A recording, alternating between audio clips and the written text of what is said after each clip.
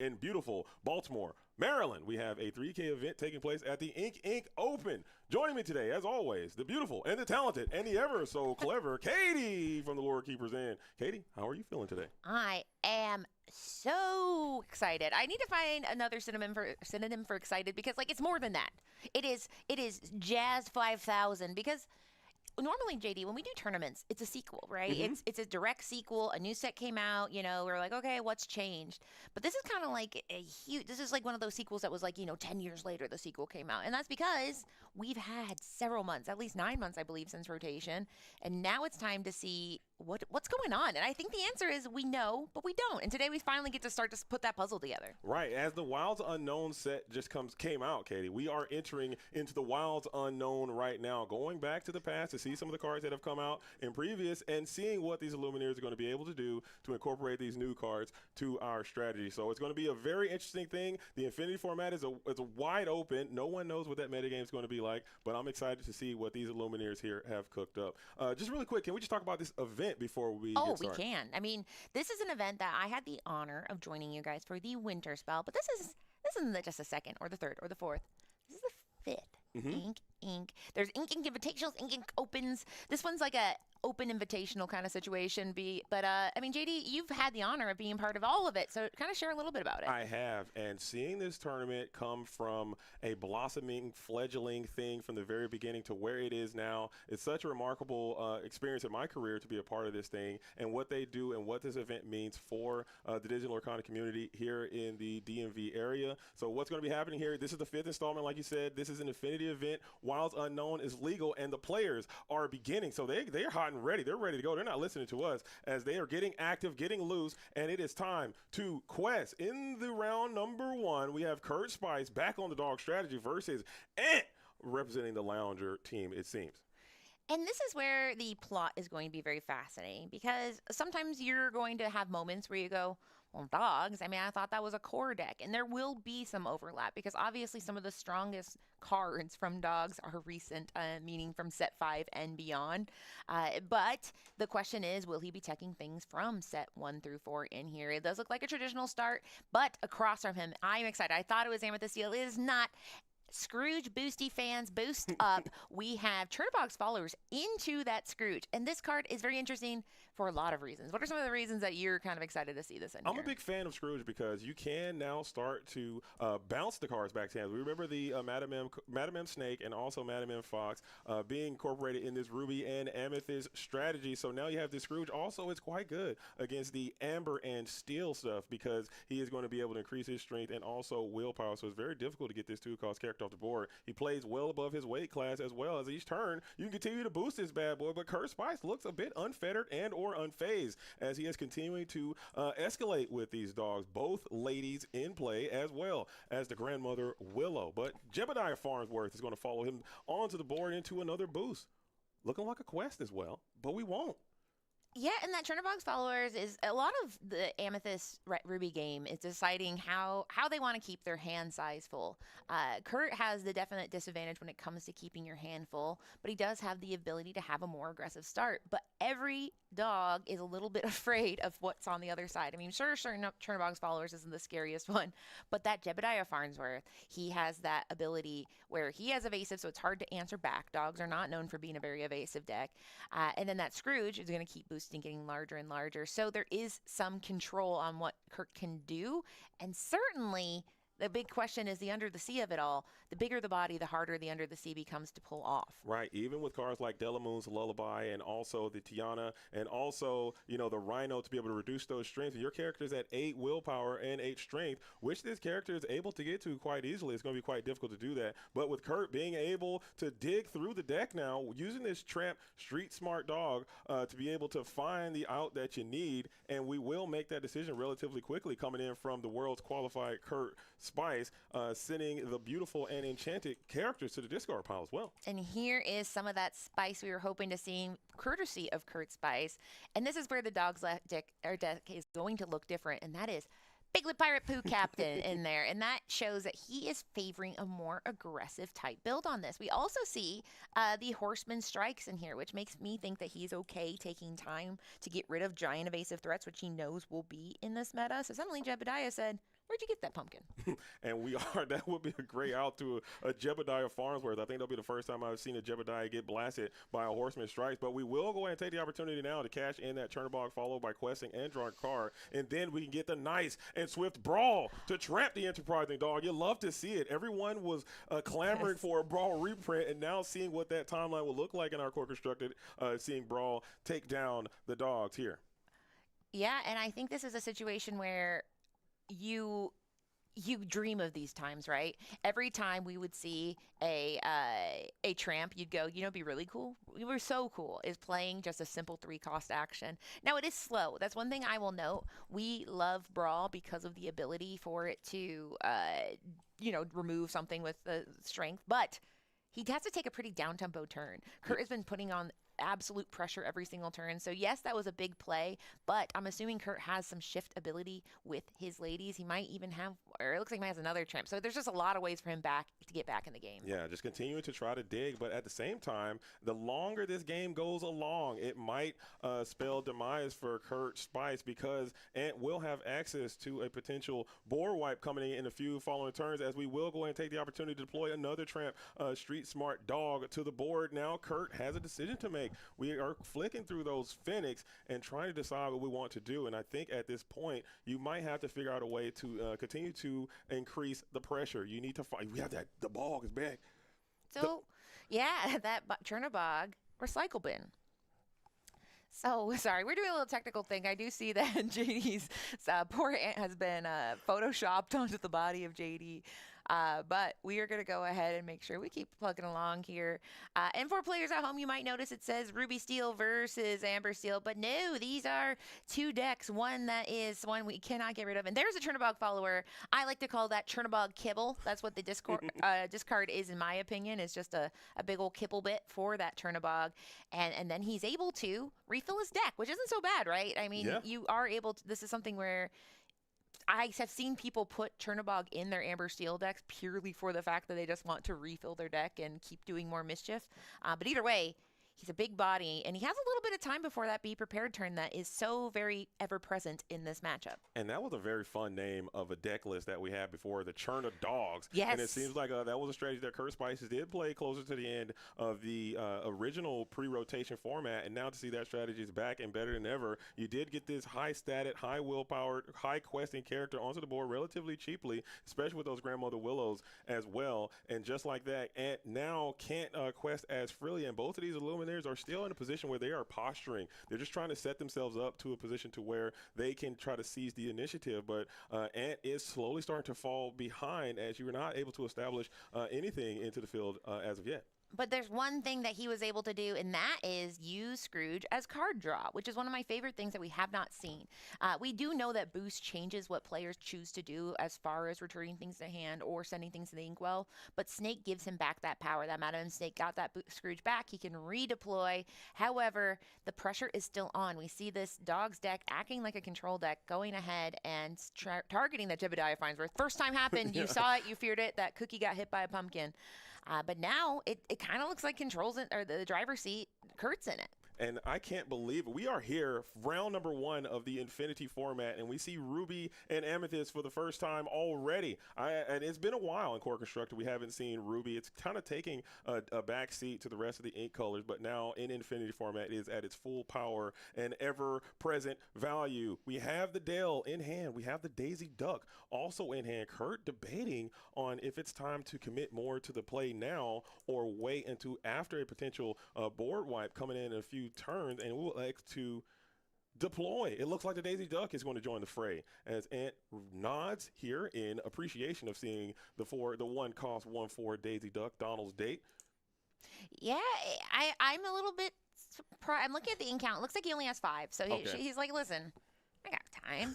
And that's one of the things that people can sometimes call it fair, because other decks with Sapphire or Amber, they get to do things a little bit quickly. But no, you must wait until you have something that can either sing for 7 or is you have that 7 ink on the board. So Kurt with that Chernobog is nothing to ignore. I mean, he's got that 9/9 stat line. He quests for 3, and that is just something where until we get some of that spot removal or board wipe, he's a problem for poor Ant on the other side. And the pressure is on. We're going to need to find at least another brawl, or maybe even a small one, the 3-cost Sisu Daring Visitor, or something to remove some of this questing power off the board, because Kurt is completely in a position to where he could just sit back and starts to aggressively quest, become the aggro player. Maui, hero to all, is a great way to remove some of that lore off the board while maintaining your character. You also can get another series of pluses here with your Scrooge and the Madam Mim Snake, taking down both of those ladies, we would assume, as those beautiful enchanted decisive dogs will find their way into the discard pile as well. So nice turn for Ant, but is it still enough time to maybe slow down Kurt here? I think Kurt's looking very much for a Mowgli or something to that effect, because if he can, the difference is that Ant just has to survive. That's what control decks do, is they don't need to be flashy. They just need to get to the point where they make you have not that many cards, you lose all your characters, you can't come back in. In this case, we do see that brand new Dale, the ready for a shot, where that can help with challenging, but won't help if he loses his board. And then I think we also see that enterprising dog, or street smart dog rather. So he has two options, but he doesn't want to overextend because we are in be prepared territory. Yeah, that is that. I believe that one action, be prepared, uninkable 7 costs when you play this song, or when you sing this song or play this song, banish all characters in play. I think that card alone can single-handedly make a lot of these different strategies have to think about what they're going to do on this turn. So Kurt deciding not to respect it, or maybe you can search through your decks and maybe find that Ursula or find that Mowgli, like you said, and maybe check that hand and maybe see if your opposition has that. But unfortunately for Kurt, you do not have the opportunity to do that. Piglet will be a card that you can play and make them have it. What do you think about the make them have it tactic? I mean, they have it most of the time. It's one of those things where I like it when other people do it, because then it can be absolutely some of the most scintillating moments in the entire game. But I just know that is okay. And there we go. One. It's Daisy gone. said, I will give you a trigger, which you are allowed to look at the top card, see if it's a character. It is not. Be prepared is not. So there's one to the bottom. We don't know what's in his hand. We know he bounced with that Scrooge McDuck. So now it is time to see, do you have it? He would lose a very, very healthy board here at 16 lore. He is going to win next turn, unless we can pull out all the control stops on Ant's turn. Make them have it. Kurt said, do you got it? Show your moves. Maui's going to sing Friends on the other side. I've got Friends on the other side. It's going to be deployed for the first time today on stream. And now you got 2 more looks to see if you can find some ink and to be prepared. We're questing. Oh, no. It's time. Where somebody wake up Baker the first time in Infinity format, it seems as if it's coming down. And be prepared. That was pretty good. Thank you. I practiced. And there we go. He reveals he had a Dumbo trapped underneath that boosted Scrooge. And now it's time for Kurt Spice to try to come back in the game. He doesn't have to do a lot, but the problem is Ruby at the top end has a lot of answers. Yeah. Its whole thing is designed to say, no, absolutely not. So Kurt has to be very careful here to not fall into the traps that Ant will be setting for him. And also, Kurt has been playing at an ink deficiency this entire time. So your heart stuck at 3, while your opposition Ant has 7. So this is, if you can't start to really put those threads together sooner than later, I think you're going to run out of time, as Piglet, the Pooh Pirate Captain, is going to hit the board now, only questing for 1 when he's by himself. However, when he has 2 shipmates with him, 2 other characters, he will get that full 3 lore, as Elsa will remove that Pooh almost immediately, as the 5th Spirit wastes no time on the Pooh Pirate Captain, passing it back on over to Kurt here after potentially inking. And that is, I mean, a captain always goes down with his ship, but it has to feel a little bit bad because Kurt has that back and forth here of, like, he wants to go wide and get to be able to win in a turn. But if he goes too wide, he loses the ability to, he'll lose everything. So now the good news is we see a Lilo Escape Artist in hand, and that is one that can be very nice if you're afraid of losing your cards over and over again. And Nani Stage Manager can also help refill the hand. I believe we see a second Lilo, and that could be a way back in. But instead, he keeps the Bobbies and Maruski, which will allow him to go ahead and filter a little bit more and potentially pay for another Chernabog. Yeah, I don't hate that line either. If we throw down the Bobby Zimmerowski and put the Lilo into the discard pile, that'd be a good way to cheat a little bit of ink as well. So Kurt Spice could be taking that approach, but we're interested to find out. But we do have that Elsa still in hand, so Ant does have a nice insurance policy. If Kurt begins to get a little too out of control, you can bring the Ursula the 5th Spirit back into play and take that character down, as the library is going to come on through. This is pain. Kurt does not want to see this. You don't really have the ability with your challenger that you have available to be able to engage with this library, as the Madam M Fox is going to get another quest in. This is looking like Ant can turn it around. Yeah, and he just has to now do what control decks do and respond to every single turn that Kurt has, which, it seems easy looking at the cards that we've seen so far, but it is definitely something where we have to be careful because Kurt could have something like a go-go in his deck.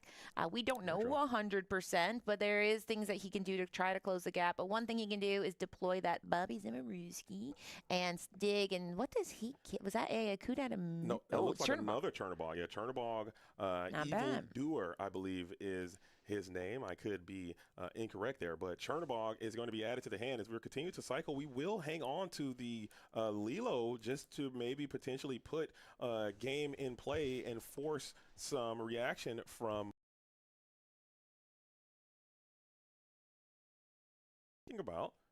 I do think one of the things to note is a lot of times we'll be talking about like what's changed since the last time we've seen this card, and Chernobog has a lot more friends to help feed him into the discard between that Bobby Zimmerowski, the Nani, Tramp.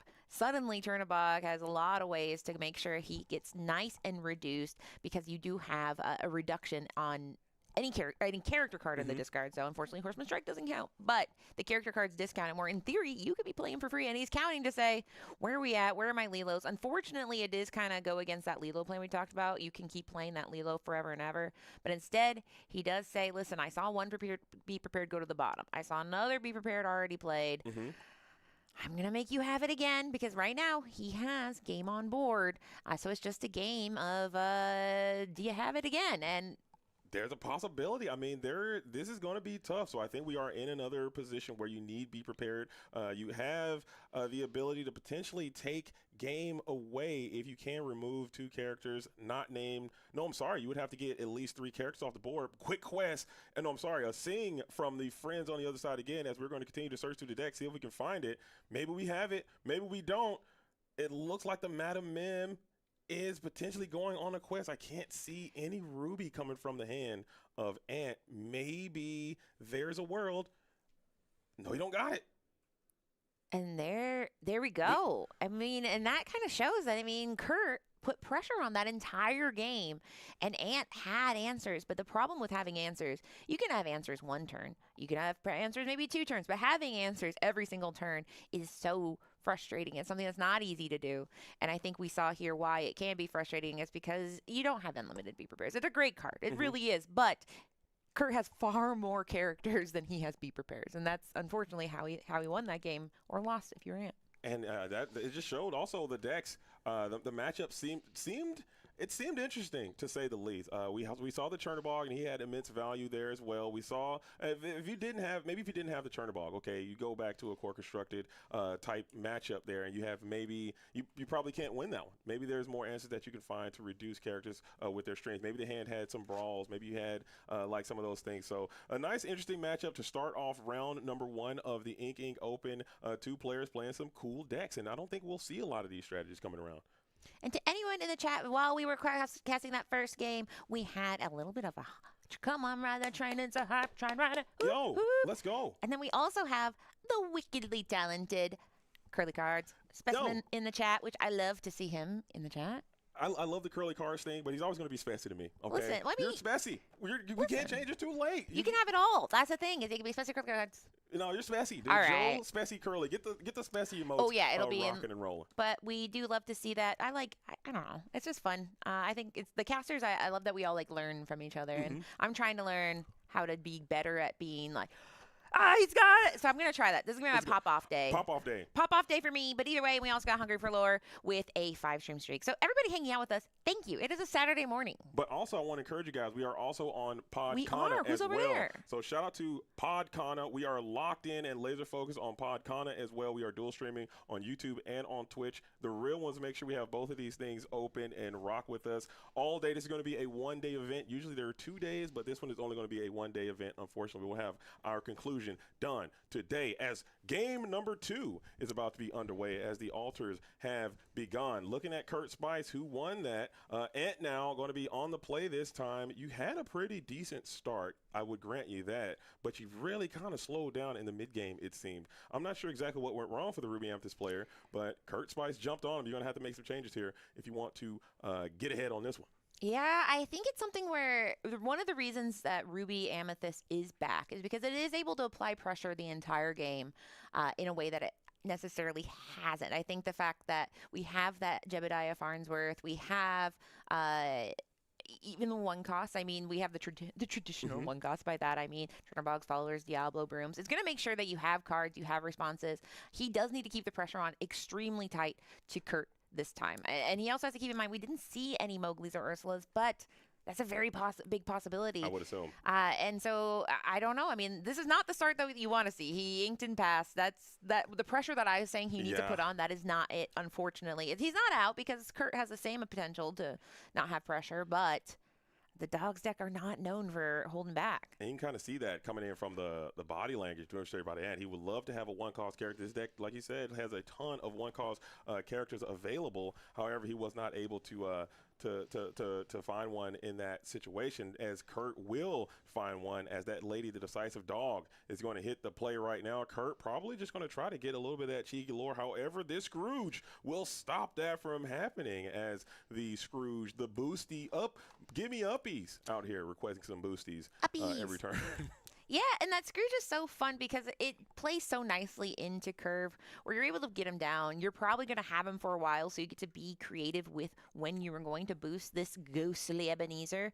And like as we've seen with the bounce cards that we know from the Madame Mim and Merlin package, he just becomes worth his weight in gold, which I'm sure he would love. But there we go. Now the secret's out that we do have. Ooh. And this is tricky because it shows us that he might want to do this again next turn because it's Friends and Be Prepared. Friends is probably the scariest one first. Be Prepared is several turns off, and he might be able to get it another way.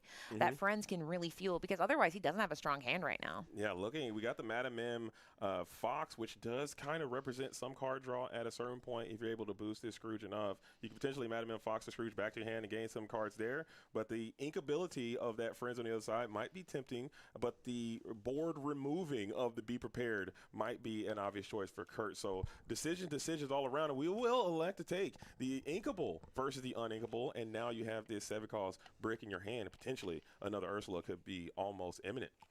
It does incentivize such behaviors. Now, I do think it's important to note that anytime you're doing an Ursula or Mowgli, that is a down tempo moment for the Dogs deck. The Dogs decks want to take advantage of this free and clear time.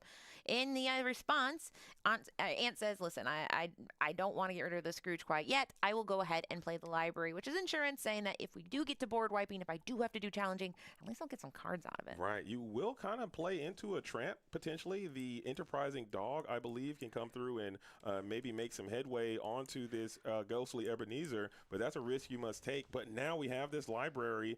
Gift for Bell is up, providing that pressure there on Ant. Like you said, libraries are typically a little bit of a down-tempo thing, kind of a neg thing, but versus this Dogs deck specifically, they can kind of sit there, gain you 4 or 5 passive, and maybe draw you some cards as well. So Kurt is going to have to keep that on the frontal cortex as we going to grab 2 more ink. Maybe the tramp. It's a Piglet is back. Piglet, and I'm excited to see him because he is an excellent tool for getting that advantage. And there we go.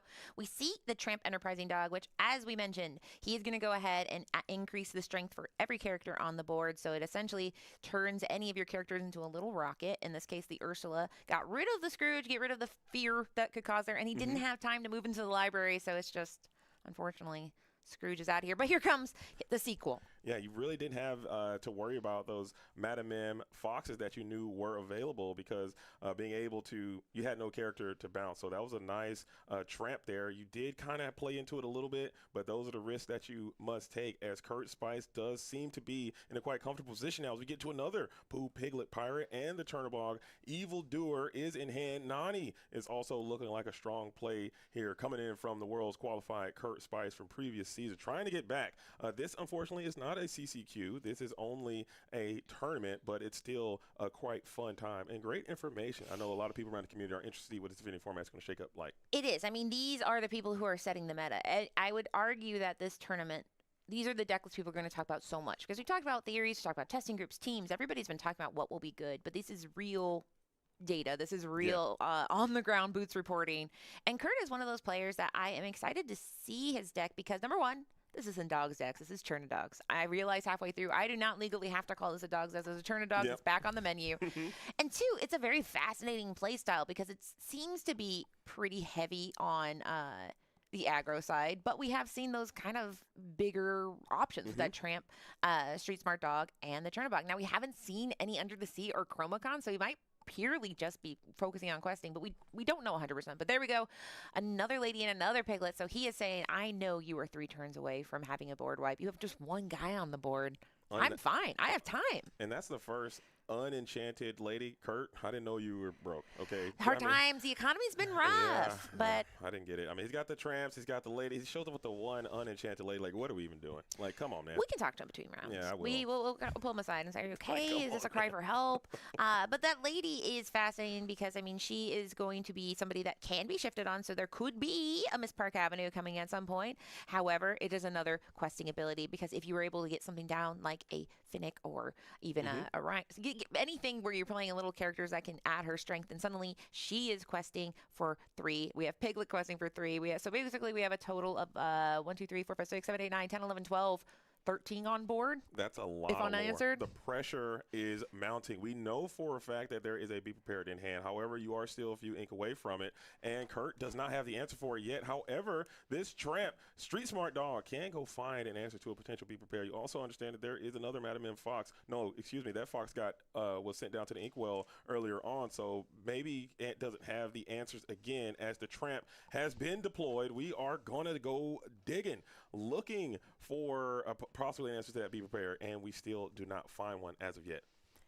And that's the thing. He's just got to keep his hand healthy because, it's kind of like the writing's been on the wall. So, unfortunately, he has this very healthy board. He will be able to quest for, like we said, I think 13 total, but it would be the last thing he gets to do with those cards. In this case, he does go ahead and keep his 2, send back his 5, which, as we know in this deck, sending him to the discard is not the end. It's just a temporary place it's going to hang out. I think it's just that decision, that Chernabog in hand, it's simultaneously very good and very bad, because if he gets to keep his board, wow, next turn you can play it for free. Or even this one, I'm wondering if he has enough to play it for free. But once you lose with the Be Prepared, you lost your discard, you lost your Chernabog. So yeah, Chernabog does seem like a wonderful Be Prepared follow-up. Like after maybe, and has access to cards like the Lady Tremaine to follow up that Be Prepared to get the Chernabog off the field. But if you know that the Be Prepared is coming, you get your lore now, and then they play it, and then you Chernabog the following turn, and you're feeling quite good about that situation. But Kurt now has another decision. We have the opportunity to potentially play the Chernabog now, and I think that could be what he's contemplating, or maybe putting something to the Inkwell. In this case, he will take advantage of this giant quest. He has 1 on board, but I think he's about to go to 14, if my math is correct. Let's see if she's right. No. Oh, those ladies weren't boosted. They weren't. They were not at their full value. He only played 1 character this turn, so they are only at low enough to quest for 1 still. Only still, just a simple 1.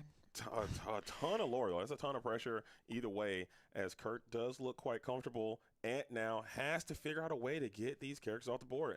Headless Horseman is still a vibe. Madame Medusa still exists. Maybe you get more Rush. We haven't seen any of the Maui Half Shark stuff. There is a Russian character. Elsa Fifth Spirit is a start. Unfortunately, he's not one of the things is how many things are you able to do per turn. This is something where he can do 2 challenges, and he will go ahead and get rid of the the cards that can quest for 3, the 2 Piglet Poop Pirates. Now he's used all his ink. The cards can get banished. He didn't draw any cards. So those ladies can also get that boost. If he finds something that increases the strength, that'll be huge here. Or if he finds something to rip the song, but I don't think he found either of those tools. So now it's something where this might be the last time you see these 4 cards on your board. What are you going to do with them before you might lose them? I think that's the plan. I mean, maybe there's a world where you can play both of these characters, boost those ladies, and just get the lore however you can, if that's even a possibility, increase their strength enough, but you will lose that. And that's the balance you have to make. And this is the decisions. I mean, we talk about those all the time, like, oh, this game is this, or I got that. These little small incremental micro decisions is what separates some good players from great players. And let's see how Kurt breaks this thing down. To your point, if he played those 2 small characters, and the ladies would quest for a total of 6 plus the 2 plus the 1, so that's 9. And then if he loses those Lilos, they do come back. But unfortunately, okay, he's not going that way. We are going to go ahead and just quest now before he plays any characters. So then the question of the day, all right, he just puts out that Leela. He doesn't want to go too advanced here. So he will get up to 15. He has that Leela, which, as we know, she can come back from the discard. So be prepared's probably coming. He's prepared. Yeah, be prepared. He's prepared. He is prepared, and that's going to be basically Ant's entire turn, and then you follow that up with potentially a Chernobog and maybe another character, and now you got some pressure still mounting. However, that library is still just ticking away, chugging along. Ant's hand shuffle has slowed a little bit as we are in full ponderance, because sometimes you don't want to do what your opponent wants you to do, and an Ant is going to take the opportunity to trade in the Madam M Fox for a card instead of that lore. Elsa now will get a lore here, and it's round number 2. You ready? Be prepared. Something like that. I'm no breaker, dude. I'm trying. Be prepared. I think yours is much better. I That's practice every morning. there. My neighbors hate it. They say I'm done with being prepared. But listen, guys, it rotated out and it's so back. We do see. I'm interested to see the thought plan with the Hercules that we've seen him ink a couple times. But yeah, it's something where it injures yourself in the melee, right? When you do the be prepared, it's something where you do lose your cards as well. He was able to draw some cards. I'm interested to see what his hand size is. It looks like at least 3 to 4 cards based on the Riffly things I'm seeing.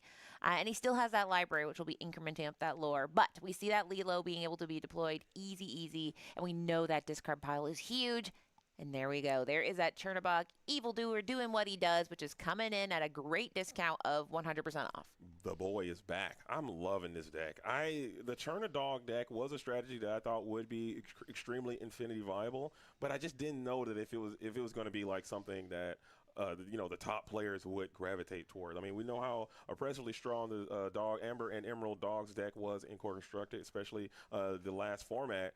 I didn't think it would be as good as this deck is performing now. This deck seems to be able to play on a lot of different echelons and do some really, really cool things. And Kurt is obviously one of the best players we have in the game. So seeing him gravitate back towards this strategy is a nice indicator of what the Infinity format could potentially be like. And I think that is the question of the day. Is it a fast format? Is it a slow format? I mean, even Kurt has adopted some control type elements into his deck. So I think the answer is you just need to be able to kind of do it all in the most valuable way possible. Bobby Zamursky here going ahead and feeding that discard pile, getting closer to the answer, perhaps something to protect him from another Be Prepared. He doesn't have the ability to play anything this turn. So now is the question of the day. Will Chernobog make it till next turn? Because we do have game on board. He has to have something with Rush. He has to have. It's be prepared. Be prepared. Be prepared today. And yeah, that's a lot of prepping. Yep. Beep. That was my favorite. There was a time where we stopped saying be prepared. We went from be prep, and then finally I just heard someone say they got beep, and I was like, no, we're not doing that. That's a little silly, my friend. Get them banned. Get them banned. We do not do that here. But singing it is always acceptable. However, Ant has once again hurt himself in the melee because now he still has just a library there. He has 3 cards in hand. That Be Prepared is such an expensive thing to do. It's so nice when you're able to sing with it, but he hasn't because he's not sticking anything to the board. So now it's just the comeback, and Kurt has been planning for this. He's been saying, listen, I keep cards in my hand. Look at this. I got Daisy and Piglet. That's a party.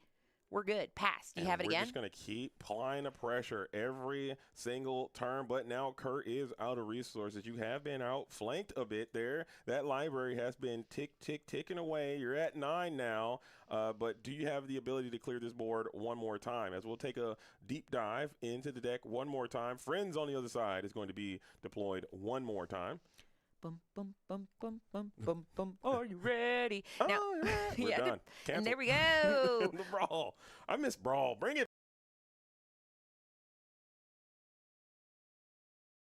back again. This is a great counter to a Daisy Duck. She might get one quest off, give you some lore, but then the Ebenezer is going to take her back out on the crackback. Absolutely. That Ebenezer is going to be boosted. That's just what he does. And every time he do, he becomes a bigger foul problem. In this case, he says, go ahead, I need to quest, get a Be Prepared to the bottom. And no, it was a character. We don't know which one, but it is a character.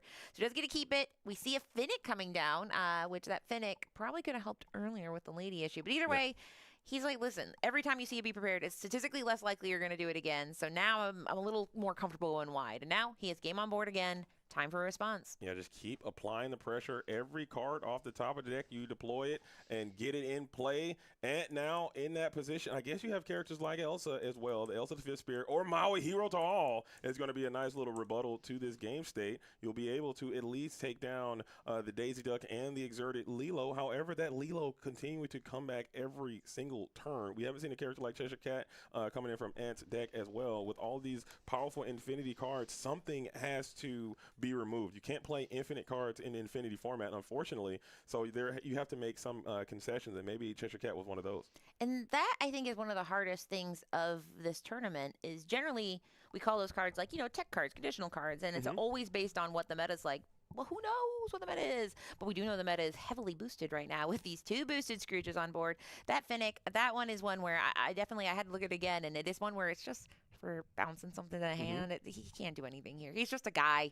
He's just a guy in pajamas out in the world. And so we have that tramp in hand, all these cards, and this is why aggro decks can feel so frustrating is because these cards are great when comboed together. Otherwise, they're just little guys questing for one. But that might be all he needs. He's at 18, but Ant's board is looking good with those 2 Scrooges, a library, a Maui, and pretty much anything is going to be hard to respond through for Kurt right now. You just got to keep dragging. That's all you got to do. Just drag every turn, every card, try to turn it into a lore, try to convert it while you sit behind this library that was played on curve and has sat here and gained so much residual income. Great real estate investment there coming in from Ant. As we are continuing to keep that board nice and tidy, you are not able to quest at all, but the boosting campaign has continued as these characters are vibing magnificently. Scrooge there does get a quest in as Ant's position does look a bit stable. Kurt showing some sign of trouble here. We might be getting to game number 3. If you can't find it,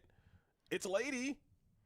And that, it's not enough to win or lose. That Lady could maybe shift. I mean, but at this point, Ant does not have game on board. The Scrooges can only coast for 1. Same with Elsa, and Maui's just here for the party and to menace. So Kurt's still in this game. Churnabox Follower is good here because then next turn he can go ahead and draw a card. Any card is great for Ant at this point, but Kurt doesn't have a lot of responses for what he's doing. He just keeps boosting for the vibe of it all. That is a very tall duck. I believe he's boosted 3 times. Those are 2 6/6 ducks. And there's a Madam M snake. There's a Madam M fox. That will happen at some point where you'll bounce these Scrooges back to hand. And I'd love the flavor of having a Churnabog Followers in one deck and a Churnabog Evildoer in the other, as it seems like one is following the other. Thoughts? Yeah, I think they're saying I will follow you into a game 3 at this point because I don't, unless there is even a go-go at this point. Well, I mean, a go-go would win it. Go-go gets it done. We won't actually because we don't have the ink to deploy it. Well, Lady Ka-chow. Oh, yeah. Yeah. Yeah. Whoa! He did it! No, he didn't. No, he didn't do it. Lady, is that it? Yeah. Well, he quests for. Yeah, he boosts up for 2. Yeah, because the Lilo came back and the tramp powers up the Lady. The game is over. Kurt pulls it off. He did it. We're like, we're going through all the permutations of the Matrix, but that is enough. That Lady, every time you play a character, you have the ability. If you play 2 or more, she quests for 3. That is enough to win. Oh my goodness. Kurt Spice gets it done. Right when you say you can't do it, guess what? He'll show you a way. As the outs lined up, bringing back the Lilo and top decking the Tramp will get a game 2 victory as Kurt Spice is going to be undefeated so far. What a way to start this tournament off with some high impact off the top ropes type maneuver. You love to see it winning off the top of your deck. There's nothing more exciting than that. I really loved it. It's okay. Here's the thing. I did say I don't want dogs to be good, but this is Turna Dogs, and that's very different than dogs, in my opinion, because it has a big guy. Otherwise, no, I don't. I did have to eat my words a little bit because I am very excited. I do think that the Amethyst Amber deck will only become better as it knows what to adapt to. I do think it will always struggle into some of these kind of faster decks, though. Ruby Amethyst. Yeah, sorry. Yeah. Ruby Amethyst is Yeah. always going to have that little thing where it's like, if you're going too fast, I looked at that Hercules. The Hercules has another boost ability where you're able to go ahead and boost him for 2, and then he becomes a 3/3, I believe. So you're able to add a lot of pressure, but the problem is Kurt kept filling his hand over and over and over again. Right, and he played it very well. He played to his outs, and people say that all the time. You play to your outs, you play to the cards, not necessarily in your hand, but also the cards that you could potentially draw. And he set himself up, bringing the lay low back, getting to the tramp, boosting that lady to her full value, and being able to quest for game. There was a spectacular finish to that event. So outstanding gameplay, 2 really cool decks. We saw a lot of cards from the past, from the previous first 4 sets, and some splashing and some new cards being added in from the post rotation, where we saw some winter spell cards. We saw even some Wilds Unknown cards being deployed as well. What a stellar way to start this event. Yeah, and I think it's very cool seeing this because Kurt, like you said, this is a world qualified player. So I mean, he is somebody who is very, very true to dogs. Even when dogs is not the best deck, he will still be like, nah, I'm still gonna do it because he does see the potential, and you can see the potential there. It's able to do a fast start. It's able to do some control type activities. We saw that Ursula, which was a very scary turn for him in the sense he had to make the decision: do I go for the Be Prepared, which is a devastating card, or do I go for Friends, which will go ahead and pretty much guaranteed 2 more cards in hand. It still worked out, and that's, I think, because there's so many paths to victory in his deck, and that's what makes it the most strong for him in this matchup. For sure, being flexible. And again, it's all about those micro decisions. It's all about how you map it out. That'd be something we can learn from Kurt from the interview area, as he's going to come interview area. We're in the interview area. Are you gonna yeah, take the first I think one? I will go ahead and your interview. You are, because I'm going to, go get that Chinese mall food. Gotcha.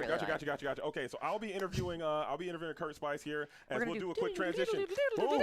Transition to introduction coming to the stage. We have winner of round number 1, Maelstrom's finest, Kurt Spice, is in the building, getting active, getting loose, and locked in on a whole new level. Here we are. The dogs Toledo. The dogs are barking. And I remember there was a quote that you said, hey, man, if you can't run with the big dogs, stay on the porch, is what you told me. This was years ago at this point. And here you are back barking like nothing changed, Kurt. What's going on? Yeah, I'm here to take the Infinity format for a walk. You know what I mean? We're going outside now. We're going outside the boundaries of the core format. We have all the dogs. We're playing a little less dogs than you would otherwise. But we got the Cherna dog, the big dog. And if you can't run with the big dogs, stay on the porch. There it is. And I'm trying to start this right here. That means Infinity format. It is time. It is time. That's what you try to get the whole crowd and do that at the beginning of the we're trying to get that started. Yeah, hit a little shoulder to shoulder. Yeah. We'll get it going. But seriously, though, that was an incredible performance, incredible deck. We saw you win off the tizzy like that. Yeah. You got it done. Tramp off the tizzy. But seriously, can you just talk about the deck? Why are we playing Cherna Dogs here in Infinity format? What are your overarching thoughts on this format? Yeah, so it is playing a lot of the Amber Emerald cards that you see in the Snow Fort decks. And so you kind of have that angle of attack. You've got the ladies, you got the piglets, questing for a bunch. And I figure, why not add another 3-quester in the mix with Chernabog? And the Tramp Chernabog engine really helps in the Amber Emerald matchup, like the mirror match, because they're playing Snow Fort and they can assemble a couple things, but it's really hard to quest in that matchup because you have so many power buffs and not much of your stuff has much strength. So I'm playing Dale as just like a quickie, take them all out. And also then with that pressure, if they just sit and do nothing, cool, I'm going to tramp, draw 5, discard 5. Ooh, I found another tramp. Here we go. And there's a Chernabog, and it's done. You're cooking, it's done. Man. You're cooking. So, and it just kind of gives you like, a little more staying power. I don't like Lady 5-cost that much in Infinity, and I don't like playing Chernabog and her together, so we're just playing 3 Chernabogs. And we did make some observation looking at your deck. We didn't really see a lot of the defensive stuff. I didn't see too much Under the Sea. I didn't see too much Emerald Chromacon. I didn't see, like I said, that lady. It looks like you're just all gas. We're going to fight it out on the board. We're going to put up our dukes, and we're going to swing it out. Is that the philosophy on the deck building there? That's precisely the philosophy. And the only non-character I have is Horseman Strikes. I wanted to just play 60 characters. That way it makes the Chernabogs easy peasy to play. But Horseman Strikes I just found was super clutch in certain scenarios. Like it helped me gain a couple lore there by taking out old Jebediah. And mainly but mostly Diablo. Most of those decks just hinge on playing him early, and when there's a Diablo in play, or a Prince John, but a Diablo, you can't target the Prince John, so Right. but it totally shuts off your Tramp engine. Diablo shuts off your Rapunzels even, too, or at least makes them also draw. So Horseman Strikes is just a clean answer for that. And then it's also inkable when you don't need it. But Diablo is so powerful, and my deck, besides for Finnick, that's the only other answer I have for Diablo. So, yeah, that's why I'm playing a couple of those. All right, but can you do a quick breakdown of that matchup? We saw you came out, you kind of found some nice curves, but at the end of that game, number 2, we thought you were cooked. And I thought I was cooked. I didn't see the play, but you played throughout. Can you just talk about that that setup? What are some of the lines you were looking for, and did it work out the way that you thought it was going to go? Yeah, so in that matchup, you basically get 2 quests. You get the quest 2 times before turn 7 normally, and so you want to set up like a wide board there. You don't want to quest early on just to get your stuff taken out by a Scrooge or somebody else, another one of their big boys. And so Piglet's not really like that good in the matchup, but you saw in game 2 how I was able to get 2, so that made the big quests that much more potent. Mm-hmm. And so you just try to set up that, and then Lilo after the Be Prepared is good. You want to make sure your Lilos don't get shuffled in if possible for Chernobog. So like there, I played Lilo and Chernobog at the same time because, at that point, if I played the Lilo beforehand, it would get shuffled back. But and if he does Be Prepared, I can still bring back the Lilo after the fact. Right. But given like where the game was, I figured he had more rush characters than removal at that point. And so I ended up just playing the Piglet, playing the Daisy. He took out the Piglet, and then I just kind of had to get the rest of the lore from there. I was able to get to 18, and then Lady, I had Lady Luck on my side, or Trampy Luck, as it were. And we closed the door. If we take those, you have to take it how you can get it, man. But there was one decision that came up earlier, and a lot of people are using this as an opportunity to learn how to play these decks and learn this format. You had to Be Prepared. You had the Friends on the other side with that Ursula snipe. Why did you lead Friends over Be Prepared? I mean, that could have been a little bit of a controversial pick. I just want to hear from you. Why just the inkability? You want to kind of cut your opponent off resources, or you weren't afraid to Be Prepared because you had a plan for it. You're hoping for the Ursula, another Ursula. Why did you make that decision? Yeah, so with the way their deck operates, if there's not turns that they have to develop the board, they're just most likely able to draw cards. Right. They can boost the Scrooge and bounce it back. They can play Friends on the other side. But with the way his hand was, he had, at that point, 2 Foxes and Dumbo and Be Prepared. Right. And so only the Foxes bouncing the Scrooge are going to get him cards at that point, and it's going to cost him his whole turn and remove a challenger from the board. Most likely the second Fox will have to get inked, which ended up happening. So if I take the Friends on the other side, now he can't play the Friends on the other side and then have the extra cards to ink while maintaining that plan. And because if I would have taken Be Prepared, because that deck draws so many cards up till turn 7, it's not trying to ramp out the Be Prepareds, but it's going to draw. It's going to have, that was turn 2, so it's going to have like 5 turns plus all the extra draw they're going to do to draw into another Be Prepared. And I would have to draw an Ursula at that point. So it was very close. Normally you want to save the Ursulas, but I knew I could potentially attack his resources on the draw. He's down 1 card. If I maybe take a Friends here, it'll slow him down just enough to be able to get more value out of those big quests early on. And sure enough, he was only able to take out the 2 Piglets, so I had a couple extra characters left over at the end of all that. See, so anyone had any questions? It was tricky though. Now you learn. And it was tough. This is what these are for, to learn something about not only the decks, but how to play these decks and also the decisions of the reason why. But Kurt, we absolutely love the performance. It was a great way to start the show, seeing Chernodogs back active in the building. But before we let you go, we know you got round number 2 coming up. Get you to do a quick little break-in and maybe do a little bit of scouting of your own. Really lock into the camera and give some special shout-outs to anyone out there who may be watching at TV land and let them know what's going on. Yeah, a shout-out to my team, Team Maelstrom. Really shout-out to Ink Inc. for putting on these events all the time. And we're bringing the first big Infinity format to the people at home for the first time, so that's super sweet. And just shout-out also just to the whole DMV Lorcana community, because we've got a really sweet group of people here that support these events. So even if it's not always a CCQ, ready to do it, ready to jam games. Right on. Ready to right see on. their dogs. Absolutely, man. We love this community, man. You are an absolute rock star in more ways than one, man. Your hands are ice cold, too. I know, dude. All the blood's in my brain right now. That's insane. What's all the going blood on, went dude? into my brain. Get you a little towel. Do I A feel towel? hot? I got the jacket on, though. You're warm. I'm a hot You body. have a warm personality. Yeah. We're active, dude. Well, Kurt, much love to you, man. Good luck in the rest of the tournament, and maybe we'll see you back here on a feature match again as the one and only Kurt Spice getting it done and active only the way that he can. And I'll be joined by a B-roll. We're going to take it to a quick commercial break here for you all. So this is the Inc. Open 3K event. I hope you guys all stay tuned and keep it locked to us. We're going to take a quick commercial break to fix some of the things going on the stream and rock out with you guys a little bit more. But until then, my fellow Luminaries, please don't touch that dial. Keep it locked. Until then, BRB.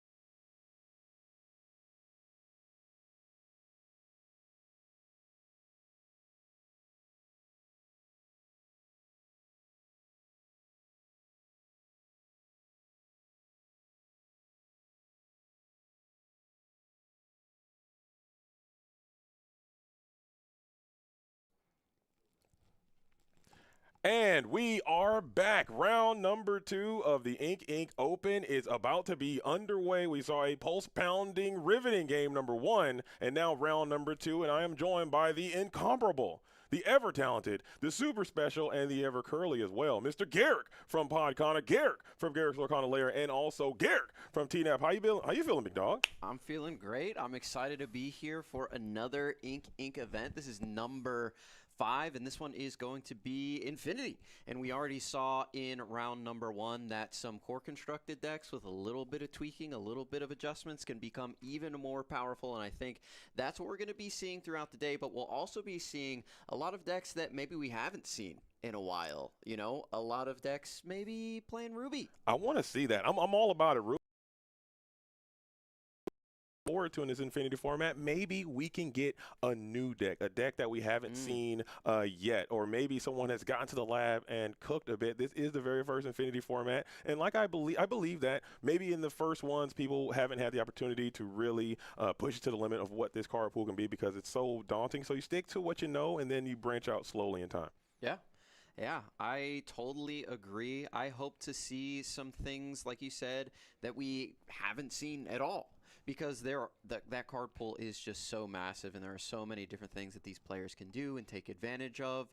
I don't think we're going to be able to solve this meta by the time we get to Indy or Dortmund. So it'll be really interesting to see how it shapes out. And right now we're on the forefront, we're on the frontier. What is going to happen here in the Wilds Unknown Infinity format, the first of its kind, really? Yeah, so a lot of people from all over the community or all over the world are tuning in to kind of see what these things can be, and I believe the players are getting ready. We have some Illuminaires seated into the dojo, locked in, ready to get active in round number 2, and I'm ready for it myself. Hopefully we can see a little bit of Amber Steel. Maybe we got to find a little bit of that whole new world aerial type beat, maybe some Sapphire Steel as well.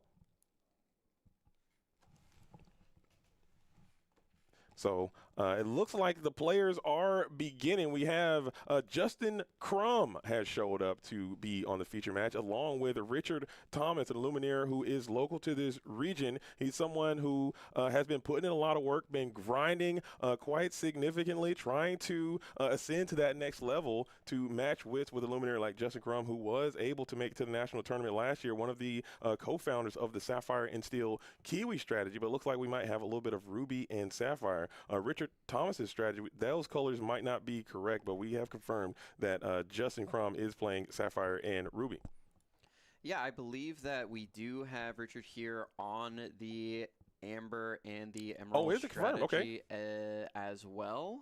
As we're going to get a fan out. Yes, it does look like that's what we do have. So it looks like we got more dogs on the board. They're going to be barking, taking a play out of Kurt Spice's book. But we're going to get that Sail the Azurite Sea down into the Inkwell, and there it is. Yeah. One of the best cards ever printed, a lowly 1-cost item, but most importantly, it draws a card, and you can banish it for free, recur that thing over and over and over again with these items decks, and you don't even need Flaversham to take advantage of how powerful the Popsicle is. The Pop is back. Popsicle and Tamatoa might be on the menu from Justin Crum as he sees that Lilo going down into the Inkwell. So an aggressive strategy versus Ruby Sapphire strategy. In previous times, the aggressive deck did have a bit of an advantage. You can go quite fast, get underneath this Ruby and Amethyst strategy in time, and maybe you could just win before they can set up a nice defense against you, as that is what Richard may be appearing to set up right now.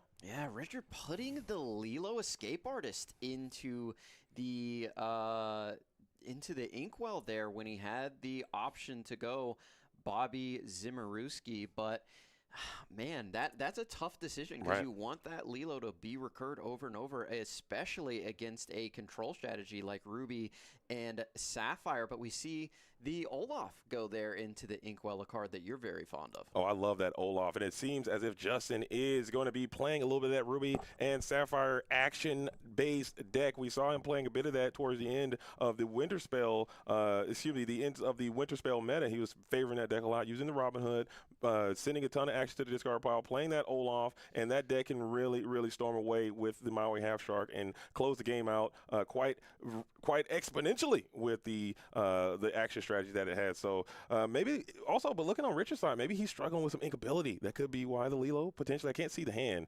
as the Piglet, Pooh Pirate, another very aggressive card going down to the Inkwell. Yeah, very valuable cards going into the Inkwell here for our Illumineer Richard, who is opting to go with some 1-drops here instead. We want to be questing for 1 instead of the powerful 3 that the Piglet could potentially provide, as Finnick is going to come down.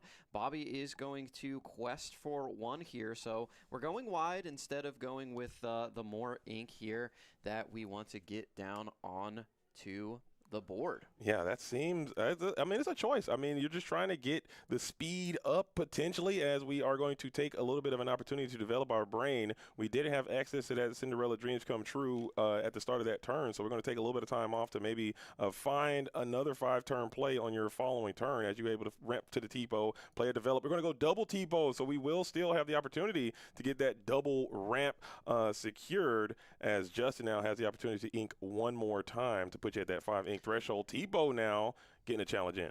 Yeah, we are going to put 1 damage onto that Bobby Zimmerowski, but we are going to use the Popsicle to go ahead and remove that damage from our T-Bow, getting a little plus there. But for all of the Illumineers curious, what is that card at the bottom of your screen on Richard's side? That is going to be Thomas, Wide-Eyed Recruit, who is a 1-cost inkable 0/4 that quest for 1. We've seen cards like Nala and Little John be used in that spot, but opting to go with the Thomas here from the second most recent set. Yeah, Winter Spell, but it does pair nicely with that Dale we saw going down to the Inkwell. Thomas with the Dale, now he's swinging with that 4 willpower. You don't hate to see it, as we are going to bring forth the Nani now, who's going to be able to look for another 2-cost character added to the hand. As you're continuing to take this go wide strategy, Justin has to be feeling at least somewhat comfortable in this type of scenario, as your opponent does not have that tremendous lore pressure established just yet. Nani finds the lady, and that could be that threat that you have been hoping for. Yeah, really interesting play lines here by Richard, going with these characters that are only questing for 1 when you had the opportunity to put multiple characters down onto the board.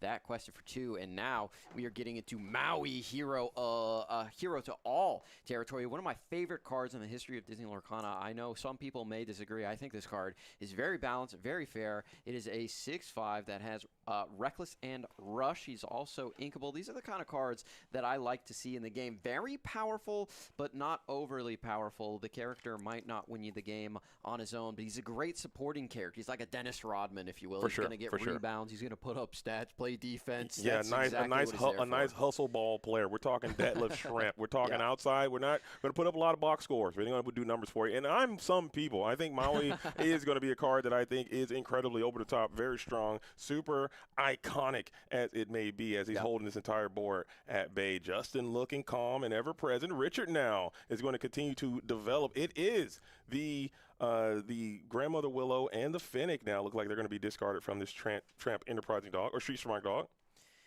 Yeah, we are searching here. We are getting closer and closer to a potential Be Prepared turn, something that Richard definitely needs to keep in mind. But a little bit of an issue here. The aggressive deck here at half the lore of the control deck. That's not where you want to be, as we see a lot of aggressive characters getting down here into the discard pile, thinking about what we want to keep and what we want to get rid of at this point. We're going to go ahead and put Lady into the Inkwell. Certainly we have to play something off of that Lady, but we don't. Unfortunately. Leaving an ink up and putting a bunch of 1-cost characters into the discard pile there. So we'll see if we are able to continue questing here. But like I said, we're getting closer and closer to a potential board wipe. But at this point, Justin, feeling really comfortable, doesn't want to wipe this board with the Be Prepared. He's in control here, and complete control at that. There's no ladies, there's no piglets, there's nothing really that's going to put on any questing pressure here on the opposite side of the board. So right now, I think Justin's feeling really comfortable. Yeah, Justin has the opportunity to find some exertion. I know this deck doesn't typically play cards that can exert, but I know Justin does favor characters like that. We're talking about the new Elsa Ice Artisan could be a character that could be played, or maybe that the Tinkerbell. There's a Tinkerbell that can exert as well. So if we could find one of those to maybe force some interaction with this Maui Half Shark to really start cutting off the legs of what Richard can do, because you're going to need a wide board in order to enact your game plan, and you're also racing against a Be Prepared. Yeah, right now I just don't think we need to be prepared, as we're going to develop our brain. We have the Maui Half Sharks that are preventing any and all questing at this point. If your opponent's not questing into you, then why would you ever want to wipe your board? As we are going to sing How Far I'll Go with the Maui Hero to All. One of the great things about this Maui is you have the opportunity to sing those songs despite having the reckless keyword there. And we're thinking right now we have another How Far I'll Go, and we have a Be Prepared in our hand. I think he decided to ink the Be Prepared there. Again, it's just not necessary, as we're going to sing another How Far I'll Go. And this Maui is a legitimate win condition on his own.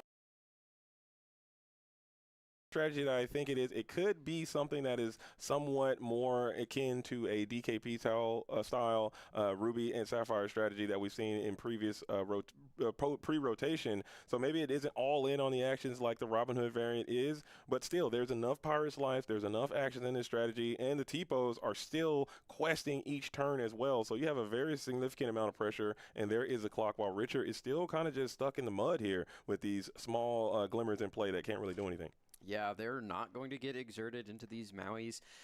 They're just going to be removed immediately, and that's not enough pressure for Justin to really be worried, because, again, he's going to be able to use this Maui Half Shark to challenge in, and his ability allows him to bring back actions from the discard pile, so we can continue to cycle over and over and over those How Far I'll Goes, those develop our brains to look for things like a Pirate's Life. And now we're really able to end the game off the back of a single Maui Half Shark being able to just challenge in and look for what you need out of that discard pile. We talk about the Dogs deck, especially in the core constructed format, where we're able to use that discard pile as a second resource. This Ruby Sapphire deck can do that as well, and that's what it wants to do with this Maui Half Shark. So right now, again, Justin in complete control.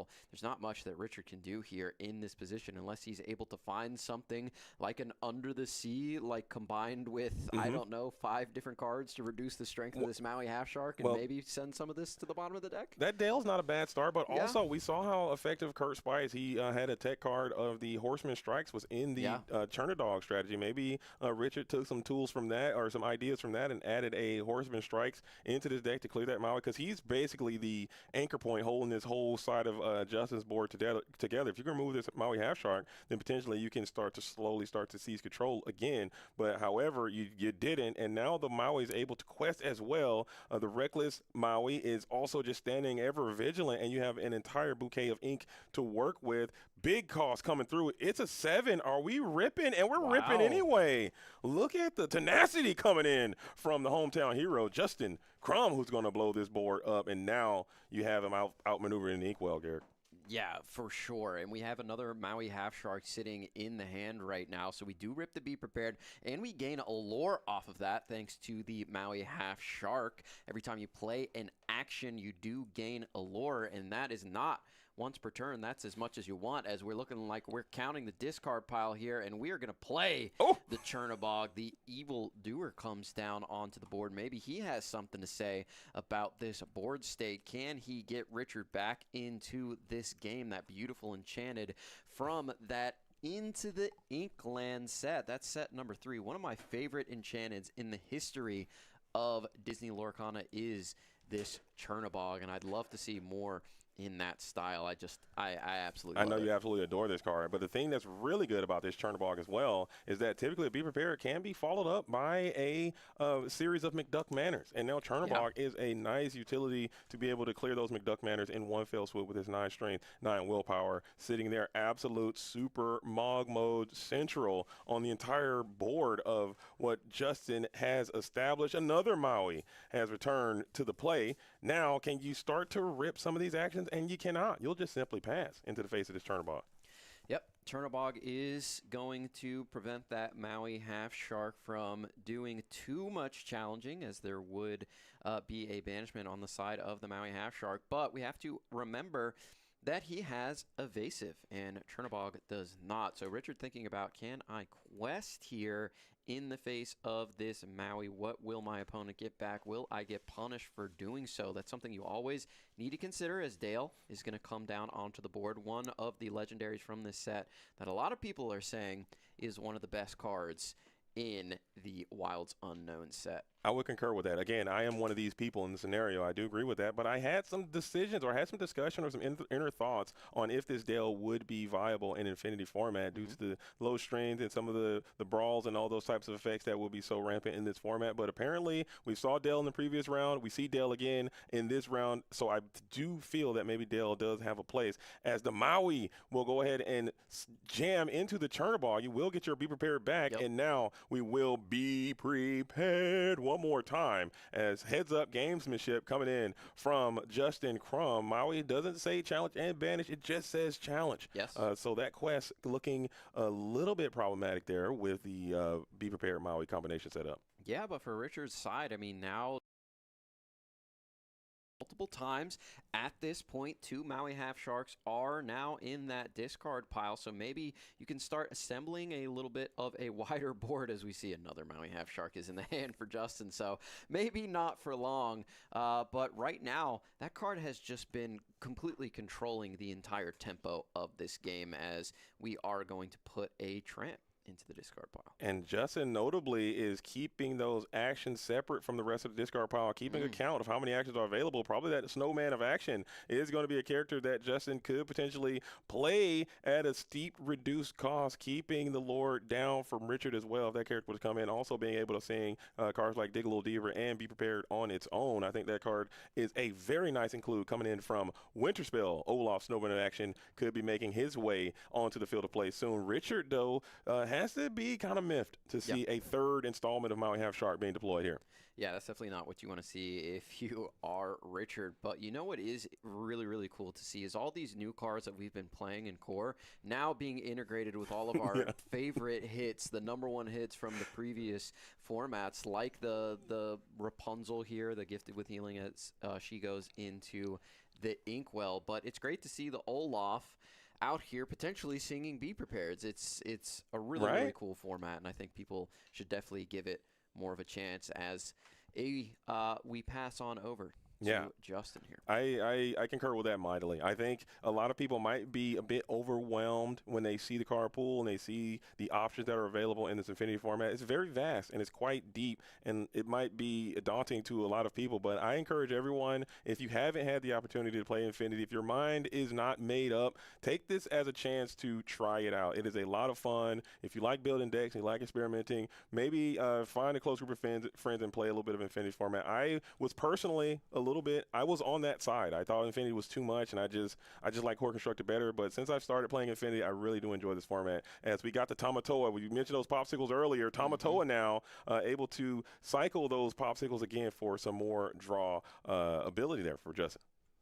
Yeah, this is where we see the Sapphire strategies really excel in the late game. Without Flaversham, they need to try and assemble a draw engine that will work for them, and Tamatoa is a great way to do that, being able to bring those popsicles back, and they can be banished into the discard pile for free, so they're able to be recurred very easily. As Richard says, I've seen enough. We've got the Tamatoa and the Maui Half Shark on the opposite side of the board, and one of the things I really love about the Ruby Sapphire strategy, especially when we got towards the end of set 8 and now even in Infinity, it was really one of the decks that we had that was quote-unquote a tribal deck, a theme deck. You could play basically all Moana cards in this deck, plus a couple popsicles, and really make it work. So it's really cool to see the Tamatoas working together, the How Far All Goes, the Gramatalas, the Maui, Hero to All, the Maui Half Shark. Really cool going up against the Dogs, which obviously has a lot of synergy with the Lady and the Tramp. So we have kind of two quasi-theme decks going up against each other. One control, one aggro. And it does appear as if that is one of the philosophies of the game design team, because even coming into the next set, Wilds Unknown, that form format, that set, and it does seem quite on the same level as the tribal strategy that we've, like you mentioned. There's a lot of synergies. The toys all work in harmony together. The Atlantis and the Ketas and the Lyles and all those things, they kind of work nice together. The Madrigals are all kind of coming together. So that is a very fair point. And seeing those types of synergies happen, I know a lot of people are drawn to that because you play this game because you like certain things and you're able to play your own favorite franchise. That's an important thing, as both of these Illuminators are having a great time at the table. You love the sportsmanship coming in from both of these Illuminators here. Yeah, as we are going to get into game number 2, you love to see the camaraderie here. I mean, they're two opponents going against each other that are trying to win, but at the end of the day, you're playing one of your favorite games, and you are having a good time. As we are taking a hard look at the hand here, I think Richard definitely needs to get off to a more aggressive start. I think I saw what he was trying to go for, playing out that 0-4 early on in the game. He's thinking, I'm going to get to Dale and make this card a really powerful threat. Right. But now that he knows he's going up against the Ruby Sapphire control strategy that's going to get down, these Mauis that are going to get down, the be prepared, you need to instead keep that Lilo or put that into the discard pile and get that Piglet onto the board and questing instead of going all in to the Dale strategy. Agreed mightily. If it quests for 2, you know what to do. Get it onto the board and send it through is what I say. But a little fun fact, though. Before the start of this game, these two Illuminators did speak to each other. And Richard said, I never played on a feature match before. If I get a chance to be on feature, I'm going to go buy an enchanted card and put it into my deck. And he got put on the feature match against Justin. They had this conversation before this tournament started. And now they're on the feature playing against each other. So I want to know if Richard actually went to the vendor, followed through, and bought the enchanted card and put it in the deck. We did see the Chernobog come down onto the board that was enchanted. I hope that was the one he went out and bought from our amazing vendors out there and slipped that into the deck and got it onto the board in game number 1. But here we are in game number 2. We'll see if Richard is able to get off to a more explosive start. You got to get off the blocks very quickly if you are playing against a Sapphire deck. I'd love to see it. Maybe a turn 1 Daisy, or maybe you can still keep those Grandmother Willows available as the Go-Go Tamago is going to come through, and there's your fast start, Garrick. Here's the Daisy Duck on turn number 1. Quest for 2. Yeah, Daisy, Duck, Donald's Date has to be one of the best cards in this matchup. This is an action-based Ruby Sapphire strategy. A lot of the cards in this deck are going to be actions. So when this Daisy quests, you have a high likelihood of hitting one of those and sending it to the bottom instead of giving your opponent an additional card into their hand. So we'll see what happens. Let's try and keep track of what's going on with the Daisies throughout this match number 2, in this game at number 2, as the Dale does hit the Inkwell. So we are trying to abandon that strategy. Let's get a little quicker here as Grandmother Willow, one of the best cards in the game, comes down onto the board. Let's see if we can follow that up, and we do with the Bobby Zimmerowski. Can we get the Lilo into the discard pile? And just complete the Trinity. You got the Grandmother Willow set up, the Bobby Zimmerowski set up. Also, on that previous turn, Justin did ink a very spicy include there. We saw the Nani's payback going into the Inkwell. Well, that's a great tool against the aggro decks. It will be able to rip some of that additional lore off. Each time when this card is played, reduce your opponent's lore by damage from chosen character and draw a card. So if you can pile up some damage on some of your characters and then your opponent has kind of got a nice little lore lead, maybe this will slow them down a little bit. Loop that with Maui Half Shark. What are we even talking about? It doesn't heal, though. Yeah, it does not, but when you're reducing lore, that's got to be good enough, and you got popsicles in there to remove damage from your characters. As we're going to get the Tipo down onto the board, a classic turn number 2 for Sapphire decks. We're going to ink additionally here, and now Richard has a free and clear runway here to get to questing even further. Turn number 5 is when that Maui Hero to All is going to come down onto the board and start making things difficult. So right now, let's get as wide as we can, and on turn number 6, we can put the Ursula down, but he says, no, I'm going to get it down super early here, and we have no songs, but we do have a beautiful set championship Maleficent Dragon there. Yeah. in the hand. Maybe just trying to rip. Maybe we're taking a sneak peek, looking for that how far I'll go. I didn't get a quite chance to see what the rest of the hand was, but I believe there's a Cinderella Dreams Come True, a Vitalisphere, and also the Maleficent Dragon. I believe there's one other card. Maui, Hero to All, and Mowgli is going were to come double down and dipping. say, hey, I don't like that Vitalisphere. He said, I miss on one, I'm not going to miss on two, as Mowgli comes down and gives Ursula the assist, as we are going to trigger the Daisy Duck ability. Big prize, Grandma Tala, going into the hand. I don't hate that at all, but the Mowgli but you saw the Tamatoa is there, so you will be able to That's true. bring that Vitalisphere back to hand on that 6 ink turn. We have Cinderella happy as a clam, so you were able to at least reduce that from hand. Maybe your opponent can't put that into the inkwell to help get to that 6 ink threshold, but still interesting chain of events there coming in from Richard. Yeah, Justin putting the Maleficent Dragon into the inkwell as Grandma Tala is going to take a look and draw us a card. Put the other on the bottom. Sapphire decks love to do this on turn number 4. It just helps you fix your hand a little bit more, and she is also probably the card in the game that has sung How Far I'll Go the most out of any, as we are going to challenge into Daisy Duck, potentially is what we targeted initially. We're going to take that back. We're going to hit the Grandmother Willow instead and heal up the Tipo. Justin thinking maybe I go 1 Tipo into Daisy, and the next turn Grandma Tala can finish that off, but opts to go with the Willow instead. We want to get that ink reduction off the board, which has been so powerful for Richard right now, has helped him get this board really, really wide, as Nani is going to take a look at the top 4 here and put an additional card into our hand if we find one. Yeah. I like the approach, though. I like the Grandmother Willow on 4 instead of the Cindy to go for that extra ramp. Now you set yourself up for a Grandmother Willow, a Grandmother Tala, Maui, and then you get to the Tamatoa if that's the curve you want to take, and I don't hate that at all. And now you could potentially keep your opposition from questing a couple turns in a row as the Grandma Tala and the Maui will be able to clear 2 characters next turn. Then you can kind of refuel yourself and maybe get into your Be Prepared turn if you need be. Looking at the board, it is not very big. It's not robust. You don't have a lot happening there, so Richard has a decision. At a certain point, you're going to have to start questing if you want to keep that pressure mounting for the Ruby Sapphire player. Here comes another Bobby Zimmerowski. He's really been favoring this card. Puts the Daisy Duck into the discard pile. I'm curious to know what is in hand here, because I'd love to get more daisies onto the board to start questing. But maybe it's a Chernobog that he wants to hold on to, but that's just so far away at this point.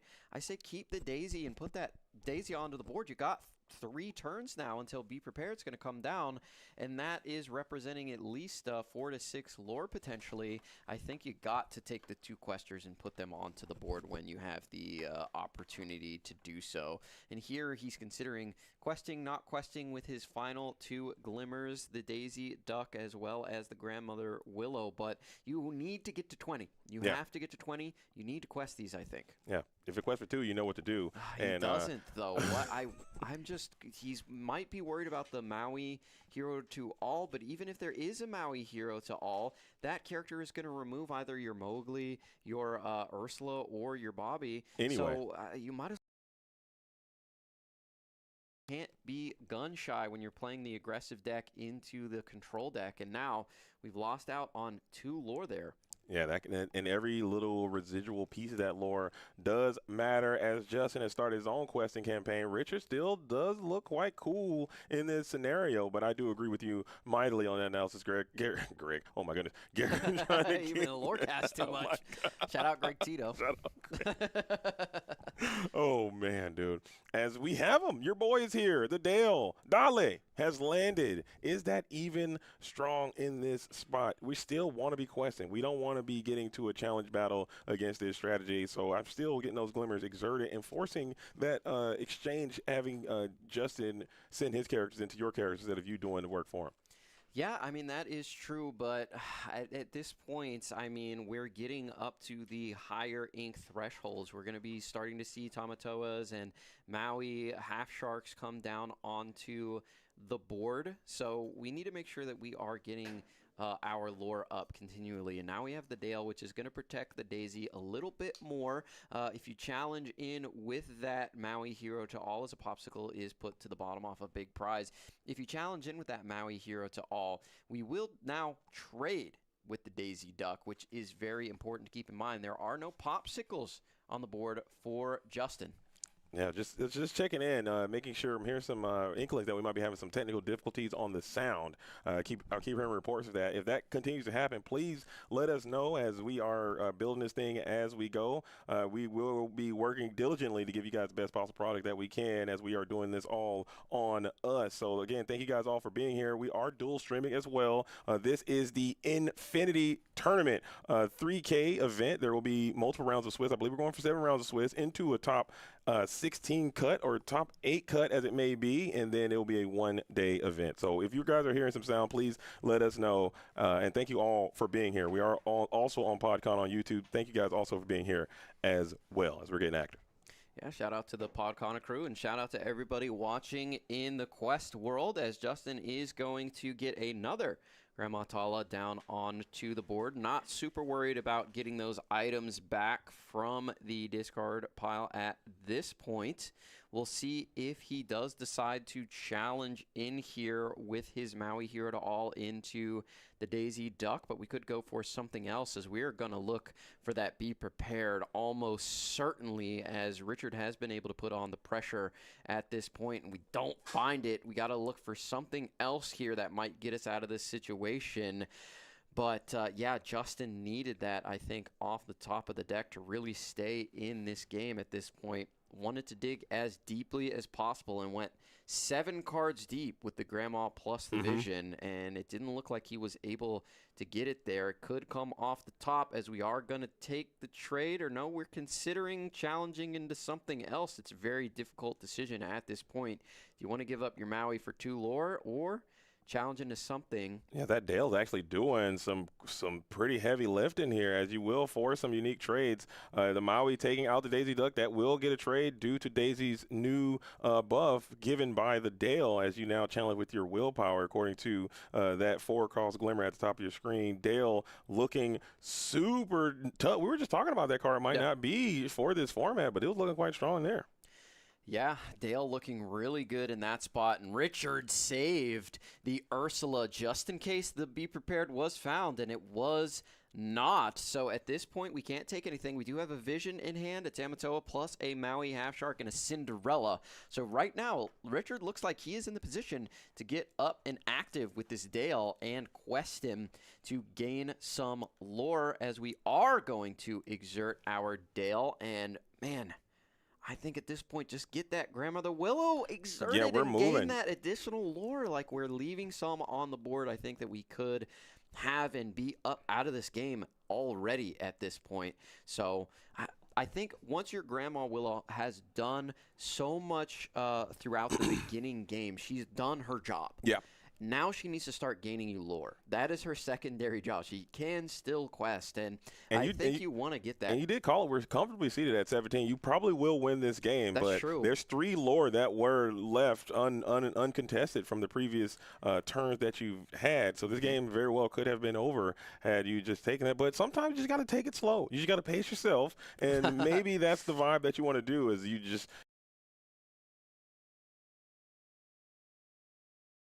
that Richard Thomas has. As now Justin here, who is back against the wall. I don't think he got the out, and it looks like we're going to be taking this thing right to Scoop Town. Yeah, we are going to go into game number 3 here as we take a closer look at the players.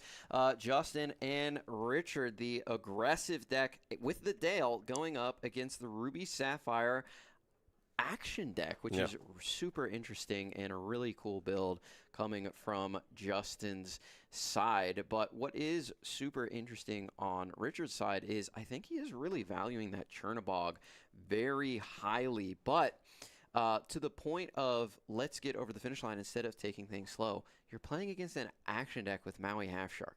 You saw that the Nani's Payback is being put into the Inkwell, right? So there are multiple cards in this deck that can take your lore away. So when you're able to get it, I think you need to take advantage of it at that point and just get over the finish line as quickly as possible. See if Richard is able to employ that strategy here on the draw in game number 3, going up against Justin, also known as Jack Shadows. Both players local here to the DMV, so you love to see that.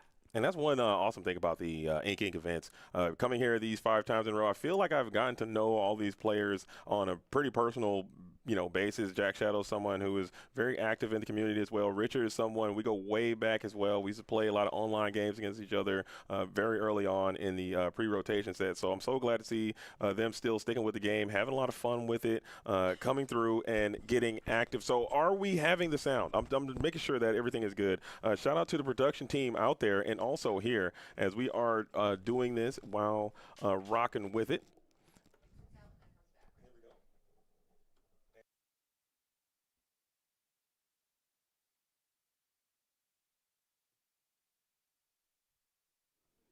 All right, here we go. Here we go. Thank you, guys. Thank you guys again. Here we go. One more time. Testing. 1, 2, 3. Yeah. Whoa, God. Whoa, That's pretty good. Sorry about that, everybody. That was very loud on my side there, so I'm gonna turn myself down a little bit.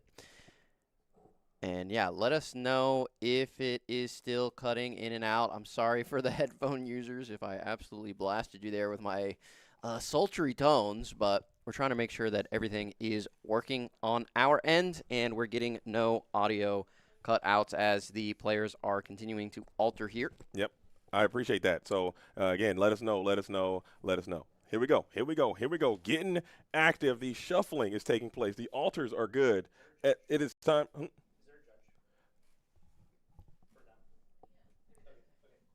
Oh. Anywho. Okay. No, it's all good.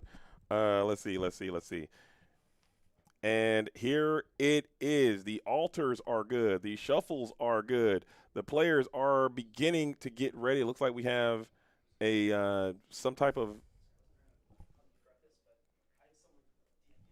All right. Okay, never mind. We're good.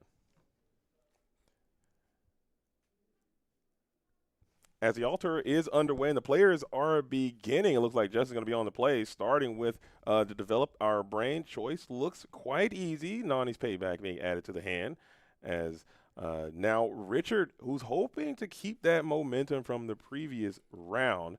Starting this thing fast and furious is the way. Quest for 2. We let Daisy duck. Maybe we go Daisy duck into a Lilo and just start putting the pressure on early. Yeah, I would love to see nothing but 2 questers coming down if we can find them. Daisy Duck, Lilo, Piglet, whatever we have. We're on the draw here. We need to go even quicker than we have before. So I would love to see that strategy deployed by Richard. I know that the Dale worked out really well in the last game, but I think quicker the better, especially on the draw. So right now we have a lady coming down onto the board. This is a character that you can boost up quite easily in this strategy. We saw that Kurt Spice was able to do that in round number 1, getting him the win. We'll see if Justin is able to go 3 games in a row here with the ramp and does find it in the form of Sail, the Azurite Sea. You draw a card and then you may ink an additional card for the turn. So Tipo going into the Inkwell.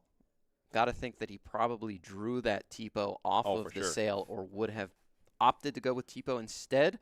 Reason being, Tipo is a character that can challenge into your opponent's characters, but maybe he wanted to get this Vital Sphere down onto the board, and Tipo does not provide you an unexerted ink. And Tipo with Vital Sphere is a good 1-2 punch to go after a potentially exerted lady. So I do prefer Tipo in this type of scenario. Looking at Justin's hand for remaining, he does seem quite calm. Maybe we have that Grandmother Tala as a nice, comfortable 4-cost character. I don't know what I couldn't quite make out the hand there. Yeah, we have a Vital Sphere on the board, so we need to be aware of that if we were Richard. And he is like, let me just double check. Let's see what this thing does. Let me make sure. How much does this cost? What can we do? What can he do on which turn? That is an important card to have on the board. At any point now, Justin can really deploy that to catch his opponent off guard potentially and challenge into something that Richard potentially was not expecting to get challenged into. And Richard continues to lean on this Bobby Zimmerowski setting up the discard pile. We saw there was a piglet in hand. I think we got to get that piglet active as possible. Let's get that Pooh Pirate. That's why he's in the deck. Yeah. That's why we got to play him. We got to get that bad boy into the field of play immediately, I would say, on curve. And then maybe you can follow that up with the Bobby Zimmerowski on the following turn. And now you boost the lady and you have the piglet going. Yeah. That's 6. That's a 6-piece chicken McNugget right there, Garrett. Could have a potential Finnick here that he wanted to, as the piglet goes into the Inkwell. I don't think I'm ever inking that character against the control deck. But yeah, we are going to go for the 2/2 drops, and we don't even quest. Interesting. I mean, it's interesting as the Nani's payback will get paid back down into the Inkwell. I think that is, again, we mentioned that earlier in the previous round. Nani's payback is a nice quality card in this matchup to keep that lore at bay when Richard can get very aggressive on you. But Richard still choosing this the slower approach. I think you got to go fast. You got to go fast, man. Shout out to Cars. Maybe that'll come from Disney Pixar at a certain point, but you got to go quick. Yeah, you do, and I think he was just too afraid of the Vitalosphere there. I mean, the only thing you could really take advantage of the Vitalosphere with is the Tipo, and even if Tipo does come down and challenges into your lady or whatever, like, you put Piglet down onto the board. Now, next turn, you can go Bobby into double 1-drop, and your Piglet is going to quest for 3. So even if you did lose that lady to a Vitalosphere play, I still think it's completely fine. I agree. I will concur because with now that. the Vitalosphere is gone, and all it did was take a lady off instead of something like a Piglet. Exactly. You've gone 1 for 1 and completely tempo blasted your opponent. I think that's worth a card in that exchange. But maybe Richard is vibing. I mean, sometimes you got to play the vibe too. This is a ethereal. You're vibed out sometimes. As the board is still getting massive. This approach worked last time. Maybe it will work again as Ursula is going to take a sneak peek of the hand. Check for any actions. It will miss, but we saw that there's an Olaf Snowman of action in hand, who I believe could come online here in a few short turns as Cinderella Dreams Come True, followed by the Grandma Tala is the curve. We have to Wow. Look, we dig. How many cards is Mr. Crumb playing? He's digging in deep, man. He's got a lot of hits in there. Yeah, Scar Vicious Cheater is one of my favorite cards in the game. It was one of the earliest cards that I opened up from a pack that really got me super excited because it was a foil Scar. And I love the art on that one. That is a beautiful card, especially paired with that Be Prepared. Can sing it as well. So flavor win coming from the early Disney Lorcana sets there. Love that card. Love that include here, maybe as a 1 or 2 of, just to sneakily start taking things down. But you know what really counters that guy? Dale. Yeah. I mean, you still can work with him. You'll just have to engage with his willpower is quite low. I mean, that 6/5, it does kind of carry a little bit, but when you have a lot of he can't get through the tramp there. He'll go trades up with the tramp one time, so he's not going to be able to get his ready challenge effect off. But coming in with rush and the ability to ready himself after he banishes a character is a very powerful thing in this type of scenario, and it also is Ursula and Mowgli proof as well. That's true. He is a character, cannot be ripped out of the hand by that Ursula Deceiver or that Mowgli Man Cub. As we do trigger the tramp here, we're taking a hard look at the hand. What are we going to throw into that discard pile again? I think that Richard, favoring the Chernobog strategy here, the big evildoer is what he wants to get down onto the board, as we are putting some cards into the discard right now. I believe that was 3. We've got to get rid of 2 more potentially. Looks like we do have a Rapunzel gifted with healing in the hand, which can be pretty good. You got a lot of characters with big willpower. Imagine that Grandma Tala gets exerted right now. You challenge in with your 0-4, and now you're drawing 3. That feels good. That's something that he wants to do. He's thinking about it. Got 2 other cards I think he needs to get rid of.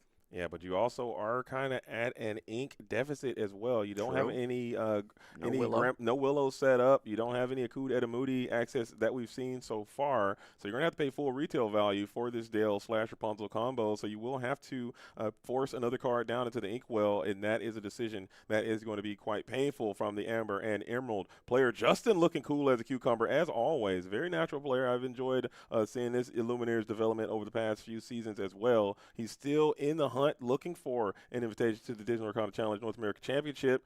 I think he's good enough to get one. Maybe he can dial it up a little bit and use this as practice to propel himself to the next events we have coming up here in the few short weeks. Yeah, really rooting for Justin here, a DMV player. Always going to do my best to cheer on the locals. But Richard's got a huge decision here. He did find that Chernobog, and he kept a Rapunzel in hand instead of another Tramp, where he could have gone triple Tramp this turn. Maybe Decided to keep the Rapunzel instead in the hand, and now needs to get rid of one final card here. He did not put the Chernobog in the discard, so again, favoring that card really, really highly. And now we can put him onto the board because that discard pile is fully stacked out. It's juice at this point. Juice to the max, as he could, and then you would get all your cards back that you have cycled through to keep yourself, to They keep go back in the deck. You get all those cards back, so that is a good thing for you. You did use the Ursula to sneak peek the hand. Does have access to 4 copies of that card, and be prepared off the top. Maybe it's not the next card. Daisy gets sent to the bottom. That is the how far I'll go, which will be sent there instead. Questing campaign begins here with the Vitalosphere into a Maui Half Shark. Also feels a bit dangerous as well. Yeah, questing out here. I think at this point you just full send. Oh, yeah. Because next turn is that 7 ink turn, so the Be Prepared could come down. At this point, I think you want to keep that Chernobog in the hand and deploy it post Be Prepared. If no Be Prepared comes down next turn, then you probably put that. He definitely quested the lady here. He doesn't. Oh, yeah, we're sending. We're full send. We are full send as we want to protect that lady, but that 3 lore is so enticing to me. I think you got to take it every single day and twice at the Infinity event here. Is about to eat here. Here he He's is. about to munch.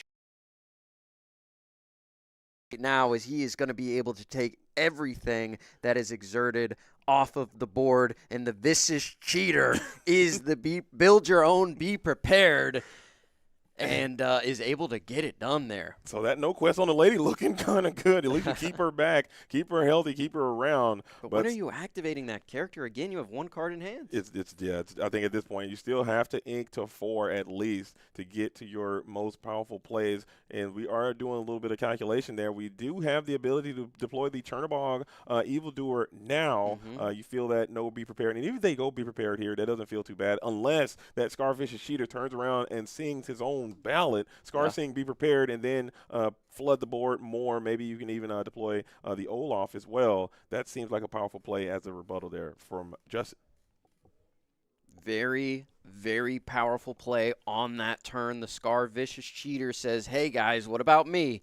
I'm a great card to put into your Ruby strategies when there are so many decks out there like these discard strategies that are trying to take away your songs, take away your actions. Like we mentioned before, he is completely immune to that unless you're able to discard their entire hand, of course. But Scar showing why he is still a worthy inclusion in these Ruby and Sapphire decks, especially when these aggressive decks, their characters often have 0 strength. For sure. And then what do you think about a card like Hades the Infernal Schemer? I know he's so powerful and problematic in the core constructor format, but looking here in Infinity, we've seen this Sapphire strategy. I don't think it's looking slow. I think he might be a bit too slow and a bit too fair to say. How insane of a take is that? Is that Hades might be too fair for Infinity format? Yeah, that just shows you how powerful these Infinity decks can be, as Popsicle is a timely find here. Can now use it to remove 2 damage from Scar. giving Scar the ability to remove all the exerted characters yet again. Wow, look at this Scar doing work. If you're tuned in to the Infinity format for the first time and you're interested in playing some Ruby, maybe you need to include Scar into your Ruby strategy. This card seems it slipped off my radar. I was sleeping on Scar. He's Scar, so back. He just went 7 for 1. 7 for 1. And now you have all this ink available. You still have your Cindy. You still have your Grandma Tala. Now you can really start doing things as your guy comes down onto the board. That's my guy. I love this character. Olaf, Snowman of Action. Quickery coming in from Richard there, who has to be shocked and perplexed to see a frozen Olaf to replace that Scarfish Cheater who just went plus ultra in a major, major way. Yeah, that was awesome to see that card completely pop off. We haven't seen it in so long. And this is why you love that Infinity format. We've mentioned it before, but it's just the old cards and the new coming together and coalescing in a way that they never have before. And it's just a pleasure to see. And it's such a fun format. If you haven't given it a try yet because you're afraid of how daunting it is, your favorite deck is probably pretty good in this format, as we are going to see a ton of different strategies come out throughout the day. You know what, Garrick? I'm going to go out and say it. I think this is the way the game is meant to be played. I think there was a Be Prepared hit by the Mowgli. Sorry, go ahead. This is the game. This is the way the game is meant to be played. I think this Infinity is it. I think this is the future. This is now. This is it. I think that's how we have to do it. It's just so deep. But core is still great. Still a big core fan. Yeah. Core Constructed is amazing, but it's awesome to have both options. And for all the people that were worried about their cards, being rotated. They're worried about rotation. You're not a big fan of it because you want to play with your cards. Guess what? The Infinity format lets you play with everything -1, and we won't talk about him right now because he is big banned in everything. But you know who's not banned but is also big is this Chernobog evil doer who came down after the Mowgli took the Be Prepared. So maybe Richard's going to be able to sneak over the finish line on the back of the evil doer. Look at him. He's huge. Yeah. He's big and he's beefy. And I know this is your guy. You got my guy versus your guy I'm on the board. I'm going to take my guy all day. I think honestly, Garrick, I might have to agree with you on this one. I think your guy clears my guy in this one scenario. Okay? He's got 5 more strength, 5 more willpower, and he also, guess what? Quest for 1. My guy might be a bit more handsome there.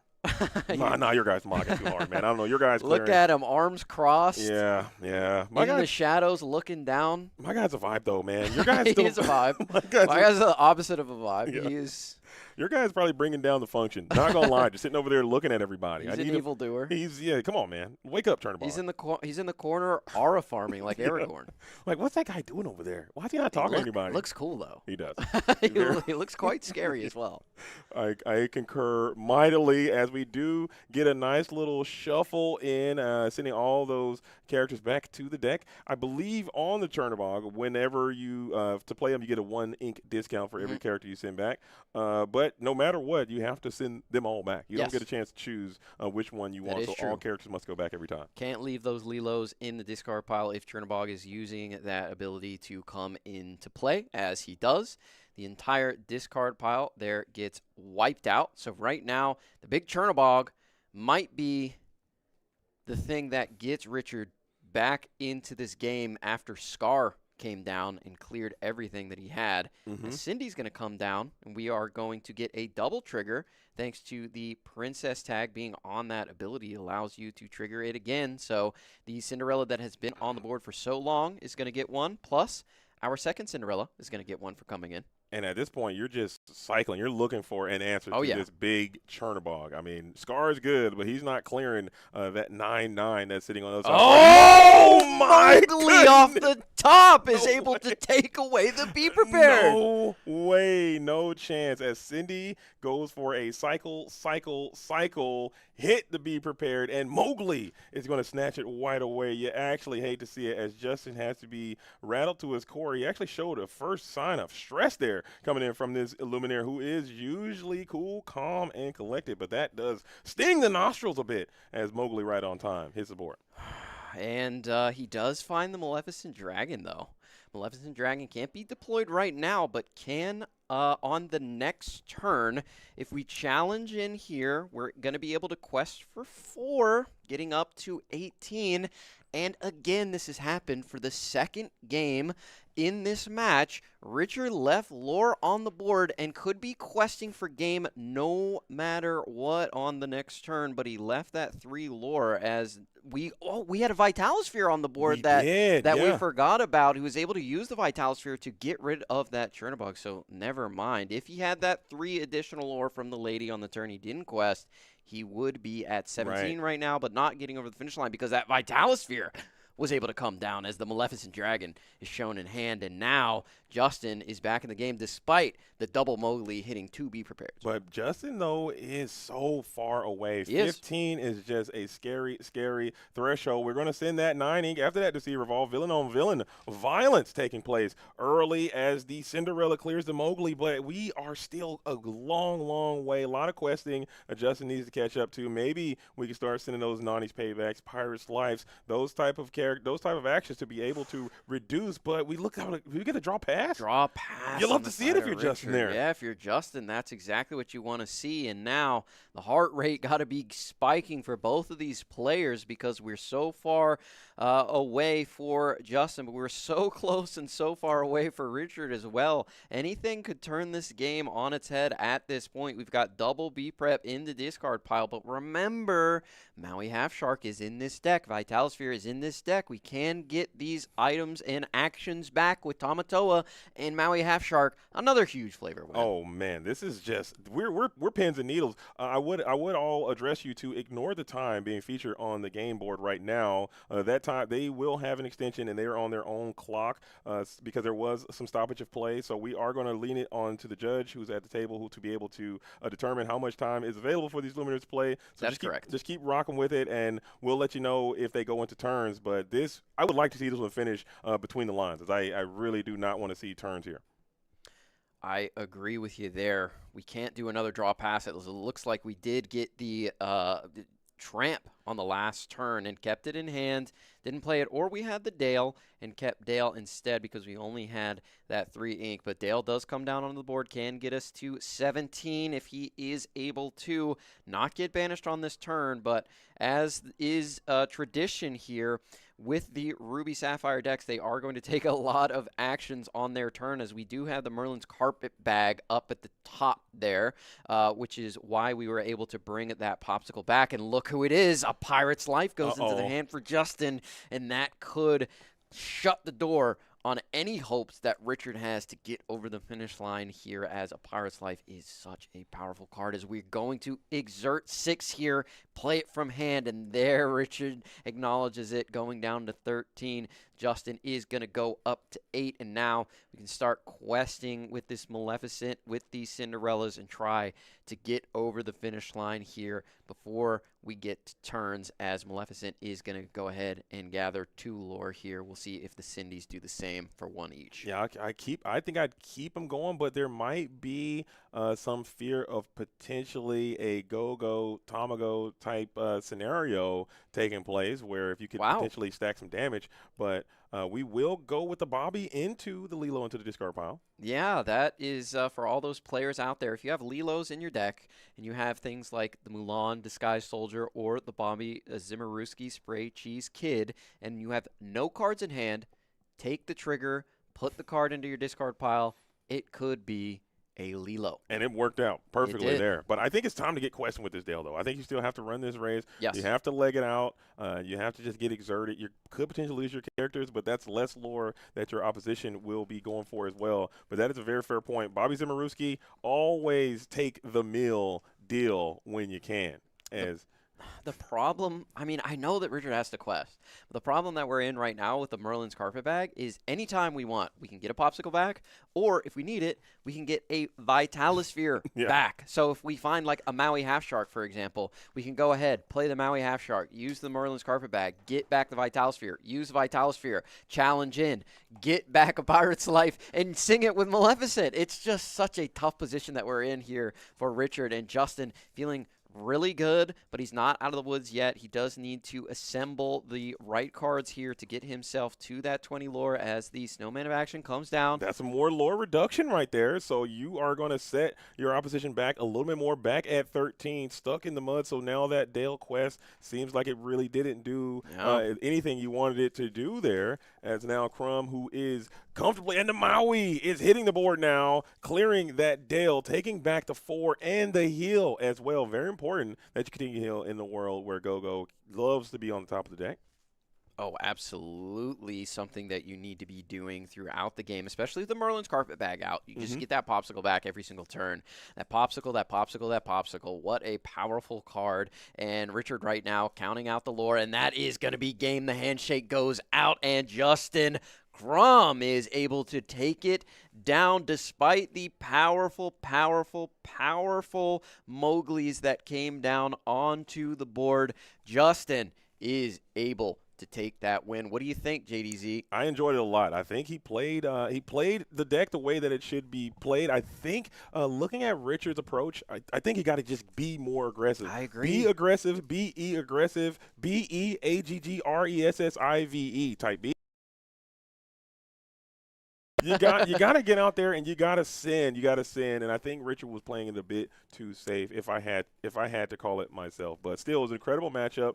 We did see the Ruby Sapphire is back in a major way. A lot of people speculated that deck would be quite good, and I think the strategy that Justin put on stage there for us was a nice indicator of a strategy that you will for sure see at any DLC or any Infinity event. It's just too viable. The card's too powerful. Yeah, I think that these Ruby cards in Infinity are so good. Paired with the Sapphire cards, there's no way this deck isn't going to be good. For sure. And I don't want to bring it up, but back on the Podcana episode where you, Sky, and myself were ranking all of the decks in Infinity, I first drafted Ruby Sapphire to be one of the best decks, and I was getting nothing but grief. And look at what just happened. Right. We beat the aggro strategy with right. actions. You're right. Scar. It was beautiful to see. Shout out Jack Shadows for proving me right yet again. We'll see if he's able to take it on to the top cut, but very well played by Jack Shadows, and he is going to go into round number 3 undefeated. And that bad boy was teched out to the max. Oh, yeah. One of my favorite things as a broadcaster, as a content creator, as a commentator, or a spectator of the game in general, I love to see when someone includes a variety of tech cards into their deck and have them work out to great effects. We saw how effective that Scar Vicious Cheater was. We saw how effective Vitalosphere was. We saw how effective the Olaf Snowman of Action was. Yeah. I mean, they all came together in this nice little harmony, showing like, hey, you have to test, you have to try, you have to train, you have to think about what you can potentially face and what cards you include in your deck to help in these very, very niche scenarios, and they all came up big there for Justin. And you know what we didn't see in the deck was a card that you mentioned, I believe, in game number 1 was that McDuck Manor. Yeah. A classic staple of this type of deck that the world champion was able to use to great effect, as we are going to go ahead and have an interview here with the winner of this round. I'll bump out. I'll let you talk to the winner, and then I will be followed by Katie on the pre-floor. Absolutely.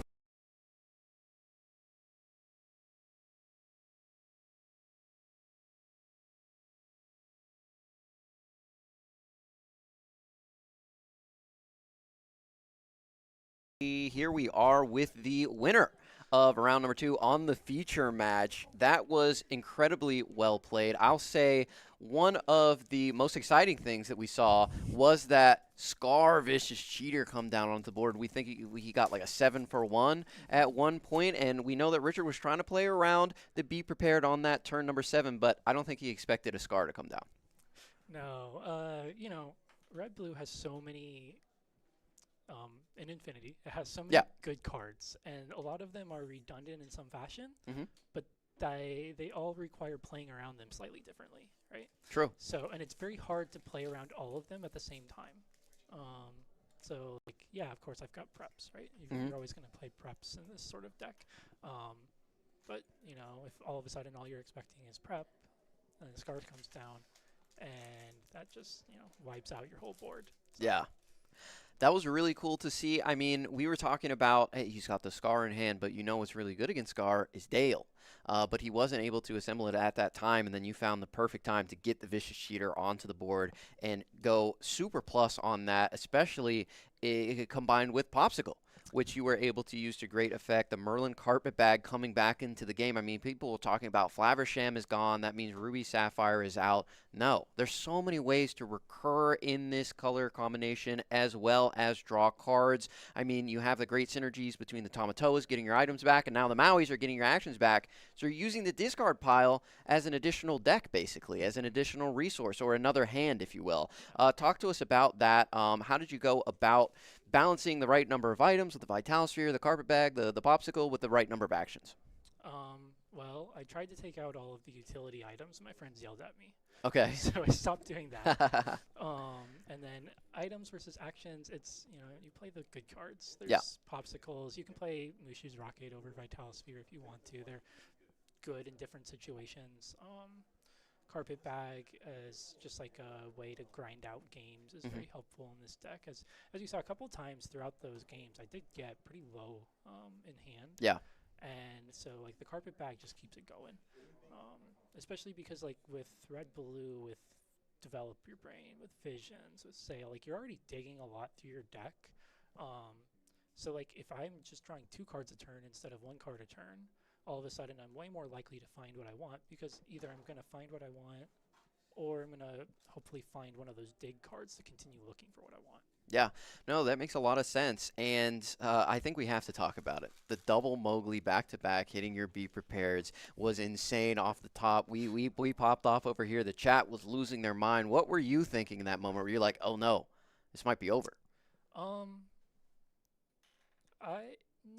I was sitting there like, okay, I was looking at the board and like I did have to trade in more than I really wanted to get rid of the Chernobog at that point. Because at the time that he did that, I was empty-handed. I had an Olaf, a Tala, and a Cinderella on the board, or maybe 2 Cindy's on the board. Yeah, you had double Cindy. 2 Cindy, and so like in order to get around that, I was gonna have to send in 3 things because I didn't actually have the Tala. Yeah. So I drew the Tala, and that made the trades way more favorable. But one of the things that my friends told me when I was learning this deck is like, your top decks are the best top decks in this game. You're not gonna get out top decked by someone else very often. Right. So like he did that. I'm like, okay, I lost the prep. What can I draw? Well, I've got a Vitalosphere on the board. I've got an Olaf ready to sing a prep if I draw a Maui Shark. Yeah. I've got Tala was a great draw there. Tamatoa would have been fine there. Even a regular Maui would have been fine there. Like all of these different things would have been great draws. So like I wasn't super concerned at that point. I was, it's a bummer when that happens. You're like, how come you can have drawn a 1-drop so I can just prep the whole board, right? But like, you just roll with it. Yeah. I mean, I think that was incredibly well played. You stayed calm under pressure. Are there any shout outs that you would like to give to anybody out there? Yeah. My testing group, they know which ones I'm hanging out with. Dave couldn't be here today, so, boo on Dave, but life happens. But yeah, shout out to them. SLTC has always been a great home for me. And then my wife is always great. She lets me do all these things, so it's fantastic. You love to see it. Congratulations on the win. We'll see if you can carry it on. I think Ruby Sapphire is a deck that people weren't expecting to be super powerful. So if you're able to get into the top cut with it, I think we'll have some really explosive matches later on in the day. But I'll let you enjoy the little bit of time you have between the 2 rounds. But thank you for coming on and sparing a little bit of time. Thank you, Garrick. Appreciate you.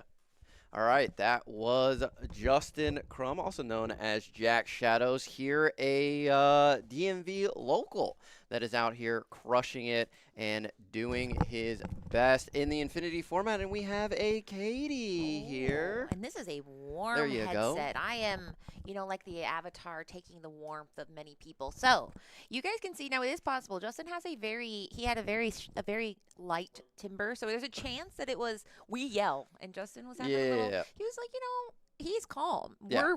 People, they hire us to just yell. So That's that's true. possible. So if you guys think that I sound marketably quiet, just go, Katie, come on, or something like that. Yeah. Leave all that to the men? I don't think so. Yeah. But let me look. I'm looking at the chat. Is anyone saying?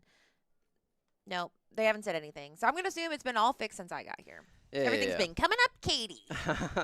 That's for sure. We are going to take a quick little break before we come back. Oh, I just sat to, down. I was so excited. Just to fix a couple Put more me things in, to make sure coach. everything. I'm ready to. Oh, and I guess what? I What's got up? you movie theater popcorn. I did see that, and I'm about to absolutely crush Yeah, that whole I bag, went to so. the movie theater and said 1 bag of popcorn, not for the show, to go. Anyway, so we'll go to a little break. Don't go anywhere. Don't even. We're gonna be back so quick, Don't guys. go anywhere. We'll be right back.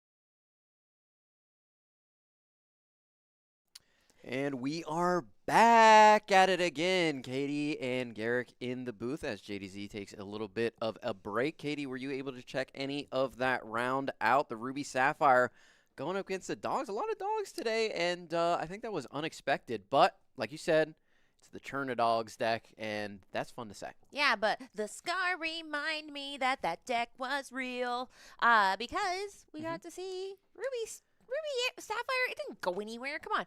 These decks are adapting. They're overcoming. These are the next evolution, and they can adapt. They can overcome. So we are about to go into round 3, and now we are starting to see stories evolve. The first round, it was like, listen, anybody can bring a deck to a tournament. The second round was anybody can win one round. But now it is, okay, maybe you're on to something here. So we have some star-studded team, or some star-studded players that are going to be playing in this match. And the story will be, are we about to see the cream rise from the crop, if that is the saying? The cream is rising. Yeah, we have some great players coming up for you. We have Richie Chang going up against Colton Bright, two of, again, amazing DMV players. Richie is one of the most consistent players that we have out here, and he is going to be on the approach. I'm just going to take a guess that he is going to be playing Amber Steel. It is his favorite deck. He loves to play that whole new world, one of the staple cards in the Infinity format for sure. But he was the first champion of Ink Inc., the first ever event we ever had. He won the whole thing. Colton, another great player, also a big fan of Amber Steel, qualified for the North American Championship with that color combination. Now, I love an Amber Steel, and we haven't seen it yet today. And a lot of times, I do think it's more relevant now than ever that when you just say 2 ink colors, you really need to be more clear. Because like you said, there are some people who, if you say whole new world, then they'll just say no. Because they just, to this day, pre-rotation, post-rotation, no matter when it is, no wheels. They don't like it. But some people love the ability to cause a little chaos and say, listen, you, me, let's just go ahead and start this game over with 7 new fresh cards. So I will be very excited to see if that is what Richie is up to. But Colton could be up to anything. He is wearing a smorgasbord of fruits on his shirt, so he might have a smorgasbord of varietal decks, or rather cards. So we're doing the altar now. I think we are ready to start seeing what they're doing here. And it does. You did it. I called it. You know Richie. And the thing is like, we call you the Richie guy. Yeah, that's me. I am the Richie guy. I'm a big fan of both of these players. So can they both win? We don't want to draw at this point, though. We don't allow it. Actually, we've seen people draw on stream. And quite frankly, it's not a fun ending because you go, come on, who is the best? And that is what we are trying to determine here is not only who is the best person in the room, but what deck is the S tier deck. We've seen so many tier lists in the past few weeks. And it's kind of like they're all... There's not really any consensus. There's decks that are normally at the top, but there's truly no alignment on what is truly the best deck in format. I couldn't get a chance to see what Colton has. I've seen a little peeky peek, but other than that, it's still a little bit of a surprise to me, but they have finished their altar phase, getting those cards they needed. It does kind of feel like a lot of these decks, it used to be, well, some have a slow start, some don't. It feels like pretty much every deck in the meta right now is like, listen, I'm going to start, I'm going to be strong, and I'm going to continue to be strong. But some can be a little bit more aggressive. And seeing Ariel makes me believe that Richie has definitely gone for the mid-range. That's the only hint I have so far. What's great about the Infinity format is all the decks you know and love are just like so powerful. They just got to power up with the amazing card pool that we have available in the Infinity format. So like if you really like a strategy in Core Constructed, you haven't given Infinity a shot, your deck is 2 times more powerful, but so's your opponent's. Yes, and that's why I think the moments, the highs are so high, the lows can feel so low because the lows are all on the other side of the highs, I've found. I went out there and was asking about how people have felt, and they're like, you know, it's just all the most powerful things that you can accomplish are happening. But there we go. Churnabox follow into the inkwell, and boom, down comes pre-boosted Hercules. Not used to or boosted quite yet, but this is a great way to start the pressure early. He is a boost 2, and is going to take him from a 0-3 to a 3-3. So it's kind of an investment in your future. Gets a character on the board and gives you flexibility to respond. Yeah, I think this Ruby Amethyst strategy, we know it's one of my favorite decks, and the best deck. It's one of my favorites, and it is the best. But the ability to add these Whisper cards into the decks and get these boost abilities makes the deck so much more flexible because you have the ability to put these cards underneath and then recur them. Because what has Ruby Amethyst done so well throughout its history? That's return cards to hand with Madam Mim Fox and Madam Mim Snake. So being able to pile up 3, 4, 5, 6 cards underneath your Scrooge, then return it to hand, you've all of a sudden drawn 7. Now that sounds cool, but you know what's cooler than that? Singing and shifting. And that's what's about to happen on this other side. So my favorite part about Ruby Steel is the mystery of it all. Because you see this Robin Hood and you go, is he going to become a champion of Sherwin one day? I mean, obviously not this turn, but let's note, technology has changed. Shifting time periods are going to be different than when we last saw them. That is an Isabella Madrigal going into the Inkwell. She is a Singer 5 and has the ability to go ahead and move some damage around. But then we see Smee, who will be getting damage. So Isabella, sorry, in the Inkwell not happening right now, but there is that Mr. Smee building up the board. But yeah, the question of the day is, listen, I've seen many Amber Steel decks, but I've never seen one with Isabella. What else is Richie up to? Richie is an amazing deck builder, and when it comes to Amber Steel, especially with the whole new world, he is a savant. He is able to put together deck lists that nobody else is expecting and nobody else is going to play and put them to really, really good use. So love to see some of these tech cards coming in and from the newest set at that. Yeah, I mean, and that's the thing is what cards will make it in right away. And there we go. Isabella, the perfect Amber card. She, like we said, she's a Singer 5, which in this deck is very, very important for that whole new world reasoning, as well as the, there's lots of long games. So she can really sing all the songs that are going to be in this deck. However, the other, I'm sorry, she has a second ability, which I'll be honest, I haven't dealt with it before. When you play this character, if you removed one or more damage from your characters this turn, gain a lore. So guess who else is in this deck? Rapunzel. She's gifted with healing. So we're seeing some synergies that we haven't seen before. And it was interesting because when they revealed these Amber Madrigal moving damage things, it was kind of like, well, what are we going to do with that? And the answer is, what else can I do? Deal with a little bit of damage moving. But either way, we do have her down on that board, ready to sing next turn if you want. But in the meantime, we talked about boosting. He is boosting all the way up. It costs 1 to boost that Scrooge. It's 2 to boost the Hercules, and he has paid that cost, making sure that his board is nice and beefy boost. These boost cards are so good against Steel because Steel deals damage-based removal. That is what they use to get rid of characters. So things like, and then along came Zeus and Strength of a Raging Fire. They deal damage instead of removing the character right away. So if your Scrooge is really big, it's going to be tough to get that card off the board, as we do see 4 songs. So we have some options here for Richie, one of them being Strength of the Raging Fire, one of them being World's Greatest Criminal Mind, which can easily get rid of that Scrooge. So there's a little counterplay there. And you can sing it on this turn. So Colton will lose basically 3 cards because he has the Scrooge plus 2 boosted there if we do take the World's Greatest Criminal Mind, and we can sing that with Isabella. We also have a Whole New World, which he's considering, and he does take a Whole New World on this turn. And we also had the option to keep the Ancient Ways. And keep the Ancient Ways is something that I was pretty certain when we saw it will make it impact in Infinity, because it's not just opponents can't play actions. It's also items until the start of the next turn. So you can definitely slot that in as an inkable song to add to your repertoire. But to your point, I mean, as far as that World's Greatest Criminal Mind, that's a card that definitely is a responsive card. People don't put it in because it truly depends on, well, is there anything that's going to be that big? But in this economy, yes, there are lots of big guys. We've seen Chernobog. We've seen these Scrooges get, I mean, right now he is a 5/5. So the answer is yes, something will be targetable by that World's Greatest Criminal Mind. And now we have 2 singers, a Smee that can go ahead and carry some damage if he so chooses to quest later. So the game plan is firing up for Reggie.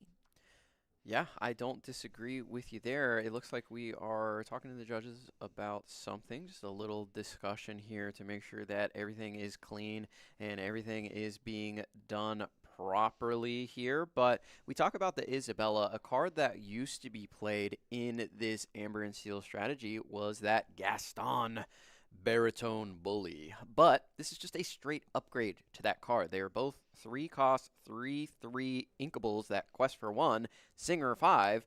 However, Isabella has this synergy with the Rapunzel gifted with healing, like you mentioned before. So it is just a upgrade. So unfortunately for Gaston, he probably is not going to make his way into any more decks that are Amber Steel of the song variety, unless you would like 8 copies of a Singer 5/3/3. Or, you know, you just like villains. You're like, listen, I'm doing a villain thing. Don't worry, Diablo's in here. I don't care if it's better to play Isabella.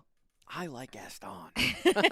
Now, speaking of absolute powerhouses like Gaston, we have the powerhouse, a Mm. Merlin goat. This guy bounces around immediately. He's here and he's got a lure. So that feels quite good, and it gives insurance for no matter what happens. Even if Colton gets to the emergency eject button, he's going to get a lure when that goat leaves.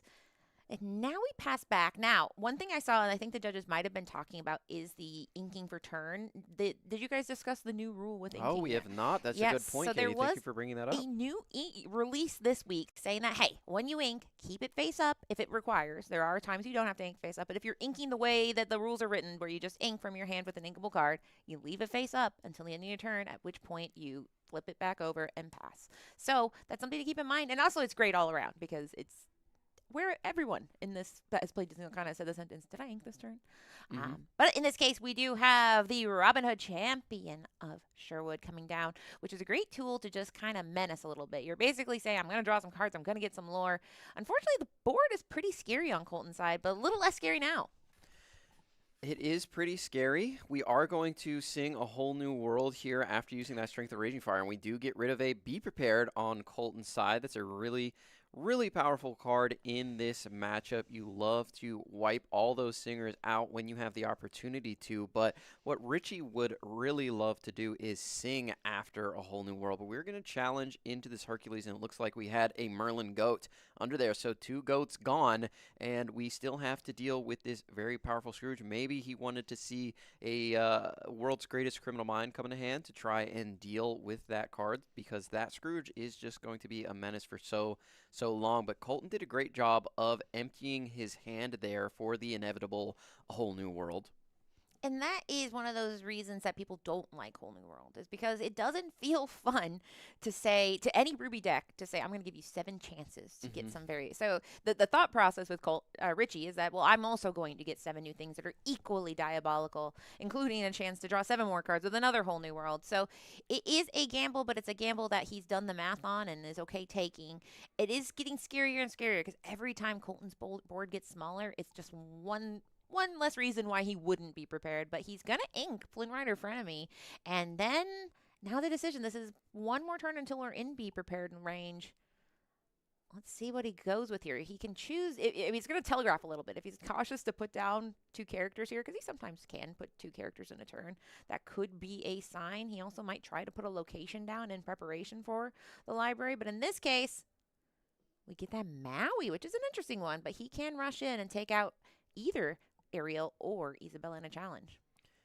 Maui, Hero to All, one of my favorite cards. We talked about it in the last match. So powerful coming down onto the board, able to challenge in immediately with that amazing 6/5 stat line. We are going to go Scrooge into Isabella, and Ariel is going to be challenged by the Maui, opting to keep less damage on the Maui right now. The Scrooge can get bigger and bigger and bigger every single turn, but we've been boosted 4 times. So right now, we are a 7/7. Of course, we can take that out right now with a challenge. We can also sing. And then along came Zeus, which will remove the Scrooge off the board at this point, and then leave your Robin Hood up for a challenge with the Maui. However, they will trade in that exchange unless something can come down like a Bell Accomplished Mystic or a Cheshire Cat and move that damage off of the Maui. Yeah, it is unfortunate for Mr. Robin Hood there because, like you mentioned, he has the ability to go ahead and do a challenge, but he doesn't love the math on that because while he would get banished, well, I guess if you're concerned about losing one Robin Hood, a backup Robin Hood isn't the worst thing to do. But he does have that ability where if you banish another character in a challenge, you're going to get that 2 lore, but you can also draw cards. So it just kind of depends. And there we go. There's that along came Zeus coming down and saying, listen, you're done. You're very tall, Scrooge McDuck. And underneath him was 4 cards. None of them too spicy. None of the Be Prepared that might be scary under there. But those are all in the discard now, and just a Maui remains. Maui back on to the board, and we go back over to Colton. We'll see what he decides to do here. He does have the opportunity here to challenge in, but he can also bounce back the Maui Hero to All to his hand, or we're exerting 5. Play another one? No, it is Elsa, which will come in and challenge into the Cinderella, and we are going to go ahead and take that trade with the Robin Hood. But when Robin Hood is banished in a challenge, the player that controls the Robin Hood is able to draw a card. So Richie gets a little more rich in the hand here. Does have a whole new world in his hand as well, but definitely wants to get some singers down onto the board, establish a presence before he lets that second whole new world rip, because the real strategy behind this Amber Steel deck and what makes it so powerful is the ability to get all of these singers onto the board and then sing a whole new world. That way your hand is refreshed with all of these new songs, and you use Strength of Raging Fire, and then along came Zeus, as well as World's Greatest Criminal Mind, to just remove everything on your opponent's side of the board. So that's something that Richie wants to try and set up here. He's been trying over and over and over to do that, which is why we saw the Cinderella come down last turn, but Elsa was able to take that out. And kind of a funky next step was to play Flynn Rider Frenemy, which is a card that you don't normally see in the late game, and especially because, I mean, you need to have, you get that lower gain if you have the most strength on board, and he doesn't as is, and he wouldn't by the start of next turn because that Robin Hood has more strength. Doesn't matter either way because the Storm raged on, and we'll get 2 damage, and now with 2 damage on to Robin Hood, do you feel what I feel? I feel Gleam and Glow potentially. I do. So that means that coming in is the beautiful DLC promo of Rapunzel Gifted with Healing, and it is, we've seen it, it's a Rapunzel trap, and it's a self-setted one, which we love to see. Yeah, with Let the Storm Rage On, you can use that throughout the game like we just saw. Put 2 damage on your character really safely, draw a card, and then draw 2 more off of the Rapunzel. So you get a Singer 4 onto the board, and you draw 3. It's a really good strategy that these Amber Steel song decks try to play. So if you are trying to learn this deck, that's something that you need to keep in mind. You can storm your own stuff with the Rapunzel. Yes, so if one, they won't let you challenge, go ahead and just sing a little song on your own. Now, that being said, she is not super good at challenging. She is just a 1/5. That is one of the things people wondered is, will we see Dale, the new Dale from set 12, added with a Rapunzel to make her a 5/5? We haven't seen that yet. But in the meantime, we have Madam Xbox rushing in, easily taking care of that Robin Hood, which will still allow him to get a card. And now just Rapunzel stands alone. Whoa. Super goof. What are you doing in here? Super goof going into the discard, into the inkwell there, as it looks like Richie did find a second whole new world, which is not what you want to have. You never want to have 2 of those in your hand. You want to be able to chain them back to back to back to back, and if you sing one with 1 in hand, then, well, 1 is going to go into the discard pile, as we are going to Pete, games referee here, and put an aerial down, and she whiffs. No songs are found by Richie. Or did he see a whole new world? It is a May ability, so. It's true. If you find a song you like, you can keep it. But speaking of singers, we have the Troubadour coming down, who is able to sing a 3-cost song. And speaking of 3-cost song, Pete came down. Now, did Pete come? Yeah, Pete came down on this turn, so now. Oh, I thought he sang. He just turned upside down. Oh, yeah, it just flipped him upside down, so his opponent remembered that, hey, you are under the Pete effect. I have blown the whistle. There will be no Be Prepareds, at least not on this turn. And now we do know that he has Keep the Ancient Ways in here. So there is a world where Pete, you don't have to keep playing Pete's. You can go ahead and have a Pete sing Keep the Ancient Ways.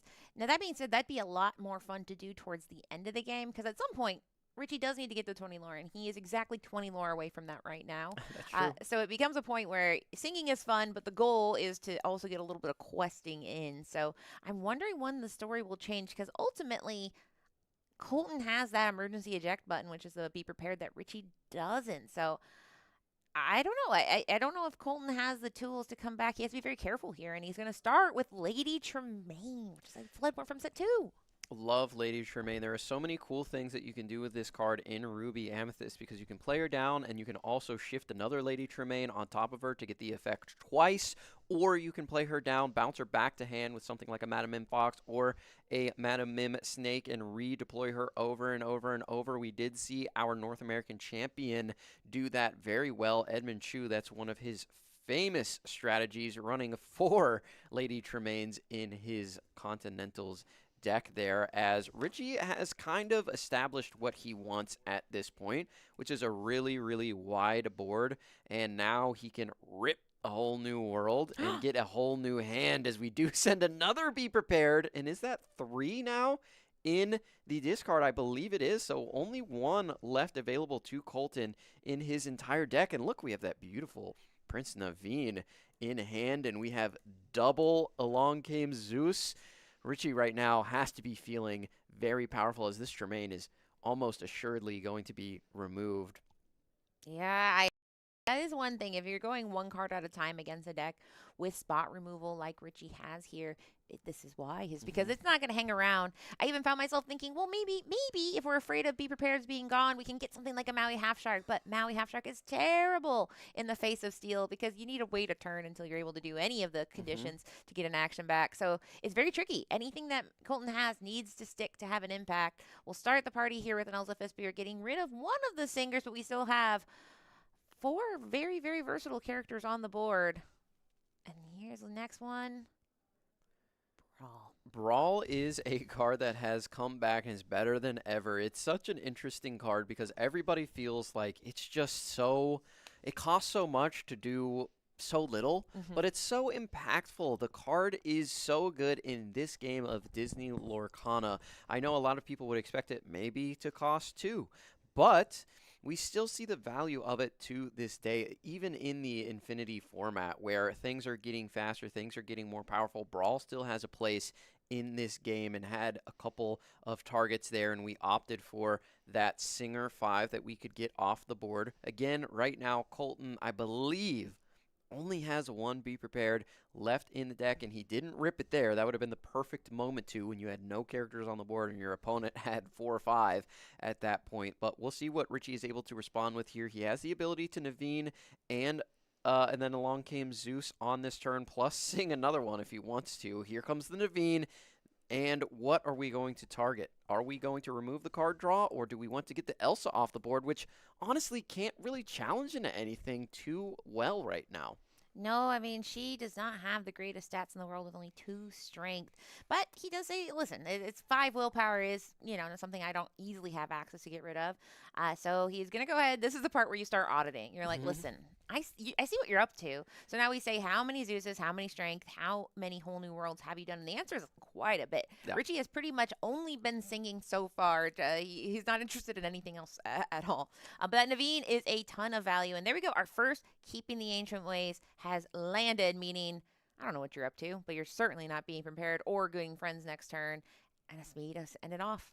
Yeah, now we are finally going to start getting this lore onto the board. This is exactly what Richie wants to do, is he's just going to keep the Ancient Ways on the board right now. Yep, he's keeping Ancient Ways onto the board. That way his opponent remembers, hey, you are under this effect, as we did with the Pete earlier. Just a little courtesy there. And for all of the viewers out there, as we are going to put the Merlin Goat onto the board, banish our Magic Broom, the Illuminary Keeper, draw an additional card. Right now, I believe Richie only has 1 A Whole New World left in his deck at this point, but has built up a board that is very formidable and is going to be really difficult for Colton to deal with, especially if he is under the effects that don't let him play Be Prepared, if he's able to find it, that is, as we are going to cycle again with our Chernobog's followers.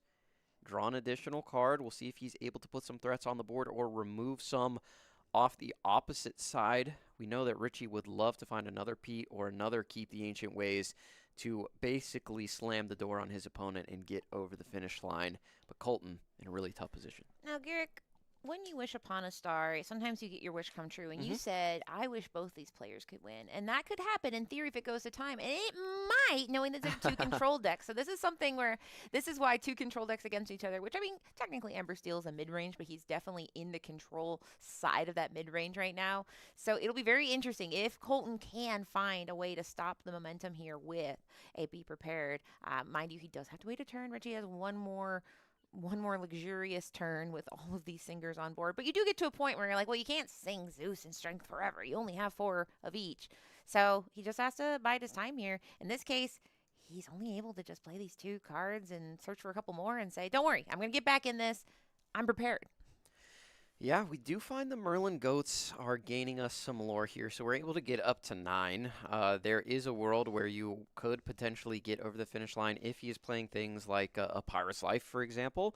but we haven't seen anything that would indicate that at this point, as we're going to pay the full price for this. And then along came Zeus. I believe he has one more in hand, but Richie definitely wants to get to questing here to get as much lore as possible, because he could be anticipating a Be Prepared coming down on this next turn. So let's not sing. Let's not worry about any of that. Let's just quest for now. Yeah, and that is a very big, it's a very challenging thing to learn as a newer player, is when to take, put your foot on the gas as far as questing, because it can feel hard. For me, I'm somebody that I naturally am questing very early, and then you can play right into Colton's plan. In this case, Richie has masterfully shown that, listen, you can be behind. You can even have 0 for a while, as long as you know you have the upper hand. And even if a Be Prepared is placed this turn, he has time, because he has a whole, I think, at least 2 cards in hand, but probably more than that. And he can still inch his way forward. However, at this point, Colton plays Friends on the other side, which does kind of hint that he does not have his best friend, Scar, singing Be Prepared quite yet. So he's just looking to see, because that is a huge board. Pretty much Be Prepared is the only way out at this point. Gotta find Be Prepared here, gotta have Be Prepared here, or the game is simply going to be shut behind you. I don't even think Maui Hero to All could save us in this scenario. We just have too much lore onto the board. We're gonna do Friends again. It's Tremaine and a library off the top. Doesn't have it. Game number 1 is going to go to the inaugural Ink champion on his pet deck, the Amber Steel Song strategy, and there are a lot of loyal followers of that strategy, and they want to be able to play it. And Richie showing you, hey guys, it's still a viable deck, and it's always been good into Ruby Amethyst. And that is, one of the things kind of going into this weekend, I said, I think one of the hard fun to say, do you remember and this? do you remember there was a time where it was I believe the first set champs, and just Ruby Amethyst was the deck you brought. That was the deck you brought to win. However, it did have the one deck that stood like a knight against it was Amber Steel, and that's because Amber Steel has a way to get back in the game. And that's so Ruby Amethyst wants to absolutely take hope away from you, but with Whole New World, you never lose hope completely. So now I think it is a chance for Colton to show, listen, no, I'm still the biggest dog in town. This is my comeback tour. Amber Steel has always kind of been around, but yeah, I mean, 2 very, very classic builds, but a little bit of fun includes that Super Goof was surprising. You don't always see Goofy Super Goof with that rush ability to gain 2 lore. I imagine that was built for more aggro type builds, but it is kind of exciting to see people say, well, let me try this out and see how it fits in this meta. Yeah, Colton with a bunch of really interesting includes there. We did see the power of the Scrooge was able to get up to a 7/7, and then along came Zeus is such a powerful card that is available to you in the Infinity format. It is just that 1 extra damage is so good compared to he hurled his Thunderbolt, right? So we saw it there, and Richie also has that Aerial Sonic Warrior, which we did not see come down onto the board. But again, another very powerful card that can be played in Core Constructed. But in this format where there are so many really powerful songs compared to what we have right now, like just Let the Storm Rage On and then Along Came Zeus, are such power spikes for this strategy. It makes things like Aerial Sonic Warrior that much more viable. Now, for people who are avid That's 4 true. of the 3 of the past 4 were Amber Steel. It took a break, but we have the Dave, who is one of the winners of the Ink Inc. Said Amber Steel took 1 event break. It is back to win Ink Inc. again. So that would be very fun to see, but he has to win this next game if we want that journey to keep going. And I'm so glad to see all of these players coming out and representing here for the DMV region. We've had a ton of DMV players on stream thus far, but what's great about this region is a lot of them are super recognizable. So we hope that you guys are enjoying the stream thus far as we are getting into game number 2 here, as we start off the way we did in game number 1, Hercules staring down a Robin Hood. And this Robin Hood, as we know, on turn 3, he can shift. Now, one of the things I wondered, would we see a Grandmother Willow? Would we see any Aku? We didn't. That's technology that was added in Winterspell that people said, why would you not play that? It's a discount. And there's something you also don't normally see. You see a Strength of a Raging Fire no Ursulas, no Mowgli's on the other side, but he did have to ink it, which makes me wonder. I do see a whole new world, which can be very, very painful in the opening hand. And it looks like, yeah, it's an uninkability situation, so he just has to ink it. But he has a plan. Don't worry, there's some other stuff. I think I saw a Zeus. So I think sometimes he you has got double it. Zeus in hand, Ooh. which can be really good, honestly. If Can. we see a Scrooge come down onto the board this turn, that could be pretty painful to have that removed so easily by that card, as we are going to put Merlin Goat into the Inkwell. And here comes that Cheshire Cat, which we mentioned could be in the deck. Yeah, and this is where Boost really shines because it's showing that you get to choose, you get to configure how you pay for it depending on what the game state is. You're basically saying, well, I might need this, I might not. You can spread the cost from turn if you decide to play a Scrooge. But here we go. We have that shift for 3 and then coming on with a Long Came Zeus right off the top and saying, you will not be boosted. You are going straight to the discard pile. And now just Hercules stands alone. But like you said, I mean, he could technically. He has the think option. He Yeah. could if he really is feeling squirrely about it. But in this case, he says, nah, you don't know I have it. You never will until I do it. So you can keep your little 3/3 boosted Zeus. And I'm not that afraid yet. Yeah, there's probably more valuable targets that will be coming down here on turn 4, turn 5 that you'd rather hit with that song for sure. And on the next turn, we do have the ability to do what we talked about. Let the Storm Rage on our own character and then play down that Rapunzel gifted with healing. Use her Gleam and Glow ability and draw 2 cards plus the one you get from the Let the Storm Rage on. So Richie set up really nicely here. And if Colton's character gets removed, his 4-cost character gets removed here by this Zeus, he's going to be in a very tough position. But he always, like you said, has the big red button in the form of Be Prepared. But we do know that Richie has multiple ways to stop that from happening. Keep the Ancient Ways or Pete Games referee, as we do see Merlin Crab comes down onto the board and is able to remove that Troubadour. That's actually really big. Yeah, really big by 3 because he has that Challenger 3. So he says, Hercules, take my pinchy strength and do what you must with it. So, I mean, he went for the Troubadour, but I mean, quite honestly, that Hercules, if that exerted character on the other side was Robin Hood, he could have gotten that too, which is why Merlin Crab is included in a lot of decks because it just lets you borrow that Challenger ability when he enters and when he leaves play. So now, Richie has to respond. He had 2 singers. Now he only has 1, so that excellent plan he has becomes a little bit more murky because he would have to turn that Robin Hood sideways when Troubadour would have been a much better singer. However, he does choose to go ahead and do a challenge and set it up the good old-fashioned way, inking a Robin Hood. And here we go. Rapunzel going ahead and letting down her hair and draw 3 cards. Drawing 3 here and 3 good ones going into the hand of appreciate that. Yeah. And we're going over to Colton.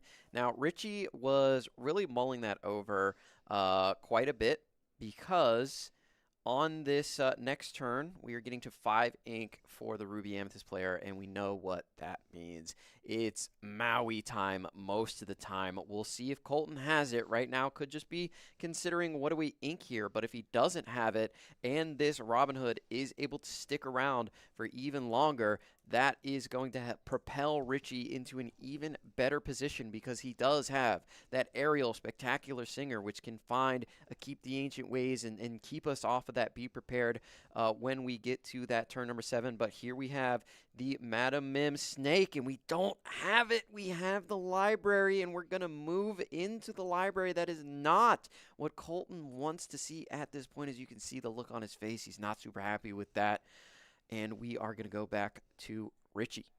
And one of the things I was talking to a few people, and I said, well, what is the ways to measure what's going to be good in the meta? And one thing that I was thinking about is, well, how much stuff can you do per turn in each deck? And I think one of the highest payloads of things you can do per turn in a deck are going to be this Amber Steel deck. So Colton could do 1, maybe 2 things. If he's lucky, he can do up to 3 things. But sometimes it feels like Richie is just doing everything and anything he wants. And with those songs, with the ability, we have this aerial coming in, we're drawing 4 cards, we're keeping a song, we can go ahead and use that song right away with our 2 upright singers. So it just feels like he has the pick of the litter when he decides what he wants to do. And he's going to ink that Isabella. I think kept a Zeus. He grabbed a Strength of Raging Fire off of the aerial there, but still have Zeus in hand. We're going to use that Strength of Raging Fire, get that Merlin Crab off the board, which allows our opponent to draw a card. We could challenge into this library if we wanted to, but no, we are going to get our quest on. I think that's the correct decision because, again, we get to that turn 7 and a Be Prepared comes down. You're going to wish you had that lore, and library is only gaining 1 per turn. If your opponent never quests because you have nothing but removal in your hand, it's going to take 20 turns for them to win. Yeah, and Richie says, I plan to be done by then. So he has a pretty ample hand still. 3 singers on the board and 1 more turn until the light above his head starts turning red where you are in Be Prepared country. In the meantime, we know we have Lady Germain in the deck of Colton, which there's lots of things that you could get rid of. But there we go. Maui time was supposed to be last time, but now it's Maui time, right now. Maui arrives exactly when he means to and not a moment sooner. Unfortunately for this Maui, we do have Let the Storm Rage On in hand for Richie, so that will be cleanly removed, and we did find Pete Games referee, so we are going to be able to delay that Be Prepared turn at least 1 more and get some more of that important lore onto the board, as we are going to move the Maui into the library, and he will likely draw us a card here if it is removed. And look at what just came in hand for Richie. You see that? Oh, my favorite. And I know we were said, like, okay, don't just be like, oh, that's my favorite. But this is one of my favorites. It's Cinderella Stout-Hearted, which is excellent in a song deck because she can challenge ready characters if you sing a song. And dang it, Richie is singing songs. He's singing songs. So will we see that? Maybe not, but it is an option in the arsenal because she is so good. But in the meantime, that's not the plan yet. Right now, the plan is to hold off, maybe even get down a shift target. We have the Ballroom Sensation in the deck. But for now, let's cool down. Let's get a Pete Games referee on the board. And actually, let's dig. These aren't the 3 I wanted. Let's get 7 new ones. He does hit a Be Prepared there, so Colton did have it. Even if he finds one here, we did throw down the Pete's Games referee here, and Richie, I think, is probably just looking for more abilities like that to just keep delaying, so your opponent is never able to use it. And Richie shakes his head, not super satisfied with that. Probably wanted to find, he does have Dale in hand, but probably wanted to find an aerial spectacular singer on that turn. Unfortunately for him, only able to use 1 ink there and get a singer 3 onto the board, but we can use A Whole New World again next turn to look for even more characters and ways to stop the Be Prepared, or at least delay it for another turn or 2. Now, in most tournaments, it is closed, and this one as well. It's closed deckless until you get to the finals. And normally, I go, yeah, but you pretty much know what they're up to. But I will say in Infinity, open and closed deckless is going to be so important because you see Cinderella and you're like, probably don't have Stout-Hearted. People don't run Stout-Hearted. I don't know what people are up to. Now that the tech has been leaked because, he did discard it, and once it's in your discard, it is public information. But the entire game, you're thinking, they wouldn't, would they? If anything could happen if it's an Amber or Steel. In the meantime, Maui time is back on the menu because it's still not critical capacity. Richie has a nice board, but it's not the scariest thing he's ever seen. But one thing is we will not be shifting that area. We'll get her out of there, and she also is the best singer on the, she ties with Rapunzel, but I like her. So just doing a little cleanup, getting a broom, preparing for the future, moving Maui into that library in case we're going to draw a card, and passing and saying, all right, what else you got in there?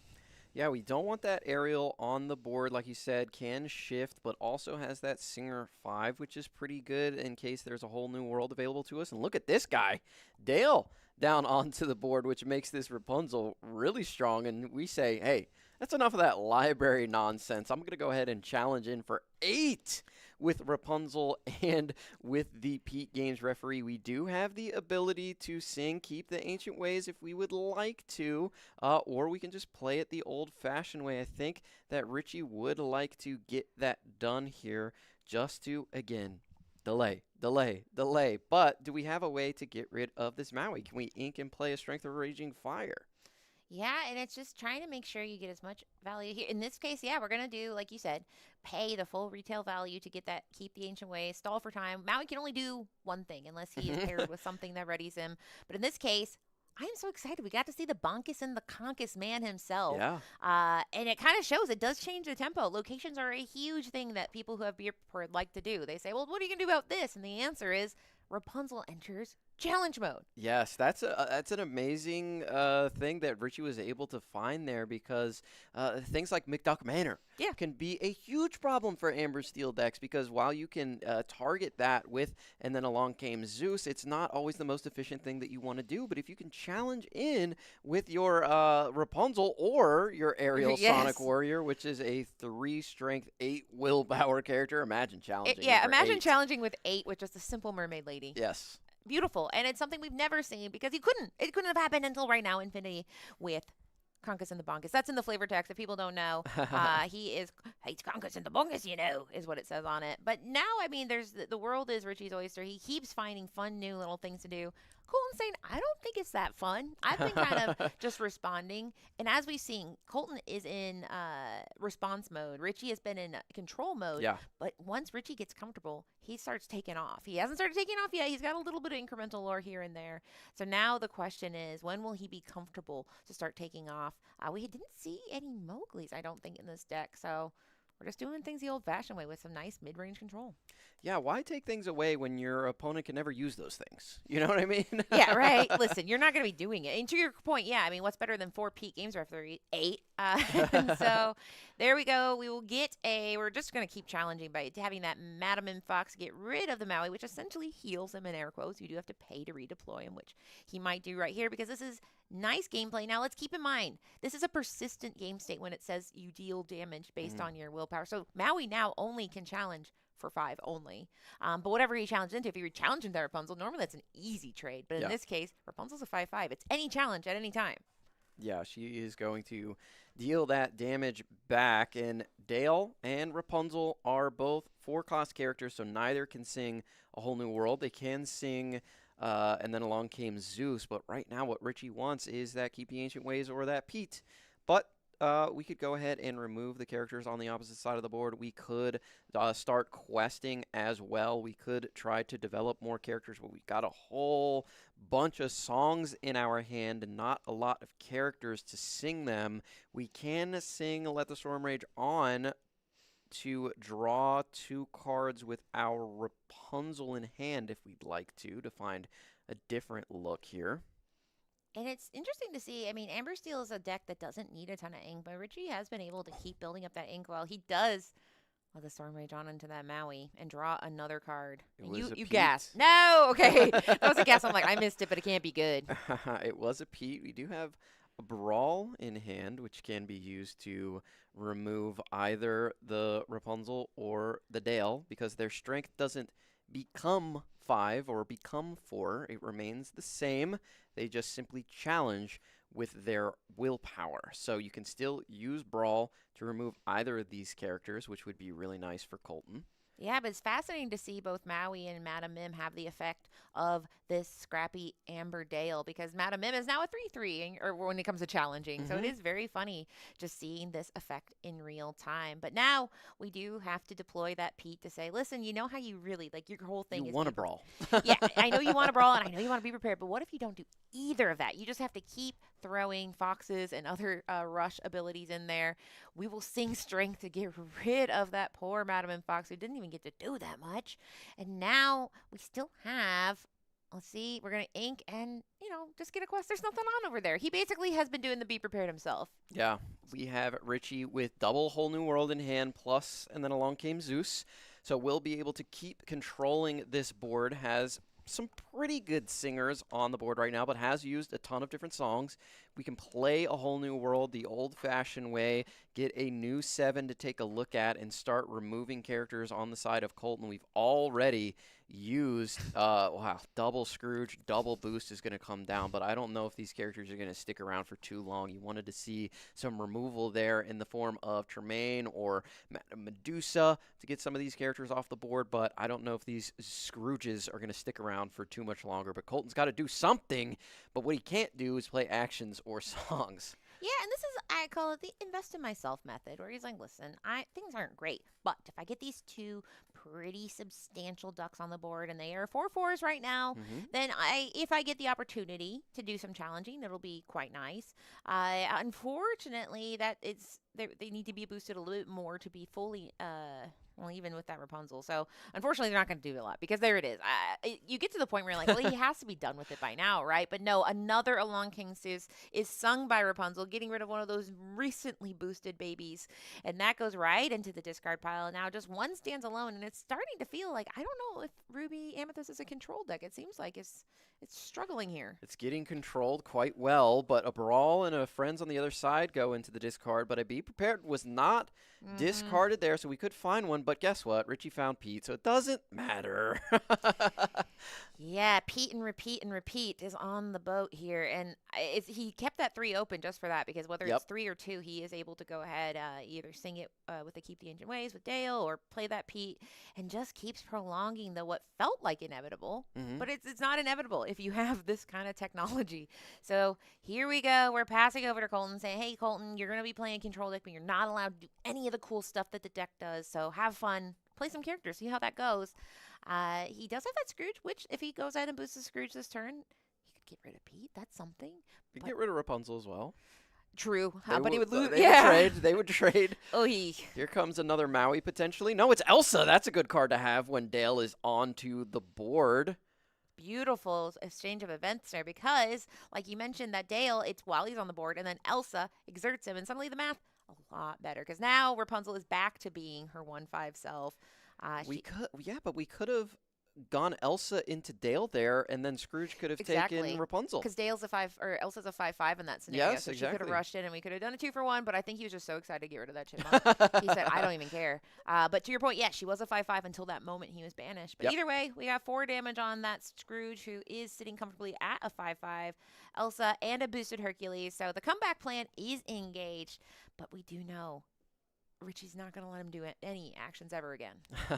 We'll see if Ariel is able to find Keep the Ancient Ways here or some removal. It's a Robin Hood. It's a Sonic Warrior. It's a Robin Hood. It's a miss as the Dale comes in as the final card. I don't believe Richie has a single song, and eventually he had to run out. I believe for like the past 5 turns he's either played Pete or Keep the Ancient Ways.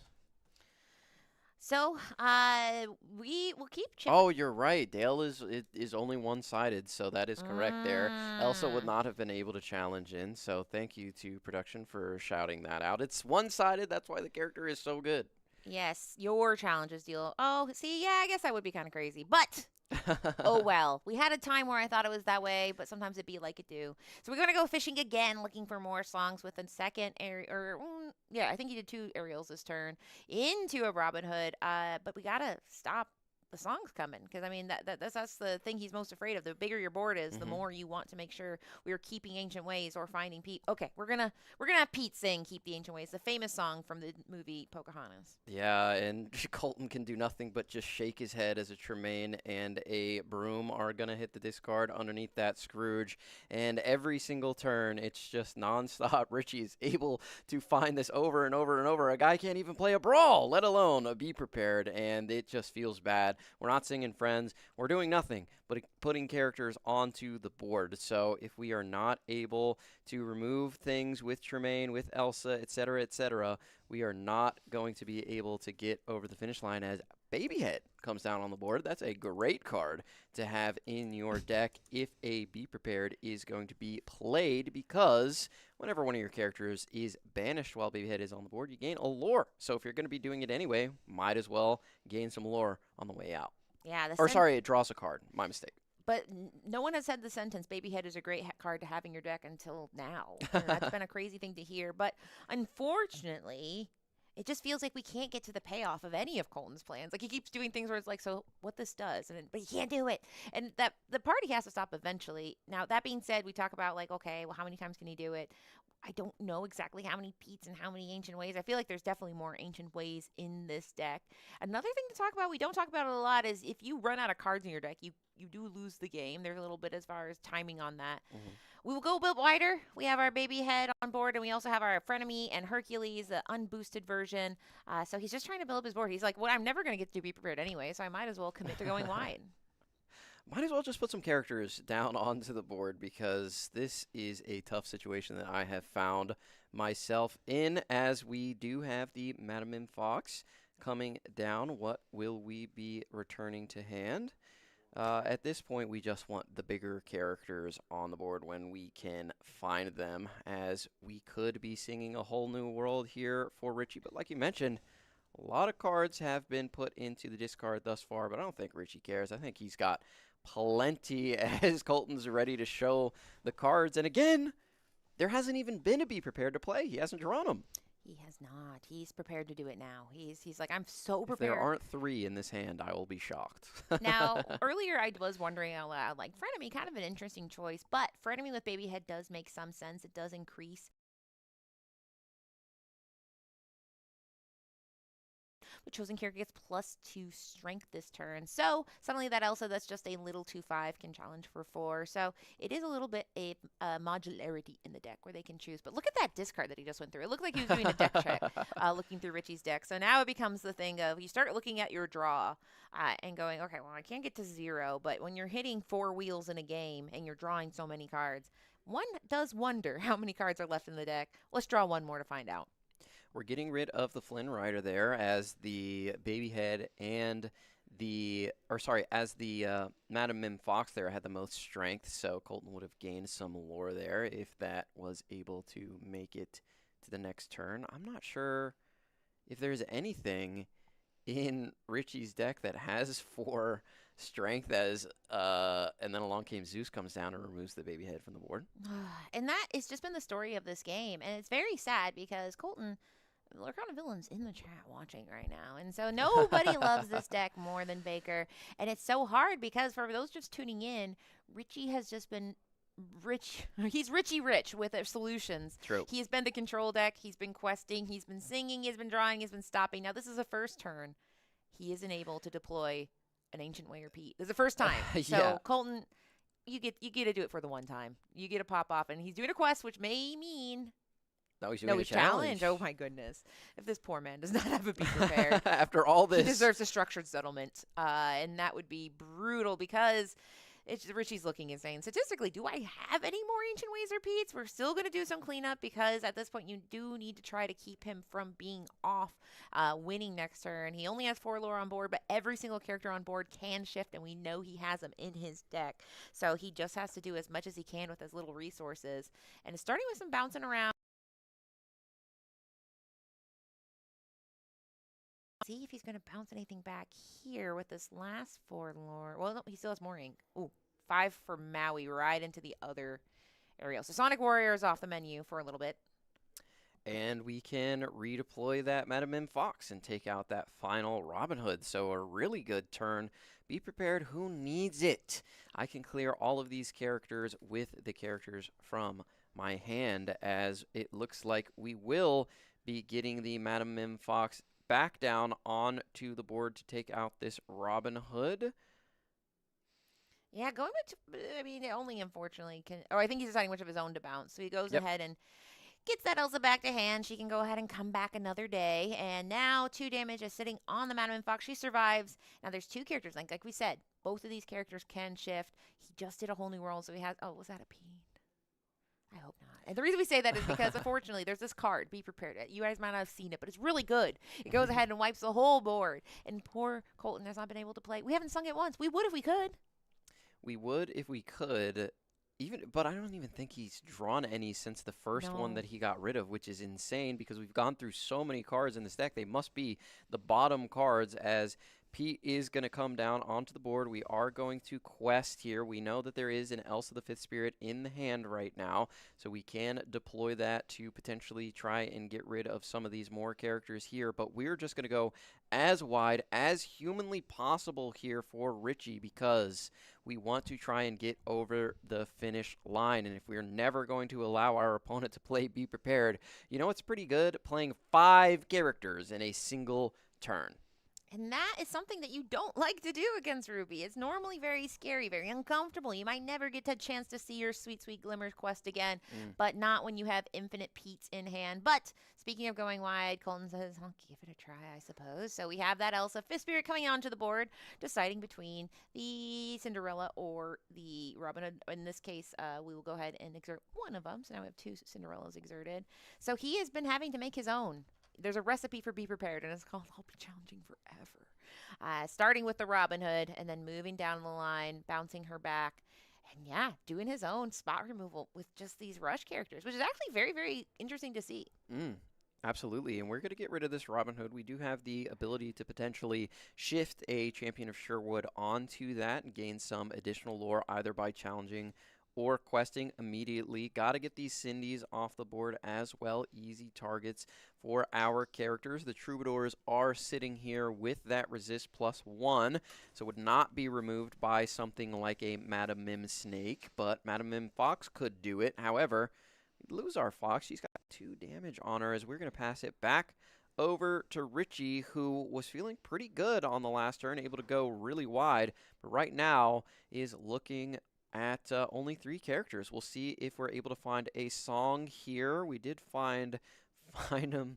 I find him a Platinum.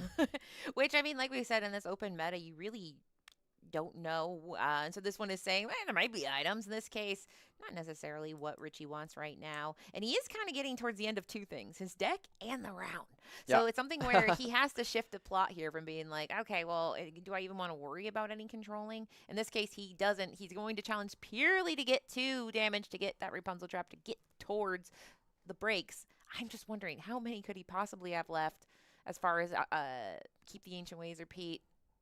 It doesn't look like the deck is too thin, genuinely, even despite all of the card drawing that we've been doing for both of these players, the Whole New Worlds and all that.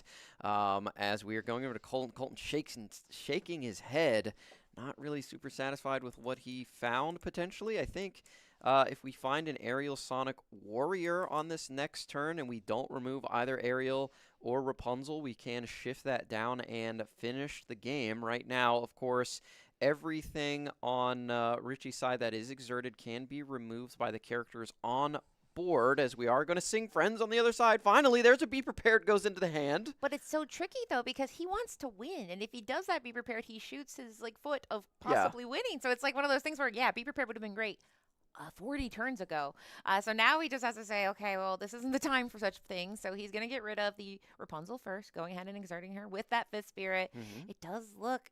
I'm wondering if he's questing here, but no, he is challenging. So he says, I can't be prepared. I need all my characters so badly. So he will just do as much cleanup as he can.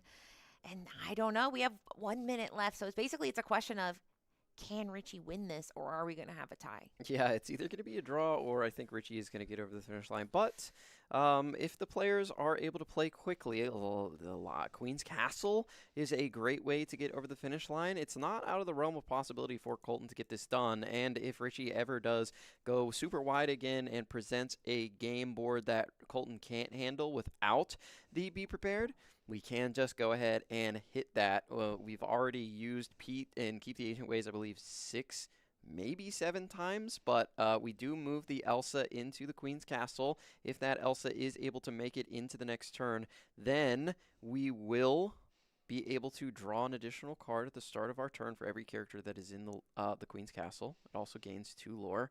We're counting it out right now. Yeah, and we talk about the reach of the card, which is his ability to get lore the turn it's played.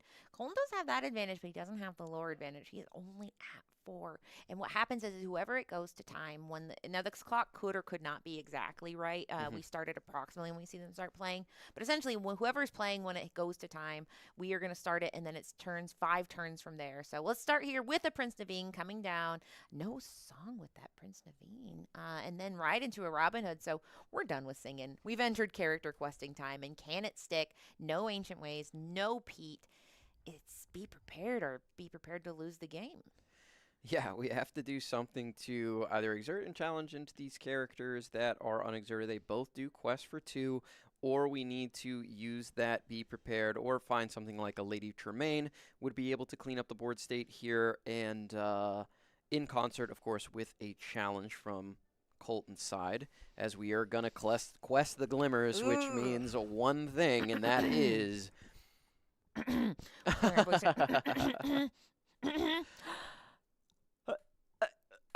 He's thinking about it?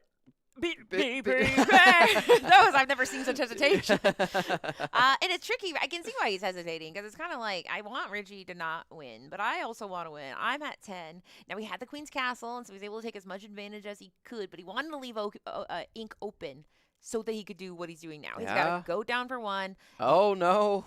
This The is Flynn interesting. Rider frenemy, Colton could actually get over the finish line here in this game. He doesn't have a lot of cards left in his hand and couldn't even move anything into the Queen's Castle. Completely used all of his ink resources there. Richie thinking, what do I have to do to get over? Though. Yeah, he does have the Stout-Hearted, which quests for 3. But if Lady Tremaine comes down, that's easily removed there. I think maybe we just want to go Dale into Isabella, but it's a tough decision. Let's take a look at the discard. How many Tremaines are in here? Another thing to note is that frenemy. I mean, the reason that Stout-Hearted is so tempting is because that frenemy immediately 3 lore. If he doesn't put down something that has more strength than 4, which not a ton of things. I mean, Robin Hood is one of the more challenging forward characters. Certainly doesn't have more strength. So he does elect to go with that 5/5 Stout-Hearted and say, okay, at least I can turn off the frenemy of it all. And then in Isabella, which is a character. So if this can stick, it's good. But that's a big if, but it did prevent the frenemy. Yes. Yeah. Which is very important at this point. He doesn't have it. Oh, because the Isabella is able to block the Tremaine. He had enough ink to play down both characters, and Richie is able to get the win there just in time. As Be Prepared was the next card off the top of the deck. You never look. It's always exactly what you need. It's always exactly what you need, as the Amber Steel strategy is able to take it over Ruby Amethyst in a really, really back and forth, tight match that went the complete distance for just 2 games. But shout out to both of these players, 2 amazing players here in the DMV area. As we said, Colton already qualified for the North American Championship for this season, and Richie, the first ever Ink champion, trying to become the 2-time Ink champion. What a match, Katie. What a match. Yeah, and I mean, that was such a good thing to to put down that Isabella with the Stout-Hearted. Because like you said, I mean, it became a situation of what can you do in each turn, which is very funny with Isabella, of what else can you do? And the answer was only one thing. And so it is a brutal situation to be in. Unfortunately,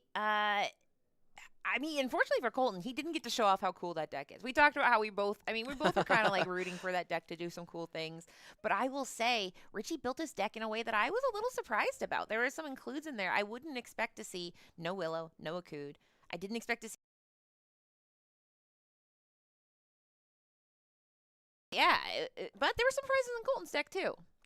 Yeah, I loved both builds, and that's what you got to do. You have to try and innovate to become one of these great players. You'll notice, like, whenever a really good player wins a tournament or goes deep into a tournament, they're playing a couple cards that people didn't expect to see. They're not always going to play the standard, as Richie is going to come in for an interview here if he has a couple minutes.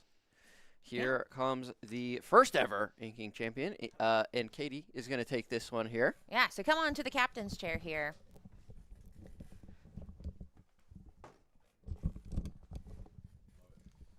My posing. So, Richie, I mean, it's one of those things where I have not had a chance to see you play, but both when you walked in, both JD and Garrick went, Richie's here. So that means that you are a little bit of a legend, but we can see why. This deck was not, it's hard to say what a traditional Amber Steel build is, but yours was a unique one. So explain how you landed at this titration of Amber Steel in this meta. I feel like the deck was kind of a lot of throwback to like what I used to play. And so like just having the opportunity to play in Infinity, I was kind of like, let's go back to what we played. But I wanted to try out some of the new cards, like Dale was an inclusion. Like last minute, I took out I had Rhino Shift Line instead of Robin Hoods. And I think I was playtesting a little bit, and I just felt like I wanted more of like that Singer 5 for the whole new world. And that's why I kind of made that shift. Plus, I think the Robin Hood with the Dale could potentially be decent too, with, you know, his willpower becoming 6 and everything. But yeah, I don't know. I tried a bunch of different builds though, like with the Akud style as well. Like there's mid range, there's aggro. I played like, I'm sure there's unfavorable matchups for that specific list. But Yeah, and that has been the big question, to wheel or not wheel. So, I mean, are there any decks that you think are particularly vulnerable to the wheel line that you might be afraid of, or is it just still TBD? I just feel like that card is like so powerful, and I know like the green yellow, like the dogs, whatever version. Like I don't want to be wheeling that deck necessarily, right? But like I know red purple was really popular, and I guess like previously, like it was at least like before rotation, it was a pretty good matchup. I know it's changed a lot because like dealing with the 2-drop Scrooge, the boost Scrooge, and then just them having like more willpower, it gets a little tricky. But I feel like just being able to sing the wheel and then basically peating or ancient ways, like chaining those, was still really good. So yeah, that's kind of why I stuck with that one. Were you keeping track? We were trying to. Did you hit all 4 Peats and all 4 Ancient Ways in that last game? I wasn't running 4 ancient ways. Oh, I okay. ran 2. Yeah. Okay. But, it felt like infinite. yeah. It was nice that I got to chain and find some of those Yes. when I needed to, and I don't know, like we didn't see too many B preps in terms of like where it would have been a really good time to do that for him. Like at least when he B prepped, I still had like a decent hand, right? So,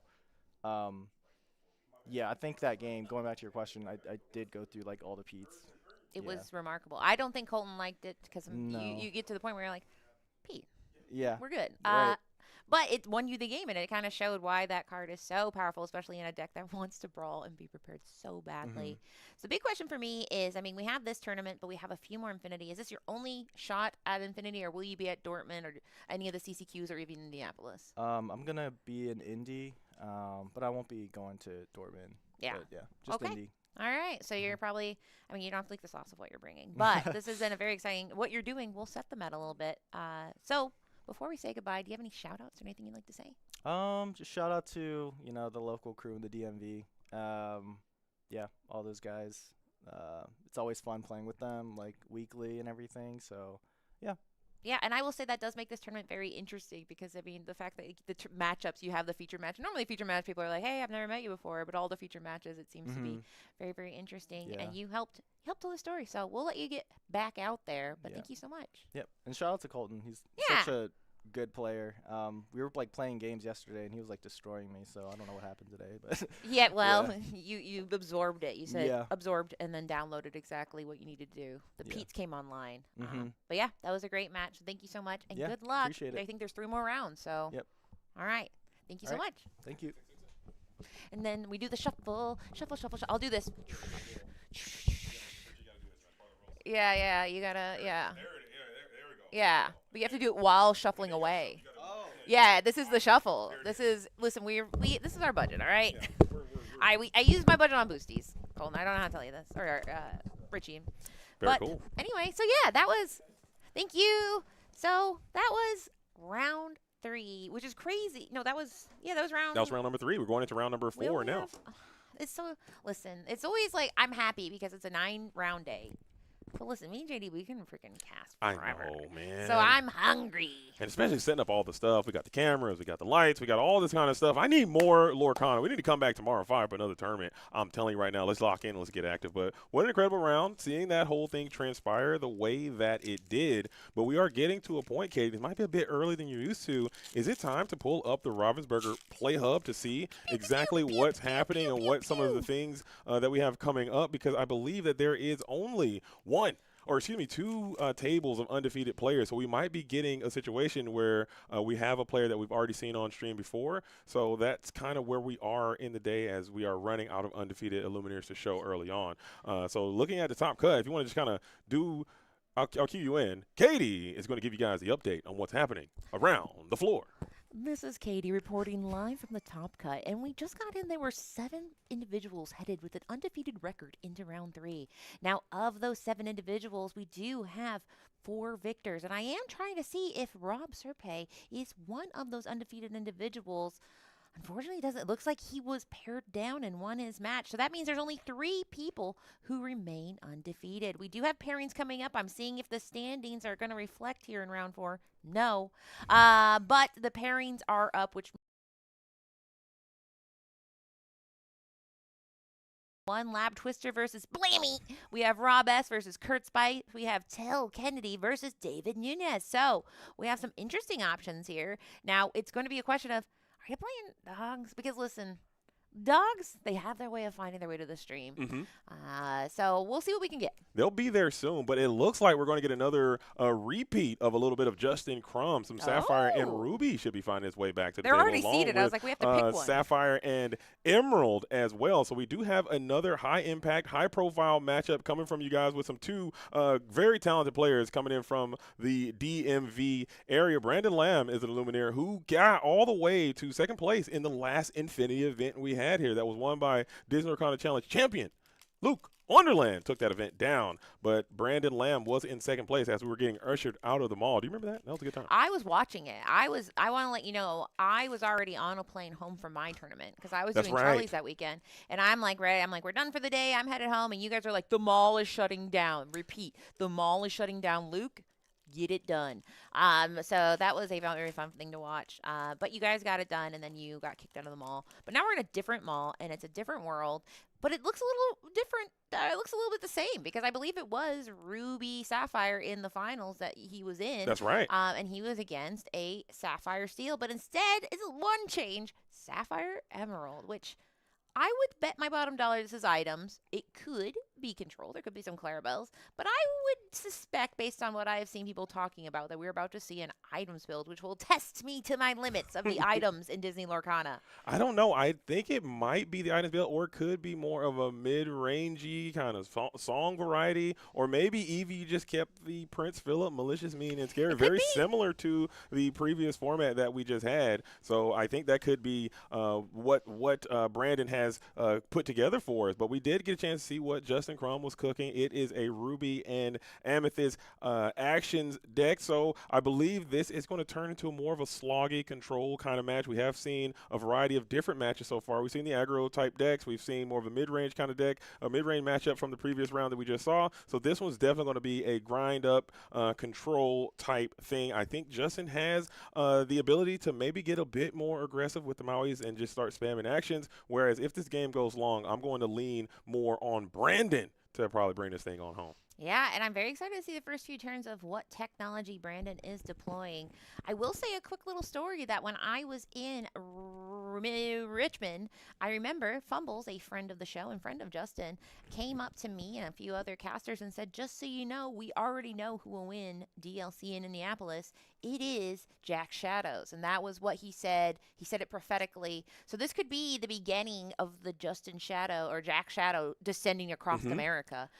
Because, I mean, Fumble said it. Why would he lie? I know, and Fumbles is obviously he knows what's going on, and Jack Shadows is a player that I have a bunch of respect for. As I always say, every time I come to an Ink event, I try to get him onto the stream because I really enjoy how he plays, not because of his technical expertise, but just how he manages his cards, how he manages his ink well. He's just very in tune with the strat, very meticulous on his approach, and it's something that a lot of players, especially newer players to the community, really can learn a lot from because he is just a great example for that. But especially when these games get really, really long in the ink well, as both of these players will be ramping quite vigorously.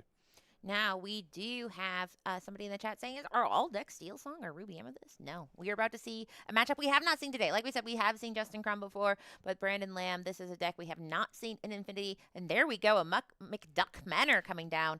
I see some muses. That's very interesting, but pairs quite well with the build you were talking about. And there is Tipo on 2 ramping. Now it is a question of, will we both ramp?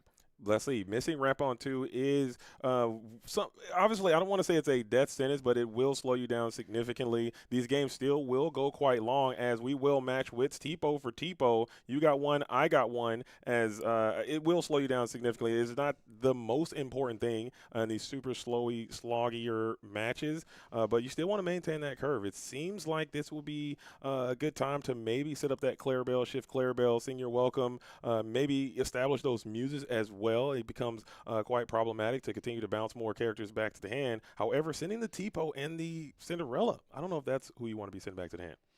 Yeah, though that makes it very. It makes sense why he went ahead and inked that Muses, because there's matches where the Muses can be absolutely oppressive, but this is one where you're like, well, maybe not. Yeah. So you'll go ahead and keep the Tipo and Cinderella exactly where you left them. And now the question is, what is the win condition? We're seeing some actions. We see Vision of the Future. I also saw Strike a good match. Muses is still in hand in the Clarabelle. So we will go ahead and play the Muse. Now, she has, I guess it's a group of people, has Ward. And Right. also, like we mentioned, when you play a song, you are able to return chosen character with 2 or less strength to their player's hand. So we can pick both, but like you said, we might not want to, because those both have abilities when they come into play. And then we win ahead, strike a good match, discard Prince Philip. Yeah, and you could have sent your own Tebow back to the hand if that's what you wanted to do. However, electing to send that Cinderella Dreams Come True back to the hand, you will allow Justin to redeploy that Cinderella again and give yourself an additional inking opportunity while cycling another card, but you slow them down on that tempo. So I don't hate it too much, but it did feel bad as we are grabbing up a handful of ink. It's for probably to send that Dream Come True back to the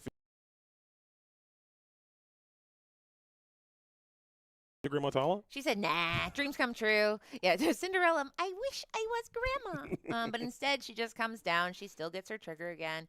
Normally, you would have to get that trigger ability again, play another princess the next turn, which is not always easy to do, especially in Justin's deck. But this was a nice little treat. It does slow it down, right? Yeah. This isn't the most, we talked about tempo, doing something cooler and cooler each turn. This is just a popsicle and the same thing you did last turn. But he is slowly building up his ink. So Brandon needs to keep the pressure and power exactly as high.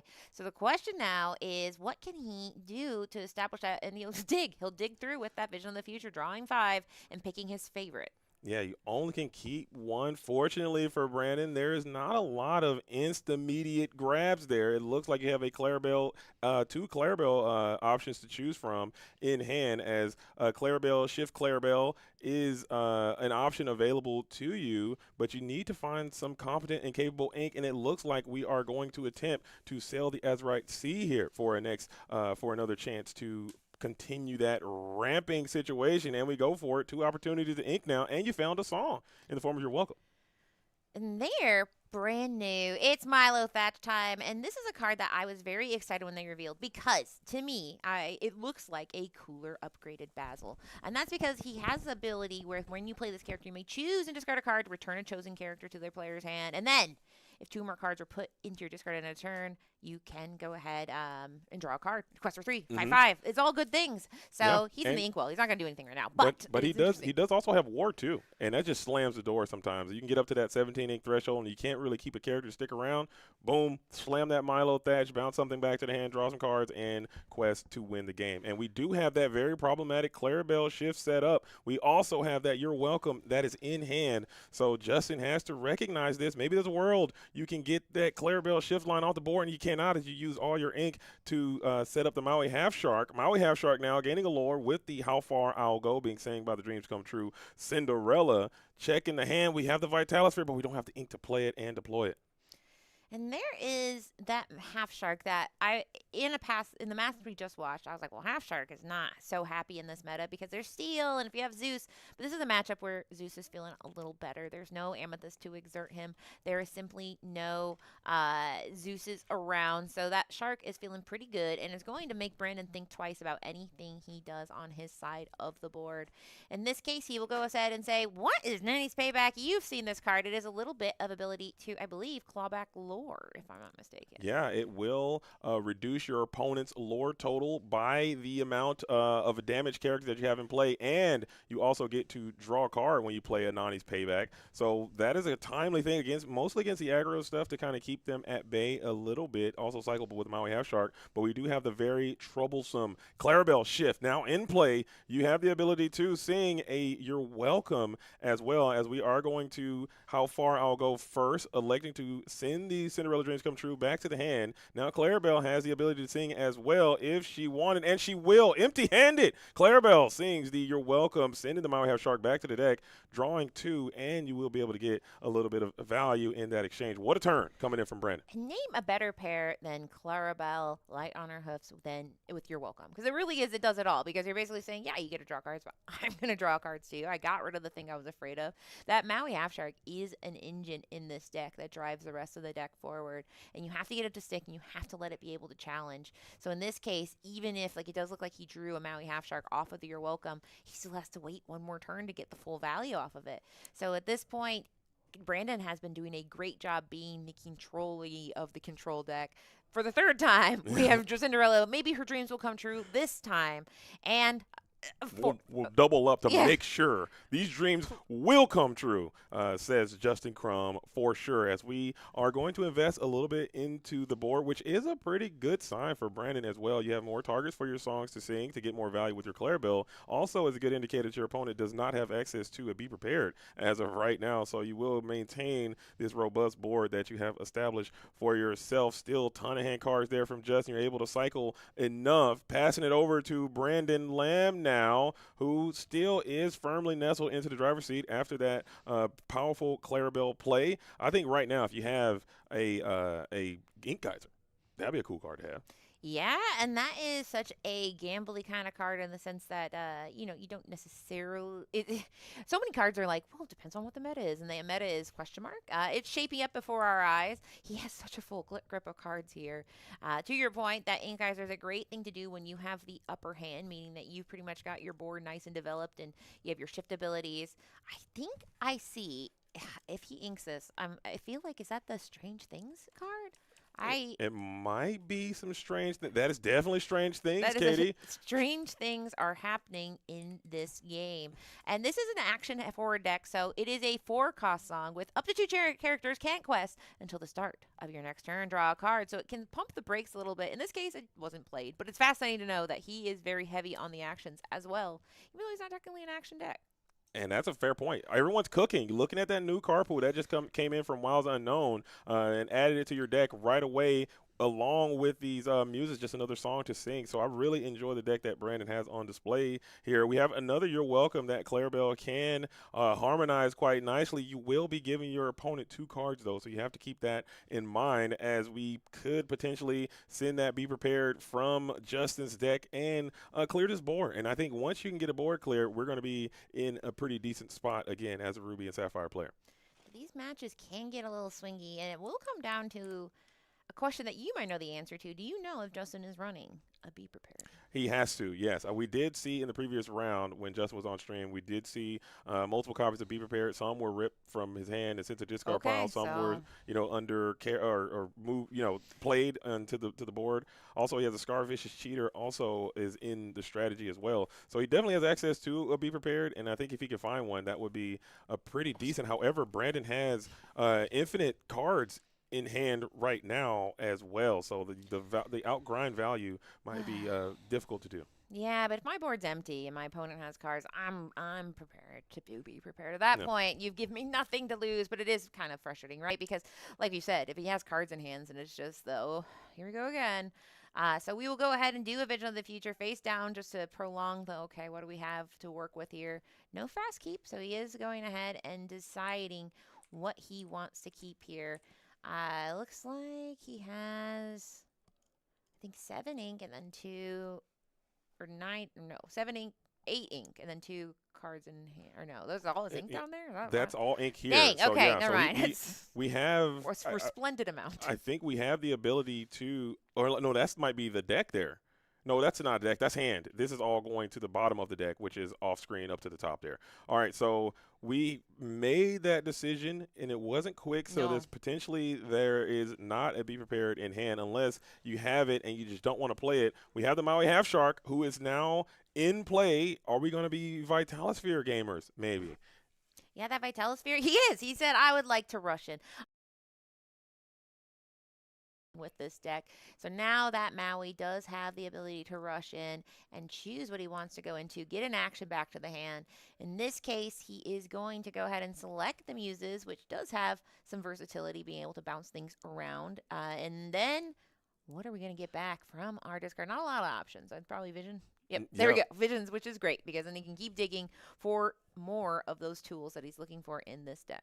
And that's I think that's a great sign of life from Justin there. You are still very well in this game. Brandon has not demonstrated the ability to provide a significant lore questing threat against you. So you're fine, as Brandon now also has access to a Malicious Meaning Scary Prince Philip combination, which could get rid of this Maui Half Shark. However, you would like that to be used against probably a much larger board. So you're going to keep that in your back pocket if necessary. Tipo, Clarabelle, and Clarabelle on the approach, staring down one Half Shark deity.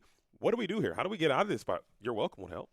You know, I took a moment then. I was reflecting. I was looking into the ether and thinking about, there was a time where Hiram Feversham was banned and people said, but how will they draw cards? Think of the children. And both of these players have about 8 cards in their hand. So I do think, knowing that Justin is in the face of a board wipe of his own, a non-one-sided or a one-sided board wipe, as opposed to Justin, who has to fall on his own sword to do it. It's tricky. I don't know if there is a safe way forward, and he's certainly losing it now, because You're Welcome is going to send his own Maui Half Shark into his deck, draw 2 cards. I don't know how many cards it's going to feed Clarabelle. They both seem to have an egregious amount of cards. Yeah, and I'm so afraid for Brandon to deploy a Ink Geyser. In this scenario, I think it would just be so troublesome to be geysered here, as we are going to slam the Milo Thatch, and Justin is in a situation where we need to begin to find that Be Prepared. I think it is time to get active with the Be Prepared. Now or never, as Milo Thatch hitting the board is going to present that lore threat that we talked about in the previous turn. Tipo now bounce back to the hand with the Muse's ability. And this with the Milo Thatch ability. Yeah, and that Milo Thatch, I mean, it's frustrating because of the ability of, you can return a card to their hand, and that's just when he's played. But then the fact that that just helps Clarabelle. It synergizes so well with Clarabelle. You're welcome. You go ahead and bounce a card to their hand. The 2 or more cards are putting your discard. He played You're Welcome, and I believe he also discarded. So I think he was able to draw a card. So, I mean, Brandon has... It's tricky. I wonder how this interacts. It's the Clarabelle, where at the end of your turn you draw cards up to your opponents, and then this is if you have 2 or more cards put in your discard, you draw a card. If it happens simultaneously, do you get to draw a card after you do the Clarabelle trigger? You get to pick, it all happens at the same time. But that is interesting to note, that at the end of the turn, you get to look at both of those things. In this case, the answer is Brandon gets cards, and Justin has cards, but he cannot get any to stick to the board, and I don't think the outlook's making any better. But we found it. The Be Prepared. The card that you needed to get you out of this conundrum came to you. However, looking at Brandon's hand, that thing is completely juiced. You have so many cards in hand to rebuild from. Justin also has a plethora of resources to work with, so this game is far from over, but that Be Prepared was timely and necessary, and it came right for Brandon, or for Justin there. So now Justin has to redeploy, calm down, take a breath. I mean, he is sitting at 9. Justin is only at 3. So he will go ahead, do a little how far I go, and see what what he wants to add to his pile of 10, 15 cards. He will go ahead and just do a little bit more light ramping with Tipo, inking one of these many cards in his hand that he doesn't need for his win condition. Or he hasn't inked yet. So we'll say he has right C2. So he's really just going ahead and filtering through his deck to make sure he gets the cards he wants. And he'll start with this Patient Wallflower, which I don't know. They're going to have to see, do you have more cards than me? Because that is one where you do need to see who has the most cards. And I'm like, I have 40. Do you have 43?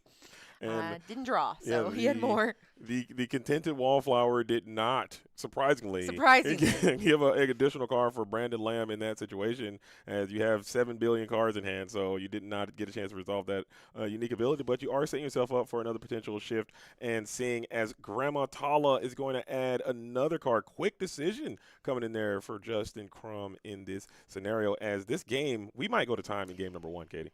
Yeah, and that is one of the things in Infinity that was a hypothesis, is like, what if 2 control decks go each other? And we saw a mid-range deck behaving like a control deck, but these are 2 capital C control decks, because they are both designed to take away the hopes and dreams of your opponent, wipe the board. Now, I will say one has a one-sided board wipe, the other one is wiping the whole board.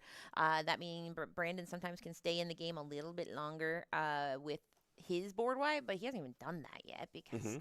They're just so busy controlling each other. But I will say, if he can get that Prince Philip out on the board, that changes things quite a bit, since he has ability to quest for 3. But still, it's still going to be very back and forth, very swingy, as these matches tend to be.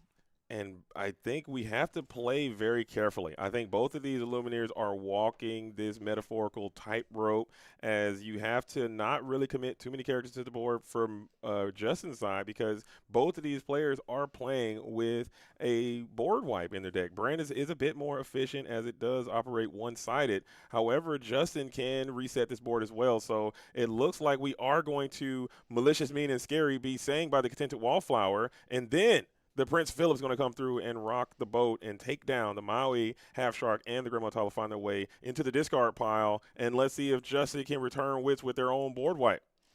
And that is, it's so funny because, I mean, the one-sided board wipe into a deck that can do a both-sided board wipe is very funny to me, because it's like, haha, I've wiped your board, and it's like, you've left me with nothing else to lose. Because at that point, you do have nothing left to lose, and he does not want to see that Prince Philip quest for 3 or that Clarabelle shift. So in this case, we're going to go ahead and develop our brain, see if we can get something cooler, and that is a sail. We'll keep drawing cards, inking. Shout out, this is something where everybody look at the screen right now. They are managing their boards beautifully.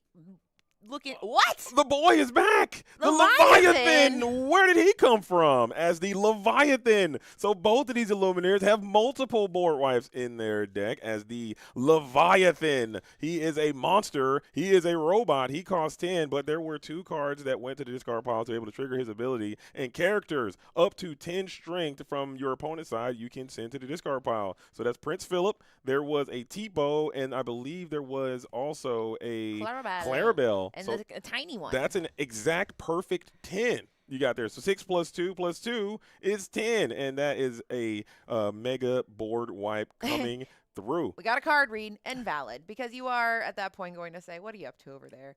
In this case, we will go ahead and have that Milo Thatch be deployed along with a Strike a Good Match, which allows you to go ahead and draw 2 cards and put 1 in your discard. And in this case, we'll put Stop Chaos in his tracks into the discard. So now he has been doing the discard meeting conditions that allow him to go ahead and draw a card. But the 5 and 6, he is a 10, questing for 3. And you know, when we saw this card revealed, the question is, will we ever see that played? And the answer is, Justin said, yeah, you're going to see it. You're going to see him next to a Maui Shark. Now, will we see him quest? And I hope so. You are without a doubt 100% going to see a Leviathan be played. And it looks like we did find another Be Prepared, but it will be sent to the bottom of the deck. You feel comfortable with the board that you have available to you. Maybe that's indicated that you have more board wipes in your hand. Justin now trying to find some momentum. We have this warded 3-quester on the opposition side. However, doesn't match wits with this monster robot Leviathan on the board. Maui Half Shark also playing some pretty high quality defense. Justin now trying to find some energy. Sail the Azurite Sea is a good start to be able to get another action and play against the Lord with Maui. This is the plus side. So the downside of control the matches is, listen, get comfy. We're going to be here a while. But the plus side is you're going to see some fireworks. You are going to see some of the biggest characters ever made in Disney Lorcana be deployed. You're not going to see right now because it's time to do a little bit of a how far I'll go. But there is one I love. It's Olaf's Snowman of Action. And the reason I love that card is because Justin has what's called the Snowman of Action bank down there, which is all his actions. So he can play that Snowman of Action at a discount based on how many actions he's played. And then he takes 2 lore from Brandon Lamb. So I don't know if he's going to do it this turn, but he can. Yeah, if he wanted, he could deploy that Snowman of Action for free, 1 less per action. And I think he might be thinking of a rebuttal with the Snowman of Action to use it when you really need it, because you can feel a board wipe coming. It looks like it might be happening. Malicious, Mean, and Scary. Prince Philip strikes one more time as we are rocking the boat again, as the vanquisher of foes will vanquish a pretty substantial foe in that regard, as the Leviathan finds his way to the discard pile. It is the only monster in the entire game of Disney Lorcana is Leviathan, and now he's sitting in that discard pile. But don't worry, what's scarier than a giant bug robot man? Olaf. And so that could, like you said, be his rebuttal. He still has, I think possibly, he just drew a Be Prepared. I was like, I think he has a Be Prepared. He's like, this one? So this might be time, but that McDuck Manor is also quite interesting, seeing that come down, because that is a classic board wipe rebuttal. So he pre-rebutted to this Be Prepared. As both of these players are just board wiping each other to and fro. But the beautiful thing about that, Olaf, as you mentioned, Katie, you can play it after this Be Prepared as a nice high-quality follow-up to what has happened. The Tamatoa, happy as a clam, coming on into the play, getting 2 items back. And we missed this guy as well. I remember when this card was first released, and he took over the game. Hottest He thing was in town. He's It was so a crab hot. boil. He's so hot right now. And I mean, someone in the chat said, "Oh my gosh, Prince Philip with McDuck." I mean, these are combos that are so crazy to see because normally you're like, "Oh, McDuck Manor." You see that with Justin's deck, but no, we see the rare and indigenous, as you would say, McDuck Prince Philip right into the board wipe. There he is, the snowman of action, coming in based on the total number. He is a 9 cost, but for every action that you have in that discard pile, he's gonna add a little bit of discount. Then when he comes in, each opponent loses 2 lore. He is a 4/4 that quest for 2, so he's not really going to do a lot against that manor, but he does come in and have immediate impact for so cheap. And we do have access to that Vitalisphere as well. So currently, with the characters you have on the board right now, you will be able to remove that manor at the cost of 4 lore. But maybe there's a decision to be made by Justin Crum to be able to come on in and just keep questing and erase the banner. And this might make that decision a little bit more clear, is if you can manage. What do? Do you start questing, or do you try to tidy up this board and take down this manor? I mean, when it's time, when you have the ability to quest in front of a board wipe deck, I do think it can be. I would. No, that's not a good answer because I am not on this match. But I mean, you get punished when you play too conservatively in these kind of control decks. And Scrooge deck, it does have a time clock of, at this point, we have 10 lore left to get, so we have 6 turns before it's game over, if I'm doing my math right. If he does nothing else. If he just sits here with this McDuck Manor and Justin does not respond. However, he has his own healthy board. He has 6 lore on his own side. Strange things are happening to me, and it's going to think, well, there we go. We got another one. He says, yes, you do quest, because you will never get the shot. Oh, my goodness. He didn't even get a chance to make that decision as we have the 3rd Prince Philip, Vanquisher of Foes, is going to hit the board for another one-sided board wipe. Does Justin Crum have the ability to keep that power party train rolling? Will you be able to remove this Vanquisher? Because now you got a significant piece of lore pressure being established in the form of Prince Philip, in the form of that manor. That's 5 a turn, Katie. This is a truly resplendent amount of ink on both sides. It's at the point where any card that comes in, I'm like, yeah, probably. I can't think of a card you can't play at this point. But he can play Be Prepared for just one character. He plays a 7 cost removal for just Prince Philip, but worth it because that was very rude for him to keep coming down. He's going to draw cards off these popsicles. Popsicles without Hiram are still good.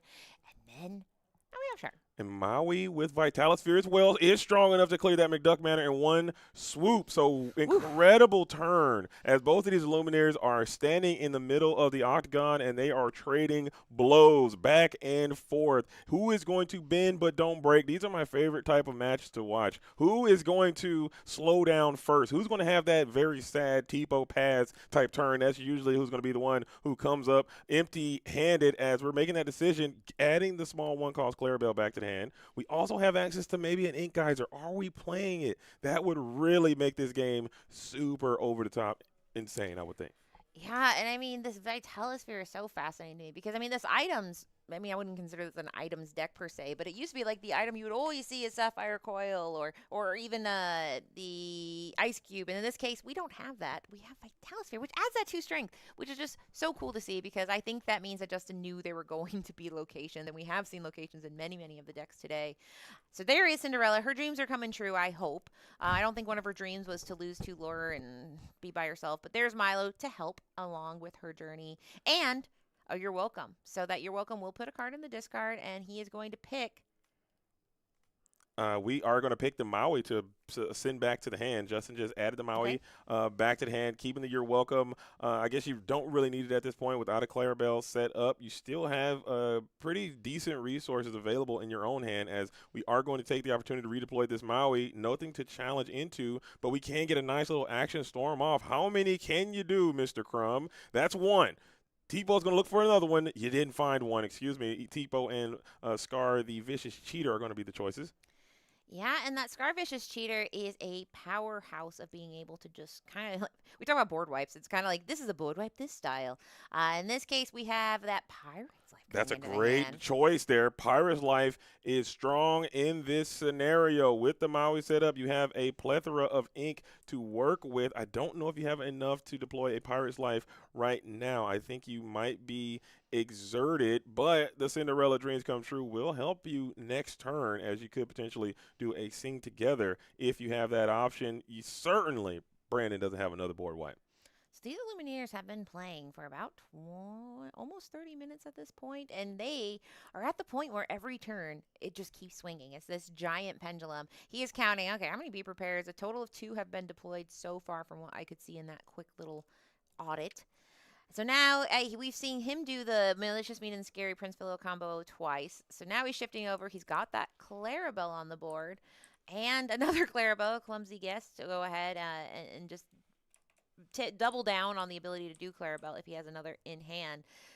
Strangely, their hands are actually getting a little smaller. They had at one point, I believe, about 10 cards, and at this point, he will go ahead and go as wide as possible. So calling his bluff that there's no more beeper pairs. I thought I saw only 2.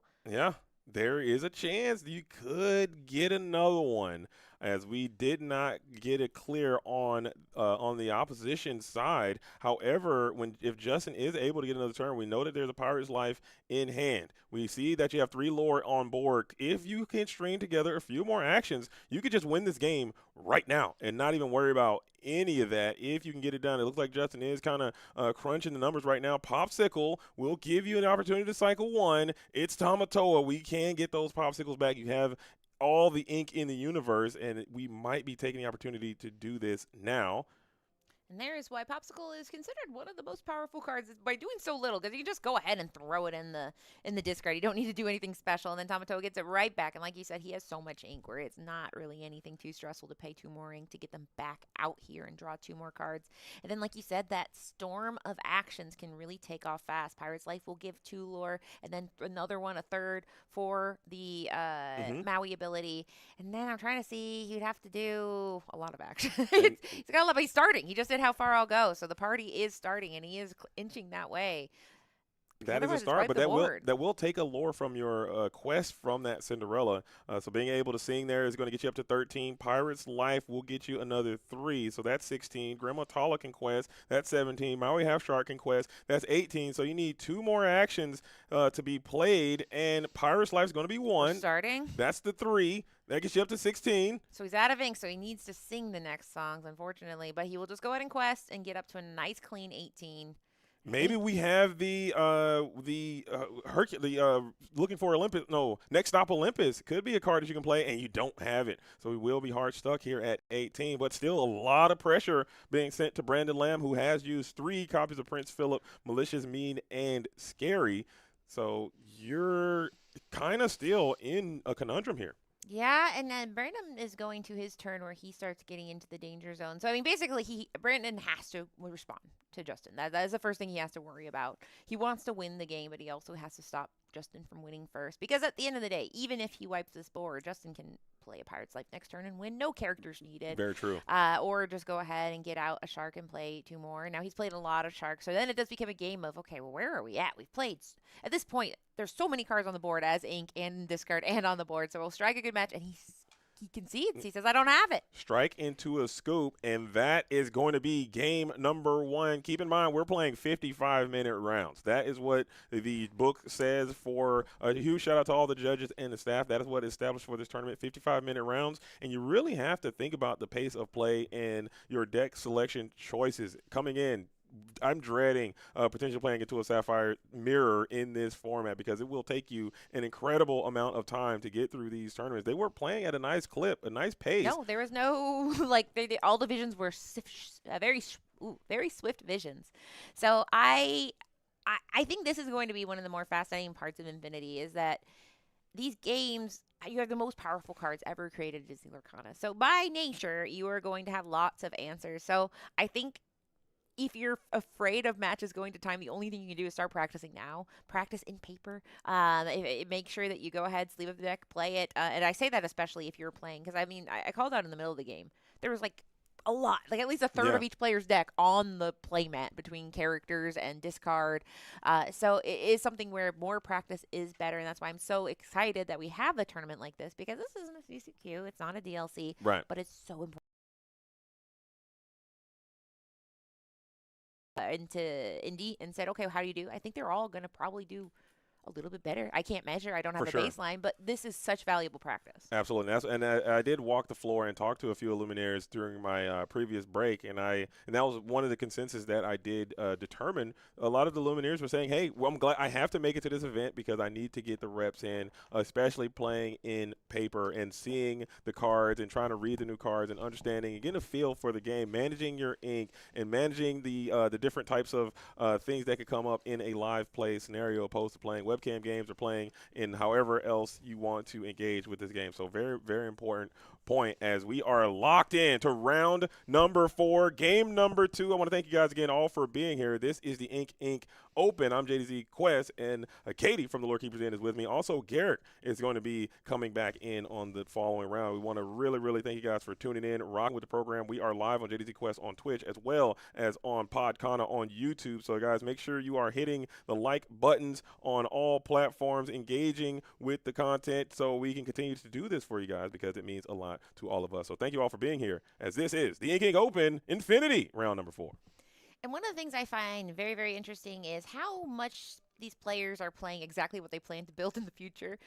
Both of these players are playing decks that had their moments in the sun. These are two decks that are very, very good. We've seen DKP have a lot of success with Ruby, the reigning world champion, with Ruby Sapphire, but we also saw Fungus win with this Sapphire Emerald. Obviously, we've got a lot of different tools since it's this Infinity, but it just shows powerful decks. They got more powerful. Yeah, people are going to, especially in these earlier events, Katie, I think people are going to go back to their roots. They're going to go back to what they are familiar with, add a couple things to those, and that's going to be the starting point while the meta is beginning to solve and resolve itself. Clarabelle now going to be on the play here with we have ramped a bit. Both of the Illuminaires doing exactly what they need to do, finding that very important ramp on 2. We're going to end it with Clarabelle. Clarabelle now really threatening that powerful shift on the following turn, perhaps.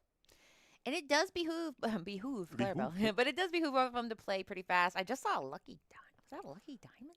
I believe so, yeah. Justin says I'll do it all. He says, Ruby, Sapphire, which one? All of them is what he said with this deck, which I love. I don't think we saw a Manor in his deck, but I wouldn't be surprised. But we will go ahead, have that Clarabelle, taking advantage of the fact that Justin's going to try to draw as many cards as possible. We also see that Maleficent, the Set Maleficent Monstrous Dragon. So, yeah, Justin's deck is just absolutely terrifying. He's got it all. I don't know. I want to ask how many cards yeah, he's playing. that's There's true. no way you're playing a nice, easy 60 with everything in there like that. It's How the do you greatest fit hits of all time. It's like one of those CDs where it's 4 CDs. You're like, I couldn't fit it on one CD. I gotta. Unless he's just playing like a 60 card one of. Yes, deck, it's all one of them. We've seen all of one of them. Yeah. But now it is heating up. The board is empty, but it's about to not be because there is Maui Half Shark all problem, because he has that ability where, and we've talked about it, you got the actions, you have the action storm. I like to call it action storm. I don't know if that's a scientific name. But there we go. What is Clarabelle's newest friend going to be? And it looks like we're going to deploy Dreams Do Come True. There she is, Wishes. Cinderella, back at it again. We're gonna figure out. You got to figure out a way to get this Maui Half Shark off the board. Maybe you have another song to sing. We saw the Manor. We see that there is a potential. I believe that's that is the I don't see any songs available in hand, so it looks like you might be just trying to go for a turbo ramp option to be able to continue to accelerate and set yourself up for the end game now as we've reached that mid-game portion. The end game, which will be 4 hours from now. But no, we only have 18 minutes left. Now, it might be plus or minus a couple minutes. We don't know. But, I mean, in spirit is 20 minutes left in this game. So it is... I mean, right now, we've only got 2 lore on the board. We have entered Be Prepared Country, and he did quest, which is a little scary. However, we're going to go ahead and... He didn't quest, sorry. He did How Far I'll Go, which we'll get a lore off of that, and then we'll see which card he is looking to keep off of that. We're probably looking for some more actions. Like if you want, I want to keep my hand to a relatively small size and keep still options available to myself. But I want to start storming these actions and getting some lore from this Maui before he is removed. Justin disagrees as we have that develop your brain. Wow. And we will actually check that. He's like, you know what? I'm listening to Jay-Z. I tune in to the show sometimes. I will go ahead and develop my brain here and gain the lore. He's like, I'm a citizen of Quest World. And so he gets that sale, the Azurite Sea, because he can keep just going a little bit further. Every action he does, he gets a lure and he gets more cards, which is very, very good in this situation. And he's getting the cards, either ones he wants or just a plain old card. And then he has Visions of the Future. So now he's going to go shopping, go ahead. This always feels like a complete travesty when you're against it because they get to lift 5 cards so deep. And they get to pick one and just keep it. So now we have gotten 3 or 4. 4 actions in a row. No, we quested 1 and we played 3 actions. So if you're keeping score, which we are, that's 4 for 1 turn. I mean, if you give me a character that says quest for 4, I'd probably put it in my deck. Yeah. And I didn't remember if he sang or quested there, but yeah, either way, he's evasive. Oh, he sang. Yeah, he did. He And sang he's how far evasive, ago. so That's right. he's literally looking at those puny floor creatures. That's not if you don't have evasive, you're not a puny floor creature. But he's saying, I highly doubt you're coming over here. So there is a Maui demigod, Hero rather, coming down into the inkwell. His turn will never end. Okay, he passes, but he did kick. Yeah, forlorn, and then huge value. His hand is probably looking so good because he got to do a lot of shopping on that turn to shape it. Yeah, just cycling through a lot of cards that replace themselves, all while gaining lore. You actually love to see it. Tipo is gearing up to sing a Strike a Good match, which is a bit scary if you don't have a way to get through this Maui Half Shark. He'd love to challenge and banish that Tipo, no questions asked, but it looks like you want to keep your ink available. But also, we have the Milo Thatch who's going to come on through and be able to send his Maui back to the hand. We've already used the discard ability, or excuse me, triggered the requirements, and we'll be able to send that Maui Half Shark back to hand and also cycle some of these cards that aren't as good in this scenario. Now, I am not a market watcher, but this is one where people are like, listen, who wants the Milo Enchanted? This is why, because this is a card that you get so much value on. This man is a 5/5, so he's nothing to sneeze at. And he come down, immediately get value off of it, and allow you to go ahead and draw a card usually, because this deck loves to do a lot. I think I see 3 Prince Philips in his hand. I think Katie's trying to pump Milo Thatch, everyone. I know she has copies. I don't have a copy. You don't? No, Oh, okay. I just okay. said yeah. I got it. Wait, to be fair, I'll take back everything I said. But there we go. We have Be Prepared coming down. Something that was a lot harder to do in the face of a steel deck, but much easier when you only have 1 character on the board. And you get a lore on the way out. Did he return? No, he returned the okay, Maui. so That's Maui right. was gone. But that does sting even harder because now you have sent the Maui back to the hand. You were able to clear the board, and then you were able to clear your opponent's board with your Be Prepared. So your Maui was safe and sound, as we are going to put the strange things down into the inkwells, thinking about potentially expanding a little bit more. It might be time to slam some of these locations. There it is, the McDuck Manor. But I think Justin Crum has his 95th card in the deck. Can you guess what it is, Katie? Vitality? Hideaway. It's Hideaway. Look at the Hideaway right on time, dude. I've never seen a deck that's so teched. It's like he's It's too much tech. this one. Just shout out to him because I mean he doesn't know he knew roughly what will be in this room, but the fact that he kind of said, "I'm ready for all situations here, buddies." So that Hideaway goes ahead and hides that manor very easily. Okay. Now he still has more ink left, and he goes ahead and does a vision to go look for more answers as he goes shopping. He has that shark in hand that we know about, but he can't deploy it quite yet, so he just has to decide what he wants to do with this leftover approximately 3, maybe soon to be 4 ink. But he goes ahead and plays. It is the Cinderella dreams come true. We're going to go ahead and deploy her now to just keep ramping ourselves. Maybe you're trying to set yourself up for a potential Ink Geyser. I'm not saying Brandon is playing Ink Geyser. I don't think that they are at this point. We haven't seen it. However, we have seen 10 billion cards come from Justin Crum's strategy, so who knows at this point. Literally anything is possible. This is Infinity. I think everything you thought you knew, change it up and switch it because you have no idea what's happening in this format. Yeah, true life. I'm playing Infinity. You think you know, but you have no idea. Shout out to MTV in the year 2006. But people don't know about that. That's a serious ball knower coming in there. But there we go. Strange things are happening specifically to this poor Cinderella who's like, I can't quest. All right. But she can't. But that is a song. And so she can't quest and she can't be here because the muses will go ahead and return it to the hand. It is a little bit of the visions of the future to go ahead and get some cards. He kept the You're Welcome, changed his mind and kept a different card I didn't see. But the rest go on the bottom. So, yeah, time to see. I'm wondering, Malicious Mean and Scary. He had 3, I think he had at 1.3 Prince Philip. So that Malicious Mean and Scary, good pick, but he does need to lure Justin into a trap here. Yeah. He needs Justin to go wide and say, I wouldn't. Me? Yeah, Justin's No. playing it on the safe side, which is probably how you want to engage with the Sapphire and Emerald strategy. Just keep it slow, keep it low, especially if they're not threatening a Clarabelle, because usually this Sapphire and Emerald strategy can put you in a situation where they got you in the Clarabelle and you're playing into the board wipe, you're playing to the board, you're trying to keep your hand, and Clarabelle's attacks you on one side, and it's just a whole conundrum that this deck can put you in. However, Justin is navigating this problem set quite nicely as another Cinderella. Maybe it's the same Cinderella who was sent back to the hand. You'll never know. She really, she leaves, she goes back, she leaves, she goes back like a clownfish in an enemy. But in this case, the board is certainly not wide enough to feel tempted by the malicious mean and scary quite yet, because that's something you want to keep close to your chest until you have to. The Wallflower is going to go ahead too. Unfortunately, you don't really get any value of it because I don't think Justin's hand is big enough to take advantage of the card draw ability. But it is a character, and 2 of them is always nice because then you double your chances of being able to do the shift if you so choose. But the problem is he needs Justin to draw cards for that to make it as tempting. But 1 Prince Philip finally in the inkwell. Yeah, that's And a scary ink there, and you do have the option. You will bring out Clarabelle, shift Clarabelle, get your hand low, trying to accelerate your resource game, and you will get the opportunity to draw 3 additional cards here in this spot. So now Justin has to alter the game plan a little bit, unless you have an answer to this Clarabelle, maybe in the form of another copy of Be Prepared. Maybe there's a chance you can deploy that here while questing with your other glimmers before you do that. So decisions to be had all around. Both of these players are resource rich as the Maleficent Dragon is going to hit the board. Look at that, man. And all of her monstrous dragon. splendor. And she comes down and has her own little dragon fire built in, just saying, banish it. Don't put it in your inkwell. Don't put it in your hand. Put it in your discard.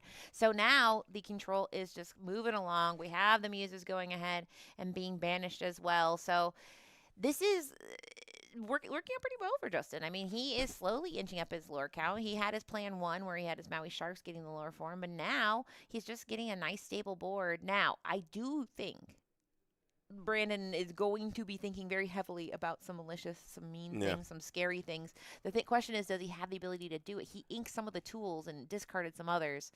I think he might have to keep one of those in the back pocket. I think we have the opportunity to go full combo. Malicious, mean, and scary being sang by one of these Clarabelles, and then the Prince Philip comes on through and removes the rest of these characters off the board. We are continuing to dig. So maybe, Katie, you're correct. Maybe that's an indicator that we don't have access to the full combination of cards, as we are going to consider selecting a Milo Thatch to be added from your deck to your hand. 10 minutes left. This is only game number 2, so we are probably for sure going into time here as we're going to try to pace this thing up a little bit. Decisions are slowing down ever so slightly, but these Illuminaires are in tune with what's going on.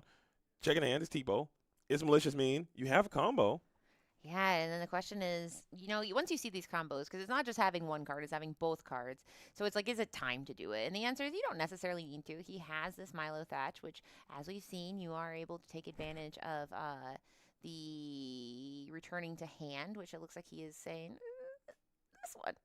Maybe. Oh, so we probably didn't have the full combo then. Unfortunately, the Cinderella is going to get sent back to the hand one more time while the questing has begun for Brandon as you cycle another card during your end step. Or maybe you do have it and you just want a bigger. I think he's bait in saying, I wouldn't. Would I? No, because this is not bad of a board. It's literally just grandma and a dragon that only quests for 2. I'm not scared myself. Yeah. So I think I would say, listen, I would love to deploy the combo. I simply don't have it, so you should deploy all the cards you have. And the Maleficent is still just Maleficent. She's just a nice sorceress who got jaded from not getting invited to a party. Fairy. And she turned she's a fairy. Yeah. Exactly. She didn't do anything wrong. Oh, she can sing. She can sing. Never mind. Never mind. Yeah. Oh, no. We forgot that she has a beautiful singing voice, leaving so much ink available. We have a Tom so happy as a clam and happy to eat some popsicles in this hot summer day. Things are looking pretty nice for Justin. He unfortunately, Brandon said, all right, that makes him playing harder. I cannot sing. Now, he does have enough ink to do pretty much anything he wants to do. But Justin definitely, he said, I'm not falling in to your trap. I'll wipe my own board. Thank you very much. You won't do it. I'll do it for us. As another Nani's revenge is going to go down into the Inkwell. Justin playing with a little bit of tenacity now, feeling comfortable as your opponent did not deploy that one-sided board wipe. We still have the ink available to do so on this following turn as Tamatoa and Grandma Tala, they never met, but I'm certain they would have been friends had they engaged with each other in that feature film. They'd have some fun. For sure. Banter. All right. There'd be some banter that I'm sure would be great. But either way, I mean, she might meet him down. She's a manta ray now, swimming around the ocean. Possibly. Either way. Possibly. All right. Tipo. Now, Tipo can win DLCs. He's done it. But right now, he's just going to go ahead and turn one of these many cards. So we have the combo. So spoiler alert for folks at home. We have it. Well, maybe not.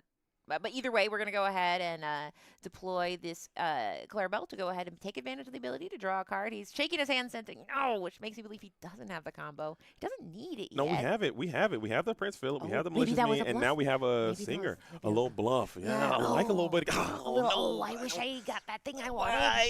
Why? Man, it'd be so cool if I got that thing I wanted, but I didn't. You gotta have a poker face. Tamatoa's gonna quest. Are we gonna get an opportunity to put an item into play with that quest? And it's the dime. We talked about it. How many cards are in this deck? Every piece of technology. I mean, if he has Super Goof, I'm leaving. Like, if he's like, guess what, Super Goof's in here too. Because, yes, I mean, that dime. Now, this isn't an items deck, but those popsicles are so easy to get back. Yeah. So then, yeah, I mean, now suddenly you... And I think you might. I mean, if you're playing Sapphire, Lucky Dime, even if you don't have those big Lucky Dime targets and you can't just one shot with it, I still think it's an appropriate card to put in, especially with the rise of Ruby Amethyst. I think that card is very, very strong against Ruby Amethyst. They historically have never had an answer to a resolved Lucky Dime, and that's just easy lore per turn. So I don't hate it. As a matter of fact, I think I quite enjoy it. And it might put Justin Crum in a position to win this game potentially, as Brandon now has a clock to deal with.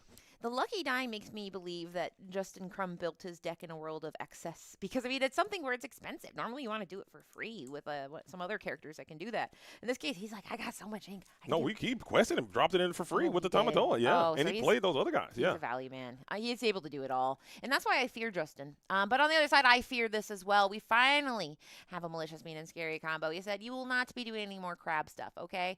Now, where did the Lucky... Oh, that Clarabelle, the clumsy... You are so correct. Clumsy guess came out and said, Lucky Dime, I hardly knew you. Get into the discard pile. And we're going to one-sided board wipe. That was so much. It's like it's turbo mode because, yeah, that Clarabelle is not put in the deck pretty much ever for item removal. She just happens to have it. If you pay 2, you just get to do a little of your item removal, and you might as well because that Lucky Dime will be a persistent problem.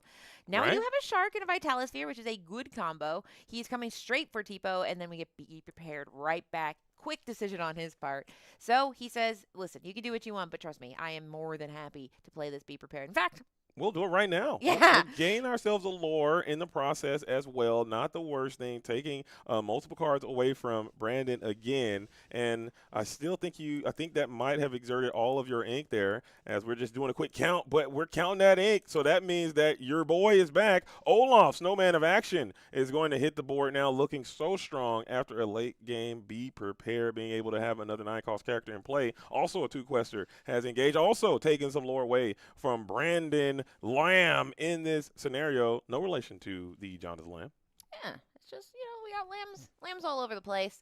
And this one is, I mean, he is having a little bit of a slowdown here because, I mean, we have 4 minutes left. So the question becomes, can you win? Either of them. Both of them are saying, can I win in this time? Now, Brandon, unfortunately, cannot 2-0 here.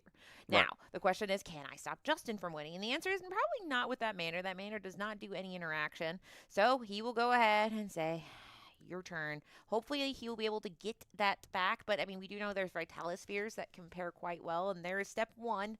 We have a Maui Half Shark. If you pair it with Vitalisphere, then that manner is gone in a manner of time. But it doesn't really matter, because at the end of the day, we have the Half Shark down, which is another engine, and there we go. The engine is firing off, headed up to 11 lore. And maybe there's a chance you have another another hideaway in the deck. We saw how cleanly that removed that McDuck Manor from that previous turn, as we're not even going to worry about this McDuck Manor. We are going to mark and bypass and start to quest. The clock is ticking. We saw that Maui Half Shark, how effective he was, being able to generate a ton of lore. I think Maui has gained a significant amount of lore this game as well. We're going to go full combo. The Malicious, Mean, and Scary Prince Philip. The board has been wiped yet again. It has. and that is something we saw him be very reserved with Malicious Mean and Scary at the beginning of the game. Maybe more than he might regret how reserved he was with it. In this case, he's like, it's now or never. We have 3 minutes left before we go to turns. In this case, the shark comes right back. These are shark-infested waters. He will play Develop Your Brain and go ahead and decide what will be more advantageous for his plan. Probably looking for more actions because he's still crawling for it. He doesn't need to do anything. He just gets a lure for playing any action he wants. So if a pirate's life, anything like that is coming, it could be devastating for Brandon and make it seem even more fatable. But there's that Vitalosphere again. So Maui into the Vitalosphere to clear that mana in one shot. Justin now holding one card in hand. Prince Philip, the vanquisher of foes, can vanquish this Maui Half Shark. It will cost you your Prince Philip on the crackback, so that is a decision that you can make. However, you're in your own lore race now. I think both of these Lumineers are questing to the finish, and I think the three – no, I don't think you can. I think you might have to make – what do you think here about this challenge on the Maui? Is it worth it, or are you going to try to leg up?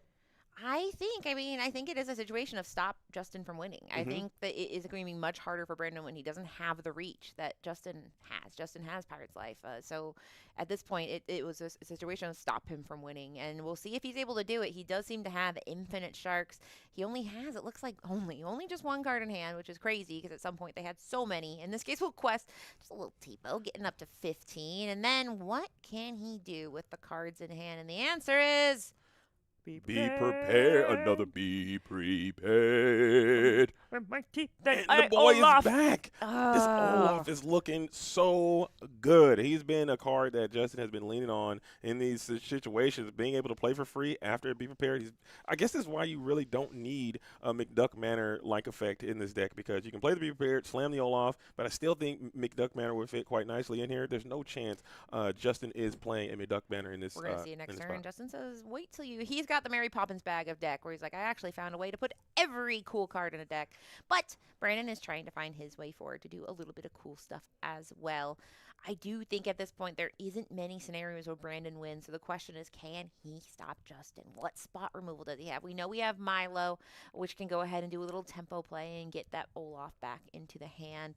But then if you it's going to be painful. You don't want that Olaf to go back to hand because he's pretty bad when he comes back out. He takes your lore. That's the last guy I want to see bounce back to my opponent's hand. And Pirate's Life is going to come off the top. It looks like we will reduce more lore, get another quest in. That'll get you up to 19. Do we have another Pirate's Life? No, we do not. We'll just pass. Turn goes by quick. Justin is in top deck mode. Brandon now back firmly nestled against the wall. Can you clear this Olaf man of action? I think you need to. The Muses have also been deployed. I think he can sing a song. You're welcome can send that back to the deck, but that feels so bad, Katie. It is just a moment of peace before what feels like the inevitable, because really, like I said, it's not can Brandon win. It's is there anything I can do, anything at all to stop you from winning? But letting him draw some cards is not so great because it could be a Pirate's Life. It could be another Shark with little any action with Shark would win him the game right now. So it is just a does he have it? And the answer is it is a lot of different things in this deck. Yeah, I think at this point, even if we get a draw, since Justin did win that first game, I think Justin will be declared the winner of this entire match at this point. No, if we get a draw would include Justin as a winner. So Brandon would have to win this entire game, and then they have to hit the time force, I guess, and maybe go through another one as the big body Leviathan is back purely for the vibes. Just and he for also one TPO. is a quest. He has the ability to quest as well. And potentially in this game on the next turn, do you have an answer?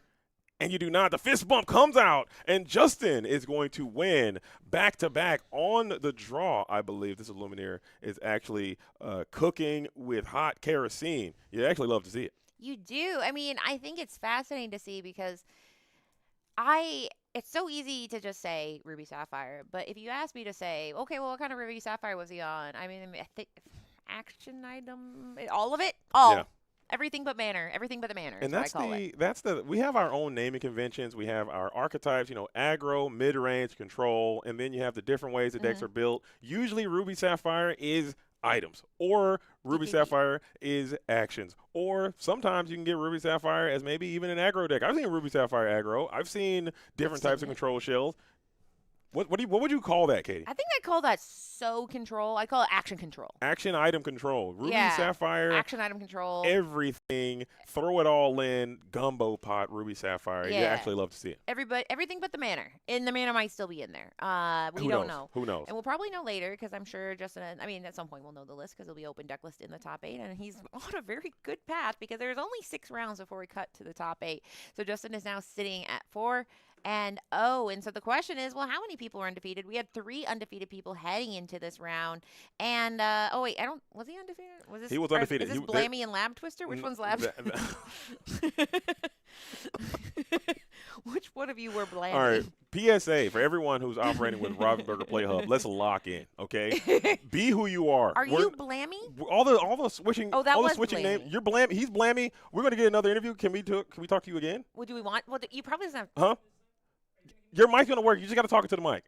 Get on in here. Okay, We're gonna do it. Are you Blammy? Are you Blammy? Okay. Lock in. Okay. We're. Come on. You're good. Carry on smartly. No, you're good. You're totally fine. You're totally fine. As we're going to get an interview with the one and only, again, back to back for a second time on the interview stream. We're going to get your mic to work this time. I promise you. But to help us, help you, help me is just get this little part right here near your mouth, and you're going to talk from your diaphragm a little bit there. Yeah, how's this? Much better to How me. we doing? How we doing out there? Can we guys hear what Mr. Jack Shadows is saying here after? Yeah. But first, before we do this, congratulations on your win and Thank your you. tournament run so far. You're playing lights out. Love to see how you handle your cards, and I did mention that in the stream as well. I think you're one of the goats when it comes to just keeping a nice, tidy game state. So I really appreciate that from a broadcast perspective. But I gotta ask, how many cards are in your deck? 60. No chance you're playing 60 cards. Okay, let me check your stocks. How many cards you got in your stocks there? No, I'm saying because we've seen you play on stream multiple times, and every game, we're seeing new stuff. So can you just talk about your approach? What are you building your deck for? Who are you going after? You got everything in there. So my friends were like, "Hey Justin, we got this red blue deck," and I was like, "Okay." And then they're like, "All right, we're gonna put in this thing and this thing," and I was like, "Oh, okay." And then they're like, "We're gonna put this thing and this thing," and I was like, "Oh, okay."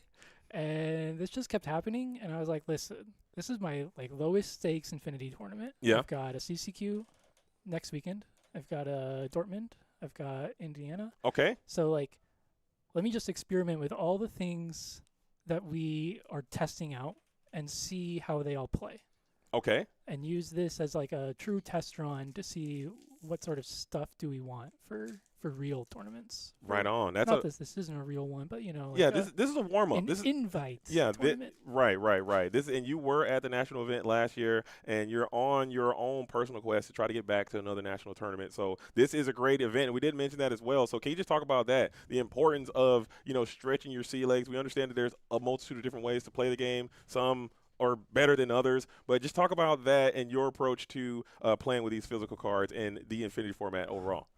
That's another reason why I'm doing this tournament. Yeah, you go. I tried out an Oswald deck at one point, and I was like, "There's no way I'm not doing this in paper. You can't Yeah. make me." Yeah. And even this, so against the green-yellow deck that I played earlier, right? I didn't actually get to that high of ink counts, and so it's a lot easier to manage the board state. But against green-blue, where I don't even need to draw most of my cards, right? I just know they're gonna fill me up. Mm-hmm.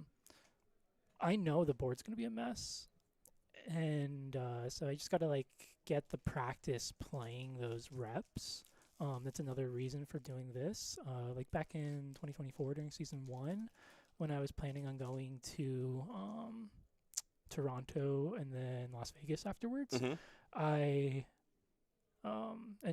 they at the time there was a shutdown of something, Right. and so it was the only way to play the game was physical reps. Right. And so what I did during that month of August going up to Toronto was I just played in as many tournaments, locals as I possibly could, and I just got the reps on it that way.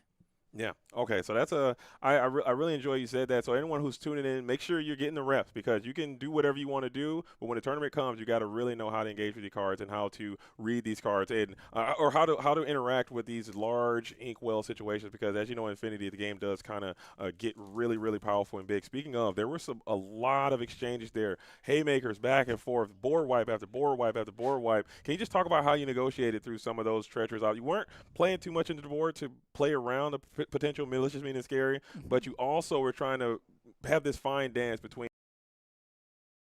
so can you just talk about your approach there and how Ruby Sapphire matches up into Sapphire and Emerald? Yeah, so I had a hunch when we sat down and I saw that it was blue-green, that with the way my deck is constructed, he wouldn't be able to get to 20 lore. And so it's just like the physical number of lore pips in his deck isn't high enough unless he really stretches out the muses, stretches out the Cindy's, stretches out the T-Pos. Because like the big things, those aren't questing. Yeah. Those are dying on site sort of stuff. So like, and there's only so many of them. So like with so many actions, so many sort of dirtily dudes that most people are used to inking, he's just going to run out of lore pips. Yeah, for sure. And we don't die in Lorcana. We only get banished, all right? You'll never work in this town again, all right? Never. I'm kidding. I'm joking. I'm joking, by the way. But also, just with that, you had one of my favorite cards coming in from the Winterspell set. You had the Olaf Snowman of Action, and that's going to be able to just help you reduce. You also played a very interesting card. We didn't get a chance to see it on stream. We saw it going to an Inkwell a few times. The Nani's Payback. How's that card work for you? Nani's Payback is an interesting card. It's really been like not the right matchup for it earlier against the green-yellow deck. That's certainly a spot where I wanted it, but every time I had it, I needed ink. Mm-hmm. Against the green-blue deck, I wasn't really worried about him being able to get to 20 anyways. But it draws a card. It saves me some lore points from their side. Gives me a lore if I have a shark out. Like sort of does a lot of things.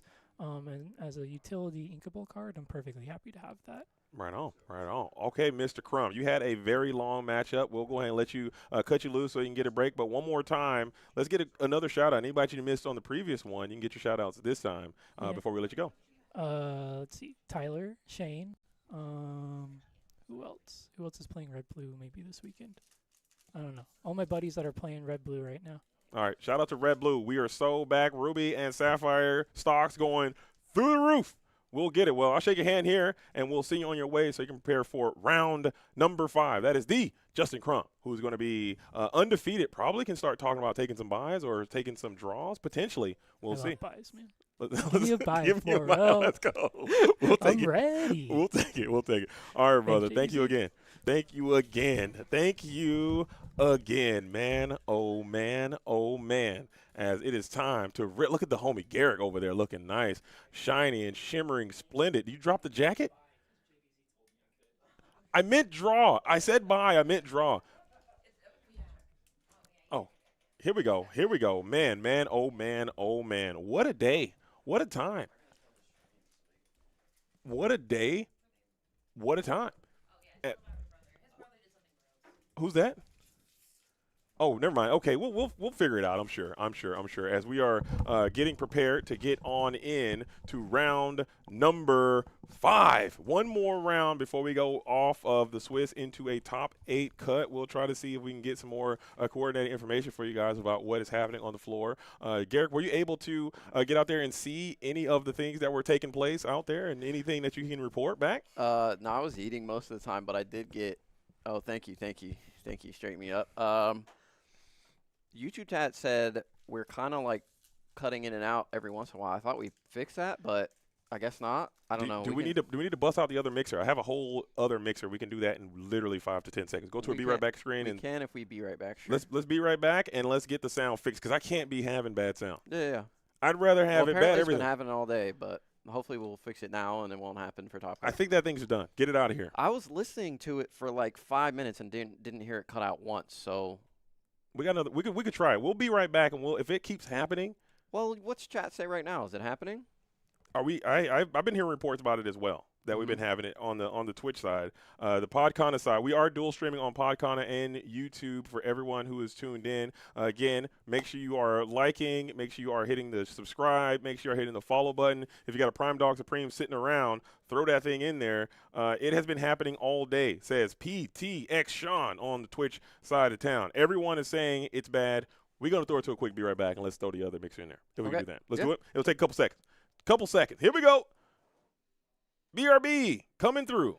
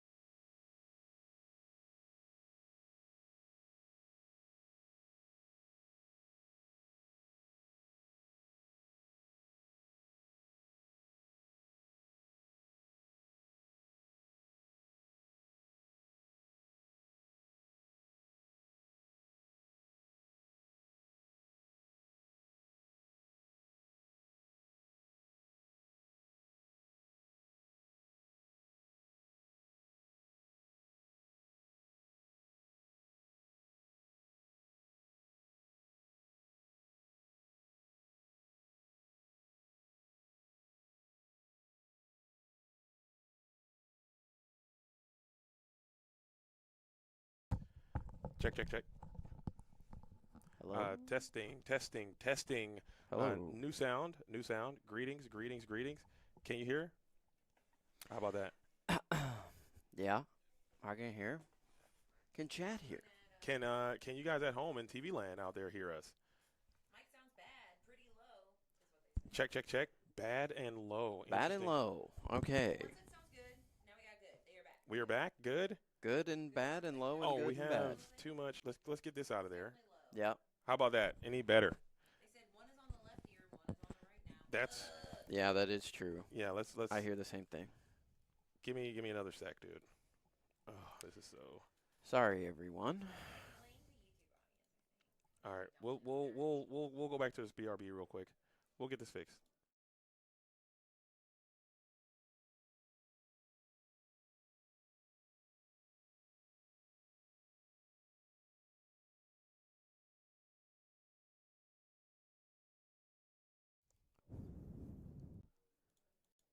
Oh my god.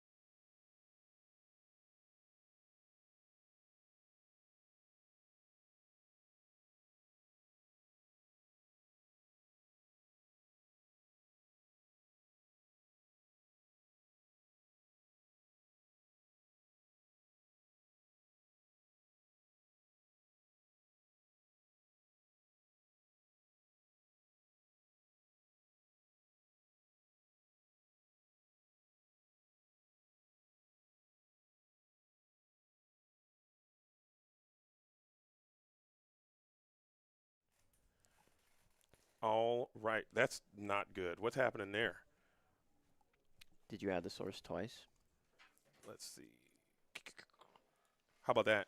Greetings Yeah. to you all. Greetings to you all. Sorry about that of the delay. I really appreciate you guys' patience as we're getting this thing sorted out. Hopefully that has reduced any of the issues we've had with the sound. Again, I am incredibly apologetic for that, as it looks like that has the Illuminators have been set up on the wrong side. Potentially, we could just get them to switch sides at this point. I think that would help quite a bit, or maybe switch the names. It looks like we have a name swap. All right, so here it is. Round number 5 is on the way as it is time to begin. The players can begin. We have Melissa coming in, representing the Forbidden Mountain, it appears, versus Richie, another Lumineer that we have seen already in the previous round, playing that Amber and Steel song variety of deck, leaning on those singers. We saw a new 5-call singer coming in on that strat. Well, Melissa might be playing something Amethyst. No, check that. We might be back on a bit more dogs as we're starting this thing off fast and furious. We are on the Amethyst and Emerald dogs with a little bit of Snowfort technology being added in from the previous set, Winter Spell. A lot of people have projected that this is one of the best strategies in the entire game of Disney Lorcana Infinity right now. So this is the first time we've seen this strat be played on the stream so far, as it looks like we have the Robin Hood is going to be a follow. We saw how effective that shift was, being able to shift and sing, potentially shift and challenge.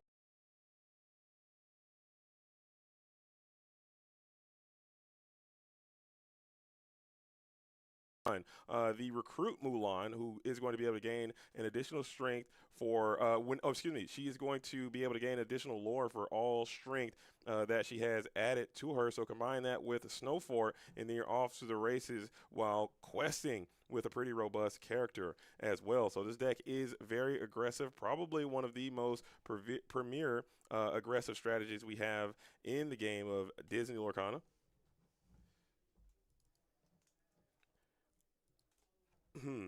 So it's saying that we're getting some more. Oh my goodness. Okay, maybe we're a bit more. But now it's on Twitch. Now it's only on the Twitch So side. now like Twitch is having the same thing where it cuts out. Interesting. This is round 5. We are going into round number 5. We are. This is round number 5 right here. All right, as Ursula Deceiver is hitting the board now. Raja finding his way down into the Inkwell and the Tramp. So just like that, Mulan is going to be getting an additional 3 lore this turn, and Melissa will take the opportunity to use that lore and start to quest for 4. As Richie has to be stunned and shocked to see the events as they have transpired. Ursula was also able to check the hand and remove that that Along Came Zeus was taken only at 3 ink to work with on this turn. As a very aggressive start coming in from Melissa. Thank you, Garrick, for getting all that sorted out. Hopefully the sound is going to be okay enough that we can continue to get through the rest of this event, but I'm not certain exactly what is transpiring. But is it good enough? Are we rocking and rolling with the sound there? People seem fine. Yeah. All right, update me here as I was trying to fix the production a little bit. We have the Mulan getting active here. We're at 4 lore, no Snow Fort yet. If Richie's able to find some good songs to remove these characters before the Snow Fort comes down, that can be a huge plus on his side.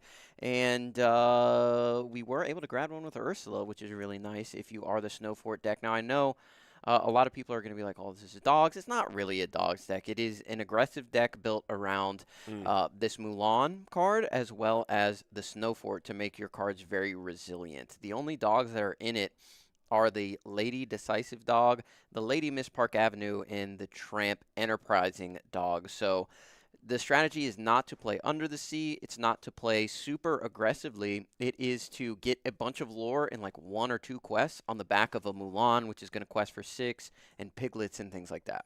Yeah, I would say it's the premier aggressive deck in the format, if I had to say so, as Robin Hood is going to be forced to sing A Whole New World. You are going to gain some resources from Melissa's hand, but sing A Whole New World against an aggressive deck, that never feels good, but you are going to have to do what must be done, as you are not even able to add more characters to the board because your ink has already been used up. However, you have a Troubadour who is not dry either, so you want to be able to sing a song with that too, called Singer 4. Well, you should be able to. He used 3 to shift the Robin Hood this turn. Okay, yes, that's right. He can still play a Cinderella here, but what I was exclaiming about is we put 2 Enterprising Dogs into the discard, and that is one of the best cards in this deck to boost up the strength of your Mulan to make sure that she is questing for 6, and 2 of those are gone, so that's not going to be able to catch Richie by surprise. I think that is a huge Whole New World from the Amber Steel player, getting rid of very, very valuable cards on the side of the Snow Fort deck.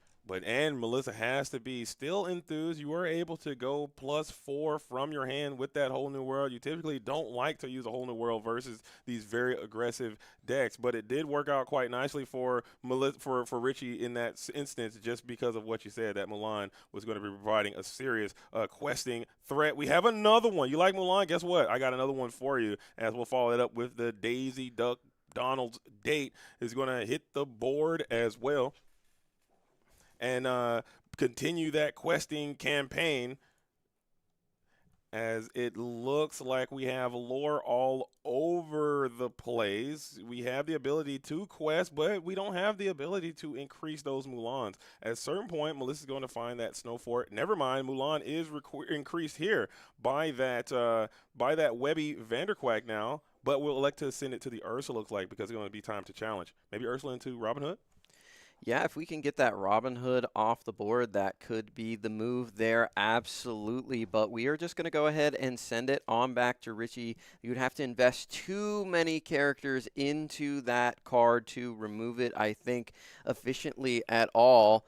And here we are on Richie's turn. We have many, many options in our deck to potentially sing to remove other cards, and there does go one of the Mulans is down off of the board.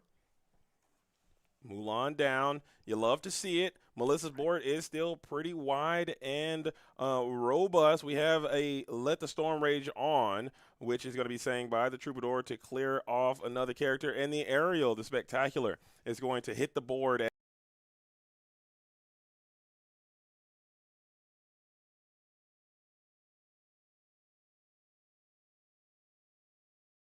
Get rid of that secondary Mulan before something can befall you.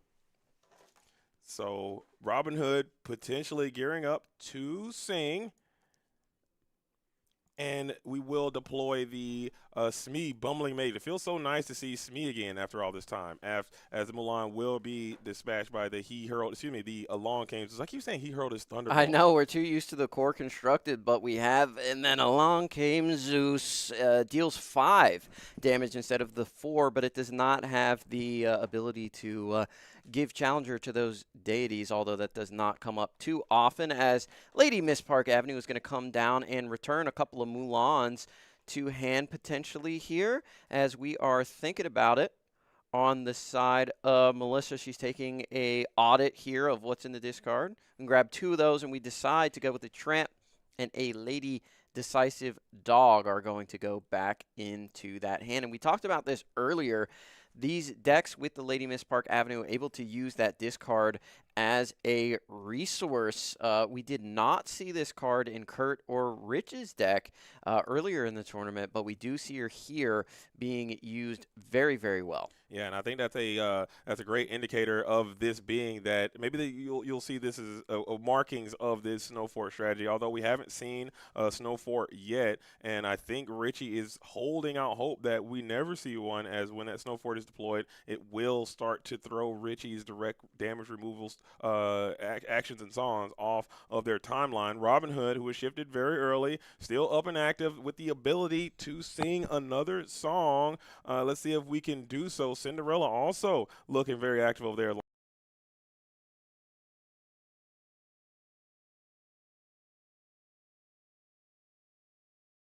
Want to be able to find songs to put down onto the board, but right now we're just getting wide and getting our challengers ready.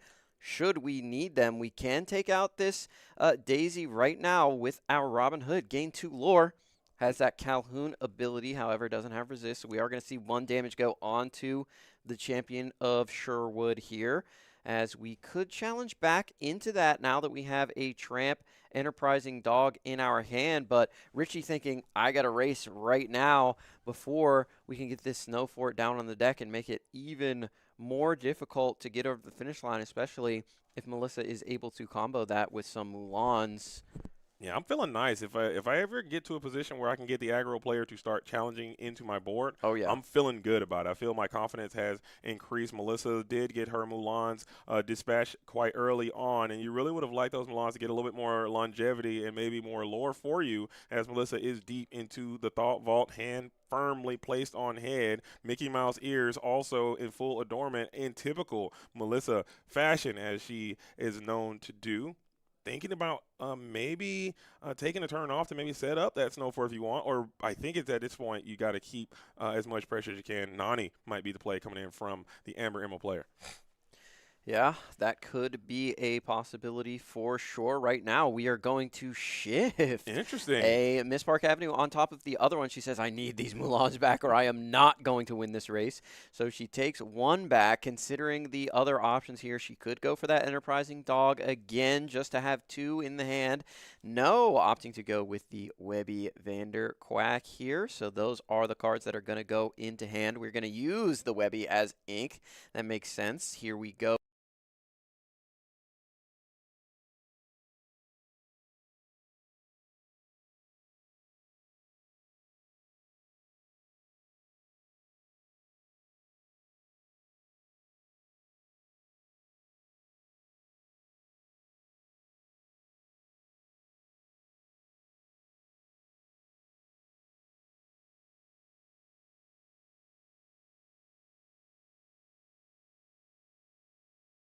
that Richie has established. So powering up the Ursula with that Tramp, giving that Challenger, or excuse me, a strength boost +4 due to Tramp's ability. So bypassing the questing, electing to do a little bit of board maintenance, you will get a card from that Robin Hood Champion of Sherwood since he was banished in a challenge. But looking at Richie's side, I think he's still quite comfortable. If you can potentially spark off another whole new world into a ton of songs, maybe you're risking it for the biscuit if that's what you want to do. Dangerous minds, though. Dangerous play. Yeah, that could be what Richie wants to do. If he is able to find a few different songs here, Strength of Raging Fire, and then Along Came Zeus, he can clear this board up nicely and get over the finish line with no issue at all. But right now, Melissa is not taking any breaks. She is continuing to quest here and challenge when she needs to. Getting that Robin Hood off of the board was huge. Most definitely, that is going to slow Richie down on challenging as well as questing, as we did find, and then Along Came Zeus, which can be sung down onto either the Mulan or the Miss Park Avenue. I think it might have to just be that Mulan. Just in case something dramatic befalls you, Mr. Smee is getting into a challenge. Entering his challenge era as the Rapunzel on a Smee. When's the last time you've seen a Rapunzel heal a Smee? It's been a while, and it does feel good to see that play take place as we get 2 additional cards in the process. Yeah, you love to see that. The classic Mr. Smee Rapunzel combos. We are going to sing that down onto the Lady Miss Park Avenue. Do we have any removal for the Mulan? Are we going to let that stay up and active? We do have Strength of a Raging Fire is coming down, and Richie might have just locked this game up for the Amber Steel deck going up against the very resilient Snow Fort deck. And you see this deck over and over and over and over again. It's hard to put it down because it can constantly get cards back from the discard. You're like, I already got rid of those. Didn't I cycle those with a Whole New World? Didn't I hit that with the Zeus? What is going on? How is it back? And her hand is full. It seems, I don't know, this Amber Steel Whole New World variant of deck does still seem like a super comfortable bring to an event. A lot of people have speculated that this deck might have taken a couple steps back, lost a little bit of speed, and Melissa is going to say, let's get on into the next game. Let's scoop them up, and let's save some time in the following rounds as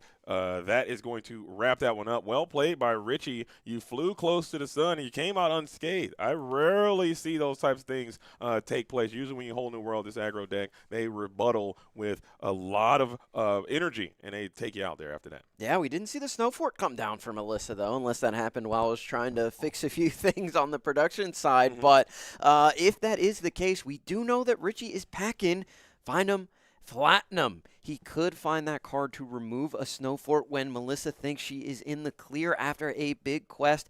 Absolutely banish that item and put her in a sticky situation. That's something that she needs to keep in mind. But Snow Fort is the card that this deck is built on. Without that Snow Fort, it's not nearly as powerful as you would think. But still, the Mulans are such a threat. And this is, I said this card was going to be a problem, and I'm glad she became one, and I didn't look like a fool because this card questing for 6 has to be insane. It comes down on turn number 2. It naturally quests for 1 because she is a 1/4.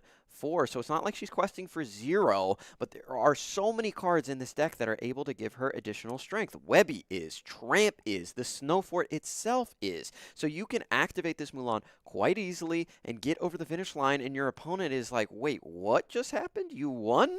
I thought I had this game under control. Yeah, I remember when that Mulan was first revealed. I know a lot of people like, wait a minute, this card's going to be great. Yeah. This card's going to be insane. It's going to be over the top. It's going to, completely destroy the game. And it really did not do what we thought it would do in the core constructed format. I'm glad to see that card found its home in the Infinity format in this very aggressive deck. So we've seen some mid-range decks. We've seen some control decks. We've seen some aggressive decks. We've seen a lot of different options in this Infinity format. There's truly a multitude of different ways that you can approach your deck building. What are you leaning towards in your Infinity process there, Garrick? Right now, I'm just trying to play a deck that I'm super comfortable with, right? And I think we're seeing a lot of that today. Richie, Amber Steel has been his favorite deck since the dawn of time. Even if he has to play a suboptimal version, he'll probably try to do it. But now he has all the power back, and that's what he's going for. That's what I like to do as well. Here's a Lanwi coming down on the side of Melissa. That's another card that can boost up your Mulan with that support ability. Here comes Robin Hood. If we're able to shift that Champion of Sherwood, which is in hand, we can get a quick Whole New World popped off, or we can start challenging. There is the Mulan, that Elan we surely will try to support later in this game.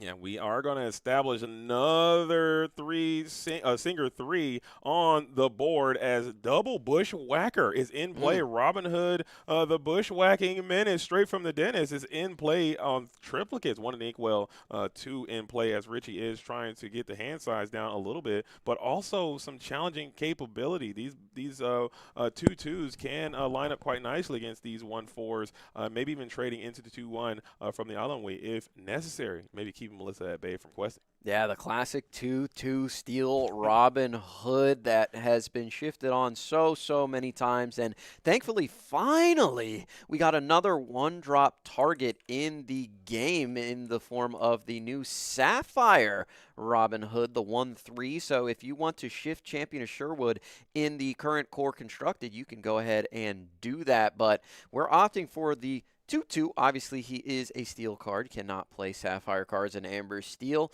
so we're going to go with the Bushwhacker. We'll see what we decide to go with here. We don't necessarily need to shift right now because you got to keep in mind that there is always a tramp threat on the opposite side of the board, so if you get that Robin Hood exerted too early, you start questing with them, you can get punished. Let's see if we find a song here. We do. It is A Whole New World, but didn't we already have that in hand? That's a monkey palm situation. And Yeah, you'll just elect to send yourself on a little whiff journey as you put the Whole New World back to the bottom of the deck because you already have that one, that tune already in hand. I call this guy Bushwhacker because he has the Bushwhacker in the vanilla text, but he's actually the Beloved Outlaw. Yeah. So that's on me.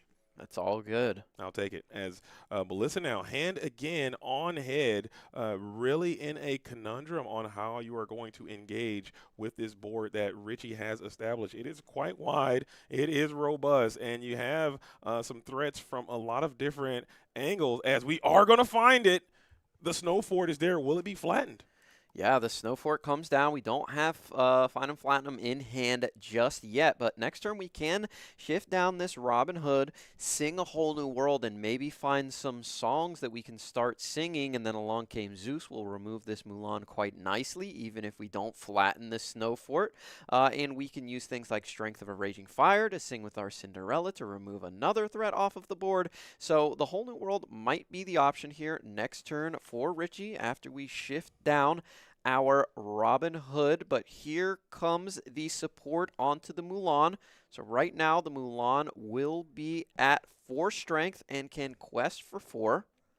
Yep, 4 strength, questing for 4, putting that pressure on, but also the Elan Wii is going to become a bit more rigid as well to crack back on whatever is going to try to engage with her in that challenge. Although it would have been a trade either way, now it seems like she's more of a menacing threat as Richie's picking up the speed on that hand shuffle. We do have the Robin Hood Champion Sherwood in hand. We get to the Strength of Raging Fire as well, so this can get pretty kinetic there coming in from Richard's side if we could shift and potentially sing a multitude of songs here.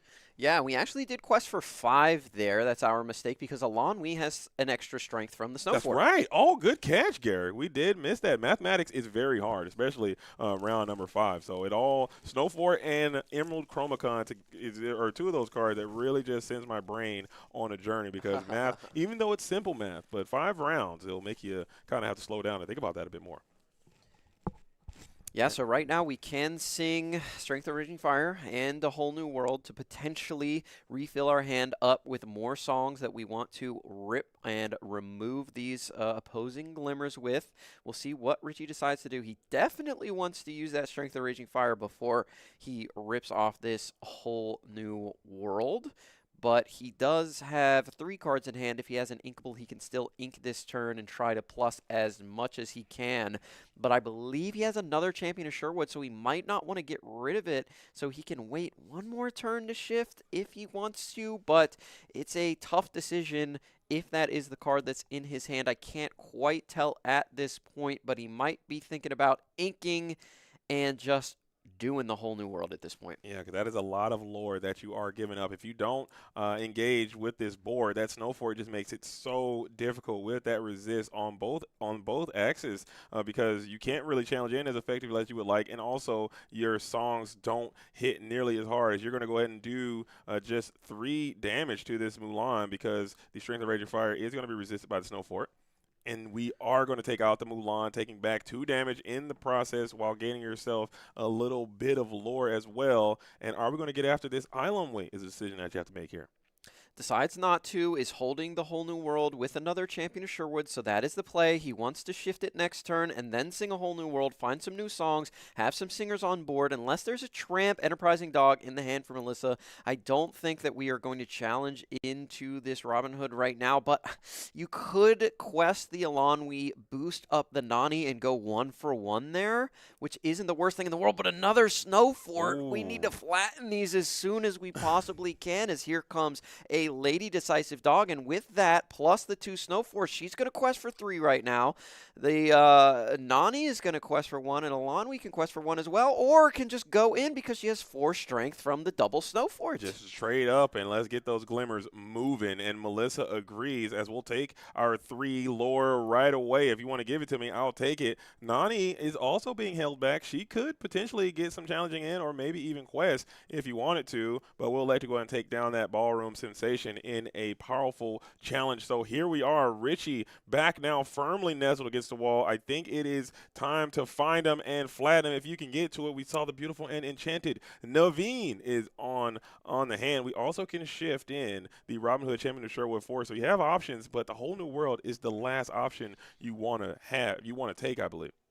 Yeah, it's a tough position right now. Naveen is a good draw if there's a good song in your hand to sing with him. But, I mean, at this point, you could put him down. The issue is you would have to find something really good off the whole new world. And I know a lot of people have to be sitting there like, there's no way this deck can possibly beat Amber Steel. Amber Steel's made to beat aggro decks. But you're seeing the power of Snow Fort right now. Every time he sings at this point, from this point on, everything has resist +2 because the snow forts do stack. And on Melissa's turn, they can challenge back in with that additional strength.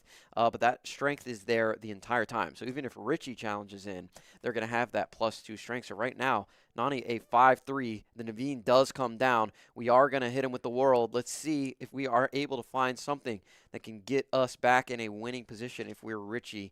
Got to start removing some stuff off the board, and there's nothing. No removal songs. That's insane. You have the keep the ancient ways, and that's just not going to be the card that you're looking for at all. Your ink is used, so you're gonna have to just do the whole new world. Give Melissa 7 cards and pass, and not remove anything from the board. That feels miserable. So now you need to hope that Melissa doesn't return fire with a huge board flip. But I see another snow fort is in Melissa's hand right now, and if she wanted, she could deploy that and just have those ladies quest for another comfortable 3 each with no character required. That is just almost irresistible. I would have to do it just to really send the pain train to my opponent, as the Ursula is going to take a sneak peek. See how bad this is for Richie. Trust me, Melissa, if I had something to sing that was worth singing, I would have done it last turn. Keep the Ancient Ways was not getting it done, and it is going to get sent over to the discard pile there. Mulan coming down, and the end is near. Yeah. The end is near for Richie, as Elanwi is also going to hit the board next turn. We can throw Snow Fort down if we want, but right now both of these decisive dogs are going to get in for a mighty quest. Yeah, that's another 7-piece. Oh, by the way, we're still holding up strong at 6, with resist 2 as well. The willpower on Lady is 3. So this is looking very, very good for Melissa in this exact scenario. We are still looking for that find them, I flatten them, and you found it. Oh, wow. Hold on, hold the phone. I ain't heard no bell, as you like to say. Let's see if we can clean this board up, but still on the opposite side, you're going to be questing for 3 at the bare minimum because you have to sing find them, flatten them. You don't have, or does this, what does this song cost? 2? So you can ink, play it. No, does it cost 3? It costs 4. Finding My Platinum is Costs a 4? card. Finding My Platinum costs 4, man. It's a singer 4. So I believe you don't have the ability to deploy it unless you sing here. I find Wow. them. I flatten them. Shout out to that card, man. It's gonna be played Shout more. out Louisa. Yeah. Lisa, could we get a little discount on that? 4 is crazy for the niche case, use case that it has. But we're going to sing Strength of Raging Fire, Goodbye Mulan. Let's see if we can do something. He's like, nah, I'm not going to waste my time. Nah. Brain power is a resource, so let's just hold on to as much of that brain power as we can to get into game number 3. As we saw Melissa come out, hit the absolute gas pedal. Find My Platinum didn't matter. The Snow Forts were very powerful, and you see how powerful this card can be. So if you are tuned into the Infinity Forum, if you got Infinity tournaments coming up, if you're going to the DLC, you better have a plan for some Snow Forts because they are going to be coming your way, especially if you are playing some of the steel strategies in the game. That is completely true, and Richie is going to be on the approach here. He will be on the play, which is going to help him quite a bit, and it is 1-1. We are going into this game number 3. This is going to be very important for the top cut standings, absolutely. So we'll see if Richie is able to get off to a more explosive start. He did miss on a ton of different songs in that game, which was just super unfortunate. They did not come in the right order, as we have a couple of Let the Storm Rage on in hand right now. Unfortunately for that card, a lot of the cards on the opposite side are pretty robust other than that Elanwi. I don't think anything else is really going to be removed by that, at least not anything of note, as Mulan has 4 willpower, Nani has 3, the ladies have 3, Tramp has 3. So the Storm right now not looking as powerful as it used to. Are we thinking about keeping both plus the Champion of Sherwood without the Outlaw? But we do have a Cindy in hand. Yeah, I think that might be the approach you're having. And we got Cindy Shift Cindy. I haven't seen that in quite some time, but it could potentially happen in this matchup as you can match resist with resist. But I think if you're Richie, you're going to try to come out and just maybe set up as much controlling options as you have available, get as many singers down, and hopefully your deck favors you with the songs you need. I don't know how many copies of a card like Find 'em Platinum you have in your deck, but maybe you can get to it sooner than later if Melissa is going to hide in the Snow Fort like she did in that game number 2, which I'm assuming is exactly what she's going to try to get done in this all-important game number 3. So here it is. The stage is set. The winner of this will certainly almost guaranteed, not really guaranteed, make their way into the top cut, but you will have a very good chance to possibly make it into that top 8, or you still will be alive and well, while the loser might have to do a bit more uphill climbing. Yeah, we do have the Storm, which is going to come down. We're going to put the 2 damage on to this lady and draw an additional card. We're going to ink and don't have anything to play on turn number 2. That is so brutal. If you are Richie, you would have loved to find a Troubadour there, something. I mean, you have Dale in hand, so that would be a really good card to get down and get some of your singers a little bit more active. But, oh, she had the Lady Tramp combo, and there we are going to trade, and now the Troubadour shows up. Come on, guy. Yeah, I actually hate to see it. And look at him. He wants to. He's mad, dude. I would be mad as well, as the Troub is going to be put down into the inkwell. And here we are thinking about what we want to do on turn number 3. We do have a Pete, which can help challenge in and make it a little bit harder for that lady to just quest in for free, because you can challenge back. Let's see. Does she have the Snow Fort on turn number 3 right now? Might not be a bad time to get it down onto the board. And we don't have it as of yet, as Melissa is going to send up the Nani, who can match wits with this Pete in the event that it's time to get our challenge on. Nani is going to find the Mulan in this spot, which isn't the worst card either, as you can kind of set that up. That is a huge part of your winning condition. Quick pass over to Richie. I love the tempo in which these Luminers are playing. They are playing with a little bit of speed and vigor. Yeah, going quickly. Neither of them want to reach the timer here, which got reset. Sorry about that. Not sure what happened over there, but we will keep you updated on what is going on with the time as we get closer to the round here. But I think we will be more than fine in this matchup right now. Richie, thinking about what we're going to do here on turn number 4. We're going to ink up that Smee. And you know who was pretty good in this matchup is Dale. As we've seen, Richie has a bunch of characters with more willpower than they do have strength, so we could be at the point where we could get some Rapunzels down onto the board and make things more difficult, as Let the Storm Rage On is going to get hit by Ursula. But luckily, we've got 2 aerials in the hand, so we can look for another song off the top and help us out as Mulan finally makes her grand appearance here onto the board, and we are going to pass back on over to the Amber Steel player and see what we can find here off of the aerial. Cannot miss here. Yeah, board is looking good, and it's the whole new world. You hate to see it. I don't know. I think that might be pretty you want it? I'm decent. taking that Zeus. I don't want to fill up her hand again. We saw how it worked game 1, did not work game number 2. It kind of backfired on you tremendously, as we have the options here. 3 songs to choose from.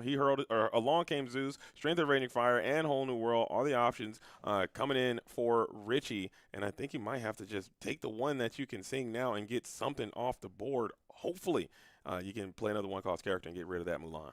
Yeah, we do take the Strength of Raging Fire, so there's the call from you. We'll see, is Pete going to sing it? Because right now you can remove a lady, you can remove a tramp, you can remove a Nani, or you can remove an Ursula. Unfortunately, Mulan is going to be a little too robust for that Strength of Raging Fire right now, but you could save it and potentially sing it on the next turn. I don't think that Melissa is going to get these glimmers active and questing until that snow fort is found. Right now, they'd be in a lot of trouble on a crackback from this Dale, but no, he is going to sing with the Dale. Yeah, Dale get his song on, as we'll just clear that Lady the Disciple.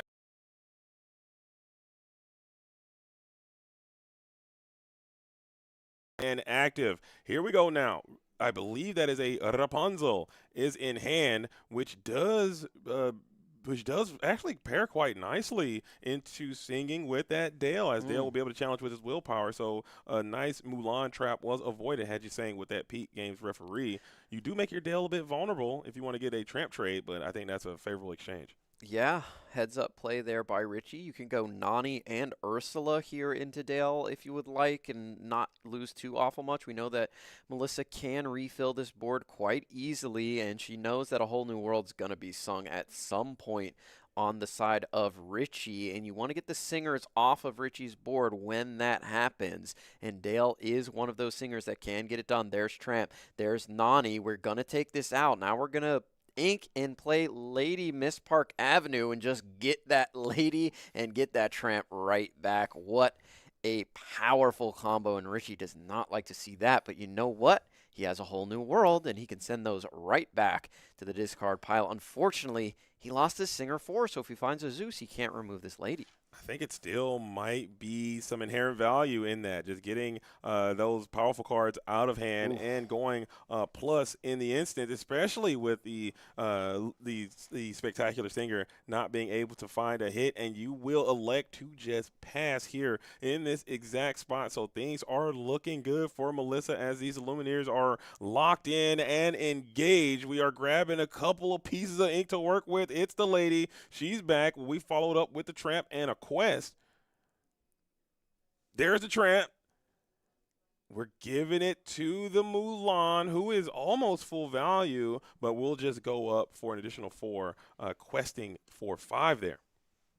Yeah, we're going to take the opportunity to quest with the Lady Miss Park Avenue as well. These are all very resilient cards, and the aerial missing there was devastating for Richie, but potentially could sing A Whole New World and find a couple songs that can help clean things up and get him back into the game. It looks like a World's Greatest Criminal Mind. That is not going to be super useful right now. If there's a Snow Fort out, could use that on the Lady Miss Park Avenue, but as it stands, that card is not going to be played in this matchup. Here comes the Champion of Sherwood. Now we have to make the decision here, and we are going to sing A Whole New World as Rapunzel, and Lady are going to go into the discard. And did she just draw 2 snow forts off That the was top? a double back-to-back snow fort. We're about to build an impressive defensive position coming in from Melissa's side on the previous turn. That's going to spell doom for Richie. However, you did find some songs. We're going to hurl Hunt Thunderbolt by way of Along Came Zeus. And also, we have Pete's games referee will engage in a challenge into the Ursula Deceiver. So that turn also had to feel quite bad for Richie in that exact scenario. As you know, I think double snow fort might be on the menu here. Double snow fort would be devastating for the Amber Steel player. Again, it just goes all the way back to that aerial missing on that song. If he was able to find something there that he could sing, maybe things would be in a better position for him right now. We'll see what Melissa decides to do. She could have to get some more characters out, but a snow fort is looking delicious, as an Ursula looks pretty good, as we are going to be able to grab Let the Storm Rage On or Keep the Ancient Ways. I assume we're going to take the Storm, as we don't really have any ways that we'd like to keep for Melissa. Maybe you can keep those snow forts off my case. Melissa's like, I really want to snow fort you up, but she's obviously is very in tune with this strategy. Is not just rushing these.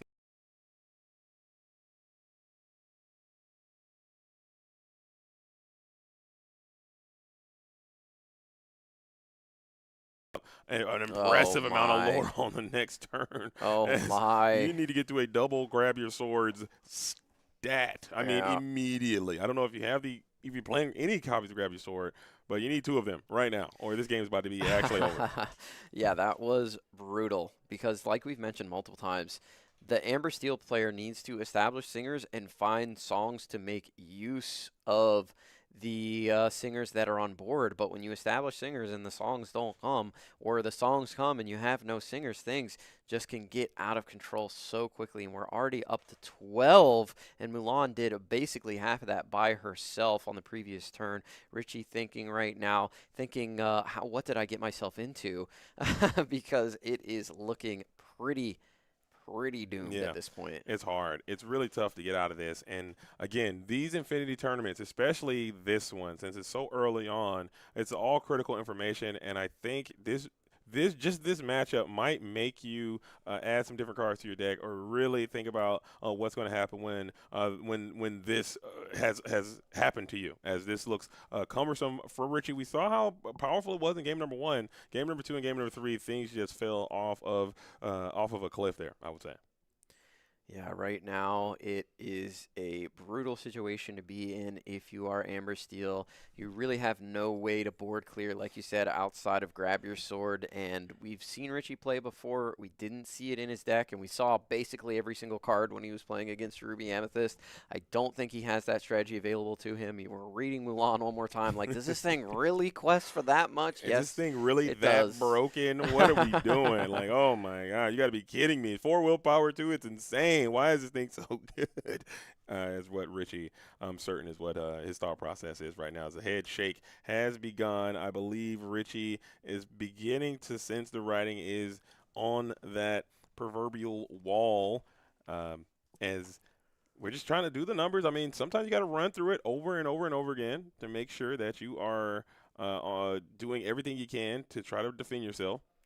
Let's storm here, see if we can find an answer. We do find a Strength of a Raging Fire. That's not bad. That'll get Mulan off the board if we'd like to do that. And could challenge into this Lady Decisive Dog. I don't hate That'll it. help a little bit. Gain 2 lore here on the side of Richie. Take no damage back. Yeah, I ain't heard no bell. Pete still free and clear to either challenge or sing. I think we're going to get to challenging. Taking down that Tramp, the enterprising dog. Ariel now can sing the Strength of Raging Fire, taking down the Mulan. What a turn for Richie, who still is stuck between a rock and a hard place, but this hard place seems a bit softer to the place that you were just in. So you are climbing out of this conundrum that you had befallen into. Yeah, unfortunately, this lady is going to quest for 3 next turn. So that's 5. That's 7. So not going to get over the finish line, but you're really close if you're Melissa and you do a full quest on this turn, because we know she has the Snow Fort. So that'll be the last requisite strength that this lady needs to quest for 3. So we can get up to a mighty 19 on this turn. With a snow fort, or if you want to just go double snow fort here. I think she has 2 in hand.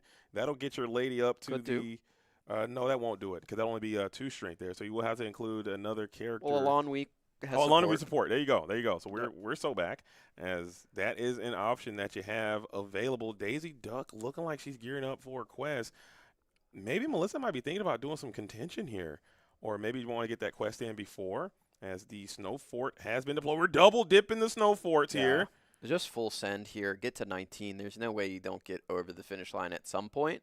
There are a lot of songs in Richie's deck, but probably not enough to remove everything for the rest of the game, especially when there is a double snow fort involved. Yeah, that is a very fair point. We did get a slam, though, and we are questing this Daisy Duck just to see what we can get. It's the Troubadour, who is going to be added to the hand. Island Wee is probably going to be following this Daisy Duck, getting ready for a quest, but Melissa is going to go for a quest. Does she get her full value there without, because she's only got 2 strength there? Did we miss? Oh, a little bit of take back. There we go. That's the way we're going to do it. As no harm, no foul, just a sequencing on the quest a little bit there. And there, now we go. There it is. Okay, cool. So everything is all right in the world, as we will support the lady for a quest. Get up to 19, taking your line. You saw there's nothing left. I don't know if Richie has a plan to get out of it. We're going to need that. Find my platinum now. We got to find him. We got to flatten him. We got to double grab your sword, and we are so back. I mean, if you can get to find him, I think you have enough challenging power to clear. I didn't do the math. This is me just speculating, but you didn't get it anyway, and this thing is straight going to Jovertown. Yeah, unfortunately, Richie was not able to get there. Maybe held on to his whole new world just one turn too long, trying to get all of those champion Sherwoods down, or just waiting to have more singers to use. And Melissa was able to get cards back and deploy them before things. And there it is. Richie says, "Hey, take a look at my hands." What's going on? What's happening here? It doesn't feel good, and there you see the power of the Snow Fort deck, and look what was the next card. I'll find him, I flatten him. Garrick, we got to stop looking, man. We got to stop. That's the second match of today. We actually just got to stop looking. I mean, it is just nothing there but sadness and despair, dude. So when you look at the next card, just don't do it anymore. Again, very well negotiated by Melissa. We saw how she had to make some changes there on the fly to quickly adopt to what Richie was doing. And then once you were able to get your game plan rolling, it felt like it was very difficult for Richie to overcome what Melissa was doing. Yeah, and unfortunately for Richie, not able to find the songs in the right sequence. The aerial missing was absolutely huge. Missed basically 2 games in a row because he found the whole new world in game number 2, and that's not the song he needed. He already had a whole new world in hand. So, you know, you live by the aerial, you die by the aerial. Sometimes she hits the exact right card you need, and sometimes she's not able to quite find it. We see similar cards in this game to aerial, and you always take that risk. Let me look at the top 4 and see if there's a card that I need in that top 4. Nani comes to mind, but that's so consistent because most decks are made up of the majority characters. You have Scrooge, the resourceful miser, likes to take a look at the top 4 and find an item. So it's really nice when you hit, but it is devastating when you need it and you miss. And it's even worse when you send some stuff you really need to the bottom. To the of your bottom, deck. yes. Oh, that feels bad. That's absolutely a stinging the nostrils type situation. But we're going to get Melissa into the booth to hear what that Illuminator has to say, as she has just dispatched Richie Chang there, Ink champion, and now she is trying to claim her title as Ink champion. Dogs and also Amber and Steel, both of those strategies have won this tournament, and maybe Amber is going to be the way as it is going. So with that, my fellow Illuminators, I'm going to bump out, and I'm going to have Melissa take my spot. I'll wipe these things off there for you. Lose my chest, and then I will pass this off to you. So Garrick is going to take it away. All right, this is yours. This is one of yours. I don't need it. Here we have the Lizard Kitty. Melissa Hi, is friends. in the building, able to get it done with the Snow Fort strategy. You are used to playing this Amber and Emerald. We've seen you on it plenty of times playing the Dogs deck in the core constructed. This is similar, but also a little bit different. You're only playing 3 dogs, right? You're playing the Decisive Dog, you're playing the Miss Park Avenue, you're playing Tramp Enterprising Dog. Is that right? Yes, there's no Emerald Lady. Yep. And Raja's a cat, not a dog. Yes, Raja is a big cat. So in this game, you are trying to take advantage of that Snow Fort. It's so powerful. You didn't find it in game number 1, and that sort of spelled disaster because against these steel decks, your characters can be so robust. You get 2 Snow Forts out there all of a sudden, and then along came Zeus. Can't even get rid of a my Mulan. Daisy duck. Yeah, Or my Daisy, Mulan, yeah, yeah. anything. So talk to us about the power of Snow Fort and the power of Mulan. 2 cards that are in core constructed that nobody's playing, but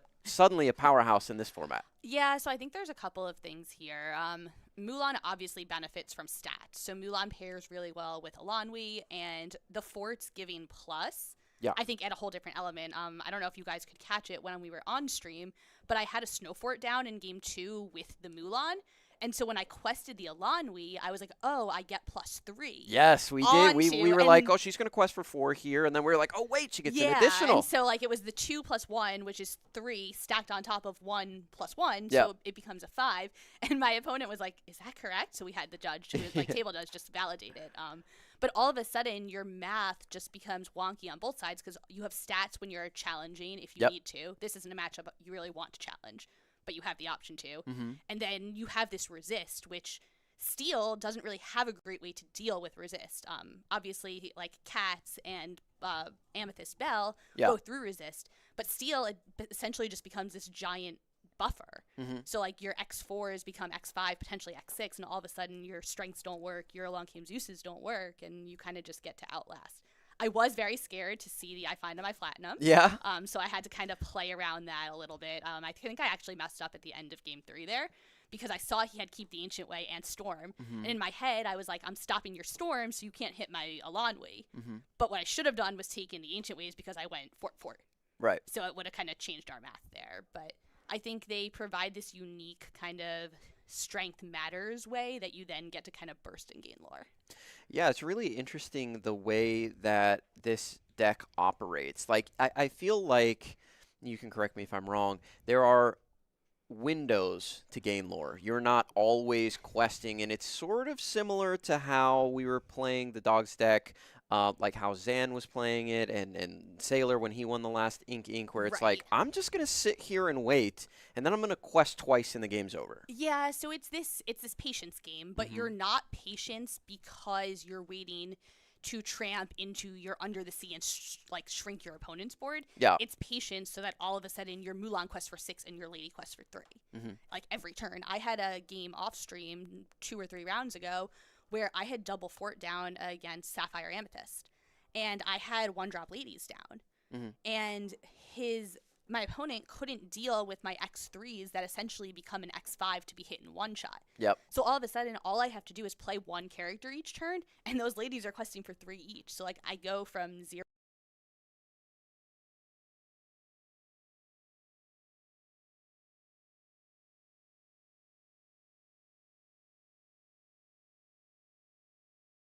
Who did we have? Piglet. And what happened to Piglet? He got stormed all the time. And we saw in that game. I inked my Piglets. Yeah. And you were able, your character got stormed, but it only did 2. She sat on the board. You were still able to Lady Tramp, and now I can trade into your Cinderella, so I'm plus Yes. on that instead of a Piglet, which is just getting banished straight. That's exactly straight how away. I felt. And like the Cindy doesn't live, which means you don't threaten to shift Cinderella. You Yep. don't threaten the ability to sing another song. If I reset the game on turn 2, I'm a happy camper against Amber Steel Wheel. Yeah, absolutely. And it's so punishing because the Lady and the Tramp combo, just those 3 cards. Now, there are more. Obviously, we know that the Street Smart Dog is an insane card, but he's not necessary in a list like this because... I think today, in the version of the deck I'm playing today, he's not necessarily as relevant because we're really just trying to get buff and strength. And Yeah. in Infinity, we're seeing cards like Brawl. You and I are Ruby Amethyst players at Yeah. heart. We have cards like Brawl in the meta that are just taking out that Tramp. And so, sure, you get to dig your deck, but you don't necessarily get to quest or get to sing and kind of do the things that Tramp was best at in Core Constructed. Yeah, I don't disagree with you there. I think the deck is extremely powerful. I know a lot of people were seeing this strategy early on, and then we're like, oh, maybe it's not as good. But no, it's really good, and it's really hard to deal with. It puts your opponent in such difficult positions where they have to make hard choices that can get really punished by Tramp, Street Smart Dog. Okay, your character got exerted. You challenged into my character. Now I can just send my Ursula in with 5 strength to take out whatever you have on the opposite side of the board. I think I traded an Alonwi one game into the Shift Robin Hood. Yes, you did. It had 4 strength. Yeah, it had 4 strength. I had 2 forts down. So all of a sudden, these dud characters, I mean, Alonwi is fantastic. Yeah. These small stats become big bodies that you just get to, like, pseudo Fox with or Tipo with and just, like, get then guess what? They're coming back because I have Lady Miss Park Avenue. Like game game number 2, you were able to lady. That was shifted lady on lady. Turn. Yeah, you were able to get, and every single time you're like, yeah, I'll take Decisive Dog and Tramp back because that combo is just so crazy. So and the they're combo so is really resilient. strong, but a lot of the times the reason when I do that is if I had a second big lady in hand. So by shifting +1/+1, the next turn I get to shift and bring 2 more things back. Yeah. So as much as it's like beneficial to go wide against an Amber Steel deck, it's equally as beneficial to get the most value out of your ink and your threats. Yeah, absolutely. And that was extremely well played by you. You showed off the power of the Snow Fort deck. We wanted to get it on stream. We were talking and we were like, oh, she's on Amber Emerald. We've already seen Turnidogs twice. Right. And it's like, no, Snow Fort's a different deck. Kurt was on stream. Yeah, probably. Kurt was on stream. So this is a completely different deck. It plays differently. It has different cards. We got to see the power of it. So hopefully you all out there saw that the Snow Fort is real. And if you are going to be playing in Infinity tournaments, you need to be prepared to try and play against it, or pick it up yourself and wield the power of the fort. I'll be honest with you, it was not necessarily my first pick going into the weekend. Yeah. I did a lot of testing with a lot of different decks, and I just was getting really frustrated not consistently being able to beat forts. So I said if I can't beat it, I join it. And that's where we're at. If you can't beat them, join them, or if you can't beat them, flatten them. But make sure that you find your flattenums while you have other singers out on the board. Melissa, congratulations on your win. You got one more round to go. We'll see if you make it into that top cut. Would you like to give any shout outs to anybody out there? Shout out TFM, shout out SLTC, shout out the Loungers. This meta is crazy, and there's so much chatter and so much back and forth and lots to learn and lots to gain. So shout out to everyone. Thanks for all your help getting there. Shout out to everyone. Stay tuned, everybody. We will be back with some more high-octane Infinity coming from the Inc. Wilds Unknown. Again, Melissa, super congratulations. Good luck in your next round, and we'll see you later in the tournament, I'm sure. And thank you to our casters, obviously. Of course. Shout out to Katie, shout out to JDZ, and shout out to me. Why not? Obviously. You're here, too. Thanks, everyone. All right. We are going to do a quick BRB screen, and then we will be back with, I don't know, maybe we'll open some packs or something, but we want to make sure that the audio is working as it should. So we'll be right back.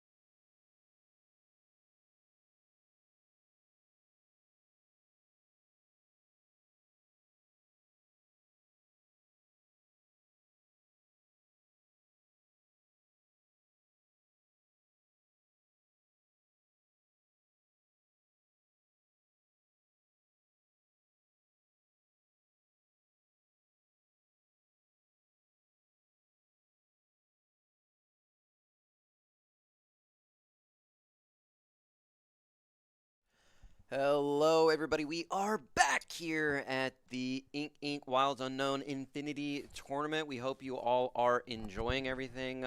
Thanks to the chat for helping us out with the audio issues. We're sorry that happened. Have no clue what's going on. No. Everything's green on our end, so we're trying to fix it as it pops up. But we have a little bit of a special treat for us, and you know what? A little bit of a special treat for you because we have some boosters. Now, 24 divided by 3 is 8, which means each of us get 8 packs. Yes. Now, I do need to let you know, I found out I bought a box today from a case that had a buzz in it.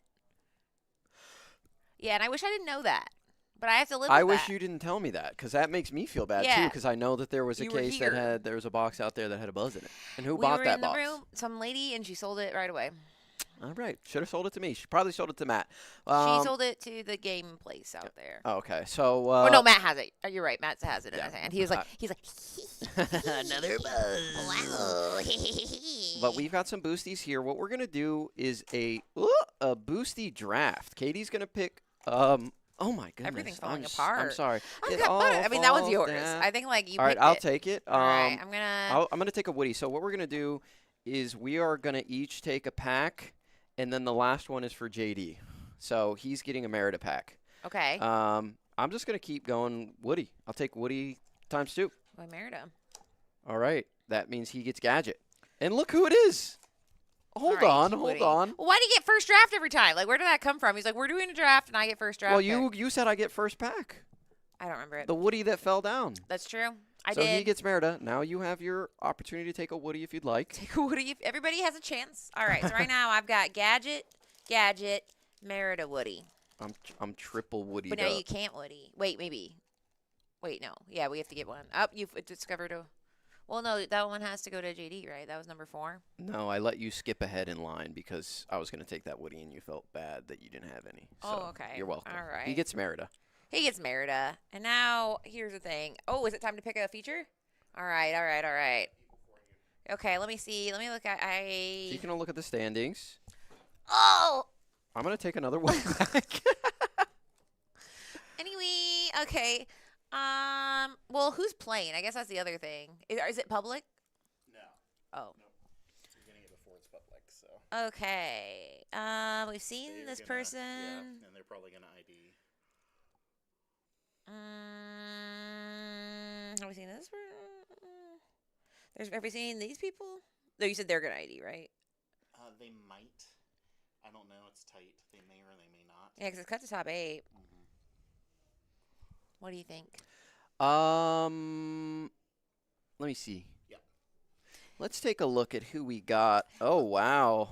We'll take a look. I don't think we've seen. Well, these people are. Yeah. Oh. Oh yeah, that'd be. Well, we've seen. This one would be fun though. Unless he's playing red, yellow, green. Can we see what this What is? Yeah. person's playing? So Robert is playing purple red boost, and Brandon is playing blue green.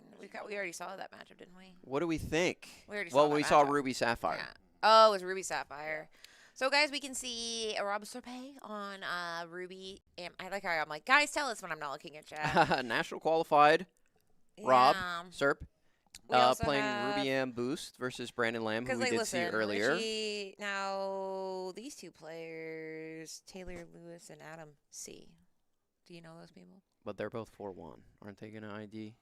They Maybe. might. You It's don't really know. tight. It's really tight, huh? Yeah. All right, They well, say if they always show Rob Give me case a first closed. choice and a backup. always show Rob case closed, says chat. I mean, I agree. I do agree. All Let's- right, let's do so Rob. you can try to get Rob, and then anybody that doesn't ID after that. All right, perfect. Thank you so much. We did You're it. up. I think I did it because I'm at Okay, 5 now. you did. Boom. JD's getting Gadget. Oh, look what it is. Another Woody pack for me. What if like your non-duty pack is the good My one? non-Woody pack goes crazy. Merida for JD. Now I'm just letting you have the Woody pack. Woody 'cause, pack. Like, I don't. It's something sick is happening, and I don't want to stop it. Gadget for JD. Gosh, he gets a Woody pack. Honestly, And look who it is. and that's why Woody pack for we me. say in the industry, Garrick's got really little raccoon hands, like you Who know, says that? little like you know how raccoons grab things, kind of like Yep, that's true. that's. Here are JD's packs. And here are mine. and you guys get the pack. Garrick will pull another family enchanted and crash out. I mean, I'm glad that the people know. All right, so we'll each open one or probably two. Well, I mean, until we get We'll somebody open seated. 8. Whatever. Yeah, we'll probably. Here's the thing. So here's the things, guys. I bought a box yesterday, a box today. Because when I travel, I like to. And I found out that somebody opened an opened an Iconic Buzz from the Rakapone. case that I bought from. Merida's Bow. Which one is this? Inner Strength. Oh yeah, it is hard. You have Bruno. to. What? Oh, I'm like Alan delayed. Adale. I'm watching the delay. I'm like, that's not Bruno. Will-o-the-Wisp. Wow, this is hard mode. Eleanor. You just got to recognize the art. Copper. Well, yeah, but I have to look through your hand. Ranger team up. Bear. John Smith. Slapping Fish. Fish slap up. Diablo. Stone Servant. And Iconic Buzz. Ah, It foil is Buzz. Buzz. All right, I'm gonna. Anything you can do, I can do better. I can't see that far. My vision's not good. That is Merida. Okay, that's Merida. This is like a bird and the something. That's Augustin. Stop it. Let me play Sorry. my own game. Stacey? I'm sorry. I'm done. He's a problem. I don't want to play anymore. I'm just gonna show you guys. All right, this is obviously Frozen. No, Violet, and that is Rollerball, Yeah. and that is Isabella, the perfect golden Lyle. Is that foil? No. Dash All right, bar. Dash Bar, One and more. then. Ah! Okay, I don't want to play anymore. It's Lord Macintosh. All right. I'll take the packs then. She's done. Okay. I would like to point out that I do believe I am suing. I am suing Garrick What did I do? for Fergus? the property theft. Merida. What did I thief? I don't know. Syndrome. Let her cook. Monterey. Who's that? Happy? Nailed it. Happy. I Yep. Bo Peep. Dip, dip, dippity dip. Who's that? Maudie. That's Morty. Maudie. Cruella de Vil. It's so hard to. Legendary. Legendary. And then can you please, for the one time. Oh, that's the one you said you wanted. You said you wanted Andre Ramirez. You remember? Yes, you're right. All right, Sabotage. I'm saving my non-Woody pack for last, by That's the way. Jebediah Farmsworth. No, Preston Whitmore, obviously. Mhm. It's so hard. I need you guys to know that I'm looking like 4 feet away. That's believe her. Headswool off the roll. Julieta Madrigal. Julieta. Is that a dwarf? Yep. Okay, good. It's so hard. Super Soup. Super Soup. Somebody. I can't see. That's Maribel. No. Okay, Louise. Oh my god. That is the Donbrook family tapper or whatever. That's Mickey Mouse. That's you got a friend of me? Holy cow, guys! I need to get new glasses. Well, I'm wearing contacts. I am You wearing need my new contacts. you need a new prescription. Zipper, as in I got Zip enchanted. Zippity doo dah, zippity day. So here's the thing. I would like to point out that statistically unlikely we're gonna pull an enchanted. However, how cool would that be? How sick would that be if it was Judge, Jesse? the pairings are wrong. Should be power rankings in the final round. Uh-oh. Frozen. Cosmodrical? I mean, I have to listen because Frank And Carson in said the something's box. wrong, so I can't. Frank Karsten. Yeah, he says the pairings are wrong. Should be power pairings. 1 versus 2, if possible. 3 versus 4 in the final round. But PlayHub doesn't do that properly. But it's not the final round yet, right? It is coming up. This is 6? Can we fix that? I don't know. Frank, I don't know what to do. I don't know how PlayHub Lure Guide. works. Did that work? I don't know. Lure Guide. Where's JD? Lure Guide, JD. JD or Lure Guide. I'm doing my best. I'm Okay, so we have Frank Carson in the chat saying the pairings are wrong. It should be power pairings. 1 versus 2 if possible, 3 versus 4 if possible in the final round, but PlayHub doesn't do that right. I can go let them know, but I don't know if it's gonna be able to repair it. Okay, well, we let people know. So everybody can rest easy. I love that Garrick, he's like, guess what? Not my problem. I'm And- ripping boosties. All right, so you can, we at least told somebody, you can tell somebody, and we can all Let them know. sleep better tonight. Dale. Into Iconic Buzz. All right, so listen, here's the thing. Mm-hmm. We tried. Note that you said see, here's the thing. PlayHub can do whatever it wants to me because I don't know how that technology. I don't know how that works. All right, Fat Cat Club. Oh my god, I Pack can't battle. see through you. I'm sorry. I'm just gonna rip. You can name them. Garrick unbothered because he's got boosties. It's true. Garrick has, a very sophisticated set of needs, and one of them is boosties and sleep. All right, have I gotten to uncommon? Is this rare? Gizmo Duck into Hero work. Hero work. Okay. Hey guys, I'm gonna have to end the If you stream. need help, just call. Was that your foil? Yeah. Oh, that's a good one. Yeah, it is. You're so right. All right, so I have one more. I'm gonna say 4 for when JD comes. What are the records of these players? They are. If you start opening packs while I'm looking this up, I'm leaving. You do this. I'm gonna look up packs. All right, so we do have some IDs coming in. Rob, They're both 3-2, right? you would think. They are. Okay, I guess so. I'm locked in. All right, locked in, laser focused. Rob is 3-2, and I'm gonna still check because honestly, anything can happen. 3-2. Okay, anything can happen. So if you guys are catching up, we are about to enter the last round. We're opening little boosties. I'll be honest. Normally, when we do tournaments, we have so much time to kill. We're like, what are we gonna do with all Literally this time? everything is going to time. Yeah, we have not had a single moment. We have not chit-chatted. We have not talked about the Nope. meta. We haven't even Nope. talked. We do interview, and then we get back. And To I like boosting. that. Yeah, and That's what I'm worried about is boosty. What? Boost, open and boosties. Oh, yeah. So shout out to everybody who opens packs. Shout out to people who get iconics. Shout out to people who get iconics and keep them because I want one and I would keep it. All right. You're still iconic hunting. Yeah. Oh. When would I stop? At what point would I be like, oh? Well, I didn't like your first one.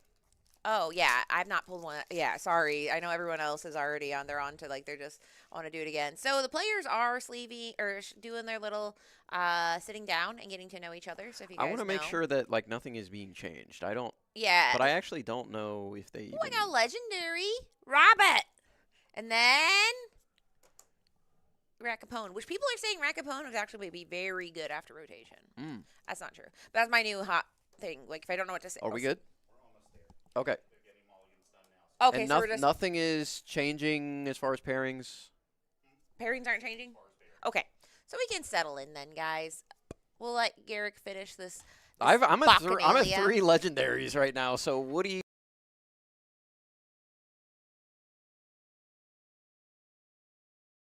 Going to get into the match You have here 3 between legendaries? 3 legendaries. Garrick's a problem. And I think we've all thought it, but it's important to articulate how you feel so other people can agree with you sometimes. True. Big if true.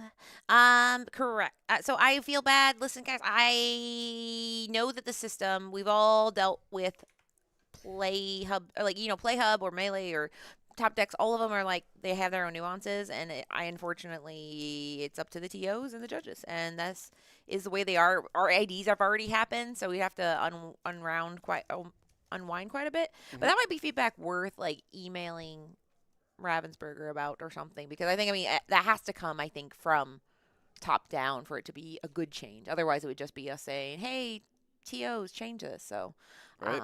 Anyway, but we have an exciting round here. Yes, we have seen Brandon Lamb before, but we have Robert Serpe, who's always up to fun stuff. So we've seen this Ruby and Amethyst combination, and it is very boostacular. It is very, very dependent on things like Scrooge. Sometimes Scrooge's counting house. Sometimes, Cheshire Cat. Maybe even a Hercules. But those are the ones I know about. But someone called this a boost Ruby Amethyst deck, which made me think there's more boosting to be had. Yeah, I would love to see boost as many things as you can. I mean, this could be like like you said, Ares could be in the deck. He's a classic guy that's been in the Boosty Boys before. Aladdin, and yeah, the Scrooge's counting house. What's up, JDZ? We got 8 packs for you here to open on stream. We did it. Yeah, you got what was left over every round. I already have 3 legendaries. He's sick. And honestly, I shouldn't have he got first draft pick and picked Woody. Like, Garrick's. Anyway, so we're about to go into. Here we go. Started. We have Maui Hero Doll going into a magic broom. So this will give. Oh, so here's a little thing, Garrick. Have you casted a Robert round before? Yes. He looks at the camera, and it makes me feel a little happy every time. But there we go. On his turn 2, he's going to have that Flynn Rider Frenemy, which we've seen a few times in this tournament, even though I haven't seen Sisu empowered sibling. Well, I think that's because we just play Scrooge and boost him. Exactly. Because he never loses any strength. And we do have the Scrooge on the board, and we were able to gain our lore from our Flynn Rider, and that makes me feel so good because that's something that I have loved to do so much in Exactly. Disney Lorcana over the course of my time playing this game is going Flynn Sisu, and you know what, Sapphire deck? How does 3 lore on your head sound? Sounds good. And you know what sounds better than that? A boosted up duck. So everything's going according to plan. He was able to get that frenemy trigger with just himself. That's very rare that a 2/2 is the one.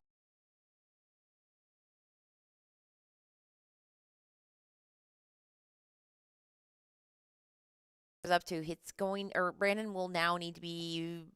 Robert needs to be wary because it's basically going to be a control match from this point forward. He was able to take advantage of the early game, get some early lore, but now Brandon's going to do everything he can to stop him, starting with a Muse trigger on that Flynn Rider, bouncing it right on back to hand because Strike a Good Match was played, or sang rather. Yeah, Strike a Good Match, a song, meaning that the Muses will be able to return that Flynn Rider frenemy to Robert's hand, which was very, very good on the side of Brandon Lamb, because if he was able to let another 3 lore squeak by, that might have just been enough for Robert to eventually quest over the finish line. That does really, really matter early on in the game, as Scrooge is going to get active here on a challenge. We do have a few options on our turn number 4 here. Could be considering redeploying the Flynn Rider frenemy, but we know that these Sapphire and Emerald decks do have quite the song suite, and if we are playing the Muses, then of course Robert has to think, yeah, there's probably a lot of songs in this deck. So we are now moving into the part where Brandon is going to decide if he's going down his shifty ways. I mean, we have that Clarabelle. We have the Prince Philip. Now, I don't believe in our last match we saw the warded Prince Philip. It does feel like Brandon is going heavy on the double ramp situation with the Cinderella and other options because, I mean, we just didn't see it. So in this case, we got that frenemy back on the board. We will go ahead and boost the Scrooge again, making him a nice, healthy 5/5. And while we're at it, we'll put a Churnabox follower out to give us, hopefully, a card next turn. We do have a really nice answer on the side of Brandon. However, we can sing You're Welcome on the Scrooge.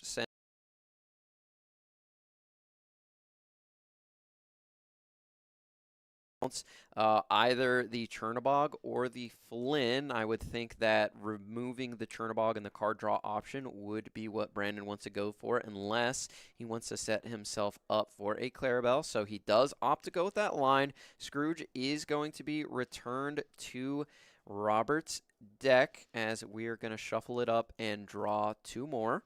So usually you're sending 1 card back into the deck, and then the negative is, okay, my opponent gets to draw 2 cards. That was sometimes mitigated by Clarabelle being able to draw you cards. But imagine a world where you can send 3 cards because of the boost ability back into their deck, and they only get 2 back. And I guarantee you Robert had a plan for those boosted cards, because that's been the coolest thing that we've been able to see with the Merlin and Madam Mim package, is just having boosted up bounce boost shenanigans.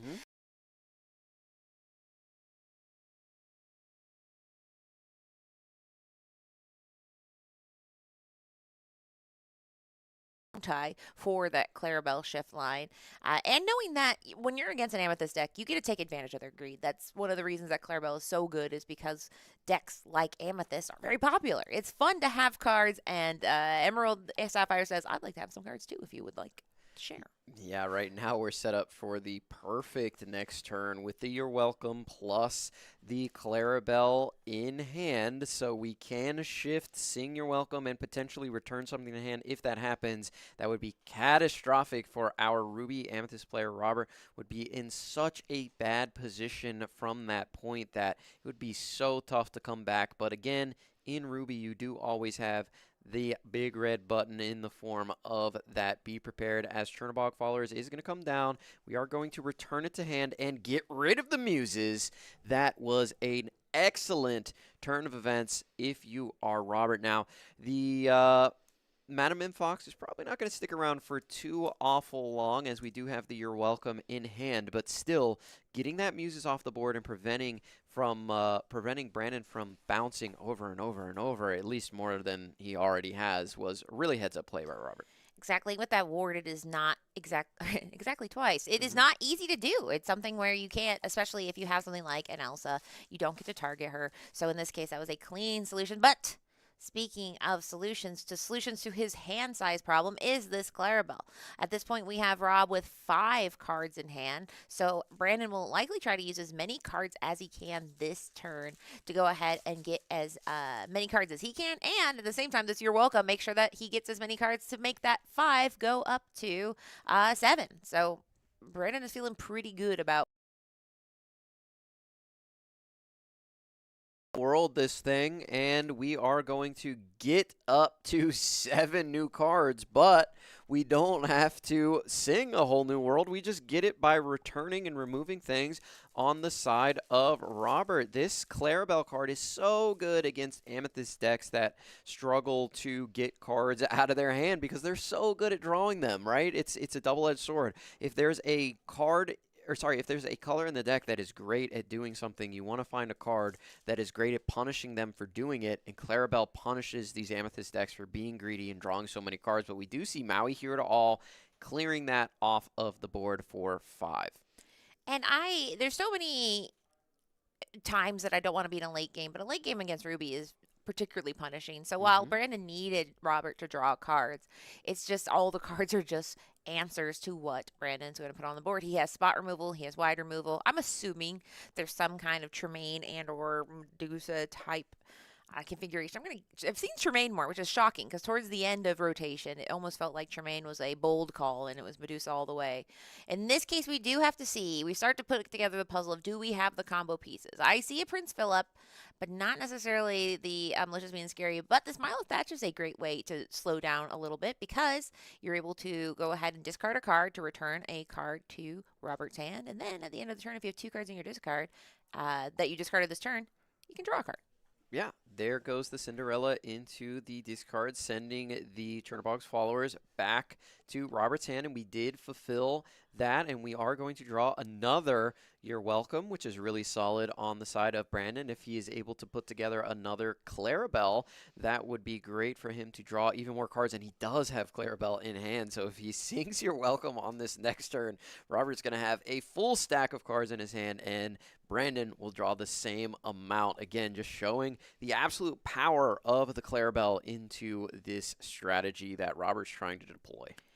Yeah, like you said, it is the greed of Amethyst is quite frankly disgusting. But it is kind of like why you play it, is because it is of all the cards, or inks, it is the one that is going to be drawing cards throughout the entire game. And here we have a great example of it, putting that broom into the library, playing another character, which will allow you to go ahead and banish the broom, and that is going to trigger 2 cards because you get the trigger off of the broom and the trigger from the library. So there's a lot of spectacular synergy going on in this deck because 2 things: you're going to be drawing cards and you're going to be banishing. That is absolutely true, and I think a location is a pretty solid way to try to combat what Brandon is doing, while the Emerald deck is able to get rid of characters quite easily. Locations, sometimes they can struggle with. Now we are into the phase where both of these are control decks, but Robert's been able to kind of play his deck like a little bit of a mid-range, just having fun. I mean, he's been able to quest up here to 9. A lot of times in these control matchups, you feel like it's this slugfest where it's just these giant characters on giant characters. For example, the last time we saw Ruby Amethyst on stream against Brandon Lamb, or rather we saw Ruby Sapphire, we saw Leviathan being played. Yeah. But Robert's saying, no, I'm low to the ground. I'm just playing little guys. I'm going to have fun. I'm going to draw cards, and every little bit counts. You can wipe my board, but guess what? I drew a ton of cards. I'll just flood the board again and get value off of it. And value he does as he is able to go ahead and deploy one of the Chernobog's followers and a broom and move the Chernobog's followers into that library, just hedging his bet, saying if you do decide to go ahead and get rid of my stuff, maybe I'll get some value.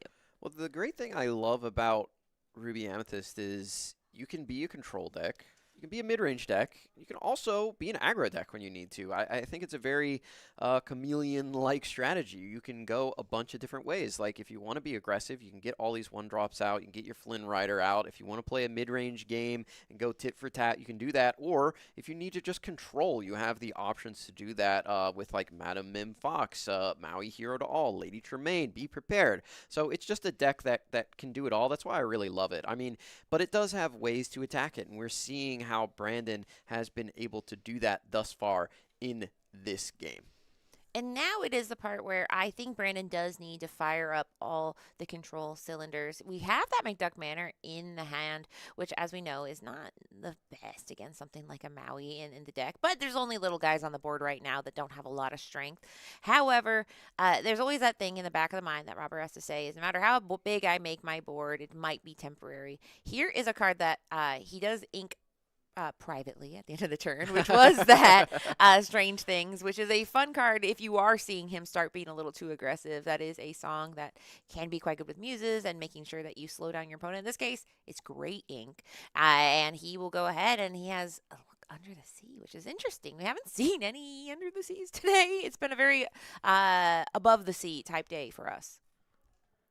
And we did see that Strange Things hit the inkwell so many times in the last match. You were so disappointed every time. You're like, there's Strange Things into the inkwell. Yeah, and that's the thing, right? When you see things that, and to be fair, so many, if it's inkable and it's a tech card, that's usually where it ends up, right? Yep. I mean, you basically put these cards in saying, well, if I need it, I can use it. Otherwise, wow, look how inkable it is.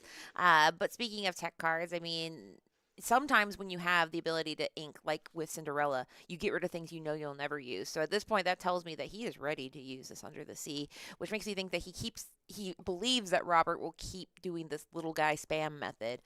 But we will see. He does have access to some larger things. It looks like we have a Scrooge, some funky stuff over there. 2 Scrooges. So let's go ahead and see, because Scrooge certainly is not afraid of going under the sea. Ducks float. Yeah, that's true. You just need to be aware that you could potentially run into a Prince Philip combo, which would be devastating if you go too wide with characters that don't get hit by Under the Sea. But I guess you are kind of cooked one way or the other. But we're able to draw 2 here off the Magic Broom because it was in that library. This is probably going to be the last turn that the library is going to be around, so might as well get the value out of it while you can. We have Brawl here, so Cinderella is going to be brawled, which is an amazing thing for me to see. I'm just... It's been very therapeutic. It's awesome. As a person, I mean, how ever since Fabled was released and Rotation occurred, the sentence, "But what if we had Brawl," has been uttered approximately 473 times per day. Yeah. And that is because Brawl is a nice little answer to so many problems on your hands. And it's kind of expensive if you think about it. It's 3, but I mean, it's not on a character. A lot of times we say, well, put it on a body. It's not on a body. You have to pay 3. But at this point, if it's a control match that's going on, not the worst thing in the world. But there is Clarabelle, who is hoping to go ahead. Rob still has notably 6 cards in hand, and he's looking to take full advantage of that plane. Brandon playing as many cards as he can this turn before he passes and sees what kind of answers he can get to answer these double Scrooge on the other side.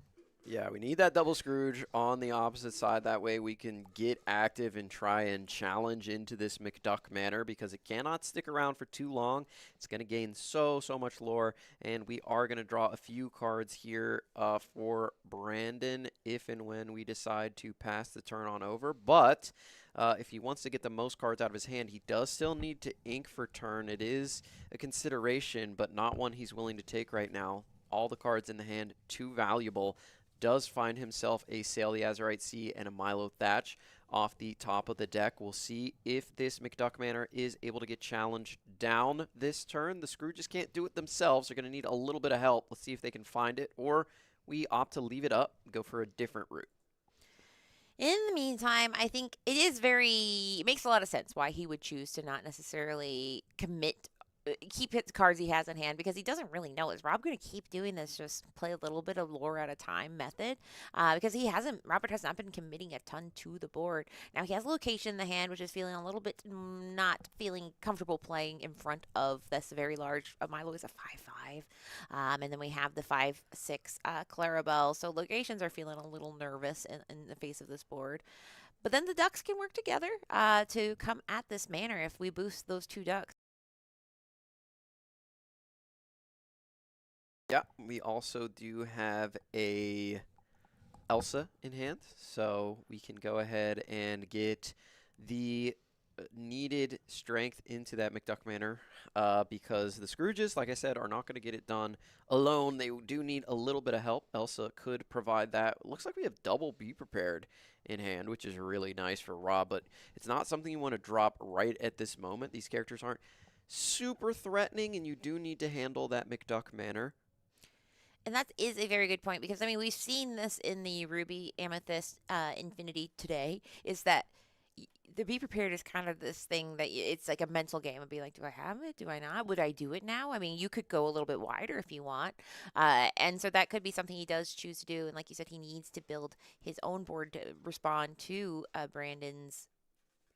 For example, that McDuck Manor, he wants to make sure he gets rid of that. And Scrooge, he would never tear down his own house, but he could if he wanted to. There is a Jebediah Farnsworth, another card that was added from set 12. This card is it's got reckless and evasive, and you can play him on turn 2, something we've never seen before. But he's statted at 3/3, which is very nice. I believe he's printed purely with a shovel that says Diablo on it. I'm not sure about that, though. We might have to zoom in on the art. He is the Diablo tech, the chosen Diablo tech. There are obviously brawls in the list as well, but we've not seen a single Diablo today. What happened to the big dog? I thought that was supposed to be the best deck. I think that is. This weekend is going to be the beginning of a very long story, but in the meantime, we do have the Queen's Castle, I believe. That is not Belle's Library. The princess is in another castle, and so this one is banking on your characters actually staying until the next turn. Yeah. Because I feel like Library is very like, my characters aren't here for a long time, while the Queen's Castle is like, no, you wouldn't wipe my board. And at this point, Brandon hasn't. So this way, these 2 Scrooges, they just might make it. Yeah, it's an interesting decision that Rob made here. I mean, you can either go into my Queen's Castle and remove that, or you can hit both of my characters. And he's putting Brandon in a little bit of a tough situation right now, which I really like that play. I do like it, too. I think some of the best Disney Lorcana players I've ever seen constantly do this thing where they're like, you make a choice. And they work really hard at saying, specifically, there could be a good one, there could be a bad one. In this case, one of the good, efficient choices here is just going ahead and playing that Milo Thatch, discarding Under the Sea, which is no longer an option because he did switch to the beefier duck option. He can get rid of that Queen's Castle, no problem. And then, that one of the Scrooges has been bounced to hand. So now it's just one.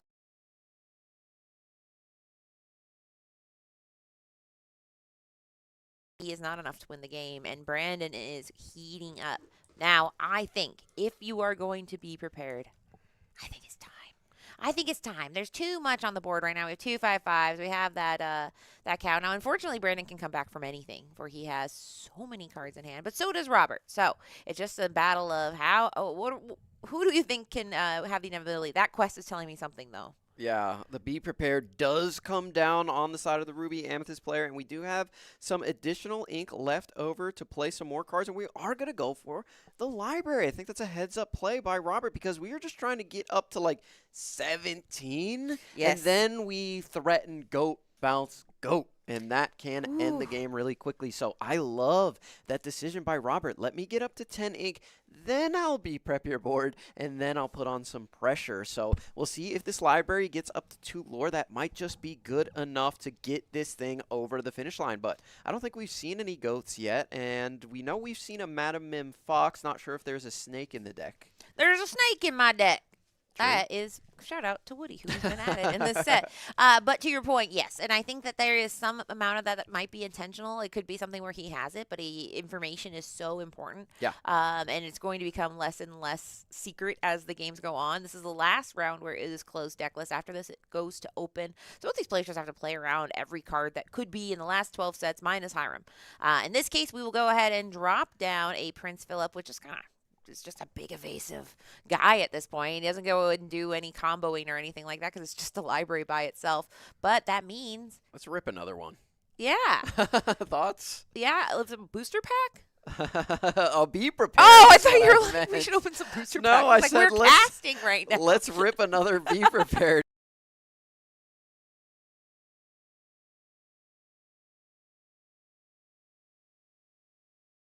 Him and send him on into the library as well. So now this library probably gonna get him to 17, and that again is that goat bounce goat range, which you do not want to be in if you are a Sapphire control deck that doesn't have access to things like a Pirate's Life or Nani's Payback, which we saw Jack Shadows play earlier, but we can remove it.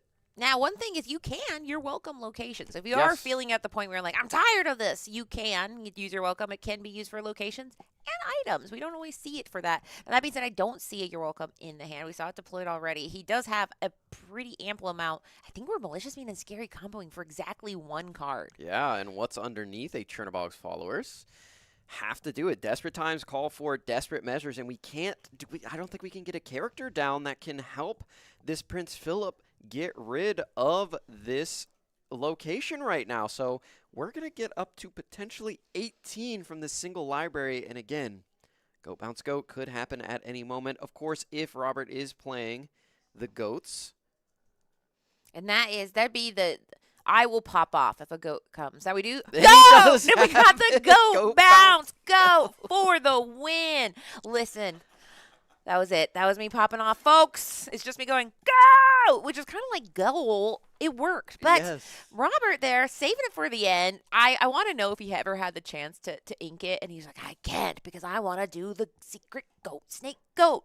But that is something. How did it feel to see somebody win with a goat? Oh, it felt He's so crying. good. You guys can't see this. I'm- We're off camera, but I'm tears weeping. are streaming. Yes, that was amazing. Robert, one of my favorite players in Disney Lorcana, a friend of mine that I've played against plenty of times, but always love to see that happen. And a Ruby Amethyst player in their core. We actually had a Ruby Amethyst mirror, me and him, for a Scar playmat, and it went to game 3. He ended up taking it. He was playing some crazy stuff, bosses on a roll and things like that. We were both playing the Maui half shark build at the time, but he was able to get that playmat there. So love to see Goat Bounce Goat win a game, and I love to see Robert Serpe piloting it, but also big fan of Brandon Lamb. Played him plenty of times at set championships. Was the first time I ever played him at the Mirabelle set championship. I played against him at SCG cons before. Another amazing player. I believe he did top 32 in the last season. Still looking for his qualification this season, but Robert already has that locked up. So these are two of the best players that we have in this region. We've seen Brandon Lamb at the top cut of these tournaments over and over and over. He's in the finals in the Infinity tournament against Luke Wonderland in the Fabled meta.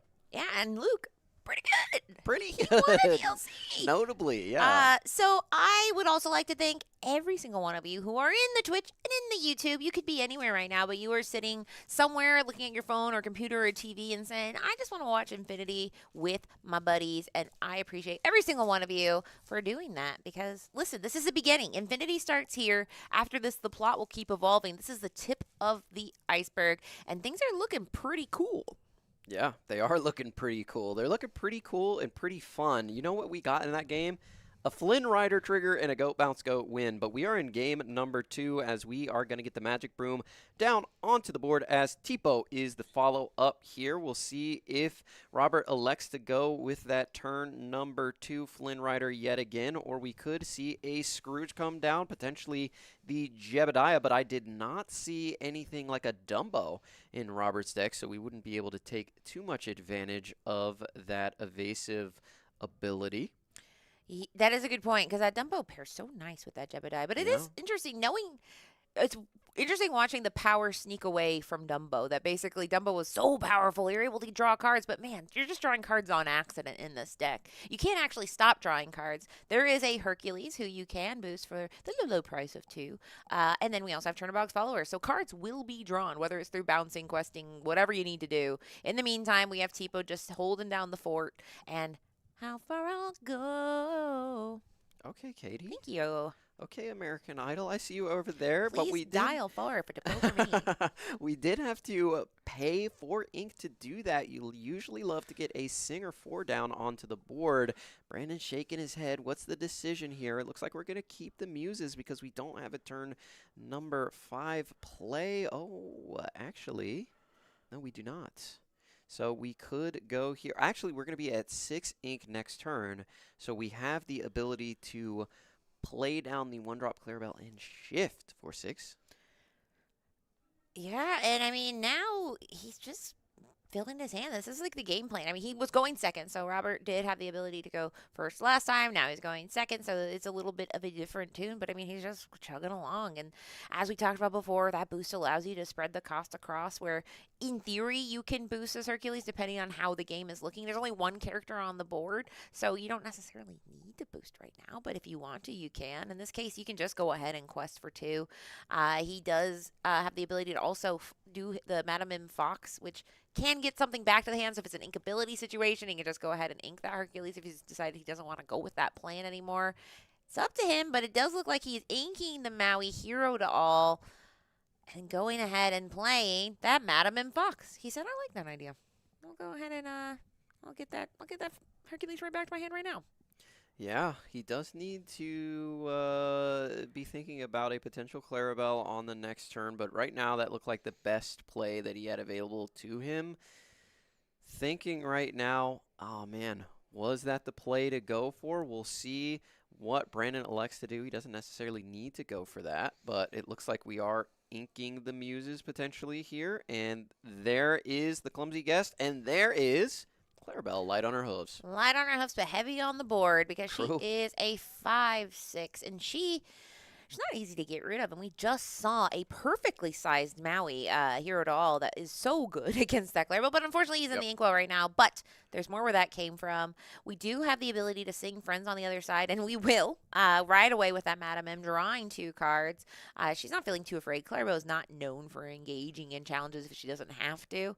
But now we have the ability to play something for 4 ink this turn. We haven't seen a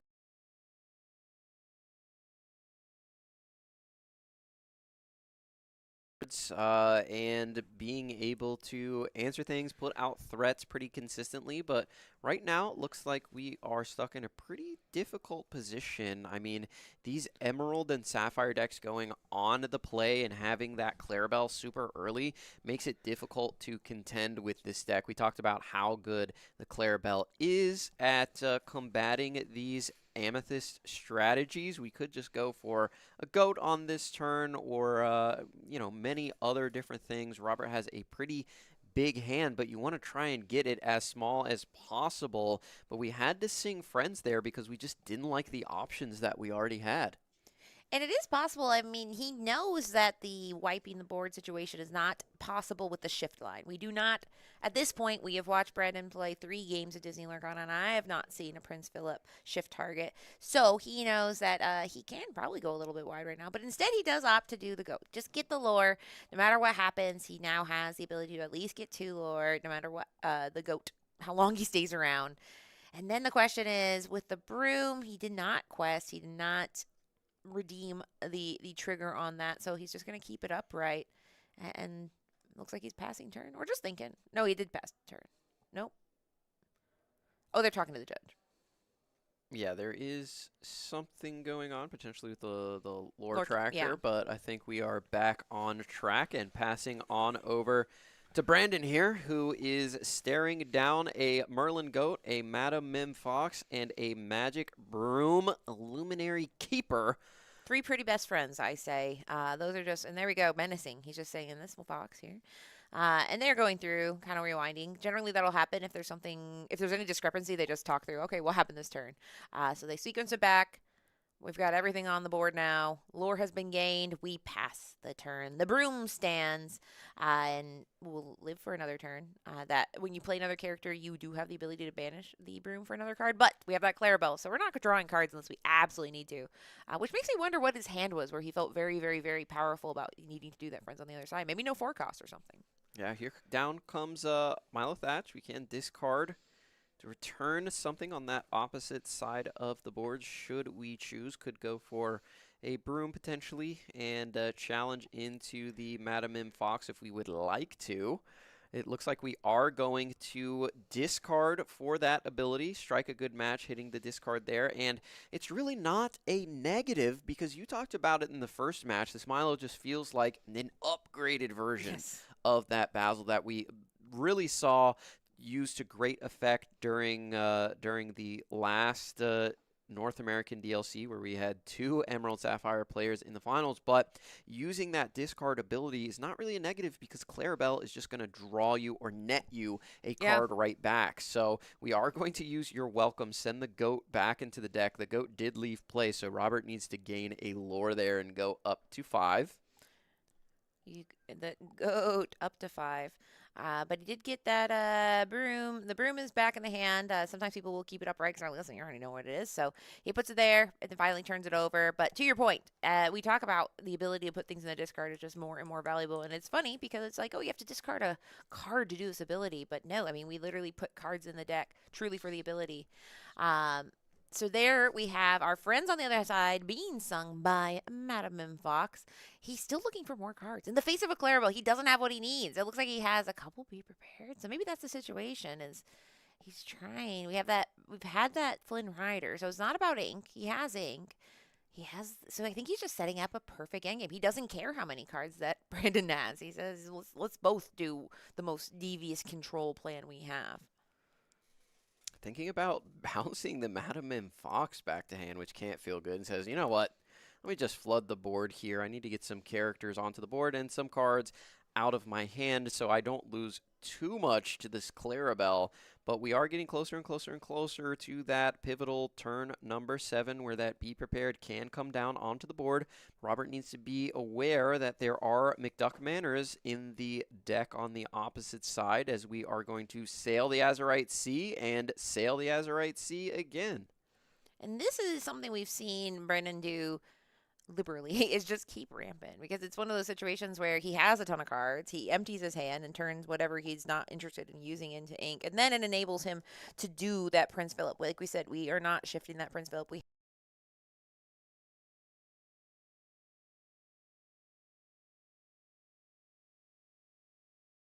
the combo. Does he have? No, he doesn't have the second yet. I believe he does have a Vanquisher of Foes in hand, and he could potentially already have another Malicious Music. He's got like 4. Yeah, it's tough to say. He's got what some might consider 10 cards or more. But he's not going to be able to do it this turn, so now he's just going to keep setting up. In this case, we'll ink a strange... No, we're never going to have the strange things, but we will have the Clarabelle. Now, does he have something? Yes, he does. That Milo thatches very, very easily, and the Clarabelle is bigger than the frenemies. So, unfortunately, those Flynn Riders are not doing much right now. Yeah, the Flynn Riders are just there for board presence and to get cards out of Robert's hand. And potentially they could start questing. We saw that Robert was able to leverage the power of Be Prepared, the power of a library, and then finish off the game with that Merlin Goat. So every character on board represents an additional lore, one lore closer to where Robert needs to be. And Brandon's like, hey, I can't sit around and do nothing in terms of questing for lore like I did in the last game. I need to start putting on a little bit more pressure as we are going to quest with these glimmers. We are going to take the Cinderella trigger here and ink. This ink will go face down, and he will draw a card, and then we can now flip the ink back over as Robert is going to see what he can do here on his 6 ink turn as Brandon has, what, like triple that? Yeah, Brandon says, yeah, I've got all the ink, quite frankly. I have 4 plus 8. Yeah, so he's up to 11 ink. Almost double what Robert has. Yes, and he seems pretty chuffed with himself, and I would be too, because at the end of the day, he can do so many cool things. One of the biggest things in Infinity that you have to pay attention to is how much can you do per turn and how much can I do per turn. And Brandon can do a lot right now. So at this point, he is probably getting pretty tempted to... Well, he's still one away from that Be Prepared, but it probably feels so good. He's like, I'm ready. I'm prepared for it. But in the meantime, he has one more turn to see if there's anything he can do cool. And that Tipo is one thing. Flynn Rider easily takes out Tipo. No sweat at all. And we do have that Madam Mim and Broom together, which makes me think they're coming for that Milo. And they are working together as a team. And now we just have a Clarabelle and a Cindy, but not much longer. Clarabelle can be removed here, as we do remove all of our characters to basically get rid of everything. And do we have a brawl to finish it off? No, a library is going to put on some pressure. Robert liked to do that in the last game and continues on with that strategy here, putting the library down, hopefully gaining a lore here or there until, wait, we're kind of in goat range here. Yeah, and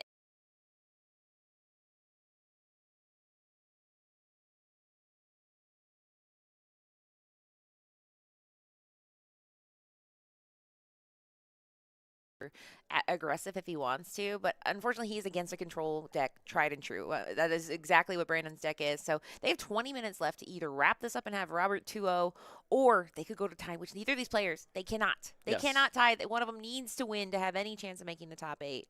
So they must start playing with a lot of purpose and intention. And here is that Milo Thatch, who at this point can't do any bouncing to the hand. We can put a little bit of damage on with that Cinderella, but the library is just going to sit there and be a problem. Yep, here comes Clarabelle. We are getting into 7 ink on the next turn, so we can go ahead and be prepared if we are Robert to try and gain some more of that incremental lore, and that's the strategy that works so well in game number 1 as we quickly get that broom into the inkwell and be prepared. Comes down. It feels good to be back and be prepared, because we used to be like, oh yeah, it's Raging Storm, but no, Be Prepared is the original, and it feels so good to do Be Prepared when you have nothing to lose. It literally is no downsides. Yes, the downside is that he did take his whole turn to do it, and his hand is getting small. He only has 4 cards, but he will have more, just trust. Tipo comes down on the other side, rebuilding. We will build back stronger than ever and make sure our ink keeps growing, and then a Clarabelle. I think he can, wow, so he doesn't even get to draw anything. He just has that Clara down as just an investment. Yeah, a big body on the board that can try and contest into this library. I think that was probably the plan. Let me get 6 strength down onto the board. That way I can challenge into this library and remove it. And we're just tossing down another Be Prepared on the side of Robert, keeping this library up and active as long as possible. We could see a Prince Philip potentially come down on this turn. We could go Milo Thatch instead. Prince Philip does remove the library, but there could be things like Tremaine waiting on the other side, or that third Be Prepared, but it looks like a goat came in the hand for Robert. Unfortunately, has not been gaining as much lore as expeditiously, but we should be at 7 because we gained 2 lore off of the library thus far, as he did have a Merlin Rabbit in the deck. And we love that Wascally Rabbit because you get a little bit of card draw. So makes sense why he was very eager to get rid of that Clarabelle, because he had plans to draw cards, and that Clarabelle doesn't make it as fun. So we will ink the goat. Sorry, you won't get to see it played. And then we will get another location. This one is the Queen's Castle. So this is saying this rabbit's not going anywhere. I'll see him next turn and I'll draw a card. Otherwise, get rid of him. I'll still draw a card. And I'm going to gain 3 lore next turn. But not anymore, because finally we get trampled by Philip and his horse, and that library is no longer, but we still have on the other side of the board another location. So locations, big in infinity so far. He does have your welcome, though, so we can send that back if we'd like to. He is using the ink, and there it goes back into the deck. What can I say except draw 2 cards? And he will go ahead, shuffle up, and then get 2 cards right off the top. He only has 4, so I think he was kind of hoping that rabbit would survive. Unfortunately or fortunately, he could technically. We are going to use that ability of Milo to return the Merlin Rabbit. I would let you know, Garrick, for a moment I said, oh, this is so cool. We finally got to see strange things happening. But no, that was discard happening. So he did just discard it. We're never going to get to see strange things in the matchup. But to be fair, he has not been against an aggro deck, which you would think strange things would be playing against. But the rabbit will come right back to the board, because Milo does not get rid of the card. It just goes ahead and bounces it back into your hand. And now we will go ahead and see what else can he do. Bring it in, bring it in. a lot of options. His deck, it does seem like he is playing it in a more go wide strategy. A lot of times you see him get to things. I mean, in the olden days, back when I was around, you might even see a monstrous dragon. But in this case, we're just gonna keep bouncing this rabbit. We are just living large in the middle of the range, right around 5/6 ink. He feels pretty comfy inking a 5 cost there and playing a 1 cost. So this is a very interesting play style that Rob has adopted with this deck. Just saying low to the ground and flooding the board over and over again, and a little cheeky boost on that ghostly Ebenezer. Yeah, I mean, the other deck is helping you draw cards. You can draw cards yourself pretty darn well, so we're able to continually put cards on the board, on the board, on the board. And look, we still have 5 in our hand, so we can get punished for having that many cards. But hey, you got to keep answering everything that I put down every single turn. And now the ink is starting to even up as Brandon has been using the cards in his hand more than he has been inking them, as he is going to get a massive quest up to 13 here off of these 2 characters, which both quest for 3 each. So that is a total of 6. And Brandon says, you know what? You want to race? I'm pretty good at doing that. And I think he is better at racing. He certainly has bigger characters, and he's at the point where he's like, I'm pretty sure you don't have Be Prepared. He does, however, have a Malicious, Mean, and Scary combo. So, you know what's meaner than Malicious, Mean, and Scary? Be Prepared. So, Robert, can we get a 3 Prepared, if you will? Yeah, he needs it now, or we should probably go into game number 3 so we can try and find a winner here. And Robert agrees. No, he's counting. He is counting. He says, the I ink. agree. You need to slow your roll. He says, because maybe I can rabbit here and find it, potentially. He is going to use the Maroon Rabbit, and he is right. It is not Be Prepared. He flips it over. It was a brawl, as we are going to get into game number 3, the deciding match here. If one of these players is able to get it done, they could potentially make it into that top cut, which they are both fighting for.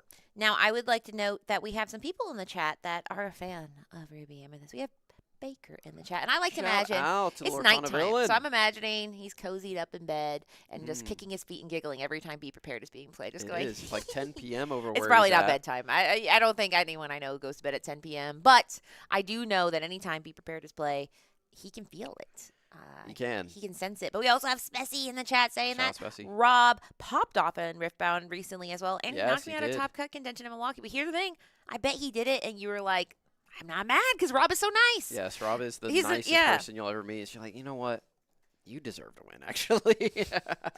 But shout out to everyone in the chat because this, if you guys weren't watching, we'd just be talking to ourselves. Yeah. But we'd probably still be doing this because the thing is that people don't know this. Every game in Lorcana, I just start narrating. But The first time I met Rob, really, really interesting match that we played. It was set for Versala's Return, and it was my first big-ish tournament. I was playing Ruby Amethyst, which was my first and only deck, and he was actually playing Sapphire Steel at the time, and I was able to get that done in that match. But since then, Robert has definitely gone super plus on me and is definitely winning our lifetime battle. But I got the first one, okay? That's what matters, as Chernobog is going to come down onto the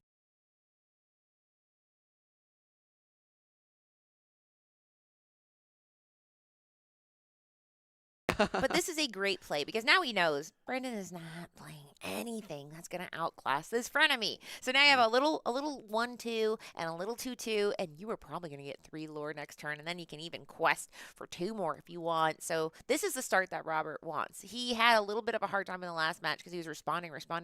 In this case, there's not even any TPO. It's just Robert in a free and clear board for 1 more turn. So now he could play a Scrooge and boost him and really lock in.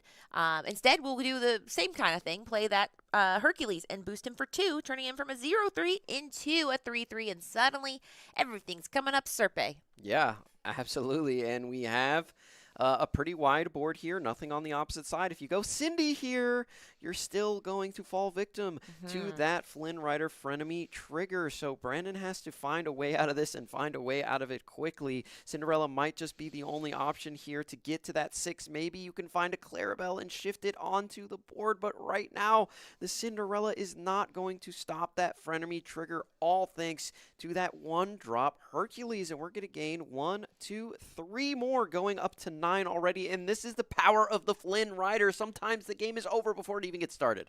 But here's the thing. We've done phase 1. Phase 2 is keep drawing cards. So True. we're going to start phase 2 by questing with that Chernobog, drawing a card, because it's a little engine, and the engine only runs on card draw. So you have to have a good start. But soon, Brandon Lamb, he's been working really hard on this. He'll start doing a control deck.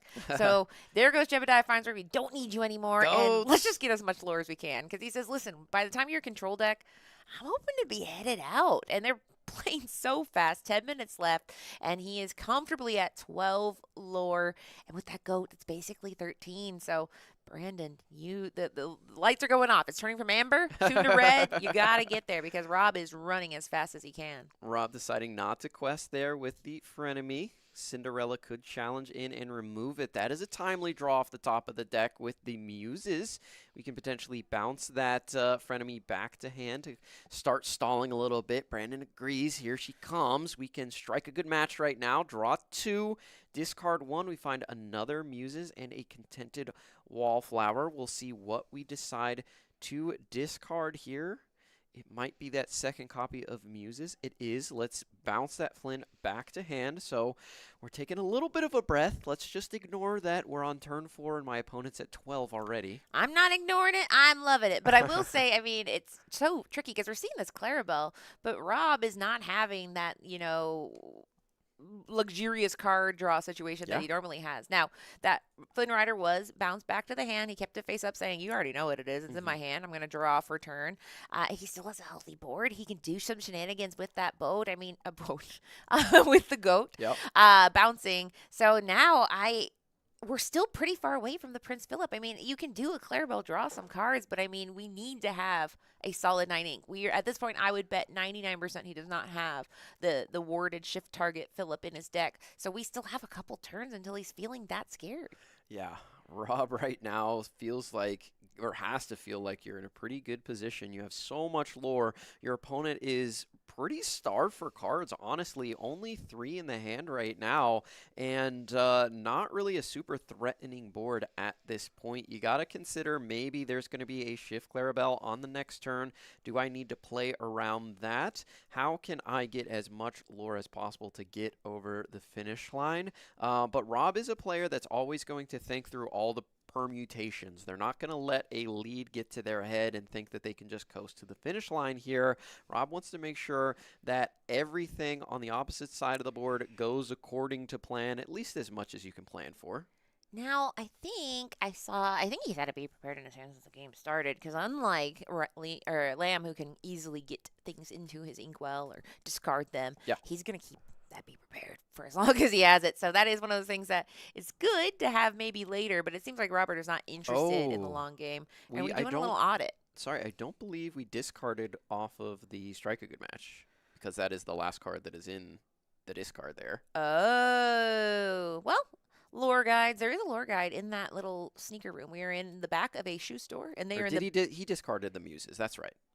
Oh. He just put the Strike a Good Match on top of the Muses. Perfect. Okay, so we're good. So now we're doing a little challenge, having that goat go right into the Cinderella, and then we'll bounce the goat back to hand using the snake, removing the 2 damage. It's very funny because, I mean, we haven't even seen Cheshire Cat in his deck. You would think, I think you just don't need it. Moving around damage. Why move around damage when you're just going to board wipe in a couple turns anyway? So in this case, that 2 damage is off, and now he can redeploy that goat next turn. He does have the ability to ink and play one more thing this turn. He's questing, which makes me think he's going to bounce that Hercules and maybe draw a card.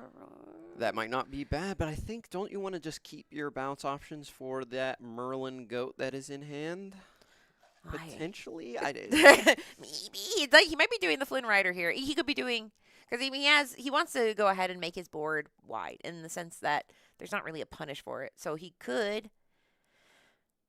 A lot of things he could do. It looks like he's debating himself whether he wants to ink the Flynn Rider, deploy the Flynn Rider. He can just play it this turn. He needs to keep inking because he has to get to that 7 ink. That's the emergency eject button, and if things get bad, he needs that. It looks like double B prep in hand. So that is why he's kind of like, because it doesn't feel good to get rid of something you can do something with. And doesn't ink. And the thing is Brandon doesn't know what's in his hand, so it's something where And I don't think where Robert's going, he cares about Be Prepared. He's like, listen, I committed to the aggro line. So if I have to wait a turn, I do. We are up to 6, now 7 ink. We need to get to 9 before we can do any kind of board wipe. In the meantime, it's just some old-fashioned control. That Milo, like we said, we can discard a card and have him, Robert, go ahead and bounce something back to his hand. Which, if he's short on ink, not the worst thing to happen to him. Yeah, we do choose the Flynn Rider there. We're going to double challenge into the Hercules. What is underneath? A Friends on the other side. That'd be nice to have for Rob, but that is no worries. We do draw a card additionally off of the Milo Thatch because 2 cards went into our discard on that turn. Such a powerful card. I really like that upgrade in this deck. It is funny when there's a card where it's like all upsides. It's just, It's like, listen, he's a pretty good cost, pretty good stats. You get to go ahead and filter things. All good. In this case, he's going to pay the full retail value to play Friends on the other side with only 4 ink. So this is definitely I need to just get back in this game type maneuver. He's inking a Chernobog follower and then deploying that Flynn Rider. So, I mean, he is kind of floundering a little bit in the mid game. Yeah, unfortunately wasn't able to ink on that last turn, but was able to find a Madam M Fox to put into hand. So combined with that Merlin Goat, we could use that to just slowly inch our way over the finish line. And when there's a goat, there is a path forward, especially when you're at 14. We're going to do a vision here as we have a double McDuck Manor in the hand. We don't really hit anything super valuable here. No characters. It's a How Far I'll Go, a Saily Azurite Sea, double Malicious, Mean, and Scary, and a Stopped Chaos in its tracks. Now, we did say that this Milo spiritually succeeds the Basil Undercover Detective, but I think the one thing that would feel really nice right now is the discard ability of the Basil. Quest. Yeah, when you quest, you have that discard. And so right now, whatever Robert has in hand is what he has. Now, he's had a million cards in hand, so it's very rare that whatever you get in his hand, you're going to get him down to 1 card. But that is one thing. So he goes ahead and does his Vision of the Future, gets his favorite out of the top 5 cards. And there we go. Malicious, Mean, and Scary, which ironically can get rid of 1 character because I had 1 damage on it. And then there's a McDuck Manor because he says, what are you going to do against this McDuck Manor? Nothing. I'll win in 10 turns. See you later. Yeah, went ahead and used that Malicious, Mean, and Scary. That way he could also draw a card off of the Milo. So pretty good there. We can quest with our Flynn Rider here, get the goat back onto the board, and then maybe, you might just have to bounce it back to hand. But that would feel terrible if you are Brandon Lamb. But you have to find an answer for it one way or the other, as he does have another Milo in hand, plus another McDuck Manor. If he's able to get both of these down, then all of a sudden that clock gets really fast, especially when you have characters on the board that quest for 3, as Robert is going to go ahead and quest up to 15 here, just trying to get over that finish line. The double Be Prepared in hand might end up being a real problem here that stops him from getting over the finish line. We are going to return the Flynn and potentially redeploy here. And he's debating because, that Flynn is very inkable. And it's at the point where he's inching forward. He's still making the progress he needs. It's just that Be Prepared, and I think there's 3 of them. It's so heavy. And that's why these cards, like Under the Sea, Be Prepared, they're great. Bend to My Will is another one where it's like when you need it, wow, amazing. But when you don't need it, you're like, what do I do with this? And so in this case, he's going to go ahead and ink that Flynn Rider. He turned to hand. He might. He hasn't put it all the way down. I'm just thinking, he did it. And now he will put 4 damage and then finish off. Oh, no, he doesn't rush in there. Yeah, that's not going to take out the Manor. It would be left with 1, and true. then your Fox is vulnerable. Is vulnerable. And you need every single character that you put onto the board to quest. So he had to do that. Good there. Point. We will hopefully get to that 7 ink on the next turn, but this can happen sometimes with these Ruby Amethyst decks if they just get stuck with a massive amount of Be Prepareds. But if you're able to get one of these McDuck Manors off, I know there aren't 2 on the board yet, but there is another one in hand for Brandon. That will relieve or alleviate some of the pressure here. Milo just did a cool 360 right there, but it does appear he is about to sing maybe a Malicious, Mean, and Scary, just putting 1, and then discarding to go ahead and bounce it back to hand, which kind of funky stuff there. But that Malicious Mean and Scary counts as discarding a card, which makes you draw a card. So that shows how much Brandon really wanted to draw a card. He played a Malicious Mean and Scary for the sole purpose of having 2 cards in his discard to get a card off of Milo at the end of turn. Yeah, and he gets 2 because he's got the double Milo. And again, desperate times call for desperate measures. I think if he didn't end up doing that, he'd be empty-handed. He would be prepared here, and then it would just feel super, super bad. But right now, look at all this lore pressure on the board. That is 8, count them, 8 lore coming on the side of Brandon. Should he quest both of these Milos next turn? Robert thinking, do I just need to rip it, be prepared here? Is that the move? And there's 30 seconds left, so whatever he does, this is the turn where it is going to likely go to turns. This clock might not be completely synced with the player's clock. But what I will note is it's a situation of, can you win? If I'm Brandon Lamb, it's looking very hard. It'd be very hard to win in 5 turns. So it's then, can I stop Robert from winning? Which is a difficult conversation because this is the last round before we cut to top. Robert can win. I mean, he has the ability with, he'll go ahead and put brakes on with the Be Prepared.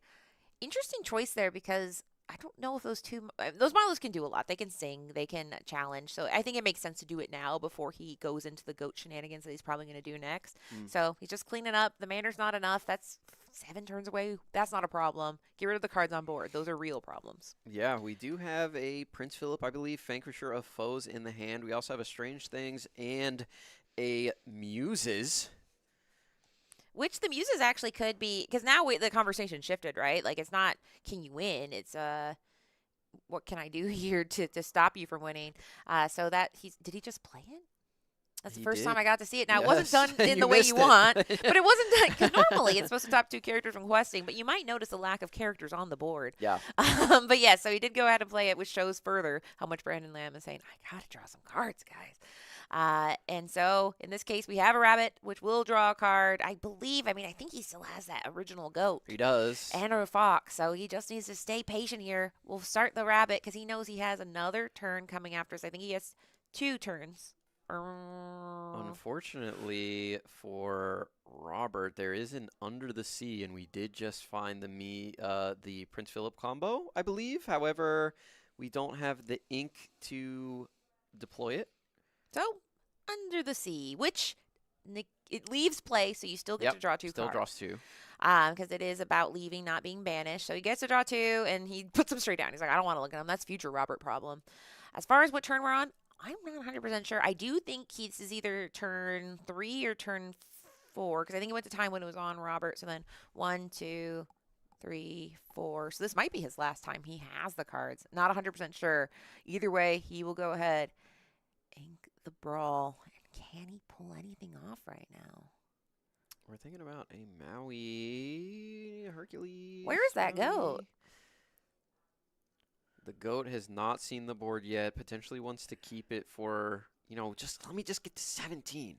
And, I can get this thing done. We've seen it before, as we are going to return the Hercules, challenge into the Muses. There they go. Are we going to continue to deploy characters onto the board? And no, we have a Queen's Castle, and that's what he's been waiting for. And this could be the end of the game as we gain an additional 2 for Brandon. He's going to go up to 10. Oh, we didn't have the Prince Philip left in hand. We must have inked it to use the Under the Sea. Was that last turn? Or it could have been used previously. But we are going to go ahead and quest here. And we do have the Merlin Goat, which is going to put Rob, I believe, 1 away from a game. He was at 15, so then, yeah, it looks like 19, so now he just has to find one thing and have a turn that survives. So basically, he needs everything to survive this next turn, and the writing's on the wall, and there we go. Rob is able to claim the win in this very important round 6. He still has a chance. The cut to top 8 is coming, but Brandon Lamb hung in to the very, very last minute. Yeah, that was awesome to see. Robert really struggled there in the mid-game. We weren't sure if he was going to be able to get over the finish line despite that quick start with the Flynn Rider triggers just popping off, but those Be Prepares being stuck in his hand were really gumming things up there in the middle of the game. But I believe we are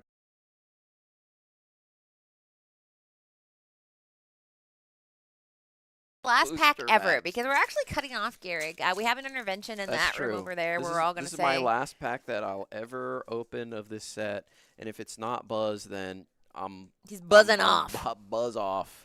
But we will have Rob come in here for an interview, but it just warms my heart to see the Ruby Amethyst coming in and getting it done on the big stage, and we'll see if the tiebreakers are good enough for Rob to make it into that top cut. Could see him again as we have an Here we go. iconic Buzz Lightyear. Everybody pop off for me. There I it is. think that's Merida. No. Okay. Did you open did you open your 8 packs off camera? Okay, I have 4 left. I saved 4 for when you come back. But I believe you I am hopping off. and then Rob is in, and then Yep. Rob's casting the next round. Yeah, so Rob is actually going to cast and play which, simultaneously. to be fair, we'll see if he wants to do an interview because he might. It all depends. If he's making top 8, we'll see. Yeah, he might not. He might not wanna. He might not wanna. But we will see. Are you here to give us? What a what a Our legend. salary has come. Good day, sir. Now you might say, is it a pile of cash? Better. It's boosters. It's It a could be pile anything. of booster boxes Oh, from Matt great Hash. day. Oh, great day. And another And here great comes day. Rob, one of the DMV legends of the universe. Oh, you get to sit here. Yeah, you're coming over here, and I'm interviewing you. So you are somebody that, first off, my favorite person to cast because you look at the camera, and sometimes I feel like you are looking at me, and I point back. You don't see it, but I know you feel it. So share with it a little bit. I mean, this meta is very, very difficult to solve. What made you say this is the answer? I just love bouncing rabbit. It's very nostalgic for me, playing back in the day. Draw some cards, clear the board. I feel like you can be aggressive, like you saw us using the Flynn Rider, who's able to get lore pretty fast in the right situations, but it can also be a bit slower. Sometimes you just draw a lot of cards. I like to have game into everything, always have a chance, you know? And I think, you showed that you can be flexible with this deck. So today, this last match, we saw you play very aggressively. Has that been how you've been playing all day, or are there matches where you are being a control deck, try to true? A bit of both. Because my round 1 was against the Snow Fort, Amber, Emerald, Daisy, and this Mulan, and she gets lore for every strength she has, and then the Snow Fort's giving her lore. There's like a Tramp giving her lore, so she gets lore really fast. And I had to be the control one in that one. My Scrooge is boosting up and trying to grow, and Fox and Maui trying to control the board. It's definitely a little bit of both. Sapphire, I think you gotta go fast because if you give them time, did you see that Milo Thatch, the new card? He was getting so much lore, drawing cards, sending mine back to my hand. Yeah, and I think that's been a fascinating thing to see what people have brought into their deck. Is this something that, were you a Ruby Amethyst player before this Infinity format? Is this like a return home for you? Is this your first time? It is. It's so nostalgic for me. But I went to the DLCs. There were 6 of them in the first year, and I played all 6 ink colors equally. Like 2, 2, 2, 2, a little bit of both. I started with Ruby Amethyst. I ended with Ruby Amethyst. That's always felt like home. Yeah. Bounce the Rabbit, Snake, and Fox. To be fair, it's so fun. Yeah, It it's very is. fun. So just There's be a like, lot of different "Snake, ways snake, to do it. And like people are building the deck right now. If you're trying to put something together, you can take a lot of cards from the new Wilds Unknown set. There's Jebediah. He's this reckless guy. Yes. He didn't get to shine in that match, but he's very defensive against certain evasive decks like Diablo, and a lot of different purple cards are giving a lot of evasives. I lost to Sapphire Amethyst Blurple.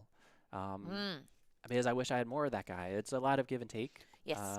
About how you build your deck, and right now there's 5,000 ways to build every deck. You must have seen so much different variety so far today. Yeah, the changes, it's crazy. They just change a little bit between decks. Knowing that are you going to any other Infinity events this season? I'll definitely be checking some out. They're coming, and I'm also going to be checking out Core Constructed. Now there's so much to play. Set championships are right around the corner. I'm talking fast because I'm thinking fast. There's a lot of Lorcana to be played. There is. Now, my biggest thing is, today, have you already started about thinking about how you're going to change this deck list before the next event? I think Dumbo could be good. I think having more evasives. Yeah. I think the locations have been kind of overperforming. I have this library, and I have a couple libraries, a couple Queen's Castles. I just took a friend's build, and has a little bit of everything. It's got a lot of 2 ofs and 3 ofs, and I might add some more. I'm so indecisive. Yeah, and the thing is the science is new. You are the scientist. Yeah. So we'll let you get out there and watch, this time to see how the breakers all break. But you got the win on the camera. And is there anyone you'd like to shout out or anything? I want to shout out the chat. Is there anything in the chat? How are people doing today? It's a Sunday. We're having fun. We're hanging out. We are. Some I of mean, the we best had in the business. We had Dylan watching your match, so he was very excited. Baker. Yeah, so Baker was there, and I think there must be like a button in his house that starts glowing anytime there is a Ruby Amethyst on stream. But thank you so much. It's always a joy to have you on stream and on the interview that's my booth. shout out to the whole DMV area, to everybody supporting inking. I love all you guys. And they love you. And now you're free. You have to unfortunately just stand up and leave. That's how our booth is. But yes, it's right now. I think they'll probably do deck check or something. They're doing all that situation right now. They're getting it sorted. So good luck. Hopefully you can negotiate those treacherous obstacles and make your way into the top cut. May the odds ever be in your favor. I don't think it's going to happen, though. I don't know, man. It might, though. Anything, I don't know. It's just feeling kind of This is the costume contest all over again, where it's like, I don't think you're going to win. But you might, though. You never know. And that's the thing. Is in smaller tournaments, weird stuff happen. It feels like big tournaments, things get funky, but the small ones are where things just get bizarro land. Are you ripping? You're ripping some boosties? I got my boot. You guys left me with the remnants. There's no energy in these packs. I think and I do. Dwarf. I got Dwarf. Yeah, we did. I'm taking you get draft to take pick. first. I'm taking you first round Garrick draft gets pick. last draft pick Okay, next time. that's gonna happen. All right, Katie, you're gonna be in the. We're gonna snake draft. Let's do a little quick snake draft.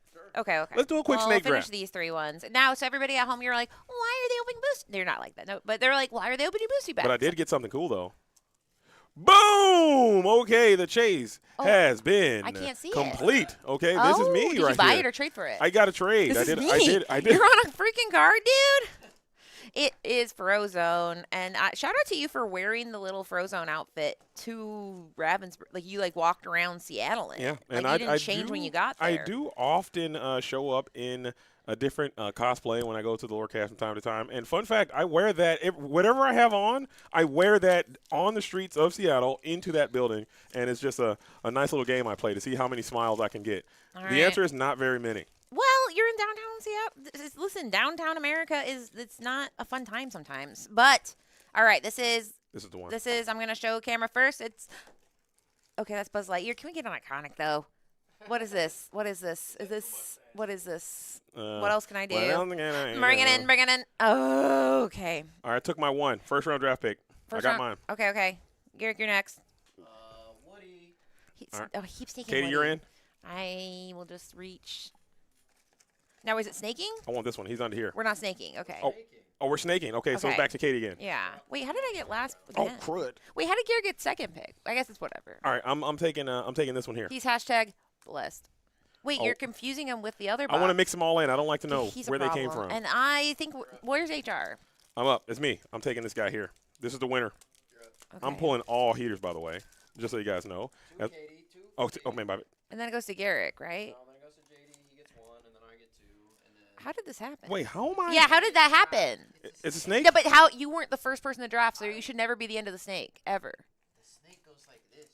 Yeah, but I know, but you were never the start, so you should never be the double guy. Everyone at the end is always double. But you can't be at the end because you're the start. I was a start. It's Yeah. 1, 1, 1, 1, 1, 1, 1, 1. Yeah, so you're in the middle. You're the middle guy, the guy. No, I started. You started first. Who gave him first draft pick? I didn't give him first draft pick. I took first draft pick. Okay, how many? I have 5 packs. And he doesn't I have know. 4. I have 4. So we're perfect. We're good. JD, It's not me. you, It's not me. We're up. Listen, guys, we work really We're well up. as a We're team. up. Okay, we're up. Well, I'm just saying, when Garrick's around packs, you don't know what's going to You should be happen. going again then, all right? It doesn't matter. Let's just. You take 2 or 1. I took 1. All right, how about let's just split the packs and just Wait, take. We'll you just that take one. draft over. Draft over. Okay. All right, I'm going this one at the bottom. We don't know how many. JD could be skimming from the top. We would never know. Whoa. This is like, I literally said Garrick has little raccoon hands as he acts like the most raccoony raccoon. Like he's literally going, okay, no, I messed up. Just all right. All right. And now, so we're going to draw one more pack. And then we have 7. How many do you have? I have 1, 2, 3, 4, 5, 6. I get 1 more. That's 7 for me. Okay. Wait, how did you end yours so much before us? We got in the stream. I need to. I haven't opened my last pack of the last box. This is the last pack from the last. Wait, no, you still have 5, but you'll never know. Yeah. I mixed them all up. All right, so this is. I just want to. No. What? No. I got a Buzz Legendary and a foil. Okay. I am on my way. I can go the distance. I don't care how far. Somehow I'll be strong. We should all we should all mega pack. Just Why a mega not? pack? I want to feel the energy on these packs, Yeah, man. You're gonna mega pack? A mega pack is an addiction that I cannot. I've never mega that I packed cannot because I shell think out, it's- dude. I Shout think out to it's Seal. indulgent Kiss and by a rose gross. there. Oh, okay. So the standings are up. So the top 8. All right. Oh, whoa. Whoa! You want to know who is bubbled out? You want to know? Is it Rob? Yes, Rob. I bubbled out. kind of knew it. I felt the energy. So we have unfortunate. THG Midgey is in the first. Then we have TFM Melissa at the second seed. Shout out Melissa, We who's got cooking. Potato at 3. Kurt Spice at 4. We got Lab Twister at 5. We got THG Nacho Trees, whatever that is, at 6. We have Ink Mike. And we have Tim Candy. Let's go, Tim.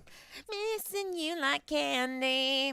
My love is. Oh, do we have a break? The judges are going to give us a breakdown of the. Yes, we should be getting a deck list. This will be open deck list. Is Scott so just using the work computer to see what his standings are? We will be also trying to find a copy This of is the a working actual deck list to see what the Eliminators are doing, and maybe we can share that information with you guys. If we cannot gain that information, please give us a little bit of patience there, as we will have this information up onto the Ink Decks website tomorrow, so everyone can check it out and see what the spread was. Because I know there are a lot of people all around the community that are very interested in the events that are taking place here, as this is kind of setting the tone on what the Infinity format can be. So that information is vital. We are going to work diligently to ensure that information gets to your hands as soon as possible.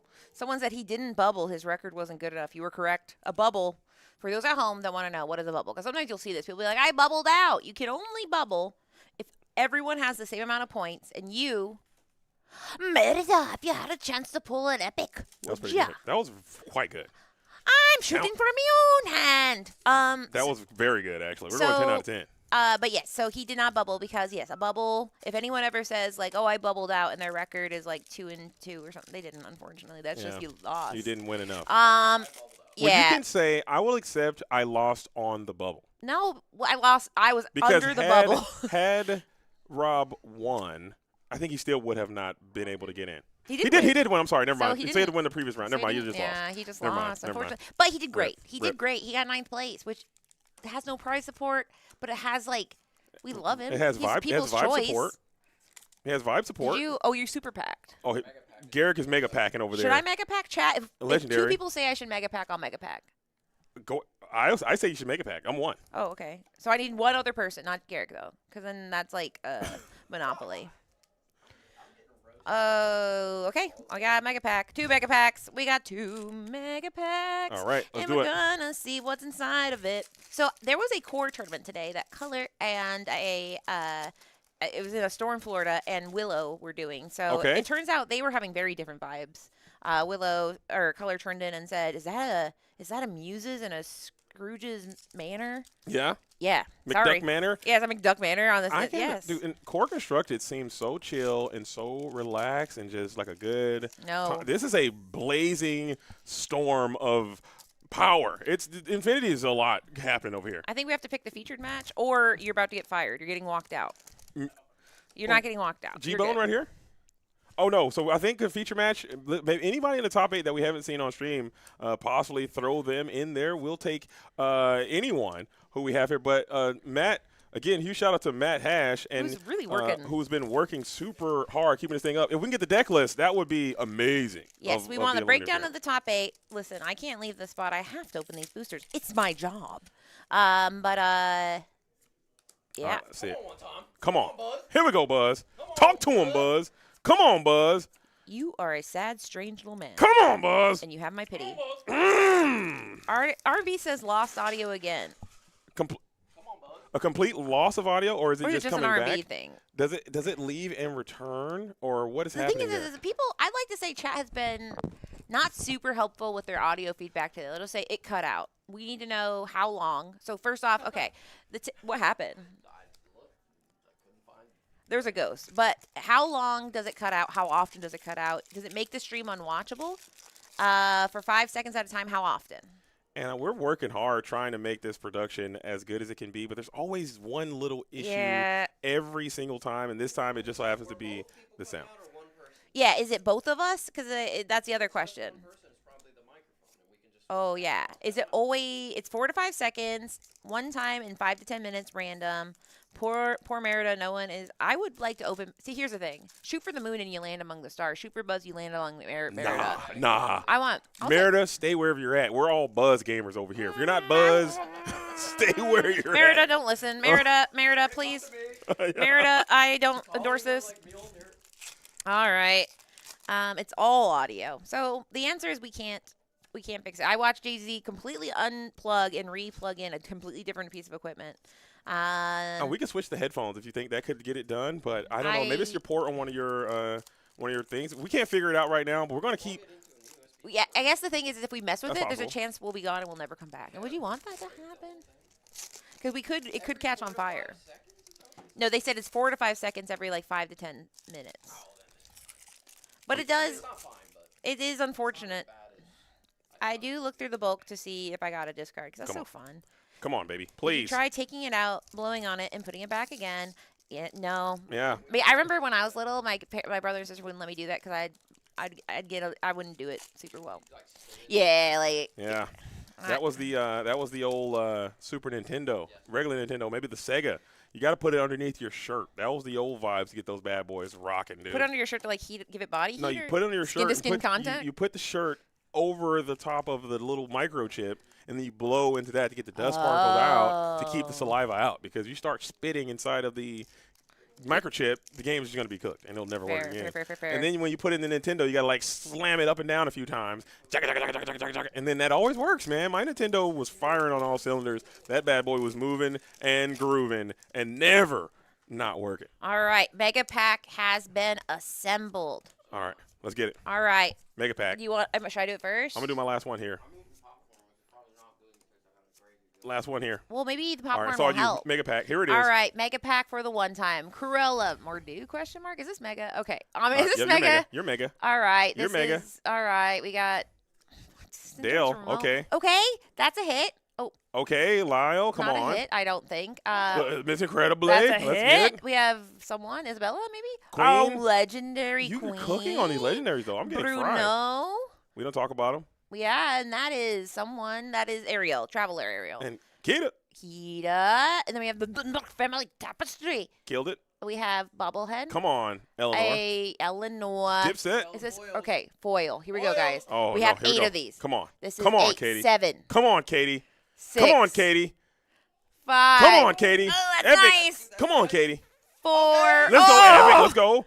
Come on, Katie. 3. Come on, Katie. 2. Let's go, Katie. Come on. Ah, that's pretty 3 good. We'll take that. epics. Okay, I will take 3 epics. That was a pretty mega pack. That was a good mega pack. Well, I got 3 legendaries and 3. I'm gonna have to do a 4-pack mega pack, dude. That got me lit. It was dude. really fun. That was like, listen, I'm only doing mega case. Let's go. Here we go, Garrett. Talk to him, Garrett. Come on, Garrett. Mega pack, baby. Already hitting. Let's go. Legendary off the rip. Here we go, Hercules. Come on. All right. Come All on. right. We got Hercules. We're ripping. We're getting mega. Let's go, baby. All right. Come on. Here's the Fish John slapper. Smith. A room? Come on. Oh, Island. island? Ah, you were getting fried here, Garrett. You Come gotta on. get a legendary, dude. Finish strong, dude. Foil legendary. Come on, finish strong. We're talking strong finish here. It's getting. Come on. Oh, a legendary. We're heating up. Heating Oh, up. here you go. We're not foiled to up. foil up. No, we have one more. No, come on. Come on. Come on. Come on. We're digging deep. This Are you? isn't a foil either. Okay, Ah. but it's Jesse. Oh, Come wow. on. Garrett. How many okay. mega packs you got in here? All right, here we go. Here we go. This is Come 8. on. We got it. Boom. 7. Syndrome. Let's go. Come on. Feel it, Garrett. Feel the rhythm. 6. We'll take it. We'll take a little miscut there. Box is crazy. That's an epic. Yeah. Wow. No, it's not. Wait, Cooked. No. Actually fried. 5. my bad. 4. Here we go. It's Come on. cool, but you gotta Pause heat for up. it. Shake it off a little bit. Shake it off. Shake it off. Shake it off. 3. We're getting cooked. Shake it off. Shake it off. You can't. Call a timeout. They're running up the score. 2. Call a timeout. I said you're running up the court. Call a timeout, Garrick. Timeout 1. All right. All right, just shake it it off. off, man. Hey, lock in. All right, you feel Get better? active, okay? You feel better? Hey, let's calm down. They're running up on the floor on us, man. You guys got to play some defense. Get down. Get on the boards. Let's go. All right, Come here we on. go. And guys, here it is. I told you, man. Foil legendary. I told you. That's what I'm talking about. That's what I'm talking All right, about, my mega man. pack was pretty good. So you will finish before they're still doing the setup. We have a 4-pack mega pack, and that's where the enchanted is. Oh, should I do the 4-pack mega pack real Yeah. quick? Okay, we'll do It's that. just a mini mega pack. It's like a, you know, A little diet mega pack. diet mega pack. But yeah, 3 epics and 3 legendaries. That's a great mega pack. Called it a miscut drink. Oh, we didn't call it misfuck. We thought it was an epic. That's a different problem. I call the extended arts mix cuts just because of the memes. It's funny. It's- Come on, guys. We have let me have a little fun. But yeah, so the top 8, we are working on getting the breakdown of the inks. We know for a fact there is a traditional kind of dog. Then we have the snow fort in there. We have a ruby sapphire. And then the people who are going to be on stream, we've never seen them on stream before, so they could be anything. Garrick, it's time for the last mega pack. All right, here we go. Last mega pack. A 4-piecer. Come on. Lenny, we got the Monterey Jack. Mrs. Incredible, the Claw. I'm getting fried. Oh, legendary. Legendary. Right when we're getting cooked. You know what time it is. Legendary. Here we go. Come on, babe. Here we go, babe. Come on, Metamorphosis. One time, babe. All Fat right, cat. foil 1. Come on. Come on. This is Come on. Lock in. 3. We'll Foil take it. Dale. We'll take it. It's the most expensive We'll foil. take it. We'll take it. Come Good on. answer. No. Well, that's Come on, a Buzz. Spessy. You Here got we go, this- Buzz. Here we go, Buzz. Here we go. Here we go, Buzz. Ah, it's Marty. All right, I had the best mega pack, You but did. this is actually quite nice. I will take that that. is Dale. quite Foil nice. Dale is for sure going to be Not a added fail. to the collection, dude. Or we might do a quick little giveaway for the people watching on stream right now. Somebody wants to be winner of that Foil Dale. We can potentially make that happen as we are locked in on a whole new level. It seems like we are getting ready. This is the top 8, so we just have to take care of a little bit of business as these Illuminators are getting ready, getting busy, getting active. So while we're setting this up, Katie, what do you think these players are going to be playing? Any thoughts on this top 8? Well, I think it comes down to, there's 6 different ink colors, and it's probably going to be a combination of some of those, I think. I'm hoping, all jokes aside, I'm hoping there's an Amber Steel in there. We did see Amber Steel is not the most sleek deck in the meta. We are in our top 8, so I mean, this data is meaningful. It's not the largest sample size. As far as getting started, they can get started. Do we have the deck list, perchance? Garrick getting up. And also, did they update the information on the iPad in there? They did, because I'm not seeing it on my end, but that might be something that needs to get a quick little refresh. But we will get that sorted out on the fly if we can get that done. So with that, it seems like the players are ready. I'm ready. You're ready, and it is time. The top 8 begins now, and we'll update that information, that graphic that's on the stream for you guys here in just a moment. But we don't want to hold the players up too much as we're getting that underway. And shout out to everyone hanging out with us. We got R&B, we got Brit Strange but Special. We have, Bro Hamilton just showed up. So it is a party in the USA. But now is the moment of truth where we get to see what they're playing. And this is when I start getting kind of funky, where you guys can't see it, but I'm craning my neck every which way. I think it might be Blurple. I see a goat. No, Blurple with a goat. That's crazy. It can't be. What am I seeing? A little bit of Ruby. Okay, it looks like a ruby amethyst. A little, it might be Ruby Amethyst, but we saw that Demona going down into the inkwell. This is fun. You guys are going to find out the exact same time we do. So there is an Amethyst mirror. We have Elsa, 5th Spirit, going down into the inkwell and nothing being played. Chernobog questing.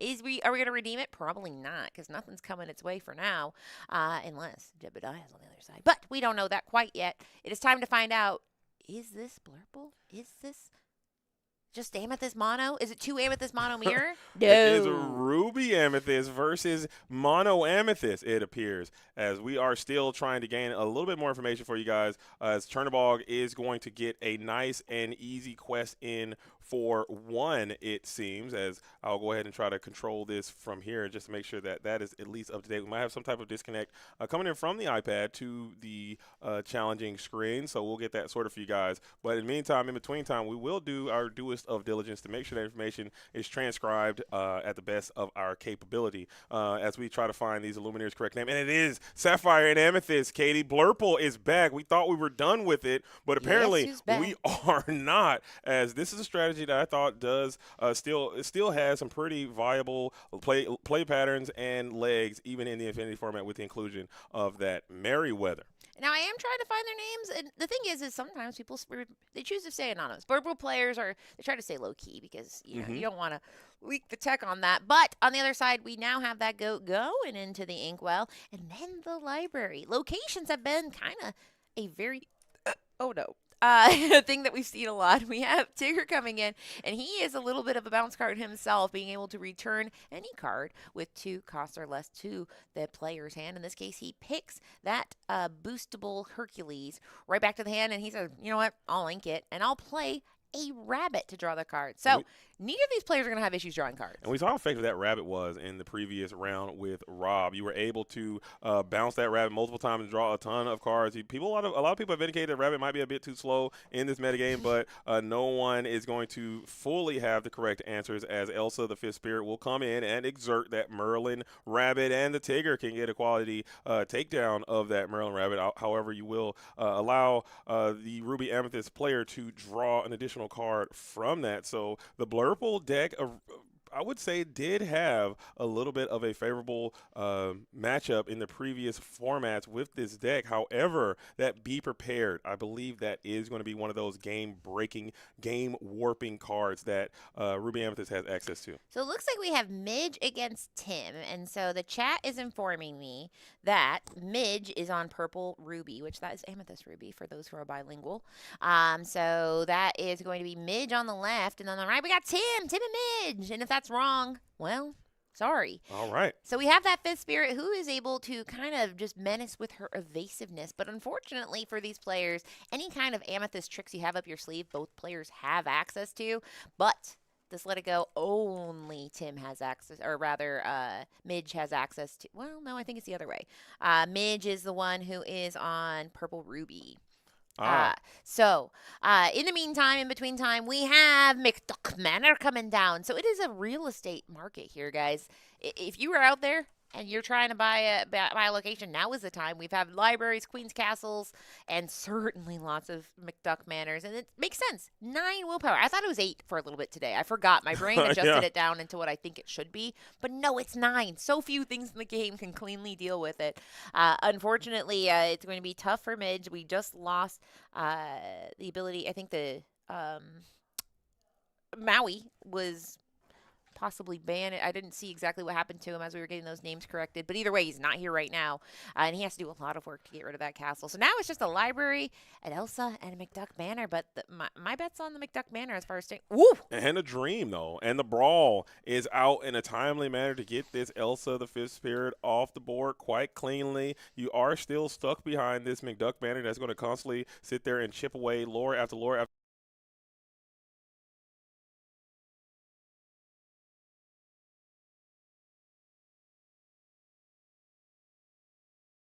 But Be Prepared cannot clear this real estate that Tim has developed. And this is something that I feared because locations are, it's funny because when they're terrible, it's terrible, right? Because they don't, you can't attack with a location. You can't sing with a location. They're just there. But when you have a lot of them in a board wipe economy, they are so good because you just sit there and gain interest off of them. And in this case, we were able to put 6 damage on it, but Midge isn't doing anything else except responding to those McDuck Manors, which will get 4 lore next turn, pretty much guaranteed. Yeah, and if you can't find a way to, if you can't protect this Maui, or if Maui is dispatched this next turn, that can just potentially be a GG almost win condition. And Midge recognizes that very wisely, electing to go ahead and return that Maui hero to all back to hand. It is a little down tempo, but it is probably a requirement if you want to ensure that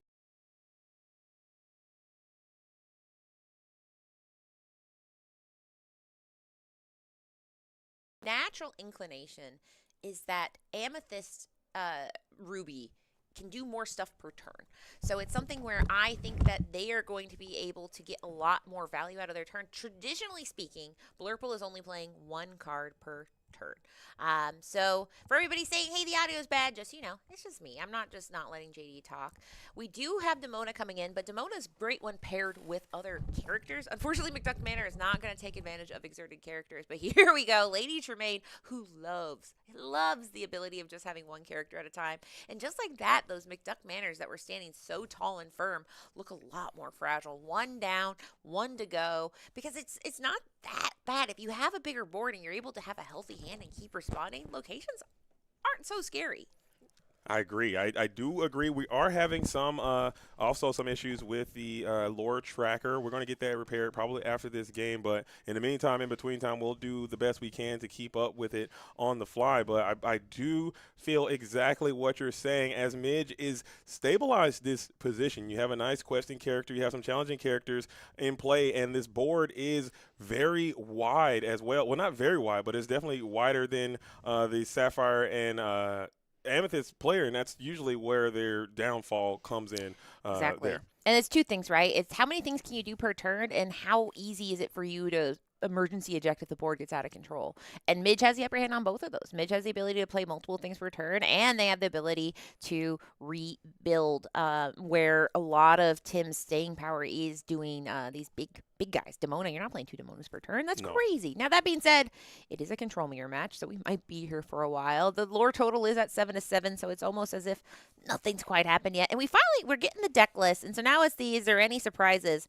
And I'm going to go with the Blurple, no. The Blurple's pretty much what you would expect. And on the other side, these are great cards. These are proven cards in the economy. Now, things that are new, there are some Dumbos in Tim's deck, and that is the Blurple deck. And we also have that new Merryweather, the Feisty Fairy. And then other than that, are we on a Popsicle Bale situation? We with do. We got 4 Tamatoa? popsicles. That's kind of cool. Yeah. So, things have changed. Things have evolved. But it's kind of like you just get to look at the hit list of the greatest cards of all time and say, I'll pick, some combination of 60 of those. On the other side, we have that Ruby Amethyst. Sorry, I'm just looking at the deck list. They're going back and forth. They're good. Etc. Is that good? But as far as new cards in that Ruby, we saw the Jebediah Farnsworth, who has been very good at managing the early game.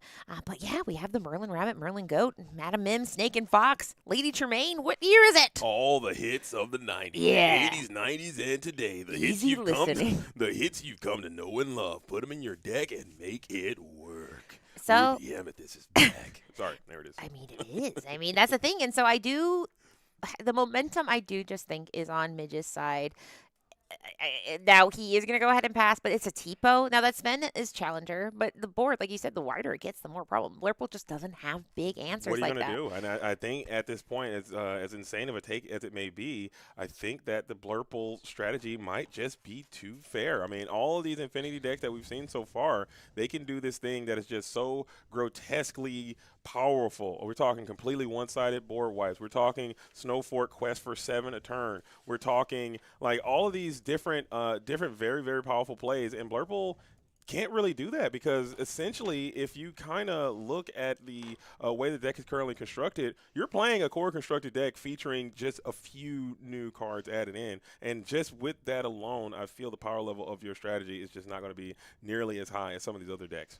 And it's very, very, I'm sure Ruby, it's kind of got to be like the end of Star Wars where all the Ewoks are dancing, because only the opposite, because the evil guys are winning. Ruby's back, basically. Ruby has been off the menu for a while. The things that made Ruby so stunning, these upper end, the Mauis, the Tremaines, and the Be Prepared. Now that we're back, we are cooking with fire. Now, we are able to stay in this game with the spectacular card draw that is offered to you with Amethyst and this Popsicle Tamatoa package. Tamatoa can go ahead and get those Popsicles back. We can draw a card. We can get Woodchuck Guidebook back. So there's nice things that are able to happen.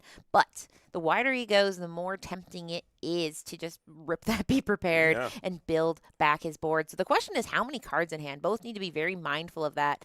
We're drawing a card here. We don't have enough to Be Prepared this turn, but we do have enough to get rid of that very, very pesky McDuck Manor, but instead We're Quest racing it. it. We're legging it out again. I believe our lore tracker is. We will get that resolved after this, so it could be maybe at 13, but potentially at a 15 as well. As you're just trying to apply that pressure. We saw a goat go down to the inkwell a little bit earlier on, so you still have the ability to reach out there and win this thing going out. A lot of bounce, a lot of immediate lore gain. Also, you have the ability to clear this board, so you're just going to mark and bypass the McDuck Manor, which is a bold, risky move sometimes. Maybe Tim has a card like Monstro the Monstrous Wells in the deck. Ooh, that monster. Well, I mean, We don't know. We can we look. And can see. look. Okay, Yeah, I never mean, mind. they know, and we know, but somebody that they don't know, 'cause we won't tell them. That's a secret that we decided to keep amongst ourselves.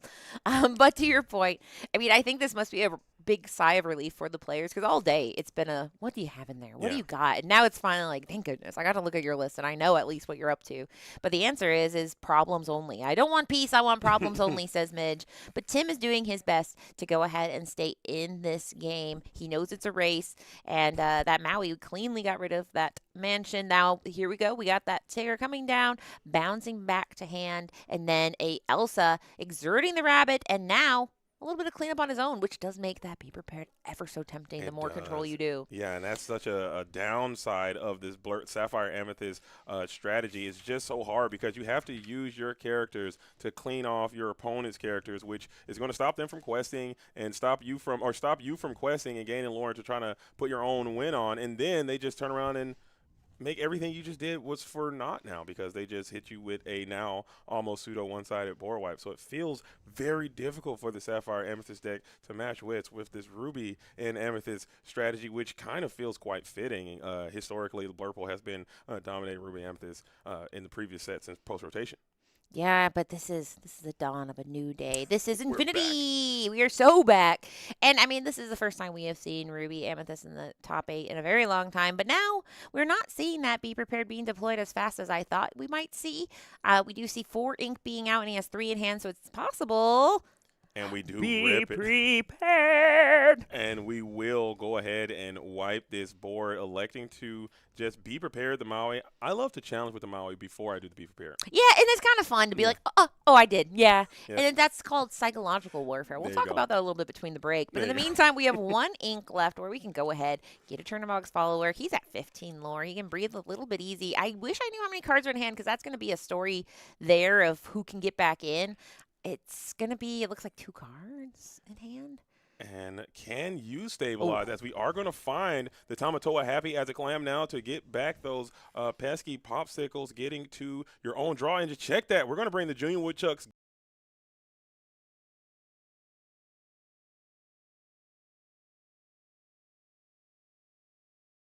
we are going to send 4 ink for the Dumbo, 9th wonder of the universe. Just trying to build a larger board to potentially challenge some of these characters. They stay ready. Oh, and I'm thinking this is you wouldn't be prepared 2 turns in a row, right? Because that's a very delicate board. That Dumbo gets no value unless he survives 1 full turn. There's no evasives on the board.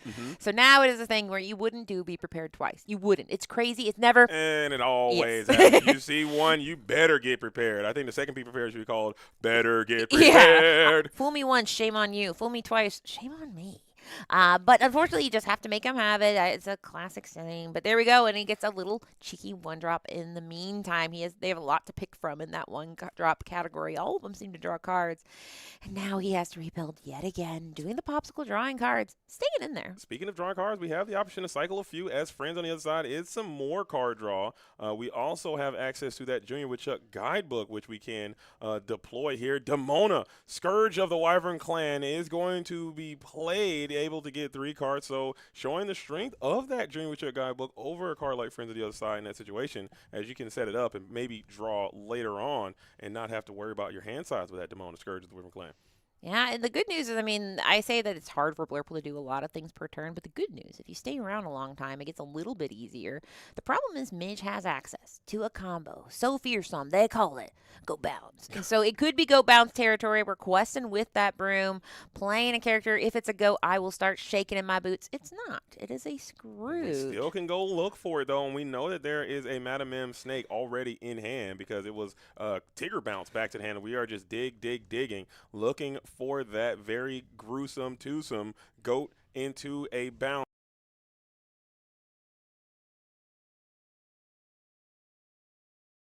Lady Tremaine is back and better than ever to get rid of that Scourge of the Wyvern Clan with no issues at all. Fascinating stuff that this Lady Tremaine is making such a splash because, I mean, it was something where we saw Lady Tremaine. She was legal. You could play her. People just weren't doing it. They didn't see the value in it. But in this case, she's out there. But unfortunately, in response, we get the second worst thing when you have just one or two characters on the board. It is Hades' Infernal Schemer. We haven't seen him at all today, which is a crazy thing to think about. And a little bell for fun. So he's just building back. He just has to keep doing this, stay in the game. He's at 10. He's not out. But every turn, he is getting closer to the goat and bouncing and goat. So here we go. Boosting the Scrooge. And we have the ability to goat bounce Scrooge as well, or snake bounce Scrooge to gain some card advantage. We'll set you back in that tempo, but it is a very powerful play when it happens, and it does happen indeed, as you are going to get that Madam Mim Fox to send the Ebenezer, the ghostly Ebenezer, back to the hand, and you're going to gain a net value +1 for that exchange, and the Scrooge does return into a boost, but still, that's like a big, giant, super slow cartwheel to really go right back where you were. You're earning every card in that situation. Because you're paying 2 to play one, so you're paying 3 for 2 cards that one you already know about. Yeah. But you're not really getting it because you already played it. So really, it's 3 ink for 1 card. Yeah. But you also have to pay for the other character you bounce. So it's very, very slow and grindy. So this is a very big indicator to Tim that Midge does not have what he wants right now. It did look cool, though. I mean, it does did. look, you do a You're lot of doing stuff. Yeah. We got another bounce. There we go. There we go. You're like, wow, Midge has a lot of motion over there. And the answer, he's fighting. And there we go. He's back again. This is my fight song. And and so we boost again. We do. We're keeping it going. I like that turn. That was such a cool turn. It was we very got funny. a Ebenezer bounce, Scrooge boost, bounce, draw, gain the card, play. It was just a lot happening to go to this very specific spot. It looked like, whoa, what's he going to do next? And the answer is, I'm going to do the best I can. So we have Belle singing friends on the other side, because on the other side, Tim is trying to desperately stay in this game as well, because it is now a game of inches where, I mean, Tim has the more pretty, I'd say better. They're pretty evenly matched. I mean, that the Hades is quite nice. But I really think right now, Tim is like goat or bust. I mean, I'd like to keep my board, and the good news is he probably will. He's used 2 Demonas so far, Tim has, so I don't think we'll see a Demona this turn, because we also saw that Hades. But Midge has the lore pressure. I mean, you got a lot of characters in play, and as we've been saying, that GOAT is just an ever-present threat that is just looming in the periphery. As if you can get this board to quest, that's 3. GOAT off the tizzy. What are we talking about? Game is over. As never mind, there could be a chance that the lore is even higher. So again, I do apologize for the lore bot. We're gonna double check. We're gonna refresh it after this just to make sure. There could be some discrepancies with the lore, as we are just trying to do this. I mean, we could have had a Wi-Fi issue or something like that. Yeah, it's all integrated technology, and technology. Listen, it's all wires and tubes. But Yeah. here we go. He says, I cannot clear your board. You don't need a goat. Guess what? Questing for 2 is just as good as bouncing a goat in my book. Yeah. So he is saying, you've got it. And that, I think, went about how I thought it would go, in the sense that Tim just has to work a lot harder to do what Midge is able to do pretty easily. And that's a very fair point. So it would beg the question, going forward in the Infinity format, when you're playing Amber and Sapphire, what are you gaining versus playing Ruby and Amethyst? I think Ruby and Amethyst does appear to be in a position where it's just going to do everything Sapphire and Amethyst is trying to do, but just a little bit more efficiently. We saw that Be Prepared just set Tim all the way back, and now you can't do that as a response. So I really enjoy that matchup. It's definitely a lot to learn.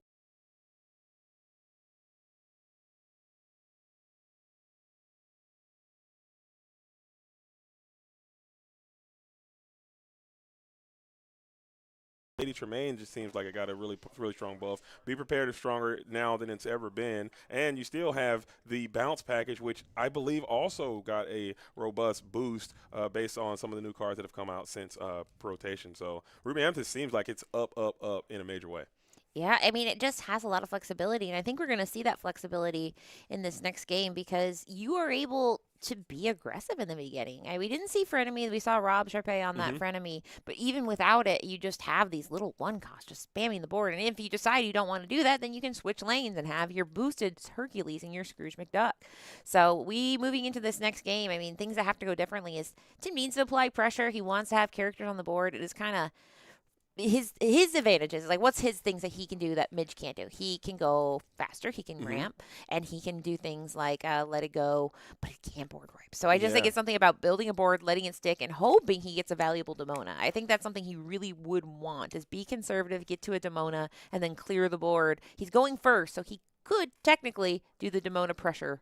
That's a very fair point. That is a very fair point. I will yield out. Get to the Demona before the Ruby and Amethyst player can get to their Demona is a viable path to victory. But I think cards like Let It Go and Hades, we might have to really investigate those two cards specifically, because it seems in this Infinity format with the power level of these cards, they're just so strong. And giving your opponent the ability to play those cards sooner than they would have naturally been able to, you're basically accelerating them to catch up to you to do the same thing that you're trying to do to them. So neutralizing your Sapphire advantage. So it's going to be a tough hill to climb for Sapphire Amethyst players out there, and I personally love it. Okay, Blurple, you guys have been on top for too long. I know. Take a seat, buddy. It's so hard to feel anything but like, oh, I'm sorry. It's the, oh, what? He died? Okay. Well, and that's how I feel with Blurple, because, yeah, I mean, since Fabled, it has felt like it's just all Blurple all the time, because Ruby lost all its cool toys. I mean, they took away Maui, Brawl, Lady Tremaine, Madame Medusa, Be Prepared. Those are really great ones. Yeah, those are all hits. They're all bangers. And now you left them with nothing, and then you tried all these different identities, the strength matter stuff, the flinger dinger stuff, all of the different the mill stuff. Like Ruby Amethyst was all over the place post rotation. They really just have not been able to find their footing. We got the lore drain stuff. Like nobody's doing that. We just really need to get back to the basics on Ruby Amethyst and just put powerful cards that can put cards into the discard pile and get that color combination back for the core constructed. So I'm loving this Infinity format to see Ruby has found its footing again, and it is just in a very, very comfortable position. As we're going to start, no one cost there for Tim, as the Madam M Fox is going to find her way down to Inkwell. We do have a popsicle, though. Yeah, it's a popsicle. Now, it is fun to put the popsicle with the bell, but in this case, popsicle draws a card, and you can just kind of put it there. It's an investment for the future. Sometimes people forget this. You can heal. You can remove damage with popsicle. You don't see that all the time, but it's possible. But on the other side, we have that Hercules, who is that boostable character, which spreads the cost. He basically is saying, I'm putting this Hercules. You let me know what I'm going to do with it. Am I going to bounce this back? Am I going to use it for some combat?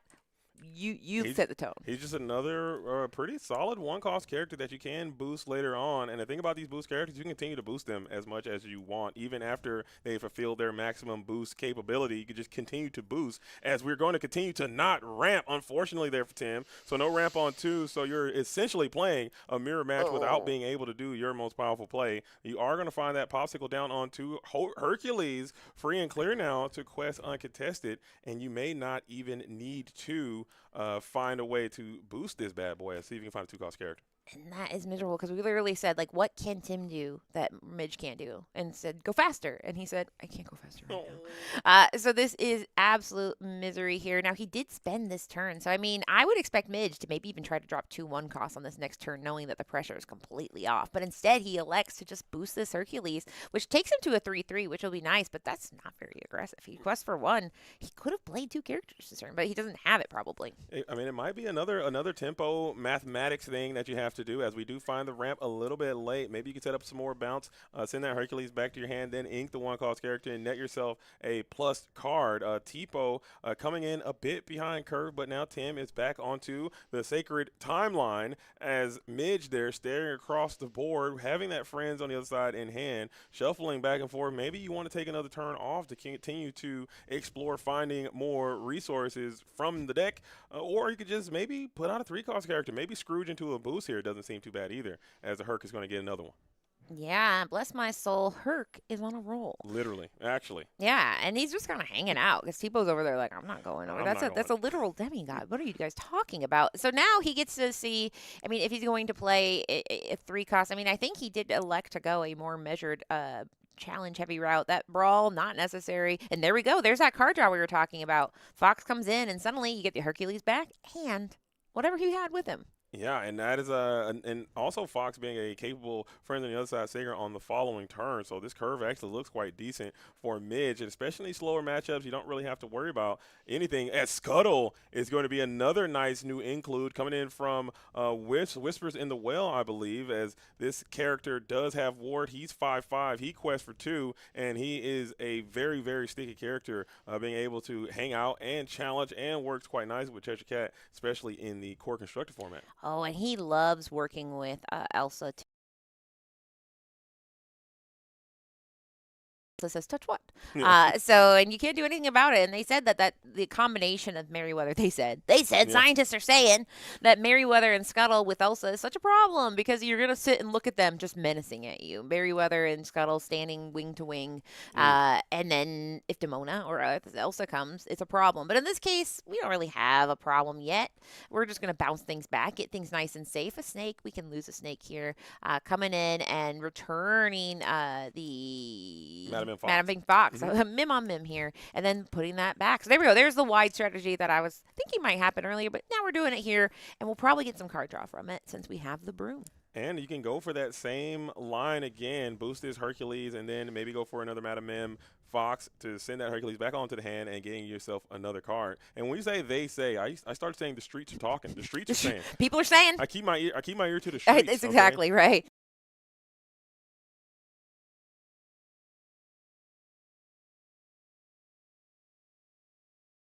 Around the world. Looking at Midge's hand, he is holding a plethora of cards in hand, feeling quite comfortable. Tim now has to start feeling a little bit more pressure. You are back on the right time. Cheshire Cat has hit the board. It looks like Scuttle's gearing up to go on a potential quest, and it does. So Scuttle now is vulnerable. We haven't seen the good homie Merlin Crab yet today, Katie. I saw him once. Have you? Yeah, he pinched around. He was in there and he was just doing some pinching. But he is great, especially with these locations that we've been seeing, because he just comes in and says, I can help with that. Now, I just can't help but think how Midge must feel right now, because he had all the time in the world. And I just feel like not playing. Because, I mean, he did boost that Hercules, but essentially he didn't do anything that turn other than turn a 0-3 into a 3-3, which is nice. He drew a card. But now he really has to keep firing up because, all right, we're going to quest, which makes me think he will go ahead and use this broom trigger when he plays his next character. And there we go, inking one of the Hercules. This could mean that you don't necessarily have a lot of momentum in your hand, a lot of motion there, as Maui Hero to All is going to come down and thwart the Scuttle who was exerted. We will go 1-for-1 in that exchange, but you don't mind, I guess, too much, as you got a card off the board. Mana of the a broom was going to use its effect. You paid, since you played a character, you're able to banish this character to draw another card. Magic Broom. Glad to see that character back into the field of play, as Belle, the apprentice apprentice mechanic, apprentice inventor. She's she's got a lot of apprenticeships. To be fair, she's kind of like, she's one of those people that changes their major a lot. She's an apprentice mystic, apprentice engineer. Pick a lane. She's figuring it out, though. She's goated with She the looks like she's sauce. struggling a little bit there. But but there we go. Tamatoa coming down and saying, you want to get some items back? Go ahead and grab them. Get that Junior Woodchuck guidebook. You were going to be drawing cards. And suddenly Tim is saying, why are you guys talking so much trash on Blurple? This is great. I am drawing cards. I have huge bodies. Nothing bad can happen. Be prepared. Not here, not me. I'm drawing cards. I'll come back. Be prepared is not real, but just like that, be prepared, and the game is completely reset. And I think Tim has invested a lot of material into this current game board that he has developed, okay? So I do love the position. I do love the resource management. I love keeping a full hand, but you are one be prepared away from losing it all, and that just going to feel so insanely bad. Cheshire Cat is quite vulnerable as well. You have the Madam M Fox in hand. If you wanted to net yourself yet another card, you could by boosting this Hercules and then Madam M Fox clear Tipo. That's a plus. Maybe even trade into the Cheshire Cat and take down the Tipo as well. That's a line you have available. So a lot of decisions to be had from Midge. I concur. Mightily. Yes. Here. Indeed. Here, pip. And I mean, that's, I think, one of the biggest things with these Amethyst decks is it kind of feels like the game is like eternal because they just keep filling their hands. So they're pretty much at 7 cards forever. So pretty much it's just how much pressure can you put on. I think it's just tricky, right? Because like you said, I mean, Tim, he he has a lot more to lose right now. This little Hercules and the snake. And now we are boosting, which makes me think be prepared. He has it there. So watch out, Tim. But in the meantime, he's going to try to get as much value as he can, which makes me think he's about to bounce this Hercules. He likes it. Midge has shown that the Hercules mid-turn bounce. It's just a vibe. Midterm bounce Hercules is just an absolute vibe for sure. And we are going to go for it. I think this still, I do like this play a lot, and we saw this play take place multiple times. I do still think it's inherently a bit on the slower side, but just look at all those cards in hand. And Midge is, I believe, maybe electing to keep more cards, keep more options open for the later game, as Hercules is going to find his way back to the board. And we will go ahead and take down that Cheshire Cat in the trade. Yeah, and the fact that he cleaned up the Cheshire Cat, it telegraphs a few things to me because, I mean, Tim is saying, do you have Be Prepared? And him trying to manage a card like Cheshire Cat makes me be like, well, maybe he doesn't have Be Prepared, because if he did, why would he care if I have this Cheshire Cat out? Because he just wiped the board. So Cheshire Cat has been banished. The Tamatoa will quest, and we can go ahead and play one of his items for free. In this case, it is that Junior Woodchuck guidebook. And then he will go ahead and immediately open the book and start reading today and see what is good. And he still has a plethora of ink. He hasn't inked yet for turn, and then he has 7 more ink. So Hades could come down? You could potentially invest more resources into this board. And I love it when Tamatoa can quest and play an item. It just makes my heart fill with glee when that really, really powerful character is able to use his full capability. We are also going to be able to sing Friends on the Other Side with this Bell, the Apprentice Inventor, and gain yourself 2 more cards. So a very powerful turn coming in for Tim now. And will this be enough to incur a Be Prepared, as Midge has been favoring that 7-cost uninkable banish all characters card in hand? Now, some people, they don't like being wrong, but I'm okay with being wrong because I said, well, Tim can barely do more than 1 thing per turn. And that turn, he said, I'm going to do 50,000 things. I'm playing things for free. I'm drawing cards. I'm going to go ahead and sing, draw more cards. I'll play a character. I'm going to ramp with Tipo. So this is Blurple working on all cylinders, I feel like. This is prime Blurple. The problem is we are still staring down the turn, and he must know it. We're about to be at 7 ink, and once we are there, hold on. You have no choice. And I think maybe Midge is also potentially could be slow playing it a little bit, maybe hoping for it, let it go, hoping for Hades the Infernal Schemer to keep your hand size even more healthy. Your opponent is not, they are kind of get to a point where they are starting to threaten some lore, as we are going to pay that 2 ink to boost this Hercules. Again, this is the most boosted Hercules. This is the most Hercules I've ever seen. Hercules, the spectral demigod. Yeah, just a spectral demigod floating around and just being like a card draw engine. Yeah. This 1-cost card draw engine.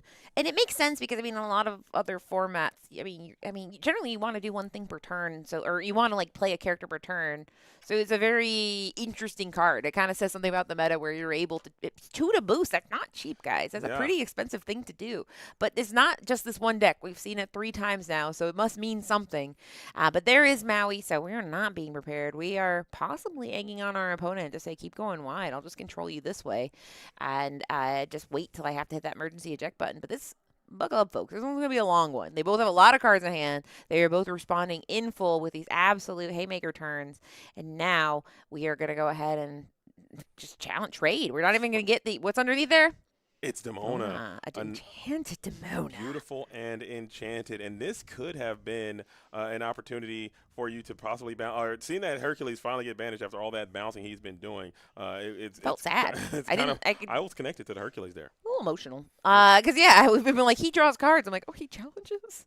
And underneath him was, and then that's, I think, one of the more fun things. I think it adds an element of a little bit of mystery box when you boost. But in the meantime, in between time, we have a clear board. We have not seen a Be Prepared, but we are just prepared to just do it the old-fashioned way.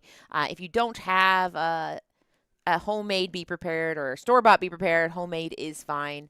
Now, we have this Fen, who is very good at rushing in. We saw him rush in and take out a Madam Mim snake earlier, but in this case, he's just coming down and being a character, which to me makes me start to wonder what's going on in his hand, where he just played a Friends on the Other Side and then played a Rush No Rush.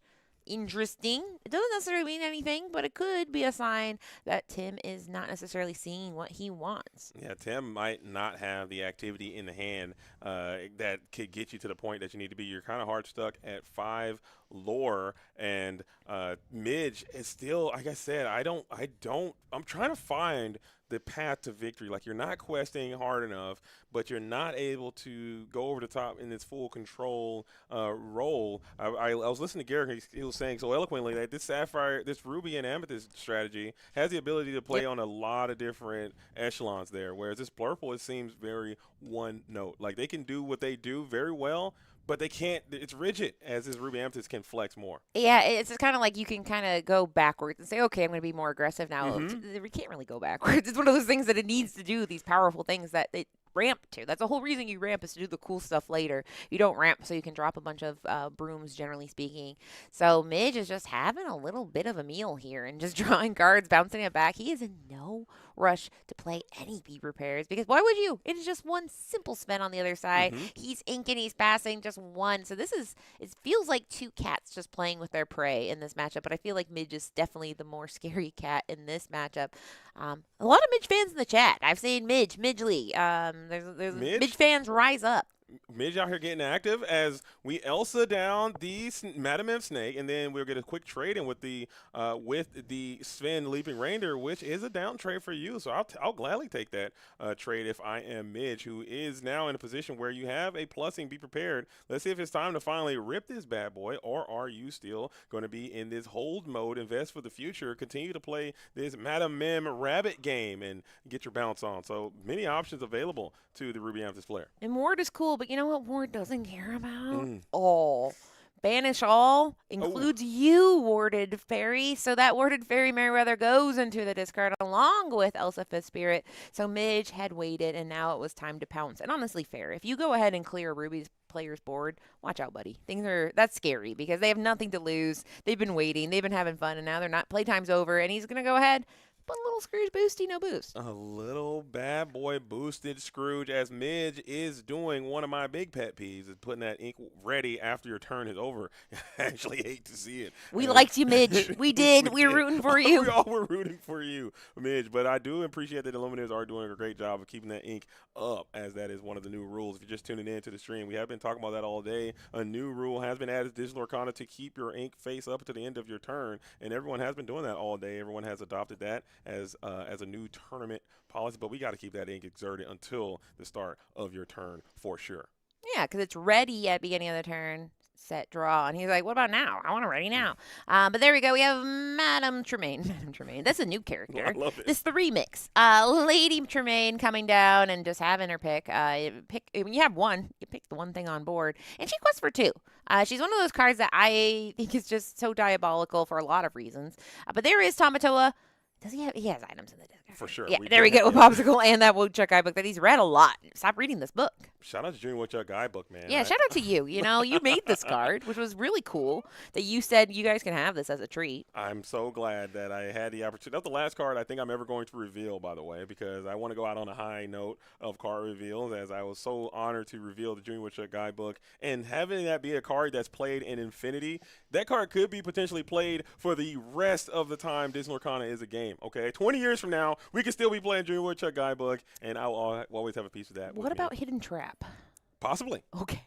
Possibly. I don't think so, but you know, anything's possible when you believe, and Dumbo is one of those believers because he is the eighth wonder of the universe, and he's just hanging out. Now, Dumbo, people have questioned, is he too slow? And the answer is, I think probably. Anything where you need to wait a turn in most formats, let alone Infinity, is scary. And he has a lot of evasives in the deck, but it's just one of those things where if you're drawing tons of cards anyway, a little Dumbo just doesn't seem worth it all the time.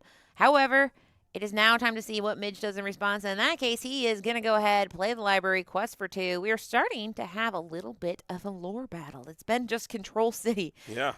And they all are starting to hit the gas pedal. And I believe that Midge could be hanging on to another Be Prepared as well. And there it is. We are prepared. So the Jumbo Jr., the Lady Tremaine, and the Madam. And you get 3 cards off of this as well, because the Madam Mim Rabbit and the Lady Tremaine were both nestled into the library gift for Bell. So huge swing for Midge as Tim now, again, you lose it all. You invested so much into the Jumbo Jr. You invested so much into the Tamatoa. And I'm going to keep calling him Jumbo Jr. That's what he was named. His mom named so him Jumbo if you Jr. guys have watched it, that is his name. It's on his birth certificate and it's in the papers. But that was a very, very, very powerful turn by Midge. I think that the fact that the library is it scares me when I see the library because I'm like, you're going to about to do some crazy stuff. And there's Demona coming down on the worst case scenario, but she came down because he needs to draw cards. He needs it. And so we have a McDuck Manor. I keep calling it Scrooge's Manor, and it's implied. And there is a bell that I believe he just paid. He didn't. No, I think we popped a popsicle. Oh, we had to one play over that there? bell Okay. For free after drawing it off that Demona Scourge of the Wyvern Clan. So Midge now, if you have another Be Prepared, I think we might deploy it, but the Magic Broom is going to do his best broom. Just sweep his way right on into the library and do a little bit of tidying up over there as we have more ink. Maui is going to be deployed to get yourself another card, and we can start to engage with this McDuck Manor if that's what you want to do. Maui will be vulnerable to a Demona Crackback, but is that good enough? Goat here. And I think it's not the worst thing, right? Because it's Maui. He's good at coming at the manor, but he also is very good at taking down Demona if she decides that she wants to go into a challenge. So I think that at this point, anything keeping Tim off of gaining lore feels pretty nice. And that Demona needs to get to questing because I think the lore is definitely in the favor of Midge right now since he has that goat technology. So I don't know. I'll see what Tim does, but Tim has two reasons that Demona wouldn't want to quest, both the library and Maui. So yeah, he has to pick, and it's not a fun decision. And now Maui's in the library, which is scary. He normally tears down libraries, but this time he's just hanging out. I don't know if he knows how to read, though. He might. And also, Midge also has access to Demona Scourge of the Wyvern Clan, so if you want it, you could potentially exert Tim's Demona and keep it stone by day to protect your health a little bit, but you kind of want to preserve your McDuck Manor. So a lot of decisions being made at this very, very critical juncture. We have fully nestled ourselves into the mid, going into the end game now to see how these Illuminaires are going to posture themselves as we are finally going to cash in that Junior Woodchuck guidebook for an additional 2 cards. Maybe you can find a Hades the Infernal Schemer to at least get this goat off the board. Midge is a man of many names. We got Rockin' the Midge Fits. Let's go Midgy Widgy. Like, now I think chat's just getting funny with it, or Midge is just the coolest guy. Like, maybe we'll see, like, what Midge is doing tonight. It's probably pretty fun based on what I'm seeing in chat. But there we go. We're going to do a little bit of cleanup where we can. And because, at the end of the day, the removal, I don't know. It kind of feels like a trap doing anything with Midge's board because we have seen 2 Be Prepared, but he has 2 more probably. He has 4. He has 4 because why? There was a time people didn't run Be Prepared. That was crazy. But if you have the access to 4, you do it. We're going to go ahead and, like you said, go ahead and punish that Maui. Say, leave my manor alone and have Demona trade. And then the library takes 2 damage. So now things are coming up, Tim, but you don't want to give Midge nothing to lose. Yeah, this is a nice little game back and forth. We still have 2 characters in play. We have that McDuck Manor. It is heavily damaged at this point. So if you can deploy another Maui, you will be able to take that down in one fell swoop, and maybe you can put the Maui into the library gift for Bell, or you could just go for a Be Prepared here and set up the Maui for a following turn as you are still winning that lore race. So both of these Illuminaires trying to protect their real estate as that real estate is sitting back, gaining them the residual lore required to get to the necessary 20 to win the game. Midge still has a bajillion million cards in hand as the Midge Fits. Got to be loving that. Hey, bajillion, but there's room for one more. He says, but the next one's the good one, guys. So he plays that rabbit just to get a little more ink in hand. And there's that Lady Tremaine saying, I don't know, you pick. And it's interesting. He is thinking about it. That Tigger can go ahead and swing back for more, but the Elsa has evasive, so he goes and picks an Elsa, which is a little interesting. But in the meantime, we have now that Lady Tremaine, who is still a pretty substantial character that does quest for 2. And the question is what does Tim have to deal with it? He keeps having to respond, and it's difficult. He has to pay a lot higher price to deal with things. I'm loving this Lady Tremaine being in this Infinity format in Ruby and Amethyst. It seems like it's a necessary card at this current juncture as we are going to flood with more one-cost characters. Churner Balls, followers of have hit the board as well. We have that that Merlin Rabbit is going to find himself into the library. Will we take this as an opportunity to get through this McDuck Manor now? And I don't think we can. It's still all your characters are still drying, so you don't have the opportunity to get any challenges in or quests. Too much moisture. We gotta let them dry out a bit because if we gotta give them a chance. So there we go. We're gonna go ahead and have that Demona come down like a wrecking ball and turn everything into the exerted stance. Unfortunately, there's only 2 other little buddies with her to do the challenging. Demona kind of can be a pseudo board wipe, and that Tigger, that it makes sense that he prioritized keeping because he can swing for 4, which can take out anything on the other side. We elect to go with the Lady Tremaine, but we still have more real estate. I need more. I'm making some investments in the future. I'm buying a nice block. Buy up the block, says Tim, as we slam another McDuck Manor onto the board as we are trying to win through the locations. We have some robust challenges that can help fight back whoever would elect to accost these locations. But I like the approach. It does seem like it is gonna potentially not work. They're so vulnerable with this weakened board state. Yeah, and I mean, the McDuck Manor, I think at this point, Midge is going to get to a point where he just ignores. I mean, we have 4 lore per turn plus the other 3 over here. So, I mean, he really can't ignore it, unfortunately. Yeah. So then it becomes a situation of, is there any more beef or parrots he can deploy? Is there any? It's just, it's terrible. That's a huge 4-turn time clock. Why can't I do that math? It should be 3. There we go. A 3-turn time clock with those manors by themselves. You gotta figure something out. As we did cash in those 2 Chernobog followers as well, we put them both into the library to net yourself 2 additional cards, 1 from the library, 1 from their Chernobog ability. Also, while gaining lore, you actually love to see it. Merlin Rabbit now looking for a quest as we are just still bypassing all that real estate over there. Merlin Goat, a 1-2 punch. Do we have it? Here it is. We're going to pay the 4 ink to play that Merlin Goat. We have the Elsa, the 5th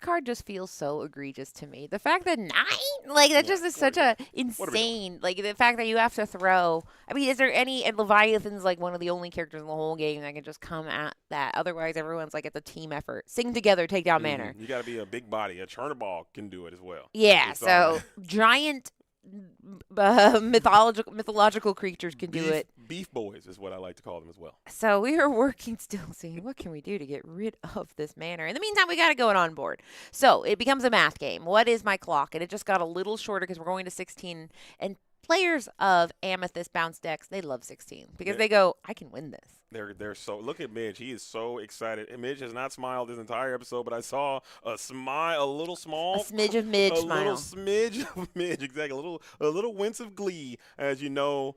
You definitely got it. Okay, you definitely got it. It's about to happen as we have the goat is in play. Goat, bounce goat is in hand. It is available. So now you're at a position where you have to clear all of this lore off the board. You also have to work this location as well. And Midge could very well just have the winning condition in hand already.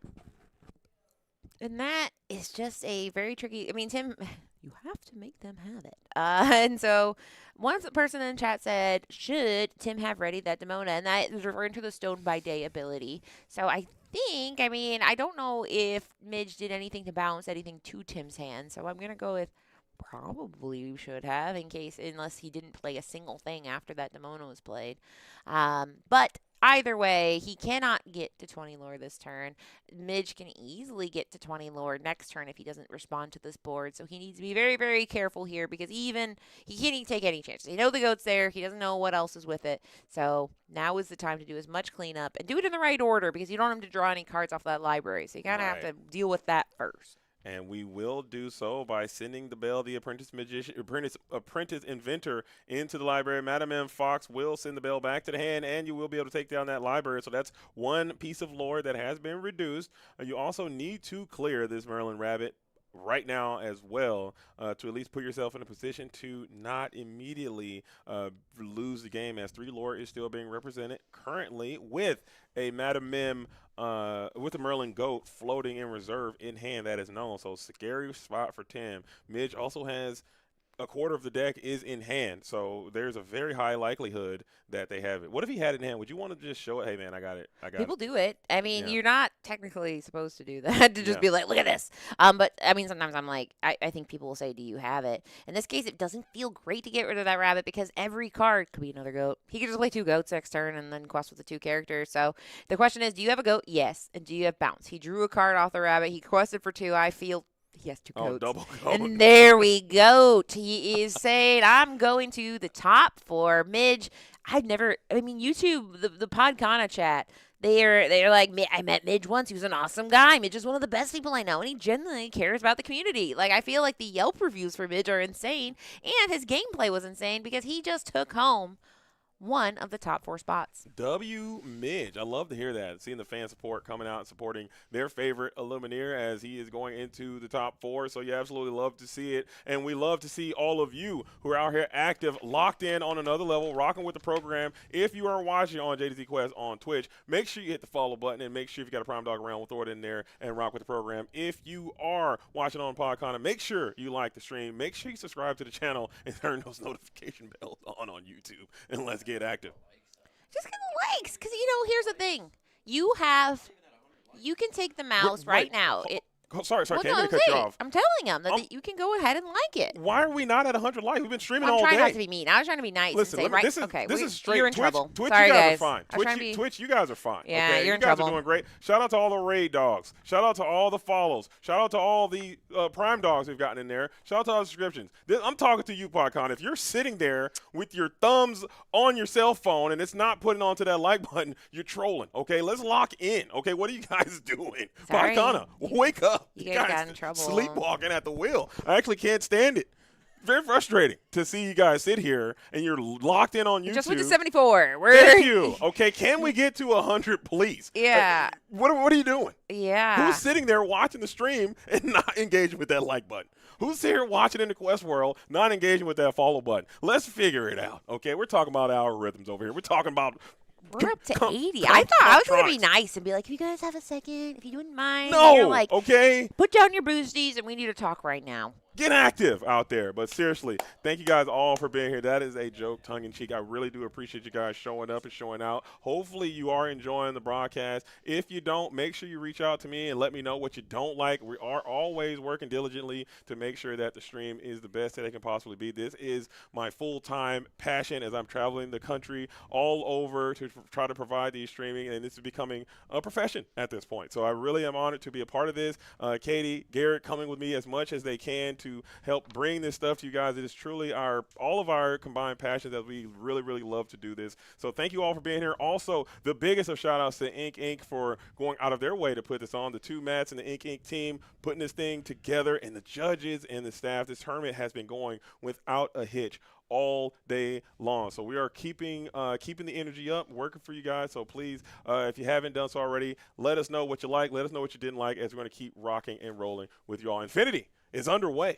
Yeah, Infinity is here, and it's always an honor to be casting this, and I think that something very special is coming. We have someone in the chat saying, "Where's Garrick?" And I was gonna make a joke. They're like, "Oh, he opened a bunch of booster packs and passed out, and he's in a pile of them." But you know what? He's coming over here, JD, and he's gonna tell you what the breakdown of the Are top we not 8 doing an is. interview?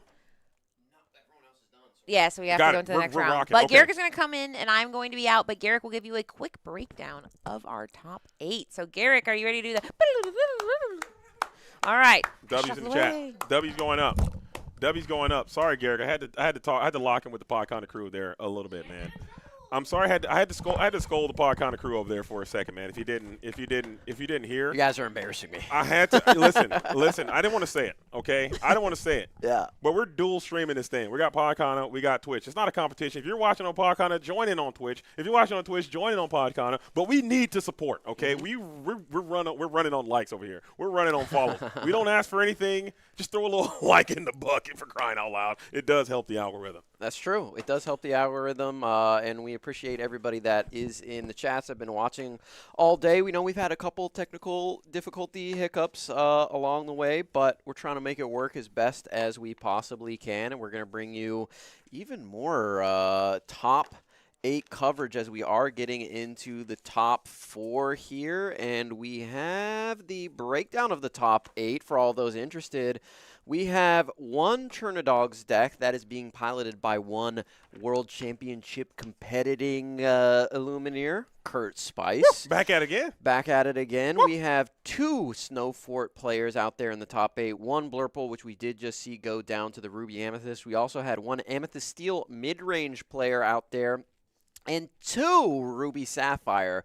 So if your favorite in-color combination is not in this top 8, maybe you need to reevaluate, or maybe you need to get to your next event and show them that is the top dog in the meta. But right now, we've got Amber Emerald representing at 3, 2 Ruby Sapphire, 1 Ruby Amethyst, 1 Amethyst Steel, and 1 Blurple. My pick for Amethyst Emerald, which I made on This Is Not a Podcast on Wednesday, is looking like it might be pretty good. You are actually cooking, locked in and switched on another level. And I got to say, there are a few upsets, I would say. Looking back on it, when we had the shift to Infinity, I thought the character Diablo would have much more of an impact in this format. We have not seen a single copy of Diablo Devoted Herald all day long. We didn't see any types of That's true. We didn't see a single card be discarded all day long. And I thought Prince John, you're washed.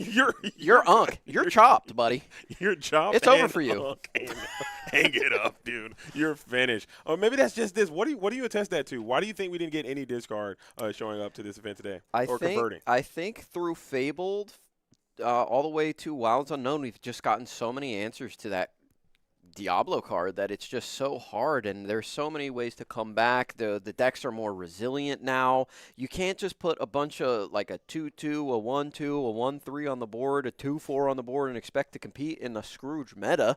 Like, what are they gonna do to Scrooge? Yeah. Nothing. You're gonna Bruno my Scrooge back to my hand. Thanks, I just drew 5 cards. Like, that is not the move. So I think they need to readjust and recalibrate what they're gonna do here. But the top 4 players are locked in right now, and it is 3 of the same color, Amber and Emerald, in the top 4.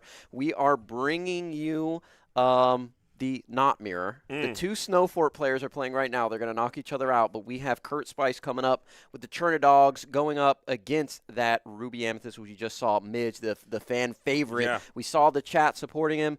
Kurt Spice is a local here of the DMV, a staple, a pillar, an icon of the DMV, a former Inc. champion, so we want to get that up on the screen for you. So the 2 Snowfort decks are going to fight it out off screen as Kurt Spice is coming in to play against Midge. I like that. And Midge, like you said, fan favorite. The chat was actually rocking and rolling. And also Kurt Spice is another fan favorite. Love Kurt. So the chat is about to get absolutely electric as we have 2 great players who are switched on, laser focused.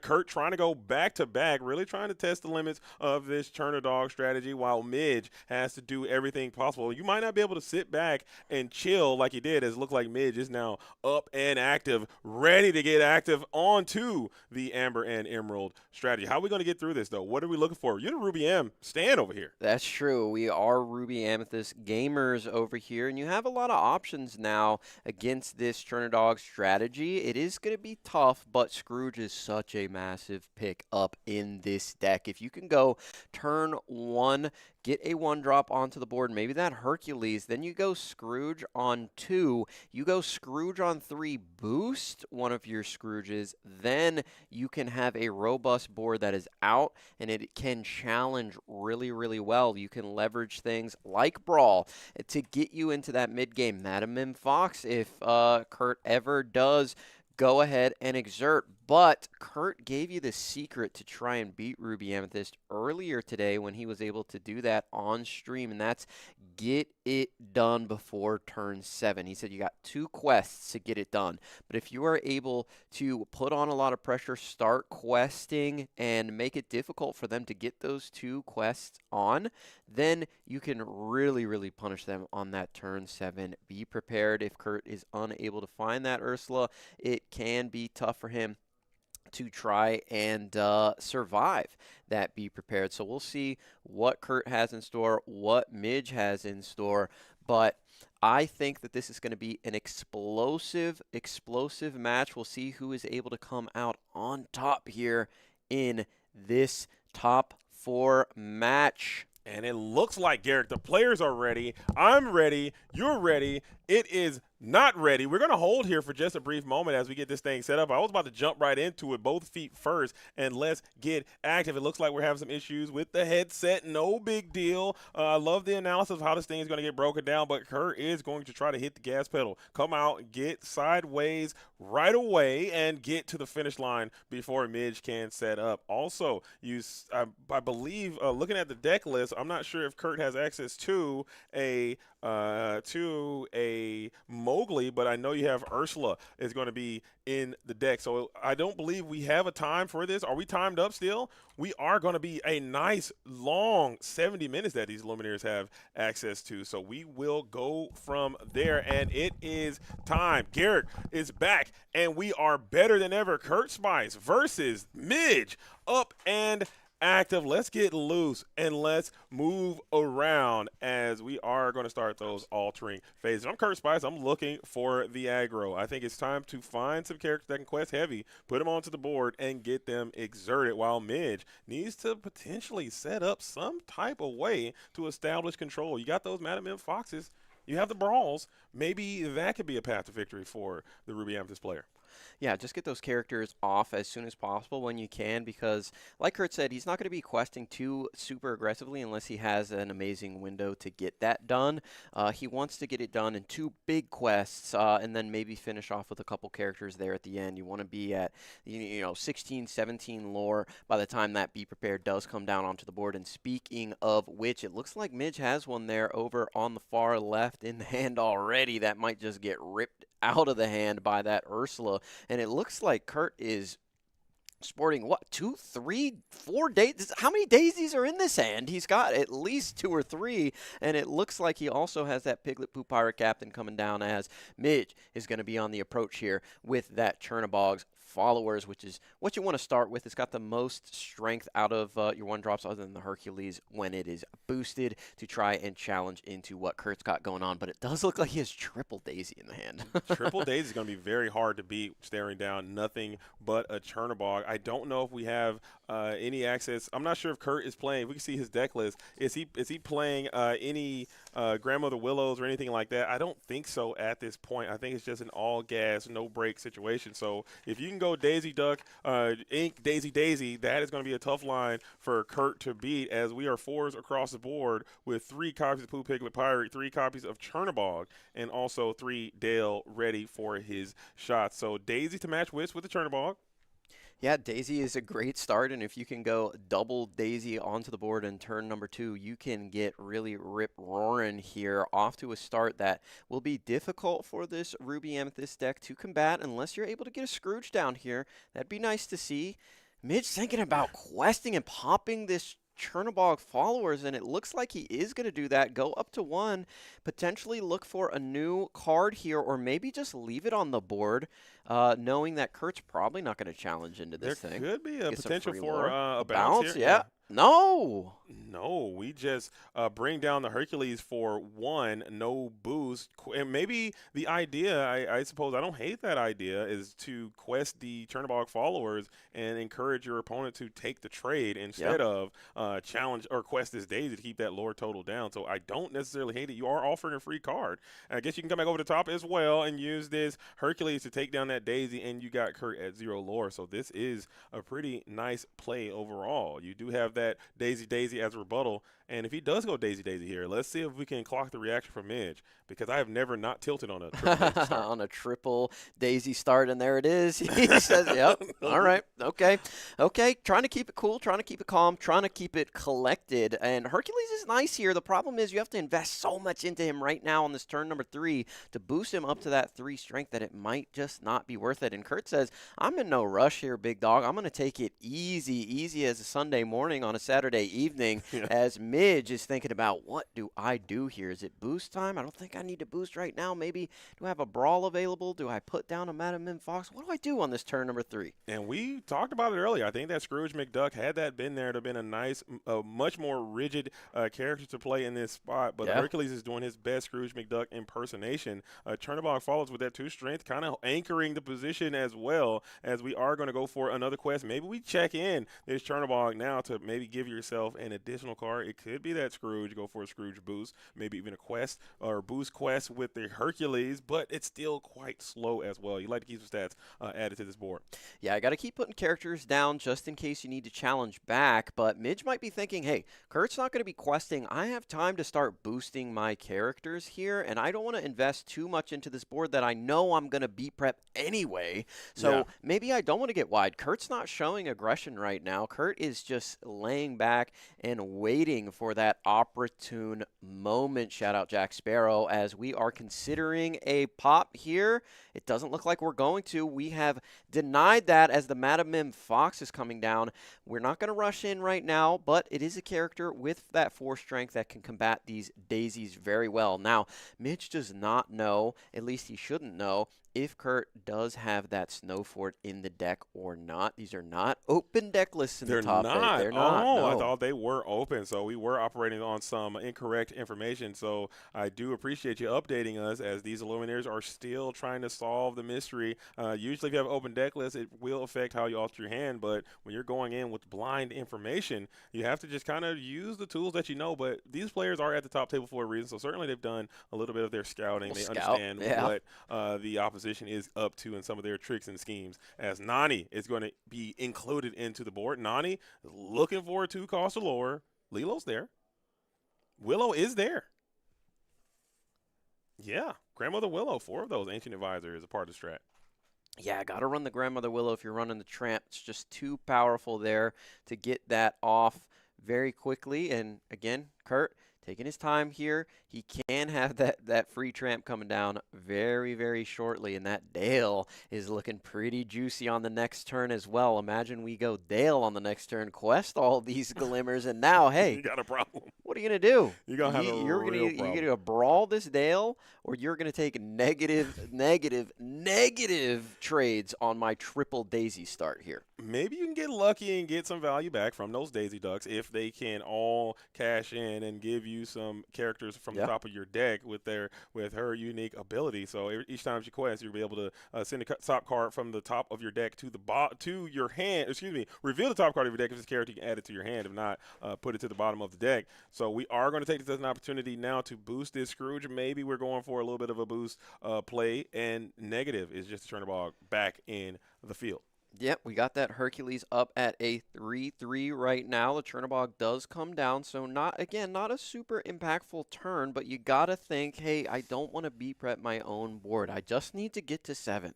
That's what I have to do, get to 7 without too much damage coming down. And we'll see if Kurt wants to go for Dale here. No, we're going to exert 3 and play that Tramp Street Smart Dog. We will draw 4, and then we will discard 4. He does have that Lilo in hand, so you got to think that's a prime target to get sent to the discard pile here, but he will be able to keep 3 cards, I believe. No, it looks like we're going to keep 4 here. We do discard 4, getting rid of that Horseman Strikes, and look, find the Ursula. We need that on turn number 6 to potentially grab it, be prepared. But Kurt's going to be pretty surprised when he finds that his opponent has more than 1 waiting in the wings. And we do have to find a way to continue to keep inking, though. I mean, there is an opportunity for Midge to potentially run into some inkability issues. You haven't really hit any of those very powerful draw actions or any of those types of draw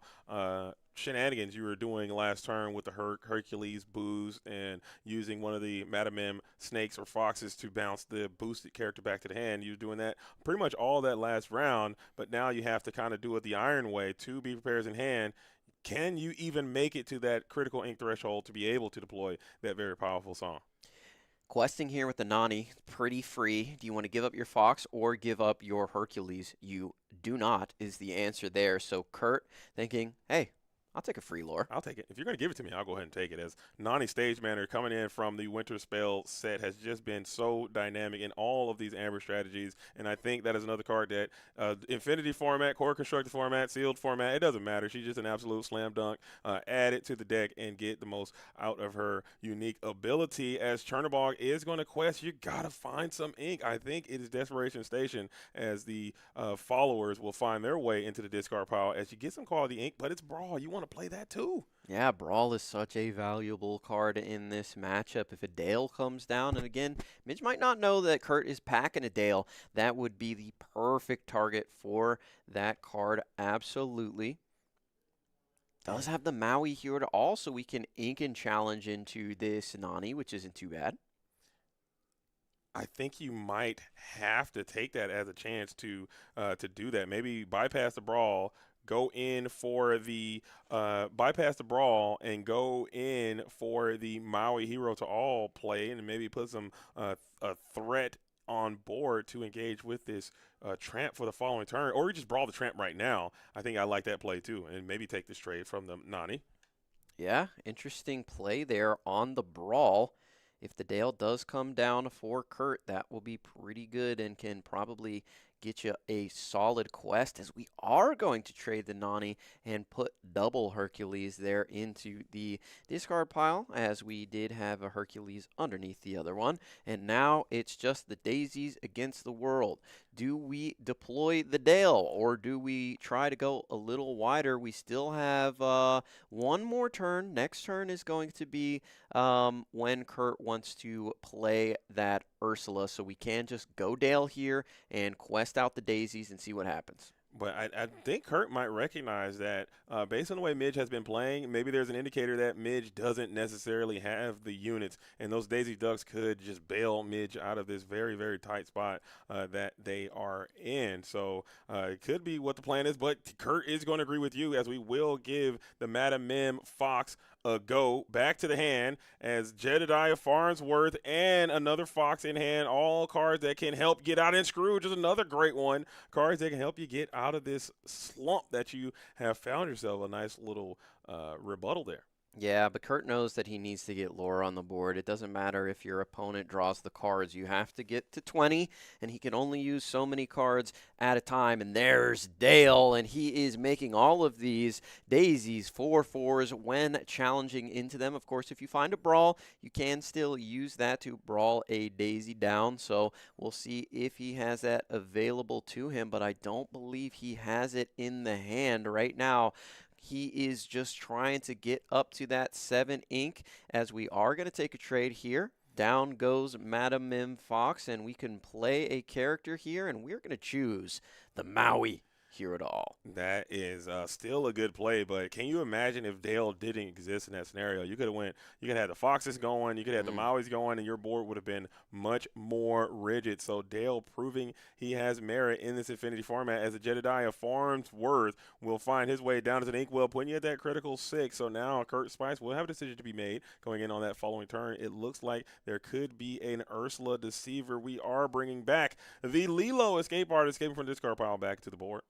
Love the Lilo Escape Artist. That can force the Maui to come in and take a free trade there. Kurt thinking, all right, I'll drop Ursula. I'll take the B prep. Hey, buddy, I got 2 of them. And Kurt says, okay, there's 1 down. And we still have 1 in hand, plus a Fox, plus a Library, plus a Scrooge. Need to keep all of that in mind, so we can potentially return the Maui back to hand with the Madam Mim Fox if we would like. There goes a Library to the bottom. So nice to see if you're Kurt, and we are going to quest the Dale at this point and just make it happen. Get up to 11. Do you think Midge is thinking, all right, I just got to let this thing rip? Yeah, I think at this point you just got to send it, because another Ursula off the top of the deck would just absolutely break your heart. You can't even risk it for that biscuit. You got to get this lore off the board when you can. But that Chernobog is looking so nice as a nice counter action to a potential Be Prepared follow-up. We also have some ladies that can be deployed as well. You see one Be Prepared being deployed or ripped from the hand with the Ursula. You see one possibly being played here.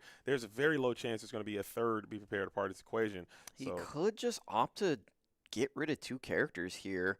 Pretty free. I mean, you can go Maui into Dale, play a character, return it with the Madam Mim Fox, challenge into Daisy. You are giving up 3 lore by doing so, but you save the Be Prepared for a rainy day. But like you said, another Ursula could come down and rip that right out of your hand, and then you're feeling pretty bad. So it just depends. Do you want to hold that and take some value trades here, or just let it go at this point and get rid of everything on Kurt's side of the board? And you're probably going to see that Lilo return on the next turn, but it looks like we're not going B-Prep.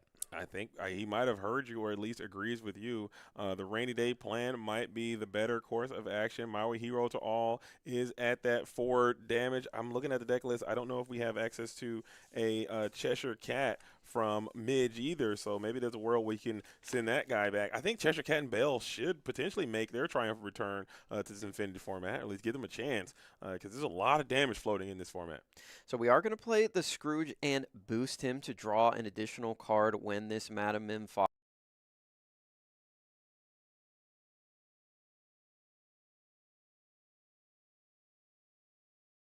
Madam Mim Fox, so we are going to give Kurt an additional 3 lore here and hold on to our Be Prepared for a potential use case later on down the line. All right, so here it is. We're hoping, I don't know what we're even hoping for at this spot. Kurt still does have a nice follow-up, and you know that the Be Prepared is existing. So now you have to really walk this fine line. Okay, both of these Illuminators are playing this very elegant song and dance. I love the gamesmanship. This is where, because I know what you got. You know what I'm trying to do, and you got to really find a nice, comfortable balance. So Midge seems cool, calm, and collected. Kurt is kind of hanging tough as well, seeing how much would cause that Be Prepared to be deployed.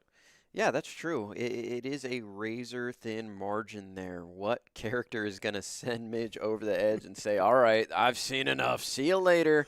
And you also have to consider Midge's side of the board. There's 1 Madam Mim Fox. I can lose that right now.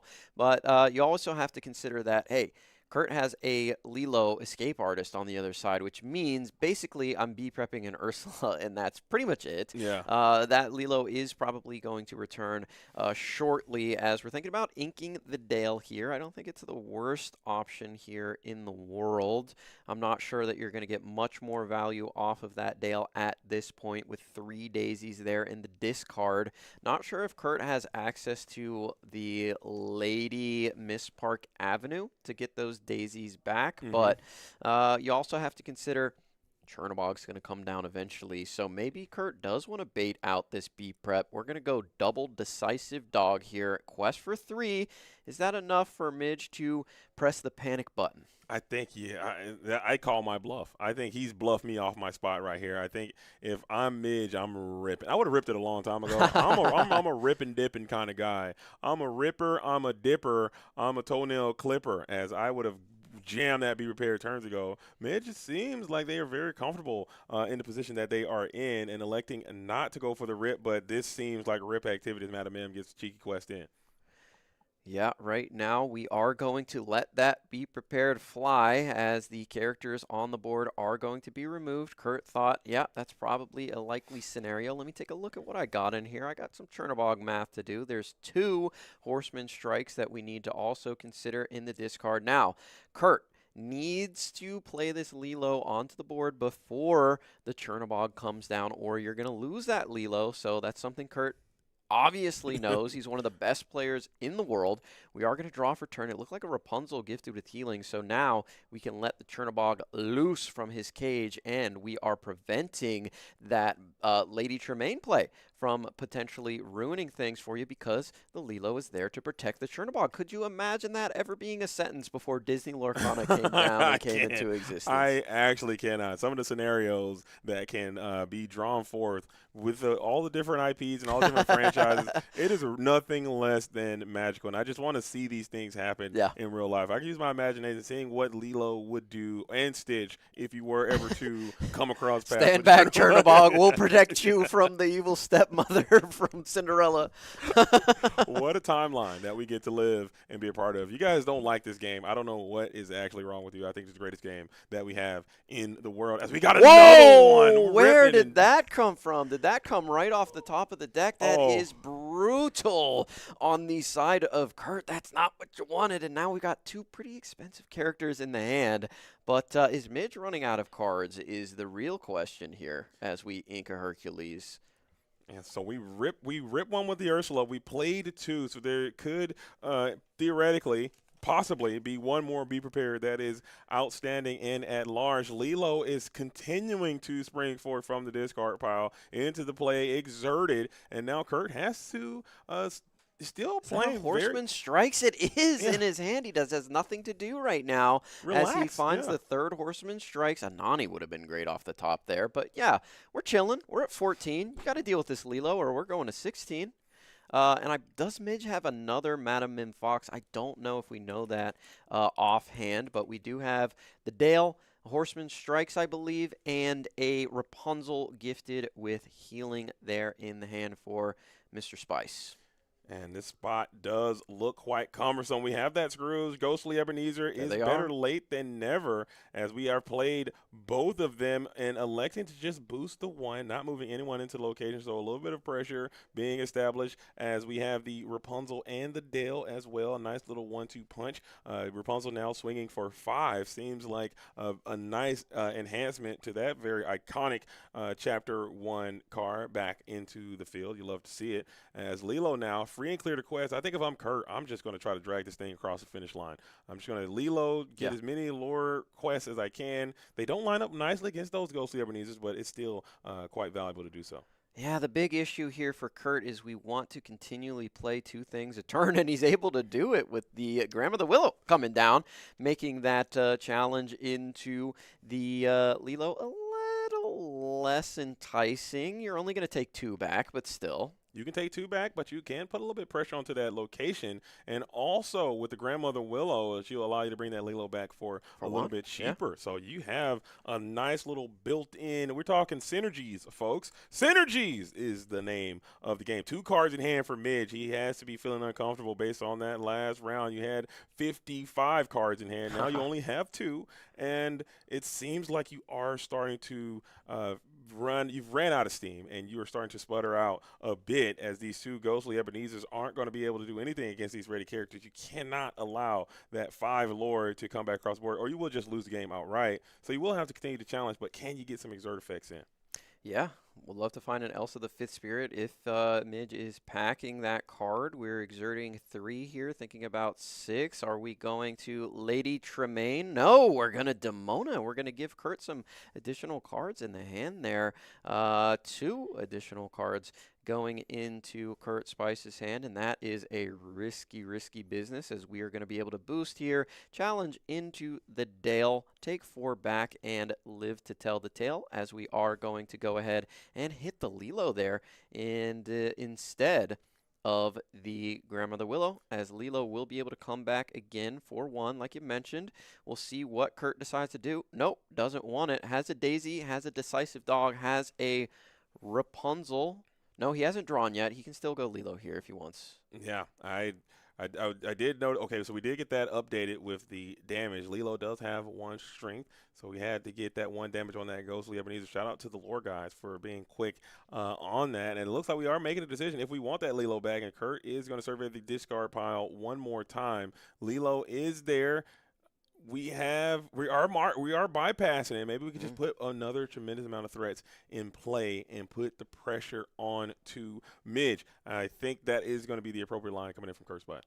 Yeah, right now, if there's like no exert effect, no way to remove something off of the board, Kurt could go like Decisive Dog pass, and then on the next turn, just put 3 characters on and get that Decisive Dog questing for 3, and combine with the Grandmother Willow, that's 4. That's definitely something he can do, or he can just go super wide here. He has a Daisy, he has a Lady Decisive Dog, so that's going to be free. We can go 4 here on the Rapunzel, and there is the Decisive Dog. You got a lot to remove here, and guess what? 3 B preps are gone. Do you have the 4th? Do you have the magic? Can you go another Demona here? What do you got, Midge? And we do not quest that Grandmother Willow, so you do value her ability to bring characters in for a little bit cheaper. In the event that you can potentially clear some of these heavy questing characters off the board, you can at least rebuild back with your Grandmother Willow on the following turn. But this seems almost insurmountable with the lack of resources. And Kurt just kind of did this constriction approach. You did not get too aggressive. You kind of played. You got blasted with some B preps, and you just stayed calm, stayed cool, continued to build this board, and found a way to put yourself in a position to win. And now Midge is surveying the discard pile, probably just trying to gain some additional information before we go on into that next game. But wow, incredible game played by Kurt. Yeah, really good. As we are going to sing Friends on the Other Side. Let's take another look. We need some more cards right now. Don't got the answers in hand, says Midge. I'm digging a little bit deeper into the deck, finding some more friends that might be able to help me out. What do we got? Exerting 3. Maybe we're looking for some more bounce, Roll maybe here? lore bounce to the ounce, as we could potentially send one of these boosted Scrooges back to hand, maybe after getting a quest. Potentially, I'm not sure what we're looking for. Maybe there is a world where you can get a brawl, perhaps, to get some of this lore off the board. And there it is. The brawl has been located to get that Rapunzel off the board. Still game on board for Kurt. We have another answer. Are we exerting 5 for an Elsa? It's 6. We got the Lady Tremaine. She is hitting the play as well. This is now 3, but that 3 could turn into 5. Kurt can still win next turn.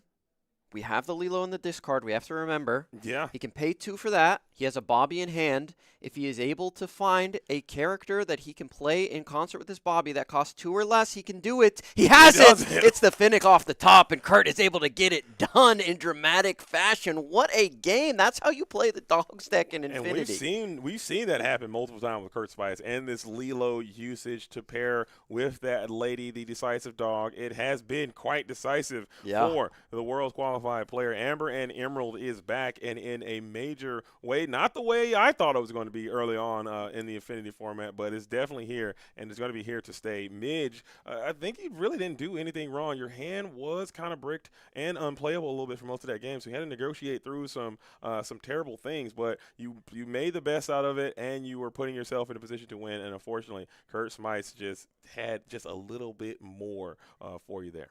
Yeah, man, I love this game. Disney Lorcana is such a cool game, and that was an amazing match. Like a Ruby Amethyst going up against the Dogs, and how long was that? It was almost a 30-minute game. We had 70 minutes on the timer there, and that'll tell you how patient Kurt Spice was. Just let's sit around. There's no big deal. Hey, I'm chilling.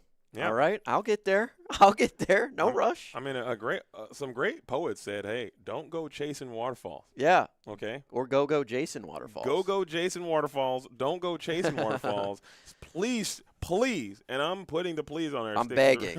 Stick to the rivers and the lakes that you're used to, and Kurt was able to do that. So we are going into the second game here, and now Kurt Spice trying to go 2 for 2 and put himself into rarefied air as the first ever 2-time Inc. champion as Midge, and all the Midge out there. Everyone who is the Midge supporters are probably ravenous in the chat, letting them know that they are sending Midge their energy getting active as Ruby Amethyst has returned in a major way in Infinity format. Kurt able to get it done on the draw there is also notable. Did start off with the triple daisy start, which was pretty strong, but I think a newer player or less experienced player would have got that daisy down on 1, quested, and then double quested again, and ended up losing to the value that was provided by the Madam M Fox, the Maui hero to all. Kurt waited for the Dale, made Midge take some bad trades. So take some notes here while you're watching old Kurt Spice pilot this deck. It's not as easy as it looks, and it's much different than what we're playing in Core Constructed, where we're playing to Under the Sea with Della's Moon Lullaby and Rhinos and things like that.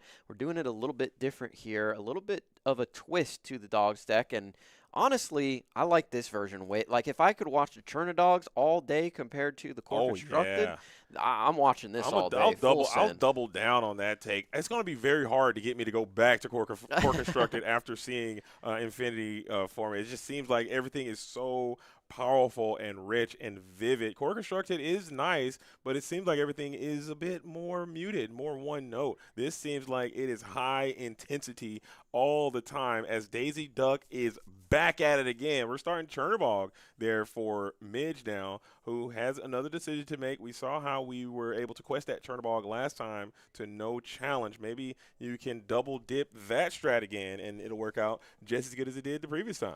Yeah, we'll see if we can find a Scrooge here instead of the Hercules do nothing like we did on the last match. Here we go. There is the Scrooge. That's who you want to see early on in this game. He's going to be able to stop the aggression and stop it very, very well. But again, Kurt's not being aggressive. He's taking his time. So that is something that Midge needs to consider. But also, Scrooge can quest pretty freely here. And if you can get up to that 15, 16 lore range, then guess whose time it is? It is Merlin Goat time. And Kurt needs to be aware of that as well. So if Midge can mitigate aggression and also get lore at the same time, he can make it happen, as another Be Prepared is in the opener for Midge. Yeah, I'm loving this Scrooge Ghostly Ebenezer. I mean, even when he was revealed in the Winter Spell set, I was like, this card seems like it is good. And I'm glad to see that this character has that boost 1. They could have slapped the boost 2 on there, and it wouldn't be nearly as good. It is uninkable, so that boost 1 does seem quite fair. But this card is actually incredible to thwart off this Daisy Duck from being able to quest, as Chernobog will find his way into the discard pile early on, maybe telling the tale of Kurt Spice's hand as well. Yeah, Chernobog's like, what is going on? I'm supposed to be Yeah. the guy getting people out of the discard pile and back into the deck, and here I find myself. But we're going double Bobby here, some hand fixing. Kurt not exactly ecstatic with what's going on in the old opener here. So let's see what he pitches. If he's able to get rid of a Lilo. We saw how important that Lilo escape artist was in the last game, huh? Yeah, it was a critical component in this Amber and Emerald dog strategy. Grandmother Willow, Lilo, you're not playing the Emerald Chromacon, but that is the core constructed, genjutsu that'll take you out of the game from time to time. But still, Lilo and Grandmother Willow provide a lot of free resource value for you. As now Midge has this Scrooge. It's probably very important that we just boost this Scrooge every single time. So looking at the hand, going into your third ink turn, maybe there's a world where you could take some time off and just set up this brawl onto this Daisy Duck before he can spiral out of control on you again. You got to keep that board nice and tidy on the Amber Emerald side. Yeah, you can definitely brawl here. If you take, that's future lore that you were removing from the game, potential for more than that. So if you can get that done right now, but it looks like Midge is thinking about boosting. He can always brawl boost next turn. For if sure. he has a 2-drop or a 1-drop here, then he can put that down in concert with the boost ability that Scrooge has available to him. When you got a Scrooge out, I like boosting every single turn. It just makes things so difficult for your opponent. It gives them a tough out. We'll see what we go for. Especially with that Madam M Snake in hand, you'd like to try to cheat some more of those resources like you've been doing so effectively this round, and also in the top 8, you're able to do that to a pretty heavy clip as the Chernobog's followers are potentially gearing up for a quest. We are boosting. I guess if you want it, you can boost it, quest this Chernobog and cash that in to maybe find a better card to put down into your Inkwell. He does have the Madam Mim, so we can quest here, bounce the Chernobog back. That is an option as well. Maybe potentially put the Chernobog itself down to the Inkwell. So these are a lot of critical decisions as these Illuminaires are fatigued as well. Let's not forget, this is a top 4. There's a day 2 where you take a break and then, reconstitute, recalibrate, and come back in for the next day. No, we're doing this thing as a one-shot Randy, okay, getting active right through this tournament. So fatigue is also a factor in this event. Yeah, friends, on the other side, going into the Inkwell for Midge, I think that is really what he was struggling with there. That is such a good card to help you find answers later in the game. But this new look Ruby Amethyst doesn't sing Friends as efficiently as it used to, as we have Ursula is going to come down, snipe that B-Prep. Now we know there's a Fox, there's a Chernobog, and there is a Brawl in hand. So if we're going to get active with that Brawl, it's probably going to come down onto the Daisy. We have to consider if we are ever going to get this Tramp Street Smart dog down before the Brawl is deployed. And if you're Kurt, you probably want to wait a little while to do that. Next turn, Midge could draw a significant number of cards if you include the Scrooge in that number by hitting up a boost and then questing and bouncing that Scrooge back with the Madam Mim Fox. You replace the 5/5 with the 4/3, It's not too much of a downgrade, and you also draw 2 cards, plus you put the Scrooge back in your hand, so that's not too bad here. Or we could go for a Brawl plus Boost maneuver. Brawl plus boost doesn't feel bad, but like you said, keeping that brawl available for a tramp might have some inherent value, because if you can stick that tramp and then manage to put down the Dale as well, now that tramp is swinging for 6, and that just feels like misery incarnate. But we are going to go for the brawl to take the Lady off the board, bypassing the Daisy, thinking Lady is the bigger threat as she has the potential to quest for 3 lore. Kurt, not phased by that maneuver. You still have the option to go for the tramp here, just to pay a little bit more to do so. Yep, we are going to get that Tramp Street Smart Dog onto the board. And look, there's Tramp Enterprising Dog into the hand now. That is something that Midge has probably been thinking about this whole time, which is why we've not seen that Scrooge get exerted yet. If you are watching and wondering, hey, this guy's got a 5/5. Why isn't he questing into all these little characters with only 1 strength? He has to challenge in with everything. Tramp, the Enterprising Dog, comes in and gives you a little boost to the strength for every character on the board, so you can gain crazy plus value on a challenge there. And it looks like now we are going to boost and bounce the Scrooge back to hand to draw 3, plus the Scrooge is 4 new cards. That's some insane value. You're talking value. Come on down to Midge and Scrooge Auto and get value. Okay, well, that thing is plus. Okay, we went plus ultra there again as Maui now enchanted into the Inkwell as we end our turn and pass back on over to Kurt Spice, I who believe was Kurt, unfazed there. I believe he has another Tramp Street He Smart does. Dog in hand. Okay, we could see that, looking for an Ursula to see if we can grab a Be Prepared. We're at 6 ink for Midge, correct? So we would be on that Be Prep turn. Let's see if that's what we're going to go for. Oh, the Piglet Poop Pirate Captain coming down onto the board. Kurt says, I don't believe it. Yeah. Fake announcement. You don't got it. I'm just going to And send. There she is. We have it, but we unfortunately do not have the ink allotment available to be able to deploy this Ursula Deceiver here in this scenario. So if you have it, 1, 2, 3, 4, 5. Actually, we're at 5 Oh, okay. ink right now. So take the Ursula now. Yeah. Let next that turn. loose next turn and get the quest on for sure.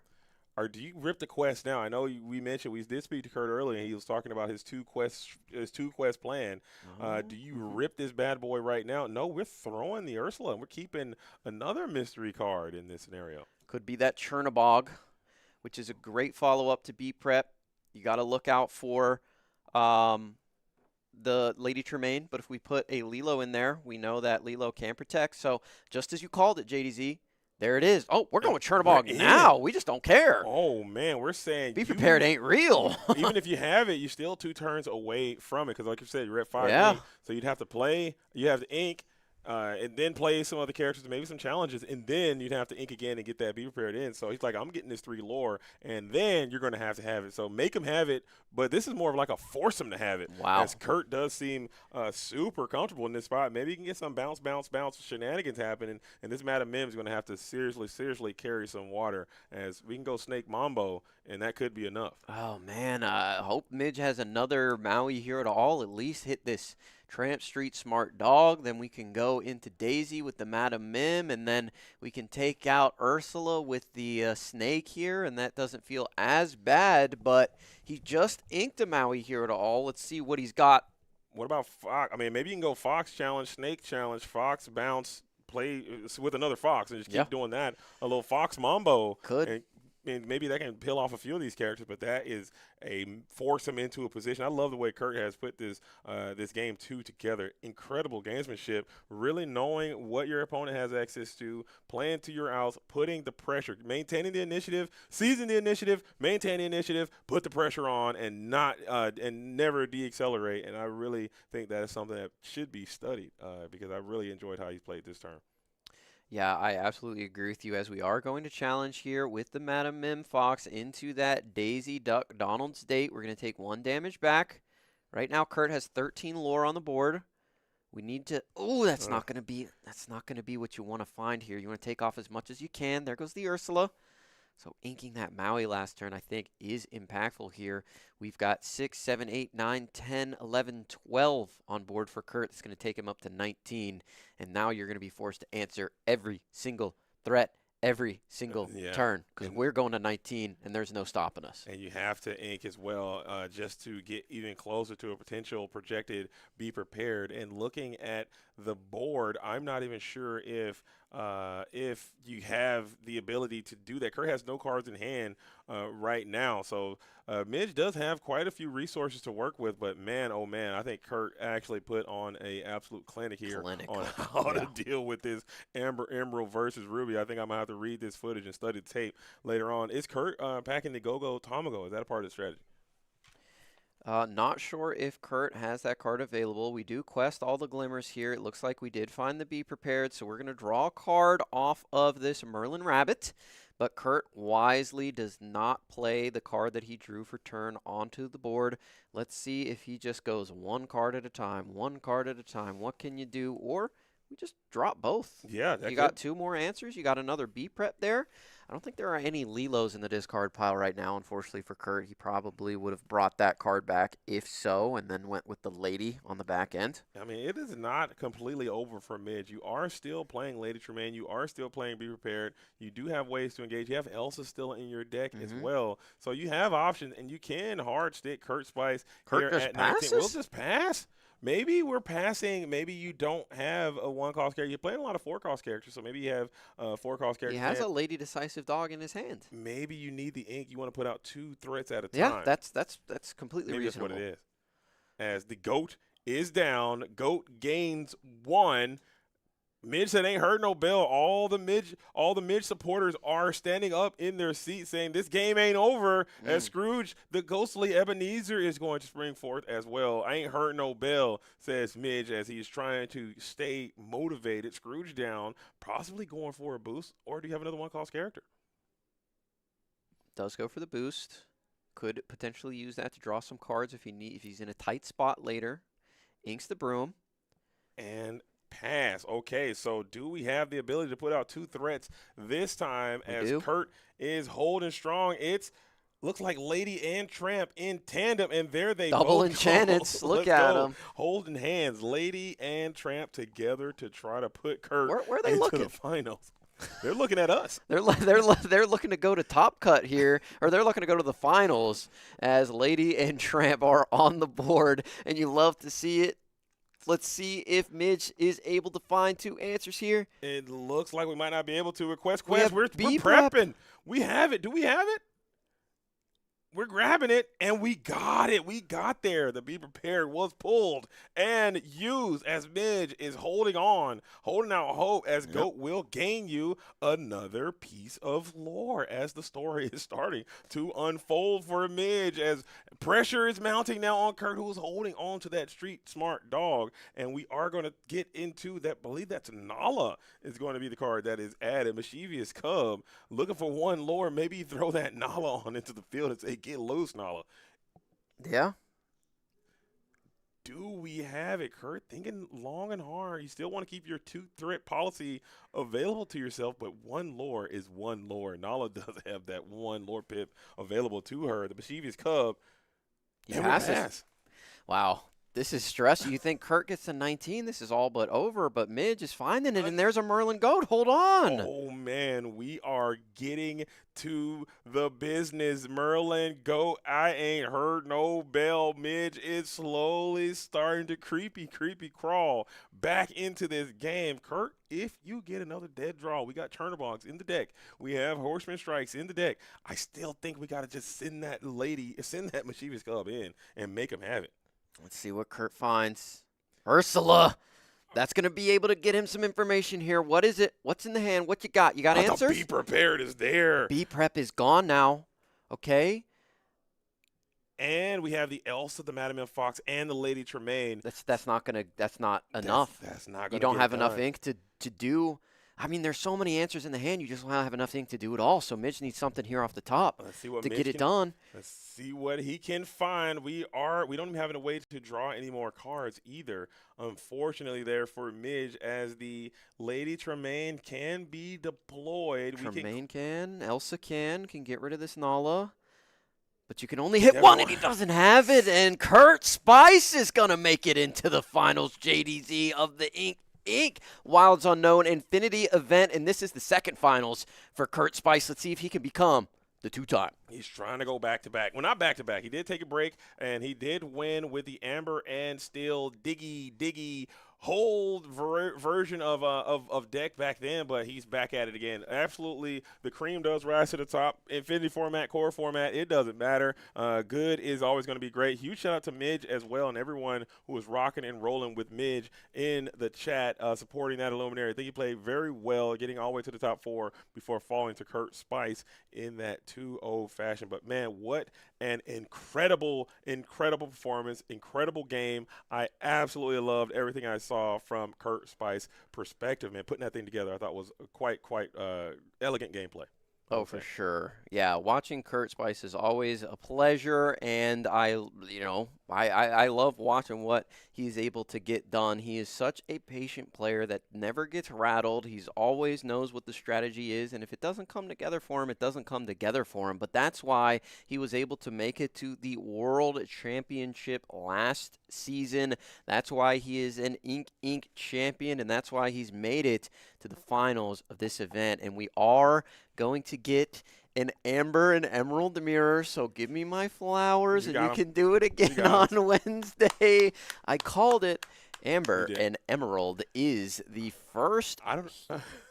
First pick? The first pick and a huge dub here on the back end. I'll let you talk to Kurt real quick. That's you, because I'm bumping out for the next one. I know, but that's why I'm letting you do the interview, because I'll do the interview at the end. I'll do the last interview. Okay. All right, Kurt, get in here. I'll do the last interview. As Kurt is coming back for your second interview, you're going to talk to Garrick. I already spoke to Kurt as well, so that's only fair. But get on in here, man. Very well. Excellent craftsmanship on the gameplay there. You played out of your mind.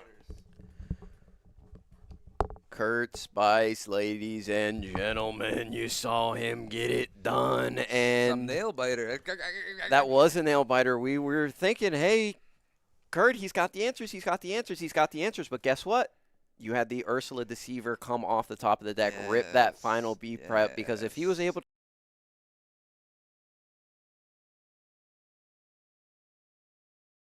pretty bad for you, but you were able to get it done. When you talked about in the first interview with JDZ, we're playing a patient game. I got triple Daisy. I think a lot of people would have been like, let's quest these. Yeah. But you were like, no, I got to do the 2 quests before the B prep, Yep. and that's what's going to get me over the finish line. And you stuck to that plan and were able to get it done both games on the draw as well.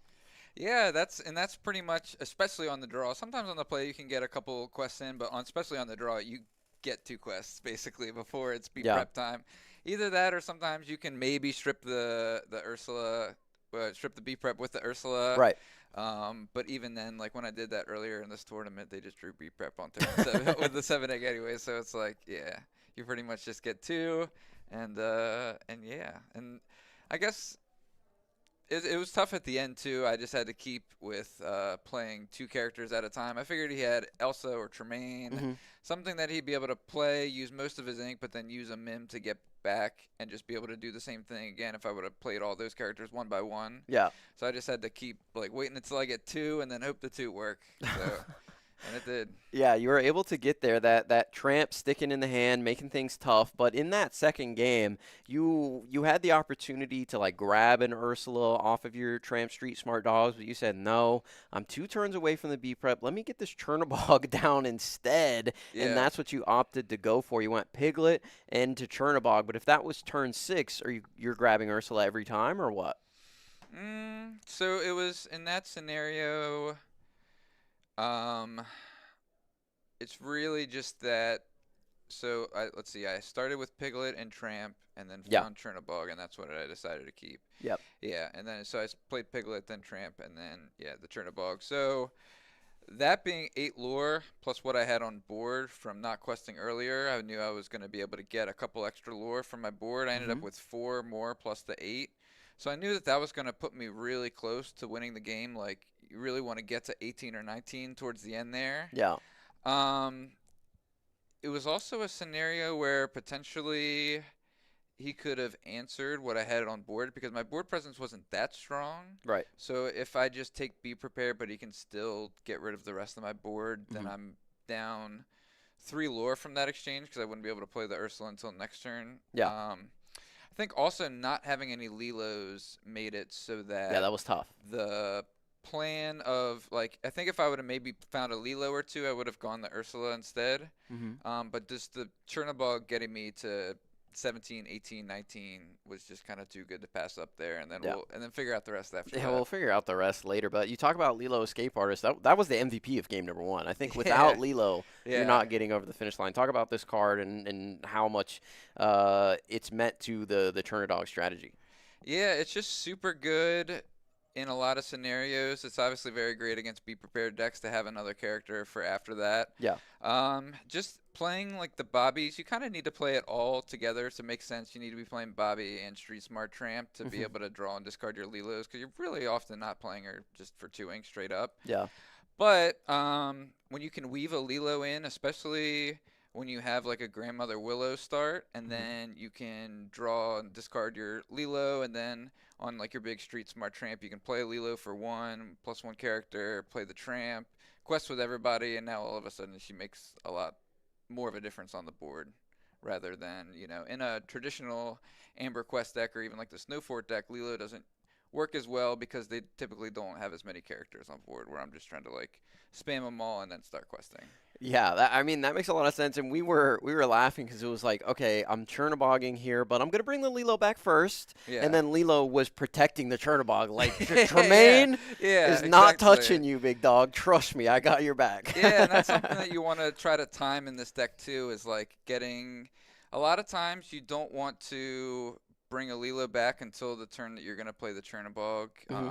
For that reason. So that way, yeah, you can just keep the Lilo. Even if they do deal with the Chernobog, at least you have the Lilo. Most of the time, it takes all their resources to take out a Chernobog, especially if it's not a Be Prepared deck. Yeah. I did have some Steel Song people, like, bam, bam, bam, my Chernobog, and, like, take him out.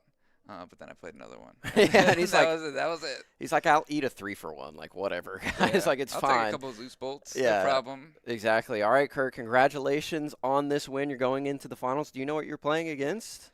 Yeah, the other matchup was a Snow Fort Mirror. Yeah. So I'm playing against Snow Fort. I'm not sure who it is, but yeah. Yeah. Well, good luck, man. We will see if you become the first 2-time Inc. champion. But congratulations on the top 4 win. Thanks, and man. we will see you here on the stream right now, unless they're not done, in which case we'll see you in just a second. That was Kurt Spice, like I said, former Inc. champion, getting it done here with the Chernodogs. And I don't know about you, chat, but that is such an awesome deck to watch. I know people are done with the Under the Sea Dogs, but the Chernodogs, I think, is such an awesome deck to watch be piloted at a high level, because it does so many cool things, and I'm just a super big fan of it. So we are going to take a quick little break here, everybody, and we will be back in just a second for the finals of the Winterspell Inc. event. Don't go anywhere. We'll be right back. And if you haven't liked on YouTube yet,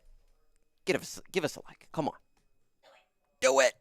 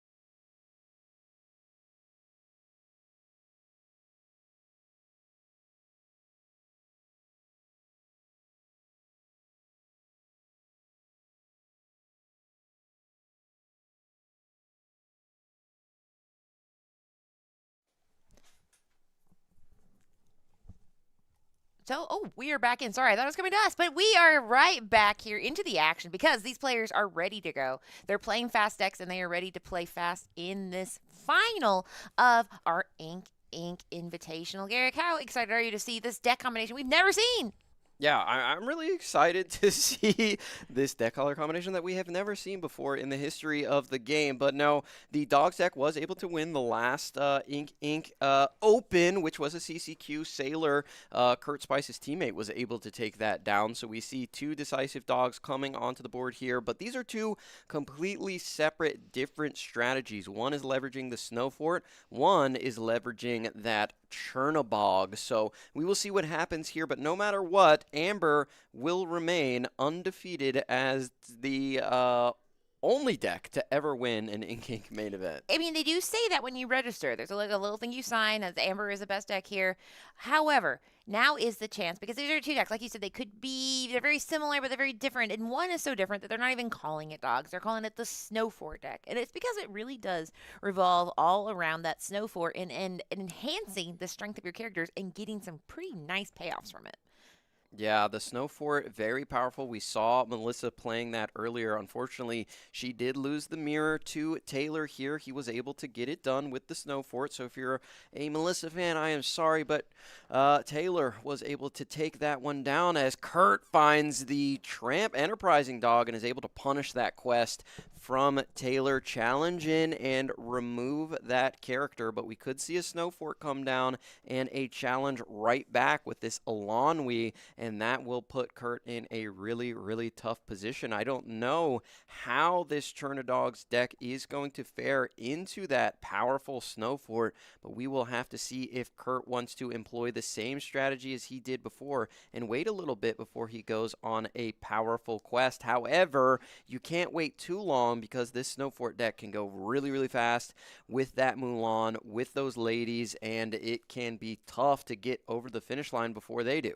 And I think that, like, I had to look. I did a little, like, and that's me rubbing my eyes because I was like, neither of these people, these young Lumineers, are playing Under the Sea. Which the reason I had to take a moment to really believe that is because so much of the mirror match with this Ink combo in core is, all right, who gets the Tramp Speed Smart Dog and who gets Under the Sea? And the answer is neither of them are going Under the Sea. Now, Tramp is still an important part of the deck. We saw how much Kurt needed it to find the tools he's looking for to stop his opponent. But I think this is going to be a situation where Kurt is just going to have a lot of fun trying to get more value and going a little bit faster. I did see a lot of people say Snow Fort favored in this matchup, but it's just, is the science new enough? Or you have any inklings going into this other than Kurt being a local that you love? But this Dale is a big difference maker. Yeah, I would say that Dale is a huge difference maker. I would tend to agree, I think, with the consensus there that this deck is probably unfavored into the strategy here. However, wait. Yes, that is how that works. Okay, I just wanted to make sure that there was a trade there. The Snow Fort is on the board, so the Elanwi is going to be at 3 strength, and the Tramp was also at 3 there because of the Dale, so that is a trade. But yeah, I think that the Snow Fort probably makes a little bit of a difference in this matchup. It does give the characters resist +1 on the Snow Fort player's turn, and also gives them just a permanent strength boost by 1 as a second Snow Fort is going to come down. This is going to be really difficult, even with Dale on the board for Kurt to combat against. I do find it absolutely fascinating, though, how this Dale turns everything bonkus in the conkus, as the cards say. Because, I mean, suddenly these daisies that are known for just being a problem to get rid of because it's like, oh, I have to throw so many things at it, but I only take 1 damage. Suddenly, that's a 4/4 if Kurt plays something like that, which he is apt to do. And then for the lady who generally doesn't get strength unless she has some other conditions met, she's a 3/3 just naturally in a challenge. So it is very, very exciting. In this case, we're just going to go on a little quest because we're not so afraid of that Webby on the other side. And then I'm interested to see how wide we go. Lilo Escape Artist adding the pressure on, and then one more of these decisive dogs to add to the party.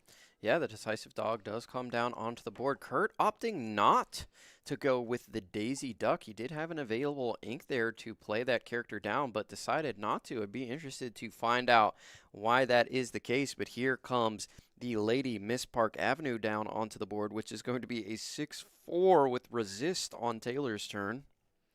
Or sorry, on Kurt's turn.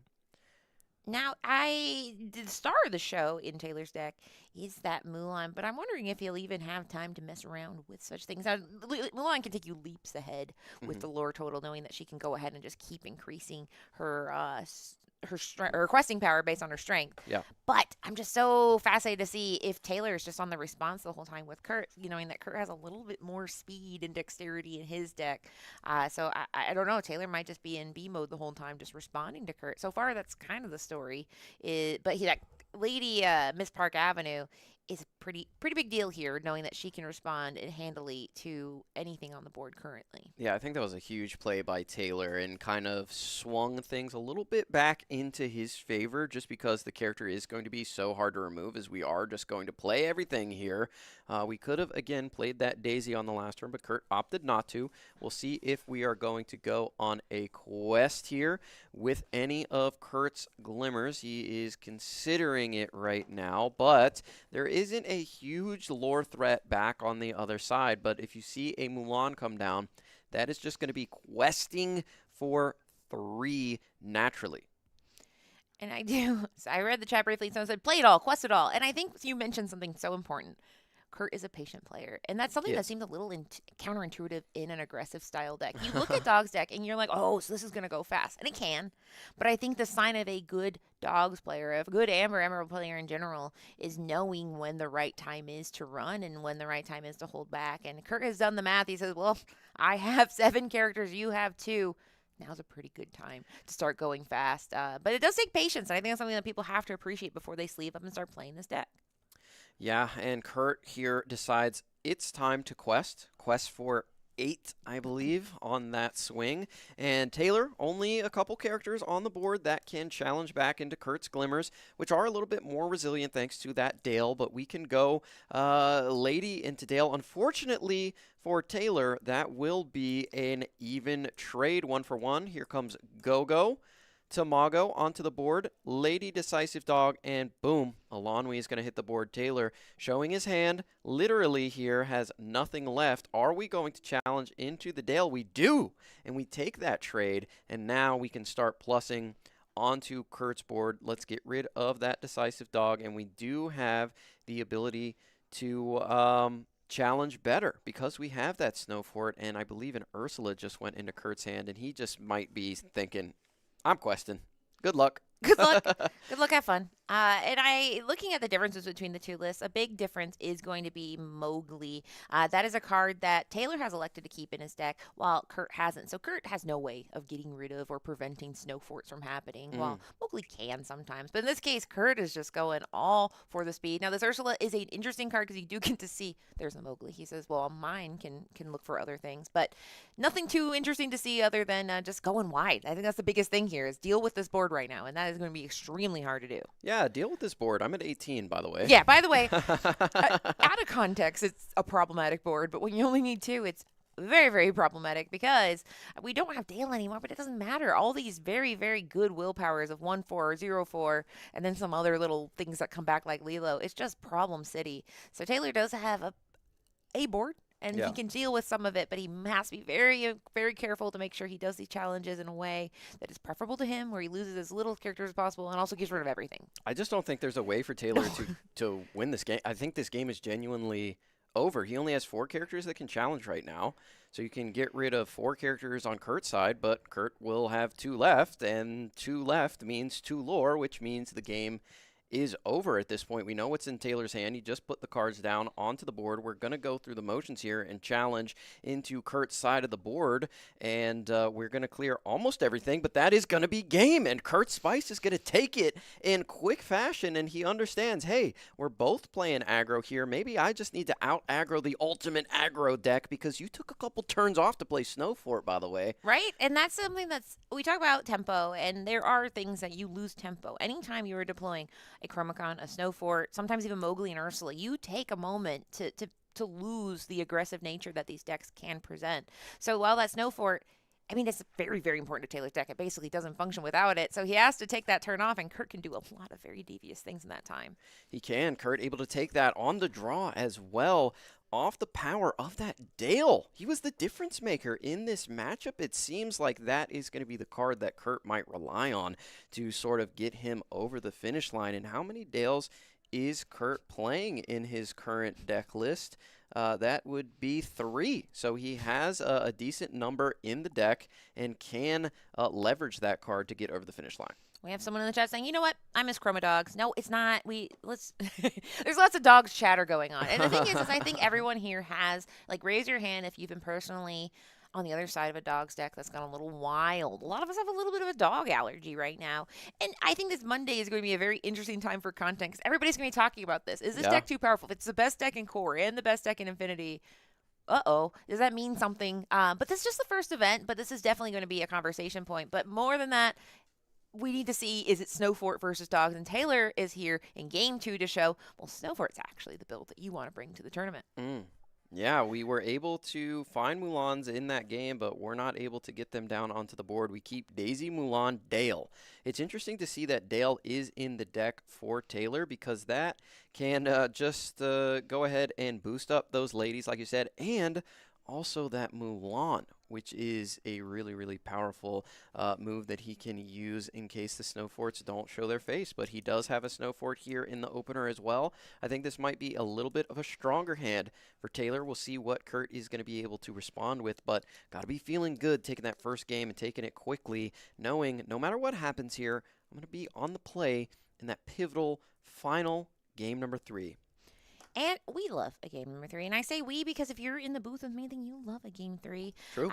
The big thing is difference makers. That's what I keep looking back and forth between these lists. Another big difference maker, we talked about this Mulan, where she is able to go ahead and increase up to 6 lore based on the strength of the things around her, augmenting her. But another difference maker is that Go-Go. It is the only evasive card, I think, in both these decks. And it can matter because Kurt has a lot of things with very large willpower. I mean, very large. I mean, Chernabog. I mean, that's pretty big. Yeah, guys, Chernabog, evildoer, big guy. So I think Go-Go suddenly becomes a little bit of a liability, but Kurt knows probably. I mean, yes, Kurt has seen it in this game, so it's not open deck list, but he knows. But we are off to the races. So many things have already happened. We have daisies on both sides, and there is that resourceful for Kurt coming down. So now, what's the big prize? It's time to find out if Daisy's handing them out today or not. Yeah.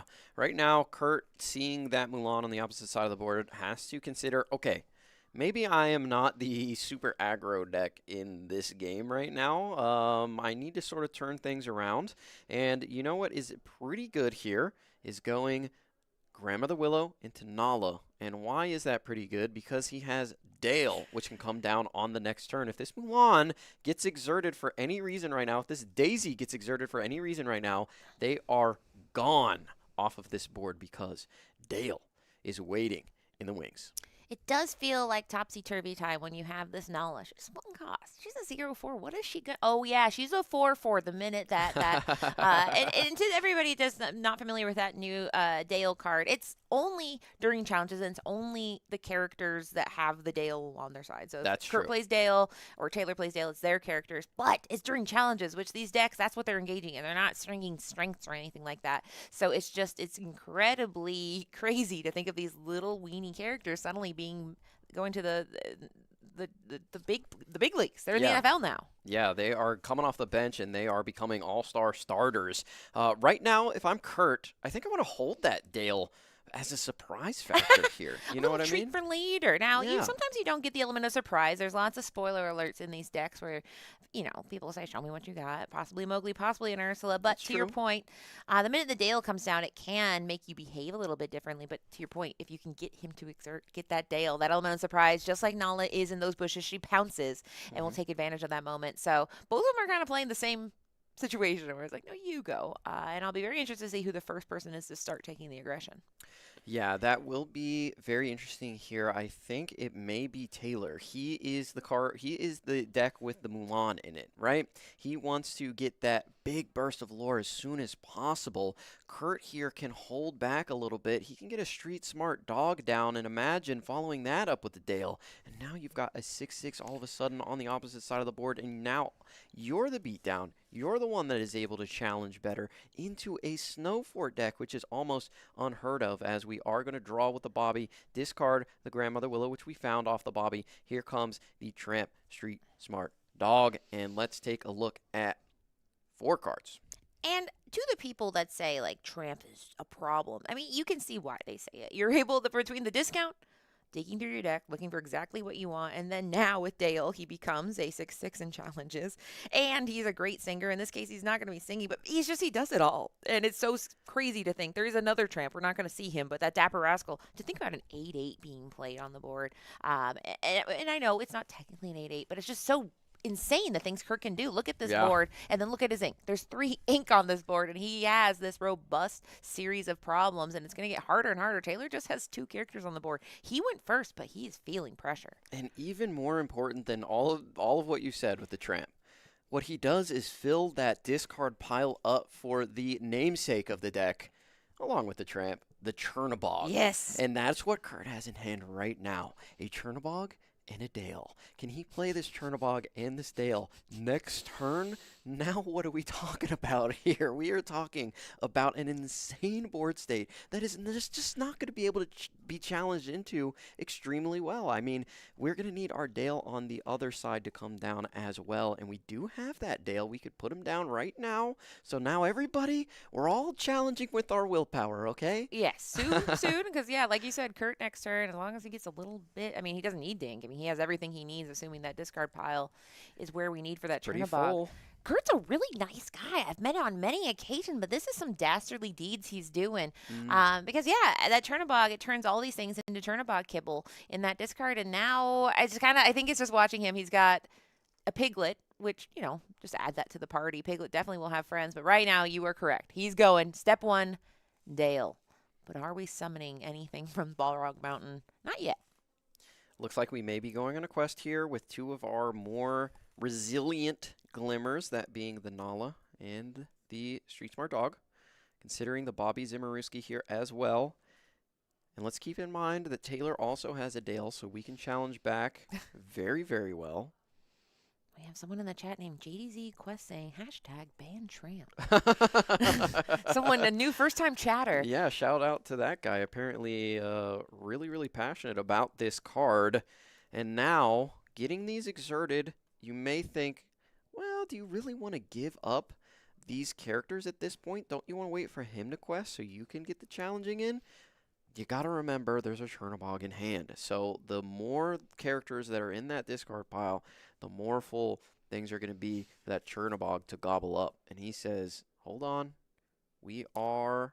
Yeah, and he went to go challenge. He's like, no, Wait, Dale, remember? Dale. And I think it's interesting because he's probably like, oh, no, it's my characters. And he's like, no, I have a Dale. We're Dale buddies now. We're Dale friends. But I love what Kurt did here. He did a little bit of questing because, like you said, it says, okay, make a little choice here. And it's that interaction. Elsa's so good because Elsa Fifth Spirit because she forces interaction. This is mental interaction where you say, well, you could. Would you like to? And he already made a choice that was like, oops, not that. I got a challenge for you right here. Yeah, buddy. and he already miscalculated, and that's exactly what Kurt wants. He's saying, make the choice. I hope it's the right one. And we're going to find out whether it's right. He only has 4 ink. He has 3 cards. He wants to take advantage of Rapunzel, but the Dale is kind of messing up that plan. Yeah. Because everything's huge now. You can't get that. Correct me if I'm wrong, but the Snow Fort right now, its first ability is irrelevant. Because it adds strength, and we're challenging with willpower, so the additional strength does not matter. Yes. So right now, the Mulan's not challenging for 5, she's challenging for 4. Daisy's challenging for 4, not 5, right? Yes. So the Snow Fort kind of invalidated by the Dale. Yeah, and so it's kind of, you want to have it all in these decks as far as you want to be able to get value in every corner, but to your point, you have to pick a lane, and Kurt is very good at adapting to being like, okay, you picked that lane, interesting, well, here I go. So here we go. We have a Rapunzel, no healing. She's gifted with it. That's what she does, is she's gifted with healing. She removes damage, but she's not doing it today because he did the math and it is not coming up in his favor. And now it's that very, very tricky thing that Mulan, she could quest for 2. You could quest for, 6 right now, but he doesn't want to because he's like, I know that was a trap. I'm not doing it. You're scaring me so bad right now. Yeah. Could have went for a full quest for 8 there if he wanted to, and Kurt is thinking to himself, man, Street Smart Dog's pretty good with Dale, everybody. And we'll see what he is able to do here. As a Piglet in hand, Kurt can go really, really quickly to 20 lore out of nowhere, as can Taylor.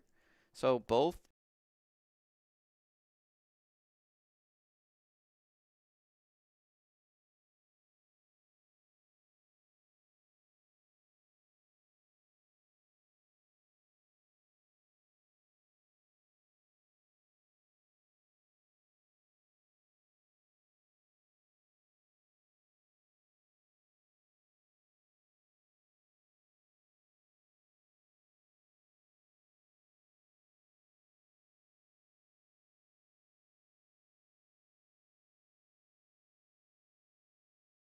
as I said, is complicatedly negated. Then you have that resist, like you said. So once he passes to Kurt, then Kurt can go ahead and challenge and. But I feel like Kurt's not really interested in such affairs right now. Oh, Kurt feels Kurt's like I'm a questing guy. Yeah, and so valid. Why challenge? Why do anything when you can just have a nice time playing cards? And I don't know if you noticed this. He's still keeping that Chernobog close to his chest. And you should, because what's one of the coolest part of Fantasia? When Chernobog shows up at the end. So he is saying, I'm going to keep this. It's a little surprise for later. In the meantime, I can go ahead and quest with this tramp. Definitely. He is a 6/6 if you come over here. And getting a little bit too lower and making a very, very hard math problem to solve. I think he's still deciding, because it's how fun is this? I love this so much. This is really cool. I like how both of these board states are piling up, and I did misspeak earlier. Mulan is not going to be questing for 4 because, again, we're challenging with our willpower. We're not getting additional strength, and Mulan is only triggered by the additional strength, so she will only be questing for 2 at the moment if he chooses to do that. So the Dale, again, feels a little counterintuitive to the Snowfort strategy, but it's kind of the only thing that is preventing Kurt from full questing right now. Exactly. and to someone in the chat there that said, well, Dale's not giving strength. And correct. Dale doesn't give strength to anyone. He just makes things bonkus in the conkus where you're able to go ahead and challenge with that We're willpower. doing so much math in our heads right now. Snowfort, I Dale, know. Chernobog, Willow. And that's why I think there's certain decks that people play and they're like, I don't want to play it. And it's very, I mean, this is a great example. I mean, Dogs is obviously one of the best decks in the meta, but it's one of the least played. I think because of things like this, where it's just you have to be very careful. Whoa, but look at that. Go for 5.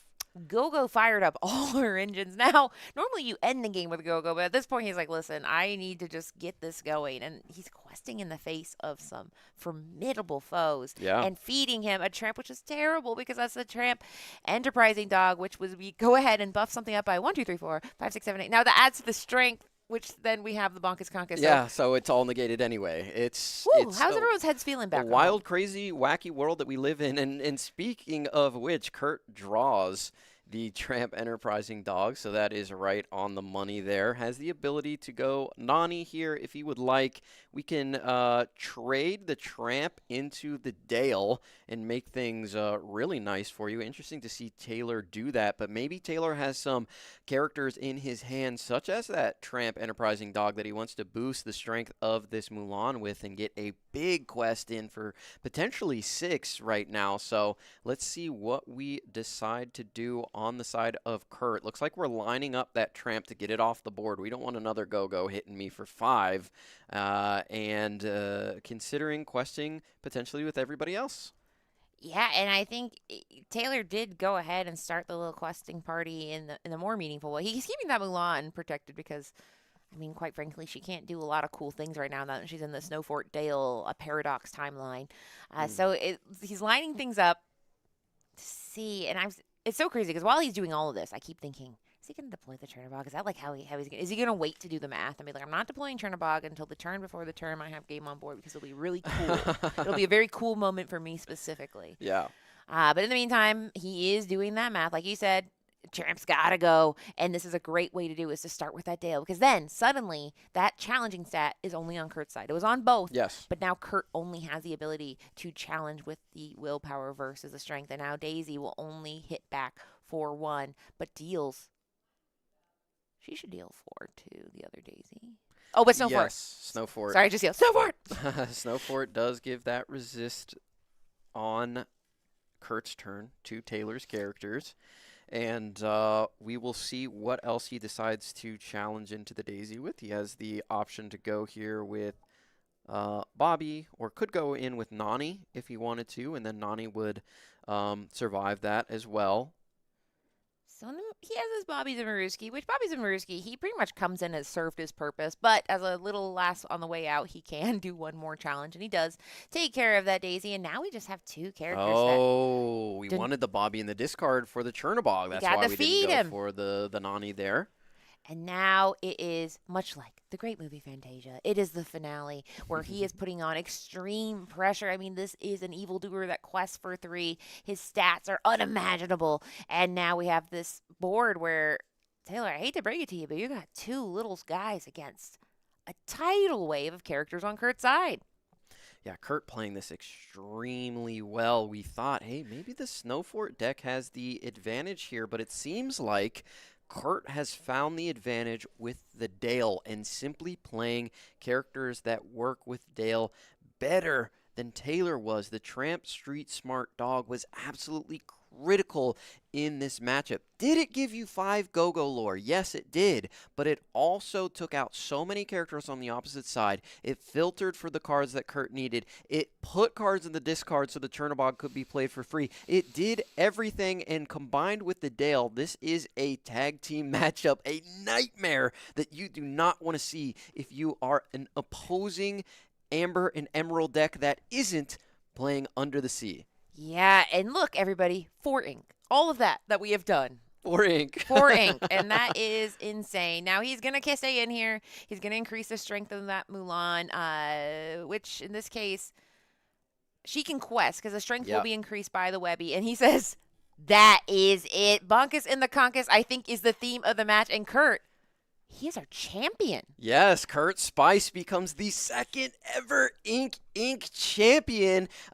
Sorry, the first ever 2-time Ink champion. Kurt, a local. This is his hometown that he just got it. We are playing in the mall that he grew up in. So it really is a fairy tale story as Kurt is able to get his second Ink championship under his belt, doing it with his favorite deck. The Chernodog is able to come in and get it done. The Tramp Street Smart Dog combined with the power of that evildoer, the Chernobog himself. It was an incredible match to watch. And what do you think, chat? Did you see that coming, or did you all think that the Snowfort deck was going to get it done? Because I think I was reading the chat and you all said Snowfort was going to get it done as JDZ Quest joins us here in the booth. Man, oh man, oh man, we got the two-time. I said it 3 times, but Kurt came through and he represented himself very well. The cream will rise to the top, and he got it done in expert fashion. I'm trying to tell you right now, and I don't say this too often. I might say this more often than I am alluding to, but Kurt was playing out of his mind. Out of control. All the stream matches that we've seen, he knew the matchups very well. Yeah. He knew what he needed to do to get to the point of victory, and the deck was built in a way to combat the decks that he was going to be able to see. So incredible gamesmanship coming in from the 2-time Ink champion is getting active. Love to see that. I mean, commiserations to Taylor, but amazing run.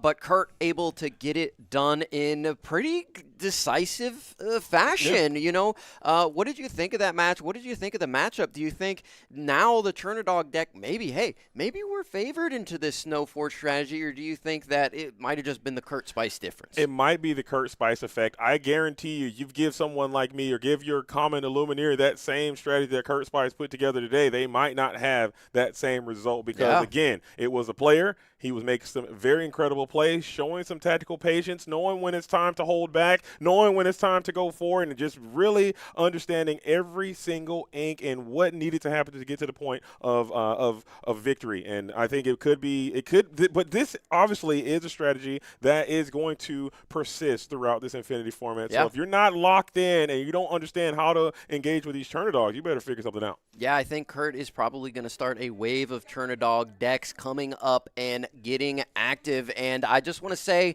no plug here, but Kurt was on an episode of Podcana where we talked about how powerful Dale was, and he said that Dale is crazy. He's scared of Dale, but he was able to conquer his fears, use the Dale, and get it done. As we're going to bring Kurt Spice in here, he's going to talk to my man JDZ Let's Quest. do it. Let's get on here and meet the two-time third interview of the day. We have Kurt Spice is in the building one final time before we get together and close this thing off again. Thank you all for being here and absolutely rocking and rolling with the program. But here he is. The champ is here. The champ is here. The champ is here. Kurt Spice, get close to the program as we let are. me hit the Chernobog real quick. Come on, one time on him. Mogging on him. Chernobog getting active and loose, doing his thing. The dogs got off the porch today one more time.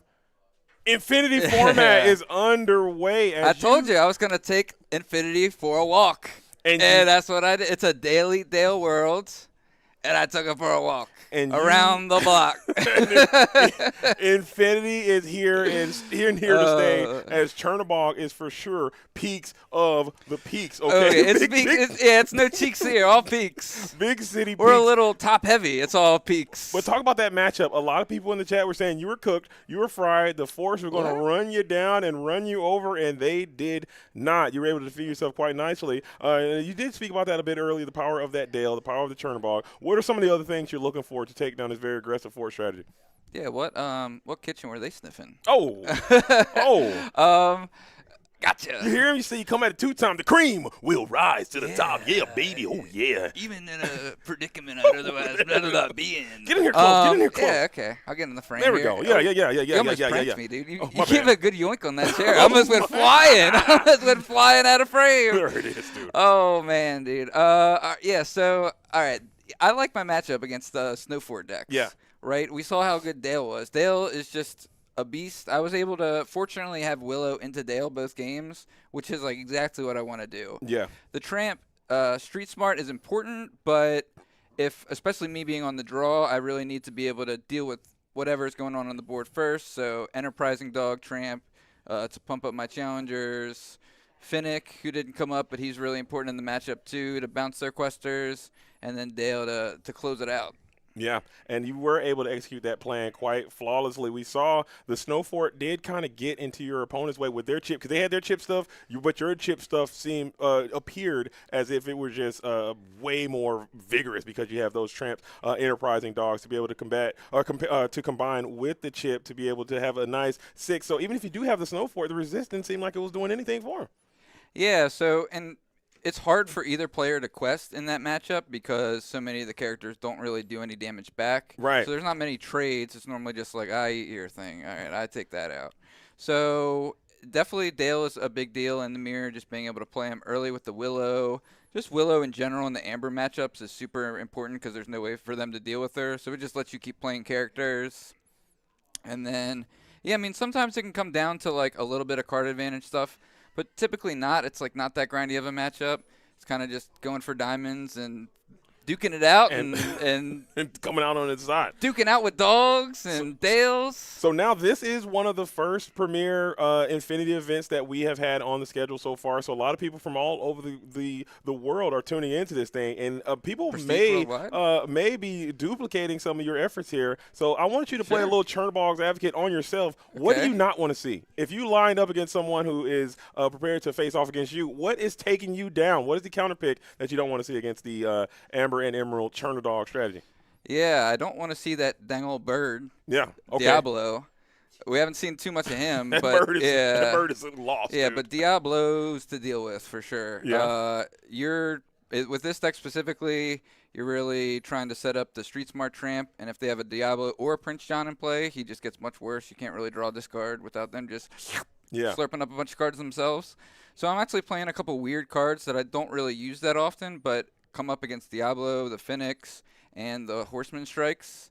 Horseman Strikes was pretty good for me. I luckily didn't play against any Diablo decks, so that's one reason why I'm here. And also, Horseman Strikes ended up being pretty good. It took out Sven, took out Maui Shark earlier. Okay. Cotton, that dude, the little two Jebediah. Yeah, Jebediah Farnsworth, dude. Yeah, anything. You can fry up anything, that guy. He got fried up himself, it seems. Yeah, including himself when the flaming pumpkin head comes hurling at him. Yeah, sometimes you just gotta throw a pumpkin at your problems, and so that's what those are in there for. And otherwise, like Ruby Amethyst can be tough, but I've kind of built my deck to have that ability to go longer in the game and just set up 2 big quests and just be patient, because so many of their characters are big, scary monster boys, and so you can't really do anything against them early game. So you just kind of have to have more characters than Red Purple does, quests, and hope that the little guys that are left over stick around, and you have a big bog to clean them up. One more time. Mog on them with the bog on them, dude. Yeah. Mog on them with the bog on them. Actually, you love to see it. But I got another question for you. We didn't see too much Diablo around. This metagame did not shake out the way that I thought it would be. There was a lot of Ruby Amethyst in the field. There were a ton of Amethyst and Emerald Amber and Emerald in the field. What are some other things that surprised you based on this meta from what you saw from your playing perspective?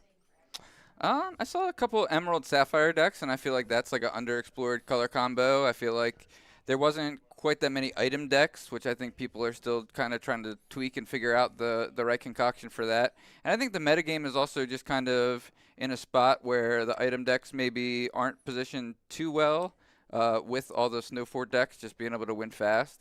But if the format either gets slower, or like Amethyst decks, which are pretty good typically against the Daisy Duck decks with all their big old challengers. But I just kind of had a good flexible plan of just being able to go wide without needing to quest early, and then still being able to get it done before the crucial big turns. Right on, big dog. The big dog himself is in the building. So you are the first ever two-time Inc. champion. I need you to go and cut me a promo. Let them know what time it is. You are the two-time, first time in history. Let your opposition know who's the big dog, who's the boss right now. I need a promo and your shout-outs.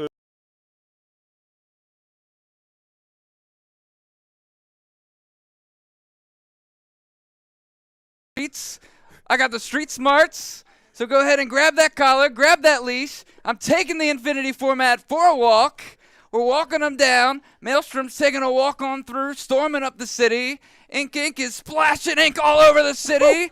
We're splashing all the ink over the Infinity format. And dang it, I love you. And what are you going to do when the dogs roll all over you? Here we go. No?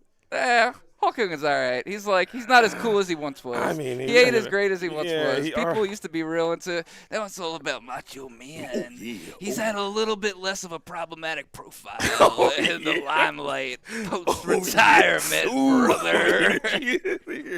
But Kurt, seriously, it's always a vibe to see you, man. I'm so happy that you had the success again. You are a great player, and you showed up, and you showed out. You represented yourself.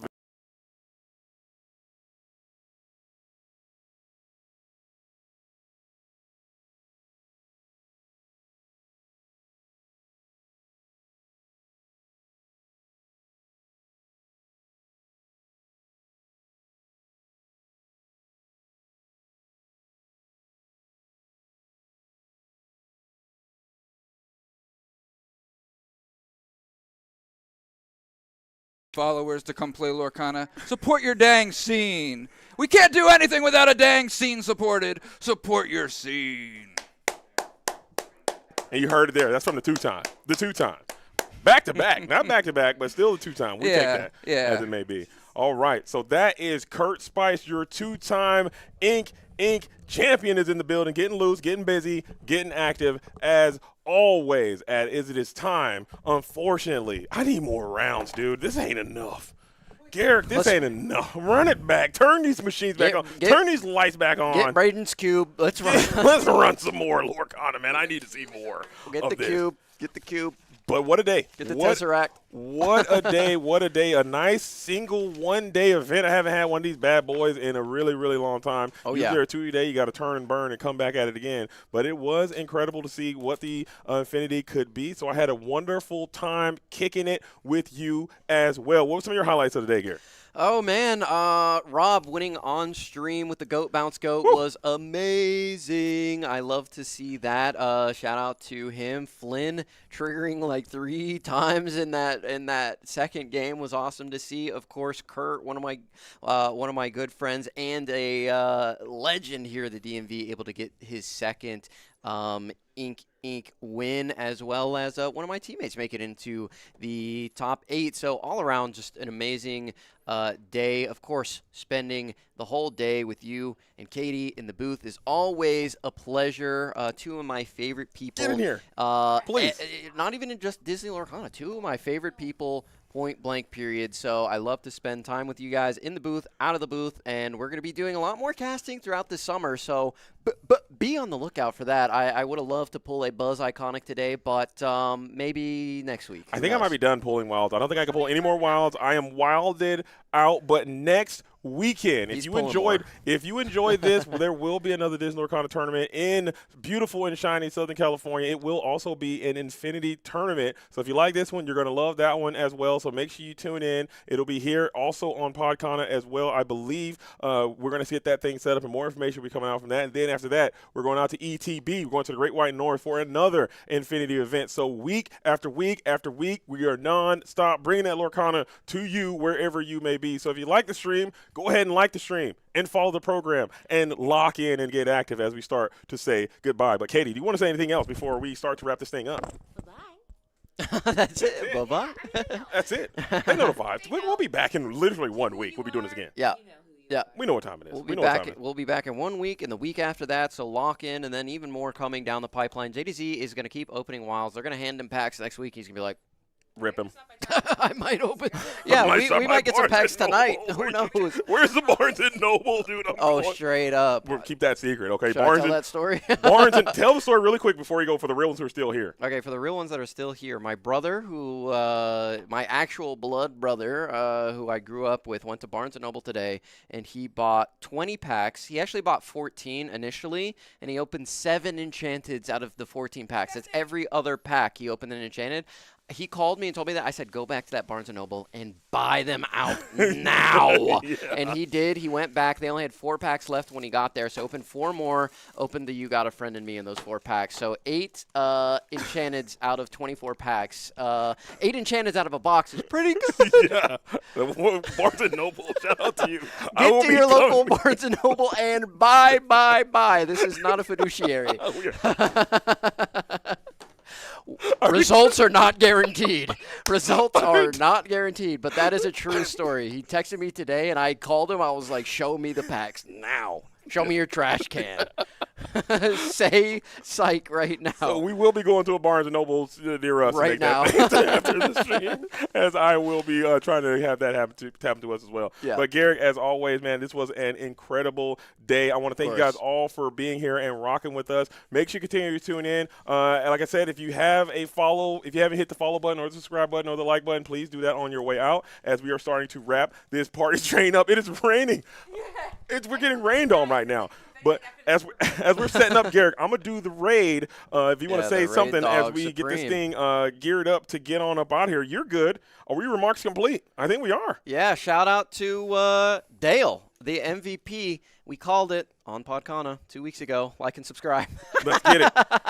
You would have known. You would have known if you watched the program. If you were tuned in. If you were tuned in and locked in and laser focused like you should be, we would have told you. Kurt Spice was on the episode talking about how good Dale was, and then shows up, wins the first major Infinity event for Wilds Unknown with Dale. Without Dale, he would have been hopelessly underpowered in that matchup. So shout out to everybody that showed up today. Check us next week, the Enchanted Citrus Clash out there in San Diego. It's going to be a vibe as JDZ is looking for anybody out there to hit with the raid. I believe that is going to be going out, or no, there's no one. There's no one up, There's but no we're going one. to send this energy over to Lumineer rocking and rolling. Looks like they're playing some Pokemon. We're going to send it over there and get active with this Lumineer. Make sure you make their day as they're rocking and rolling with one person. Hit it up, and it is time. We'll see you all next week. Until then, I'm JDZ. I'm on the quest. Shout out to the real ones. Salute to the OGs. Until then, peace. Boom. What's up, Podcon? It's just us. Yeah, I hate to say it, but JD was really railing into you guys earlier. I'm sorry, but you needed to lock in. We had like 50 likes and 350 people watching. Like, I do have to apologize to They Podcana. did. Podcana, apologize to you guys, okay? Yeah. But you gotta. Don't talk about my subs like that. Hey, listen. You gotta tell your guys, okay? Lock we understand. in. They're Lock in. Podcana. We're Podcana. We're too tough. Well, we don't want to like anything. Like the video. Like the stream. Push the button, stream. okay? That's Woo! it. That's it.